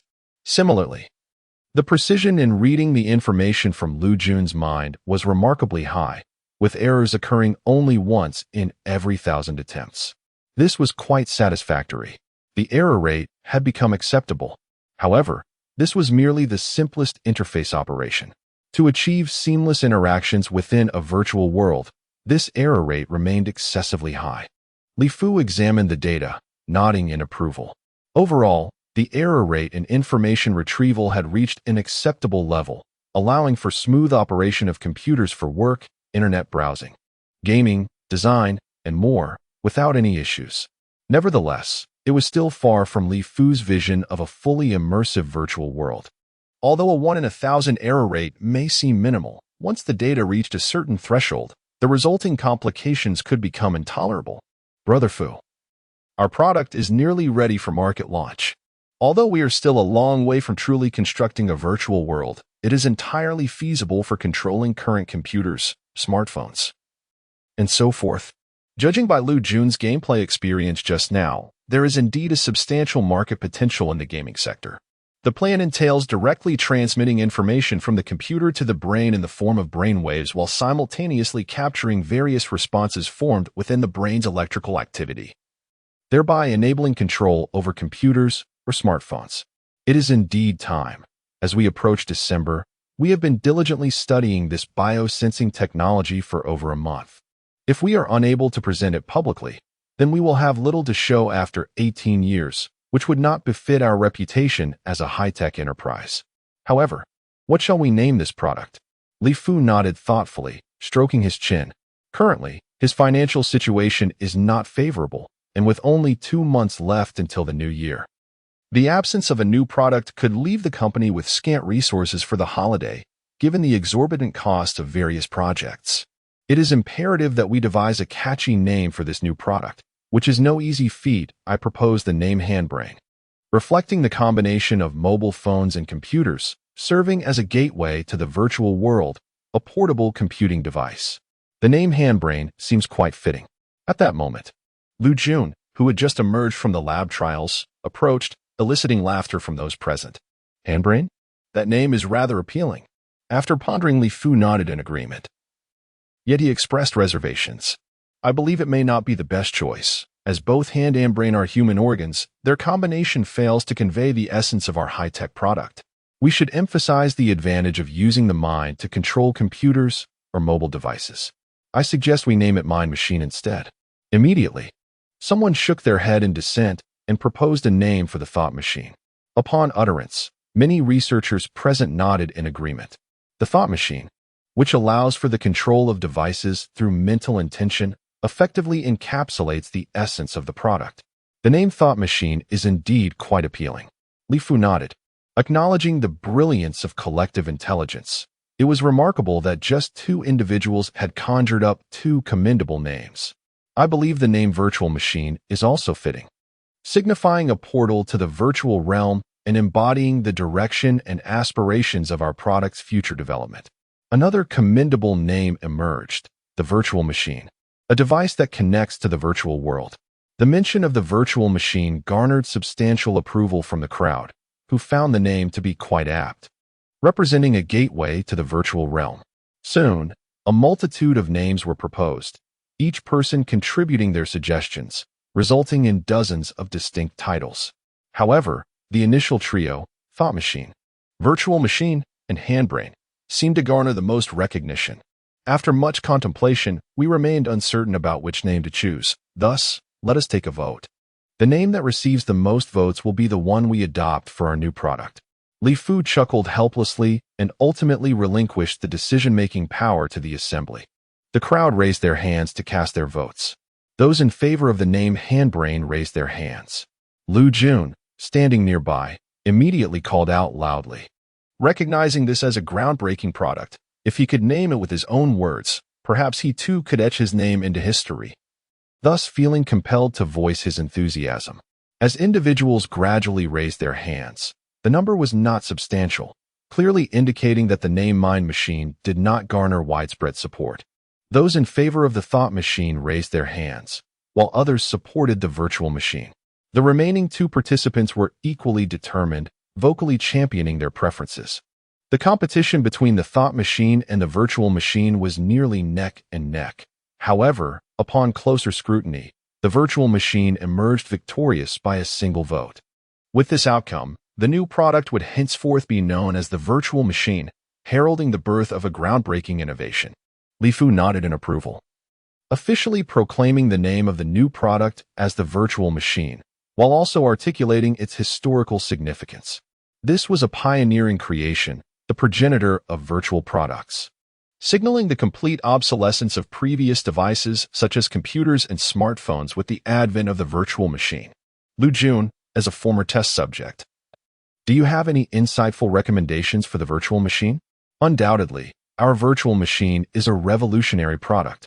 All information from a smartphone can be transmitted directly into our brains, eliminating the need for visual engagement. This method of transmission is not only faster, but also clearer and more refined than conventional sight. I believe that, aside from its other capabilities, simply integrating a camera could restore vision for the visually impaired. Utilizing a camera as a substitute for eyesight could be considered a derivative product, which should have considerable market potential. However, I believe our product still has numerous areas for enhancement. Firstly, our current design is somewhat cumbersome and not conducive to portability. Ideally, it should be reduced to the size of a mobile phone or a smartwatch. Of course, we have yet to finalize and design the product. Additionally, the current connecting the brain waves should be further minimized, ideally to a level that is imperceptible to the user. Otherwise, the sensation of a current each time one connects to the brain waves can be rather uncomfortable. Furthermore, our product should be designed to connect to the Virtual Machine simply upon contact with the skin, rather than requiring placement at a specific point. If we can resolve these issues, our Virtual Machine could be deemed nearly perfect. Lu Jun pondered thoughtfully, articulating all his ideas and suggestions concerning the Virtual Machine. Nearby, someone swiftly recorded Lu Jun's recommendations in detail. Li Fu nodded, noting that this Virtual Machine somewhat embodies the essence of a seed of advanced civilization. If technological advancement continues on this trajectory, every citizen may eventually need to be equipped with a corresponding Virtual Machine, increasingly compact and powerful, naturally evolving towards the direction of a civilization's seed. Although the current electrical flow poses no harm to the human body, frequent connections might indeed instill a sense of fear. After all, we tend to react dramatically to even a slight static shock during winter, let alone the frequent exposure to this current. Upon Lu Jun's expression of concern regarding the excessive current flow, Li Fu immediately furrowed his brow, recognizing the gravity of the issue that necessitated resolution. As for the development of derivative products, it presents a commendable notion.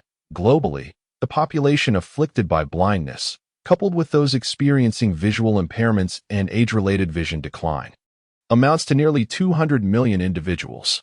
In our own nation, the number of blind individuals approaches approximately 5 million, accounting for 18% of the world's total blind population. When considering various other ocular maladies, including myopia, it becomes evident that we face significant challenges in this domain. Should we succeed in developing relevant derivative products, the market potential is substantial, and we could indeed benefit a vast demographic. Moreover, these derivative products need not solely cater to the visually impaired. The innovative technology can be applied across numerous fields. Take underwater exploration, for instance. We could seamlessly integrate cameras into aquatic environments to observe the underwater world. While such derivative products may occupy a niche market, even the smallest endeavors can yield fruitful outcomes. and we should explore these avenues together. Thus, let us divide our project team into two distinct groups, one dedicated to the development of derivative products and the other focused on enhancing the virtual machine. We aim to expedite the launch of our new products. Additionally, it is imperative for everyone to test our virtual machine. Each individual should contribute suggestions. For at Ruyun Technology Group, we either do not embark on a project, or if we do, we strive for excellence. Li Fu pondered for a moment before initiating the division of labor for the upcoming tasks, segmenting the Biological Sensing Technology Research Group into two product teams, the Derivative Product Team and the Virtual Machine Product Development Team. The most critical and essential technologies had already been resolved, and the remaining product design and refinement posed no challenge for Li Fu's entire team. Within just a few days, the Derivative Product Project team successfully developed a rather exquisite device intended for blind individuals. This device resembled a collar, equipped with a high-definition camera at the front. By merely donning this collar-like apparatus, blind users could instantly receive real-time visual information from the camera, effectively enabling them to perceive the world as if their sight had been restored. Concurrently, the Virtual Machine Product Development team also made remarkable progress, with Li Fu actively involved in this group, as he was eager to unveil the new product by early December. Chapter 93. Product Launch Conference. The National Sports Stadium in the capital city was entirely booked by Fuyun Technology Group from Jiangnan Province for a full week to serve as the venue for its new product launch conference. Commencing from December 1st and concluding on December 7th, precisely 1 week. The vast National Sports Stadium, famously known as the Bird's Nest, spans an area of 21 hectares and boasts over 90,000 seats, capable of accommodating more than 100,000 attendees. On the morning of December 1st at 9 o'clock, outside the Bird's Nest, the world's major media outlets had already gathered at the entrance, anxiously awaiting the event. This particular launch event by Fuyun Technology was entirely open to the public, allowing any visitor or individual to attend. Coincidentally, it was also a peak travel period, and countless tourists flocked to the capital, with the Bird's Nest being an inevitable attraction. Many were drawn by curiosity to witness firsthand what new innovations Fuyun Technology would unveil. At this moment, over 2,000 people formed an extensive line at the entrances of the Bird's Nest, eagerly waiting to enter. Fuyun Technology Group? Having never heard of it before, one might wonder if this event at the Bird's Nest was merely a ploy to attract attention. After all, what could justify such unrestricted access for observation and experience? Revolutionary technological products, epic-making innovations, with grandiose claims and no substantial details. One could not help but question the authenticity of such bold declarations. After all, even the most renowned companies hesitate to flaunt such audacious proclamations. Zhang Lei observed the lengthy queue, then glanced at the enormous advertisements emblazoned above the Bird's Nest featuring Fuyun Technology's emblem. Unable to contain himself, he turned to his friend Li Chong and remarked. Both Zhang Lei and Li Chong were students from a prestigious university in the capital, taking advantage of the National Day holiday to explore the city's iconic landmarks. Naturally, they could not miss the opportunity to attend the launch event of Fuyun Technology Group. I recently searched for Fuyun Technology Group, and I must say, this company is quite remarkable. Perhaps it truly has something extraordinary to unveil. With his phone in hand, Li Chong remarked with a sudden realization. Remarkable? Pray tell. Just how remarkable? Zhang Lei, intrigued by the conversation, leaned in closer to take a look. The founder of this company is Li Fu, the illustrious senior at Yanwang University who pioneered a new realm in biotechnology and developed a treatment for AIDS, recently awarded the Nobel Prize in Physiology or Medicine. Li Chang smiled and began to read aloud the information regarding Fuyun Technology Group. Undoubtedly, the company's reputation pales in comparison to that of Li Fu. Hence, discussions surrounding Fuyun Technology predominantly center on him. It stands to reason that the newly launched product is likely connected to biotechnology. Could it be another novel medication for disease treatment? If it were merely a new drug for treating a specific ailment, there would be no need for such an extravagant venue as the Bird's Nest, as it would be a waste of resources without significant impact. Zhang Lei furrowed his brow in deep contemplation, fully aware of Li Fu's esteemed reputation. I wonder, he pondered, Fuyun Technology has disclosed no hints thus far. Yet, judging by their promotional slogans, it is likely to be something quite impressive. After all, if they could develop a treatment for AIDS, it would not be surprising if they unveiled something equally groundbreaking. Li Chang shook his head, his curiosity piqued. At 9:30, the entrances of the bird's nest opened promptly, allowing an eager crowd to stream in, all impatiently anticipating the groundbreaking technological products that the Fuyun Technology Group would unveil. Soon, Zhang Lei and Li Chang also made their way into the vast arena, which featured an expansive sports field capable of hosting various events such as football and athletics. However, at this moment, the central area had been transformed by Fuyun Technology Group into a fantastical, sci-fi-themed venue. A massive temporary stage stood at the center, surrounded by numerous individuals clad in Fuyun Technology Group uniforms, all wearing cheerful expressions. Each person was accompanied by a table adorned with various items, some resembling mobile phones, others resembling headsets, and yet others resembling watches. The space was meticulously arranged with numerous seats, clearly designated for media reporters and visitors. Those entering hurriedly sought out front-row seats, particularly the media representatives, who were eager not to fall behind. Cameras and recording equipment were swiftly prepared, aimed at the center of the stage, with some already commencing live broadcasts to disseminate news of Fuyun Technology Group's latest products as swiftly as possible. Naturally, many others, noticing the dwindling number of available seats, chose not to rush for prime positioning and instead leisurely surveyed their surroundings within the bird's nest. Greetings, fair maiden. Are these items indeed the new products from your esteemed company, Fuyun Technology? Zhang Lei and Li Chang, having failed to secure seats, decided to meander about, their curiosity piqued by the various objects on the tables surrounding them. Indeed, good sir, might you enlighten us about these innovations, or allow us a chance to experience them? Li Lei scrutinized the assortment before him. Some items appeared familiar yet strangely alien.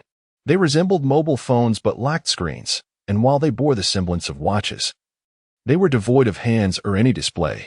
As for the headband-like object, its purpose eluded him entirely. I apologize, gentlemen, but I cannot divulge any information or permit you to engage with the products at this moment. We must await the official commencement, at which point our company leaders will grant permission for you to experience our new offerings, the lady replied, her smile tinged with regret. Zhang Lei and Li Chang exchanged exasperated glances, shrugging in disbelief at the suspense surrounding these products. Could these few items truly be heralded as revolutionary? It seemed a grandiose claim indeed. Zhang Lei, somewhat discontented, muttered to Li Chang, his voice betraying his irritation, a sentiment not lost on the confident young woman nearby. Let us wait a while longer. The event will officially commence at 10 o'clock. I remain curious about the true utility of these items. They seem to exude an air of peculiar mystery. Li Chang smiled reassuringly and silently glanced at the time. It was nearly 10 o'clock. At the stroke of 10, all those engaged in discussions or speculations turned their attention towards the stage. Fang Zheng, the CEO of Fuyun Technology Group, clad in a sleek black suit and beaming with a radiant smile, ascended the stage. I extend my heartfelt gratitude to everyone for gracing us with your presence at our new product launch event, he began. This launch will continue until December 7th, providing a full week for everyone to familiarize themselves with the groundbreaking technological products that Fuyun is unveiling. Fang Zheng bowed in appreciation to the multitude gathered for the event, confidently reiterating the significance of the products being introduced. I believe you are all eager to see what we have in store, so I shall refrain from further ado and transition directly to our main topic. I now hand over the hosting duties of this product launch to Ms. Chen Ming. With a smile, he concluded his remarks, and a young woman in a white jumpsuit gracefully stepped onto the stage. She was a recent university graduate, previously renowned as a prominent host in academic circles, now entrusted with this important role. Thank you, Fang Zheng, for your opening words. Now, allow me to introduce our company's new product. Recent statistical data reveals that approximately 3,000 individuals worldwide suffer from blindness. with around 5 million of them residing in China alone. When accounting for various eye diseases that lead to functional visual impairments, the global number exceeds 200 million. In the realm of these individuals, they are deprived of light and color, unable to lead independent lives, and face insurmountable challenges in securing dignified employment.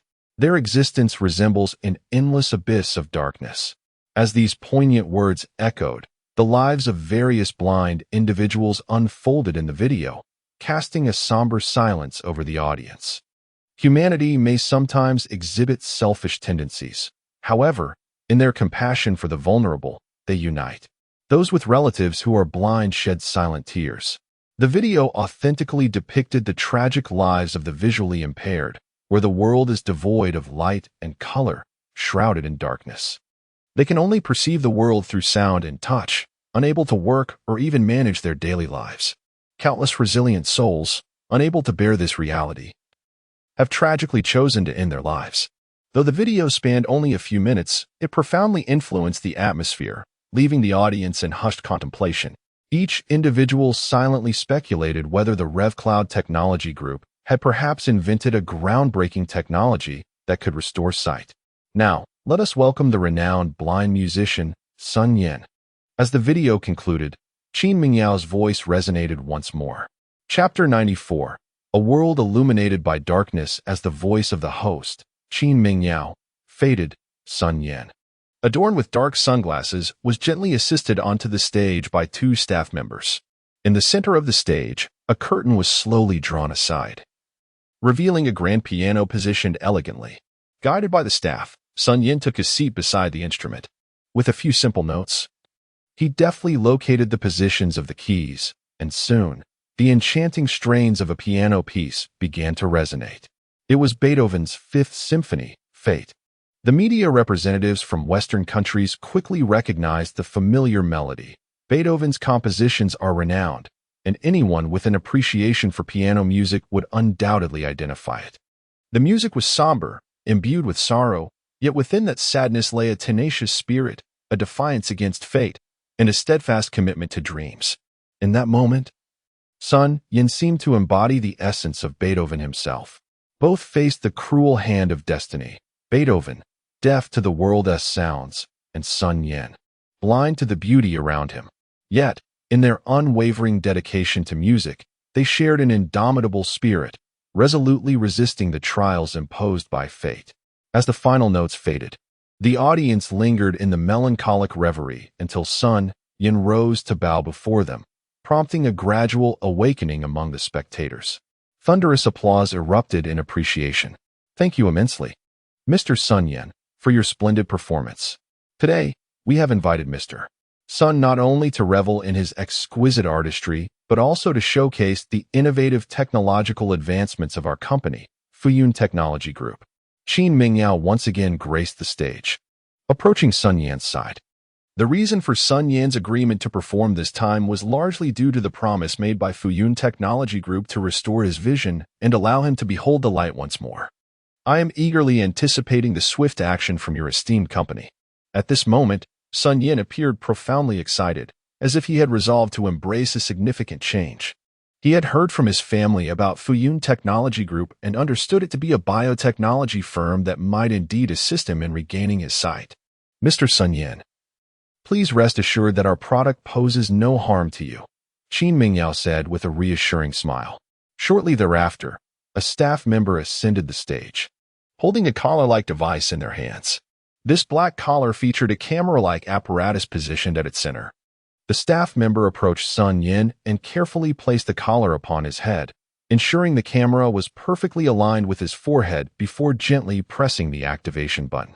Filled with anticipation, Sun Yan sat in silence, perplexed by the necessity of wearing such a contraption. However, before he could ponder further, he distinctly felt a faint current coursing through his mind.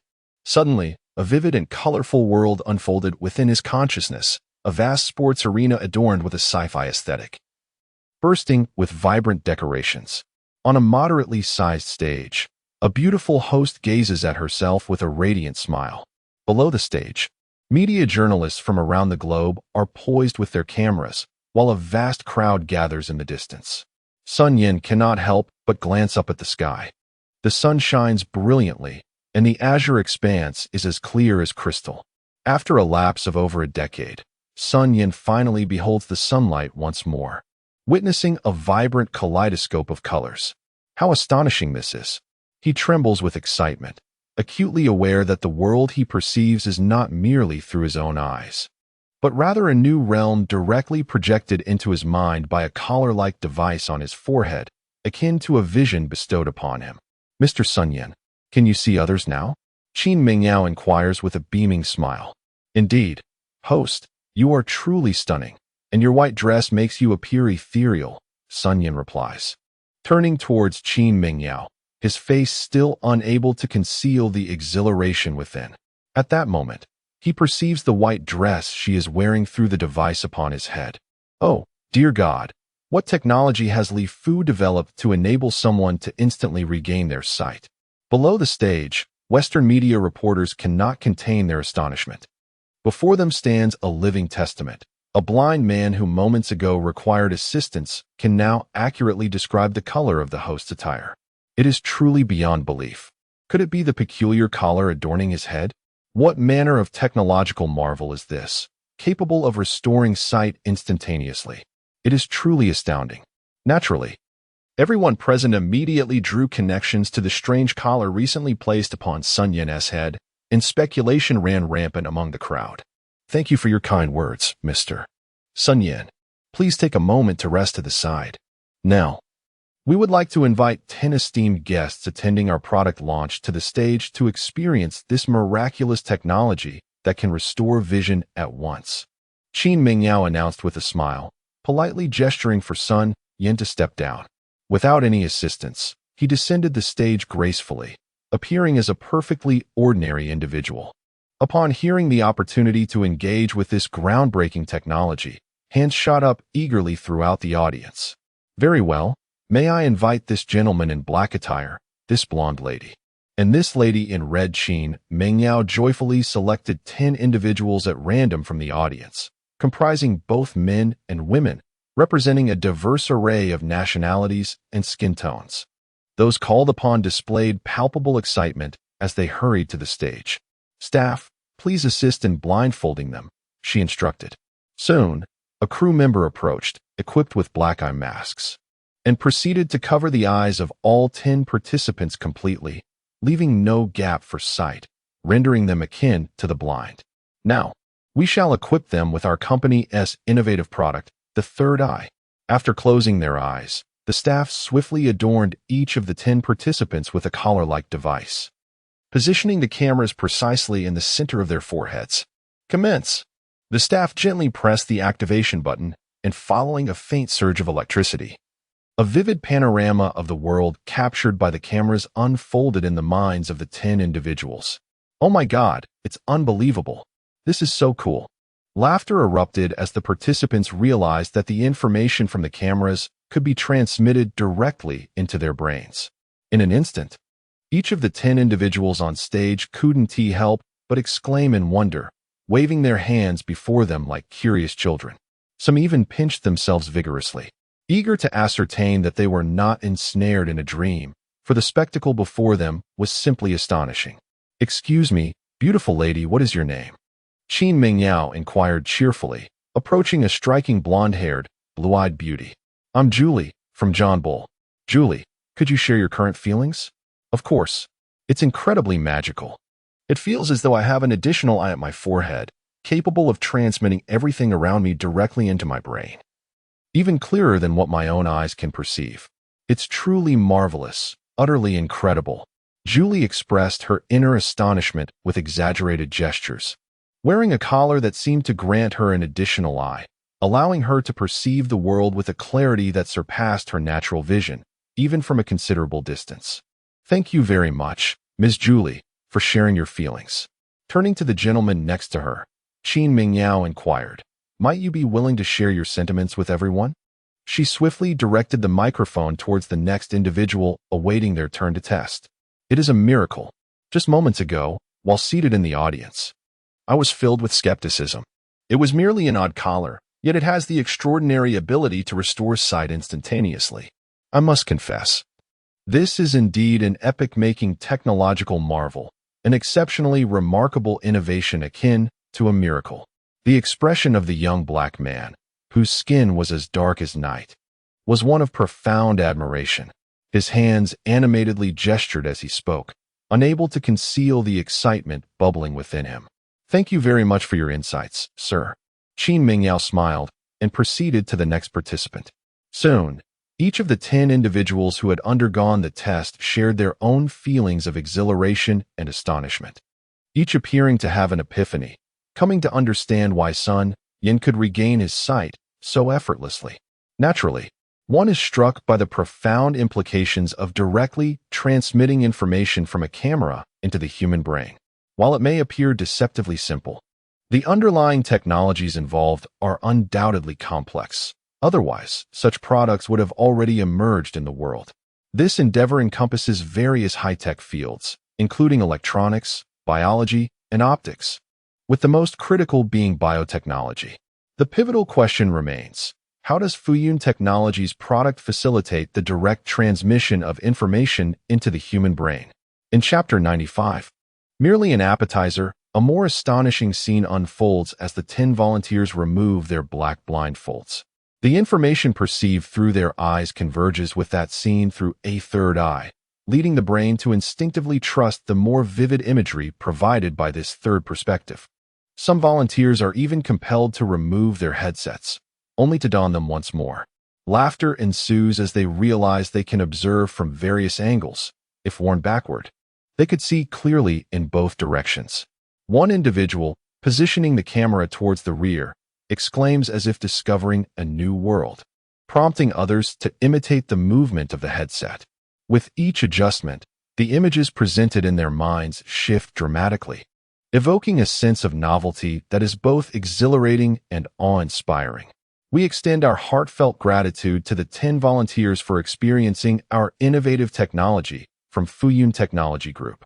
Due to time constraints, we look forward to allowing more friends to engage with our groundbreaking products. As Chen Ming approached, her countenance adorned with a smile, she invited the participants to step down after their engaging experience. The 10 volunteers expressed profound reluctance, but had no choice but to return the collars to the staff. Subsequently, several rounds of selection took place, bringing forth another group of 10 volunteers to partake in the experience. Undoubtedly, each individual was deeply astonished by the formidable capabilities of the third eye. A reporter from Eagle News, having personally experienced it, could not help but convey such sentiments. We extend our heartfelt gratitude to the 10 friends who joined us in experiencing our technological marvels. Due to time constraints, our demonstration of the new technology must regrettably come to a close for now. For those wishing to explore our innovative products further, we invite you to visit the surrounding venue, although this will not be immediate, as our free experience activities commence in the afternoon. Dressed in a flowing white gown, Chen Ming ascended the stage once more, her smile radiant as she continued to host the product launch. The capabilities of the third eye are indeed remarkable, and I believe those who just participated have begun to grasp its potential. However, the third eye is merely an appetizer at our Fuyun Technology Group's product launch. What we are truly poised to unveil, a technology capable of transforming the era, is not the third eye, but the virtual machine. As Chen Ming's voice grew increasingly resonant, the colossal display on stage revealed 2 peculiar objects, one resembling a mobile phone and the other akin to a wristwatch. However, neither possessed a screen, rendering them rather enigmatic. The audience swiftly drew parallels to the items they had observed upon entering the venue. A virtual machine? It was then that they understood this was the term for the objects, initially mistaking them for mere smartphones and smartwatches. Pondering whether Fuyun Technology Group was venturing into the saturated mobile market. At that moment, enlightenment dawned upon the spectators. Upon first glance, many had instinctively associated these items with commonplace technological products. Yet, if they were indeed conventional devices, they would hardly be deemed innovative, much less revolutionary or world-altering. With the mention of a virtual machine, curiosity ignited within the crowd, prompting them to speculate about the true purpose of these items. A virtual machine? A device for a virtual realm? Or perhaps these objects were inherently virtual in nature? Down below, Zhang Lei found himself equally perplexed. Merely a name was insufficient to ascertain the utility of this novel entity, as thoughts swirled through his mind in a continuous loop of conjecture. I believe numerous attendees were similarly engaged in their own musings regarding the function of this virtual machine. It is a groundbreaking product, a transformative innovation. A virtual machine is a technology that facilitates a direct connection between the human brain and the internet. Chen Mingyao's face radiated with a smile as she tantalizingly paused for a moment before revealing her definition, articulating the purpose of the virtual machine. A technological marvel that connects the human brain directly to the internet? The audience found themselves momentarily stunned, each person meticulously dissecting her statement word by word. Many foreign journalists, grappling with the language barrier, appeared even more perplexed, struggling to grasp the underlying meaning. A machine that directly links the brain to a virtual network. How could that be? Those who managed to comprehend the implications wore frowns, still bewildered by the function of the virtual machine. How could it be possible to connect the brain directly to the virtual internet? Does this imply that one could control machines solely with their thoughts? While some had begun to speculate, their understanding remained superficial. The notion of brain-controlled machinery was already steeped in science fiction, and the idea of advancing it further seemed almost inconceivable. It is apparent that many are still unclear about the functions and capabilities of the virtual machine. Before delving into a detailed explanation of its purpose and functionalities, I would like to formally announce a significant breakthrough by our cloud technology group in the realm of biosensing technology. We have achieved the ability to transmit information into the human brain through brainwaves and to interpret the information contained within those brainwaves. Chen Mingyao appeared to anticipate the reactions of those present, much like her own initial encounter with the virtual machine. At that time, she was utterly bewildered by the machine's purpose and functionality. It was only when the concept of biological sensing technology was articulated that enlightenment dawned upon her. In the audience, Li Chong nearly leaped from his seat, exclaiming loudly, "I understand now. It's merely a camera combined with a device that can transmit the captured content directly into a person's brain. No wonder it is said to restore sight to all who are blind by directly inputting information into their minds. This camera essentially functions as an eye. Furthermore, with sufficient funds, one could upgrade to high-definition cameras, infrared cameras, multi-angle, and omnidirectional cameras, among others." Beside him, Zhang Lei was equally astounded, grappling with the notion of directly transmitting and retrieving information from the human brain, an almost unfathomable concept. It was no surprise that this virtual machine could link a person's mind to the internet. All that was required was a smartphone-like device with mobile connectivity, allowing for the direct influx of information into the brain. All operations and commands could be executed solely through mental faculties, eliminating the need for manual interaction. The term virtual machine was indeed remarkably fitting. Li Chong nodded thoughtfully, having fully grasped the immense power and potential peril of the virtual machine. In the future, the need for computers or smartphones would become obsolete. One could simply possess a virtual machine and comfortably engage in work, browse the internet, play games, and chat while lying in bed with eyes closed. Some foreigners possess a profound understanding of the Chinese language. Upon hearing it, they cannot help but exclaim in excitement, immediately translating to others in rapid English. Is this truly the case? Will we no longer need to gaze at computer monitors, as we can now access the internet through our mobile devices? How splendid! I have long grown weary of staring at a computer screen. My eyes feel strained, and my typing speed is painfully slow. Sending a message on my phone is an even greater challenge. Upon hearing the translation, a foreigner instantly burst into laughter, thrilled by the prospect of using their brain to access the internet and conduct work. Everything seems to become remarkably simple. Various operations can now be accomplished entirely through mental commands, rendering much learning unnecessary. Initially, I thought that the Chinese were merely boasting about revolutionary technological advancements that would change the world. However, I must concede that their claims are indeed well-founded. The virtual machine technology, which enables direct brain connection to virtual networks, is a groundbreaking innovation capable of transforming the world. The Fuyun Technology Group is truly a remarkable enterprise. Some arrogant foreigners, at this moment, could not help but shake their heads, setting aside their pride. The advent of biosensing technology, which can transmit and read information directly into the brain, is a formidable development that first emerged in China, in this enchanting land of the East, utterly shattering their arrogance and forcing them to confront this reality. The people of Huaxia have remarkably developed biological sensing technology, along with a corresponding virtual machine that enables direct connection between the human brain and the virtual realm. In Chapter 96, titled Mind Control Overall, within the illustrious bird's nest of the National Stadium in the capital, attendees of the press conference were profoundly astonished by the virtual machine. As advertised by Fuyun Technology Group, this is an epic-making technological marvel, a product poised to transform the world. Its overwhelming impact and the force it exerts are unparalleled, instantly captivating each individual present. As host Chen Ming merely grasped the microphone, hands shot up in eager anticipation, as everyone understood that soon a selection of individuals would be invited to experience the prowess of the virtual machine. It was evident that the audience could scarcely contain their desire to explore the wonders and might of this innovation.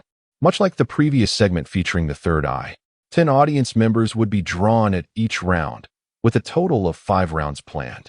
Chen Ming, clearly foreseeing such enthusiasm, swiftly selected 10 individuals from the sea of raised hands to come forward and engage with the virtual machine. Staff members brought forth 10 chairs, each equipped with a backrest, and fitted each participant with wristwatch-style virtual machines, gently activating the power buttons. A faint current coursed through their hands, and a wondrous scene unfolded before them. Each individual's mind was graced with an interface reminiscent of a computer screen. Driven by curiosity, all 10 participants instinctively endeavored to control this newfound phenomenon with the power of their thoughts. Everything transpired with remarkable speed and novelty. The brain commanded all, processing tasks with mere contemplation, rendering the use of hands utterly unnecessary. Some ventured to open various office applications, seamlessly engaging in work at an astonishing pace. Others delved into games, reveling in the experience, manipulating gameplay through their mental intent. Their actions were executed almost instantaneously, devoid of any errors typically caused by clumsy hands lagging behind mental commands. The gaming experience was elevated exponentially, enveloping them in sheer enjoyment. Meanwhile, on a large screen behind them, the content each of the 10 was engrossed in played out in real time. Conversations flowed with breathtaking speed, typing surpassed all expectations, and gamers unleashed flawless combinations with remarkable agility. The audience watched intently as some attendees became so absorbed in their games that they danced about, exuberantly shouting slogans from within the virtual realm. Unquestionably, all 10 had fully immersed themselves in the digital world. 10 minutes later, under the gaze of 10 longing eyes, Chen Ming, with a look of sincere apology, instructed the staff to disconnect their virtual machines. When will this virtual machine be available for purchase? I wish to acquire one immediately, regardless of the cost. Chen Ming initially intended to interview these 10 individuals to gather their perspectives on the virtual machine. However, the first interviewee, a journalist from Europe, responded with great excitement. This remarkable virtual machine will soon be launched, so you need not wait long. May I inquire about your current feelings? Chen Ming was momentarily taken aback, but quickly regained her composure and continued the interview. My current sentiment is a fervent desire to possess a virtual machine at once, instantaneously. It is truly extraordinary, beyond belief. I feel that once I have experienced it, all mobile phones, computers, and the like will become utterly obsolete. I finally comprehend what the virtual world is, and the term virtual machine is, indeed, most fitting. The foreigner appeared like a child, his eagerness to possess the virtual machine reminiscent of a young one yearning for a cherished toy, radiating palpable excitement. Thank you, sir, for sharing your sentiments with us. Our virtual machine will soon be available, so your wait shall not be long." Chen Ming then directed the microphone towards the next participant. Incredible. All information is directly transmitted to the brain, clearer and more accurate than what we perceive with our eyes. We can manipulate everything with our thoughts. The speed is astonishing. In a mere moment, we can execute complex operations seamlessly. In the realm of office work, we no longer need to fret over our typing speed or our unfamiliarity with various software applications. With the power of our minds, we can effortlessly execute tasks, such as organizing data by size, without the burden of memorizing intricate formulas. As an avid gamer, I used to feel that my hand speed could not keep pace. But now, the situation has transformed entirely. I can manipulate games through sheer thought, achieving an exquisite level of control. Oh, how I long to possess a virtual machine at this very moment. One by one, participants have shared their experiences, and astonishingly, more than half expressed an immediate desire to acquire a virtual machine, utterly captivated by its enchanting allure. Each round of participants stepping up to experience it is swiftly conquered by the formidable capabilities of the virtual machine. Meanwhile, those in the audience who have not yet participated feel a restless curiosity gnawing at them, akin to a cat's paw scratching at their insides. The vivid descriptions shared by those who have already experienced this marvel only intensify the yearning to partake in it themselves. Thank you for sharing your impressions. Due to time constraints, our experiential event must conclude here for now. Starting this afternoon, everyone is invited to explore our products from the Cloud Technology Group at the experience points surrounding the stadium. The lady clad in white attire was the first to pose a question. Chen Ming astutely entrusted the initial inquiry to a beautiful journalist, as indicated by her name badge. Representing Huaxia Television. Good day, Mr. Fong. I am Liao, a reporter from Huaxia Television. I wish to inquire about a significant transformation within your esteemed company, known for its biotechnological innovations. What prompted such a remarkable shift towards the electronics industry? Furthermore, what are the prospective directions for your company's development? Liao, adorned in her elegant white outfit, exhibited a hint of excitement at being the first to ask a question. She composed herself before articulating her thoughts. In discussing technology, it is pertinent to note that while the third eye and the virtual machine can be classified as electronic products, their essence fundamentally lies in biometric sensing technology, which is inherently a facet of biotechnology. Therefore, it would be inaccurate to assert that we have abruptly transitioned into the electronics sector. Rather, it is a testament to the harmonious integration and continual enhancement of diverse technologies. Mr. Fong, I would like to inquire about the anticipated market launch of the virtual machine and its expected price point. The second question came from an international participant who had recently had the privilege of experiencing the product, gazing eagerly at Mr. Fong. Our virtual machine is projected to commence a limited global release following December 15th, and by early 2019, we anticipate a significant supply to the market. Regarding the pricing, our company, Fuyun Technology Group, adopts a distributor system globally. Therefore, the specific sales may vary across different regions. Our factory price is approximately $10,000. Friends in China can pre-order through our official website, as we employ an online sales strategy domestically. Upon learning from Fangzheng about the sales price of $10,000 and that the product would only be released in limited quantities by mid-December, with a larger launch not occurring until after 2019, the inquirer could not help but express dissatisfaction. My goodness, does that mean I must wait an additional half-month for a chance to acquire the virtual machine? How shall I pass these 10 days? However, many others were meticulously calculating. The initial price of $10,000 from Fuyun Technology Group might very well double by the time it reaches the consumer. The foreign attendees were visibly perplexed, as this price was indeed steep, while those from within the country secretly rejoiced, unable to refrain from commending Fuyun Technology Group. Chapter 97. Super Popular. Within the vast arena, the Fuyun Technology Group's press conference had concluded, yet not a single attendee had departed. Instead, everyone swiftly rushed to the adjacent experience points. eagerly awaiting the commencement of the afternoon's experiential activities. Soon, long lines formed at over 100 experience stations. The venue was bustling with over 2,000 attendees, with nearly 20 individuals queuing at each experiential point. As they waited, it was inevitable that these people would share the news with their friends and family, and soon, messages were disseminated, making the world aware of the groundbreaking technological products from Fuyun Technology Group. The representatives of Fuyun Group seemed to be testing everyone's patience, as the experiential activities were not set to commence until the afternoon. What were we to do until then, starve? Zhang Lei and Li Chong, being relatively swift, found themselves at the forefront of one queue, their stomachs grumbling, and they voiced their mild grievances. A missed meal would not be fatal. Yet the anticipation to experience the marvel of the virtual machine was overwhelming. If we were to dine now, who knows how long we would have to wait in line afterward? Can't you see the endless stream of newcomers? Let us hold on a little longer. I suspect the activities will begin right after noon. Li Chang was visibly exhilarated, gazing longingly at the virtual machine ahead, almost yearning to possess it immediately. Though hunger gnawed at him, the sight of the growing queue at the entrance was a stark reminder of the urgency.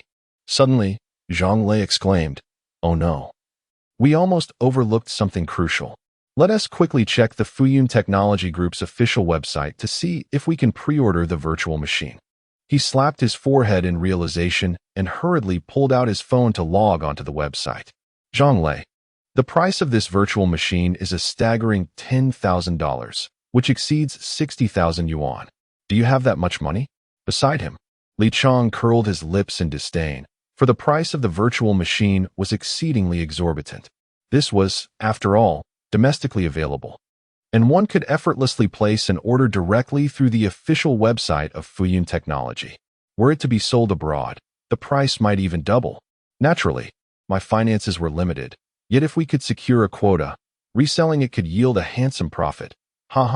Astonishingly, Fuyun Technology had already commenced reservations, and to my surprise, very few had made their reservations.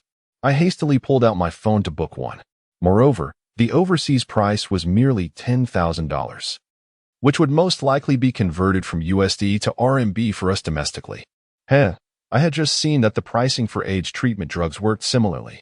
Zhang Lei appeared brimming with confidence as he opened the Fuyun Technology official website. Aside from the new AIDS medication, the third eye and virtual machine products were also available for pre-order, prompting him to swiftly place an order. To his dismay, he discovered that each individual was permitted to order only one unit, and the process required binding it to an ID, including a photograph of the ID. How utterly frustrating. Initially, he had intended to reserve several units, but Fuyun Technology had evidently anticipated such demand and imposed restrictions to thwart scalpers. While Zhang Lei and Li Chong busily placed their orders on their phones, an expatriate nearby watched them with envy. Meanwhile, upon hearing the news, other compatriots quickly began to act, undeterred by the hefty $10,000 price tag. The experience could now commence. As the clock struck 12, a staff member from Fuyun Technology Group addressed Zhang Lei, who was anxiously waiting and idly fiddling with his phone, prompting him to eagerly step forward. Each experience station was equipped with 3 chairs, allowing 3 individuals to participate simultaneously. All the products available for trial were securely tethered with a long rope to prevent any theft. Zhang Lei and Li Chong, brimming with anticipation, donned the virtual reality headsets, followed closely by a foreign participant. They gently pressed the activation button. Everyone was already well versed in the operation of the virtual machine, which was remarkably simple, just one button to press after putting on the headset. In an instant, a computer interface materialized in their minds, and curiosity compelled them to manipulate it with their thoughts. Habitually, their hands mimicked the gesture of grasping a mouse, eliciting laughter from those behind them. This feels incredible. Li Chong, you're slower than I am. Come on, we all know you're the 3-second man in our class. Bring it on, who's afraid? Zhang Lei and Li Chong engaged in a rapid-fire conversation via the QQ chat application, almost communicating at the speed of thought. They promptly launched the game Honor of Kings to challenge each other. Wow, Zhang Lei, when did your zhuge liang become so flamboyant? You're pulling off perfect combos now. I remember when you couldn't even trigger your passive ability. You are no different. You are merely a Li Bai among 9 pitfalls. And you are the most treacherous of them all. I never imagined that you could evade my skills, and astonishingly, you even launched a powerful attack against me. The two engaged in a delightful duel, immersed in the battle, their levels of skill elevating to unprecedented heights as they wielded their thoughts to control the game. Finding single combat rather dull, they decided to team up and dominate the weaker opponents. Let us recruit our classmates and showcase the prowess of a master-level Li Bai. Having grown weary of their one-on-one skirmishes, they promptly resolved to enter ranked matches, drawing in 3 other classmates who were currently online to join their quest. Come on, Zhang Lei, please don't play Zhuge Liang, one pleaded. What? Xiao Cheng, you're still playing Li Bai? You always end up as the victim. The moment their classmates noticed Zhang Lei and Li Chang opting for Zhuge Liang and Li Bai, they were instantly filled with dread, memories of countless past defeats flooding back. This time, I guarantee we won't fail. If we lose, I'll treat you all to a meal. Yes, a meal it shall be. However, since you all insist, if we lose this round, it's settled, a meal. Now, where shall we dine? I regret to inform you that your time of experience has come to an end. 10,000 yuan. It seems I am destined either to starve or to exhaust myself. I must save money to purchase a virtual machine. Zhang Lei and Li Chang, noticing their current team was still short, hurriedly moved to the back of the line, already formulating their strategy in their minds. Xiao Chang, let us embark on a venture to create games together. With the advent of virtual machines, the gaming industry is destined to flourish. As more individuals personally experience the remarkable capabilities of virtual machines, tales of their wonders swiftly propagate through word of mouth. Come to the bird's nest to experience the virtual machine. It is truly powerful and will undoubtedly leave you astounded. Messages of this nature are continuously disseminated. And by the afternoon of December 1st, over 20,000 people had flocked to the bird's nest to experience the virtual machine. Many even endured hunger throughout the morning, eagerly waiting in line to witness the machine's might and marvel until the experience was concluded for the day, reluctantly departing. On the morning of December 2nd, before the bird's nest had even opened, long queues had already formed at every entrance, with many returning from the previous day's experience. Each person eagerly recounted the virtual machine's prowess to their friends and family. As many are aware of my poetic prowess akin to Li Bai during yesterday's duel, Zhang Lei and I decisively triumphed over our opponents, while Zhang Wei effortlessly secured victory. This was all made possible through the virtual machine, where every action can be controlled by sheer thought. After you experience it today, you will understand. Zhang Lei and I have successfully made reservations on the official website, but we are still short on funds. If you could support us at this moment, we would be able to share this virtual machine for everyone to enjoy together. Li Chang, with an exaggerated expression, spoke to his classmates while simultaneously seeking their assistance in gathering funds to purchase a virtual machine. Outside the bird's nest, over 100,000 individuals formed an extensive queue, all engaged in animated discussions about the wondrous new technological marvel of the virtual machine, eager to personally experience its extraordinary capabilities. On December 2nd, even though Ru Yun Technology Group had expanded the number of experience points to 1,000, it still proved insufficient in the face of the immense crowd of 100,000 eager participants. That day, it merely managed to accommodate just enough individuals to allow them a glimpse of the virtual machine's formidable prowess. By the third day, the influx of visitors had become so overwhelming that the bird's nest management, prioritizing safety, was compelled to negotiate with Ru Yun Technology Group to impose restrictions on the burgeoning crowd, permitting no more than 100,000 guests per day. The atmosphere at the bird's nest was exceptionally vibrant, surpassing even the excitement of the Olympic Games, as each day saw over 100,000 individuals queuing to experience the might of the virtual machine. Naturally, the sales of the virtual machine were even more fervent, though stock was unavailable. It did not deter Ru Yun Technology Group from initiating sales.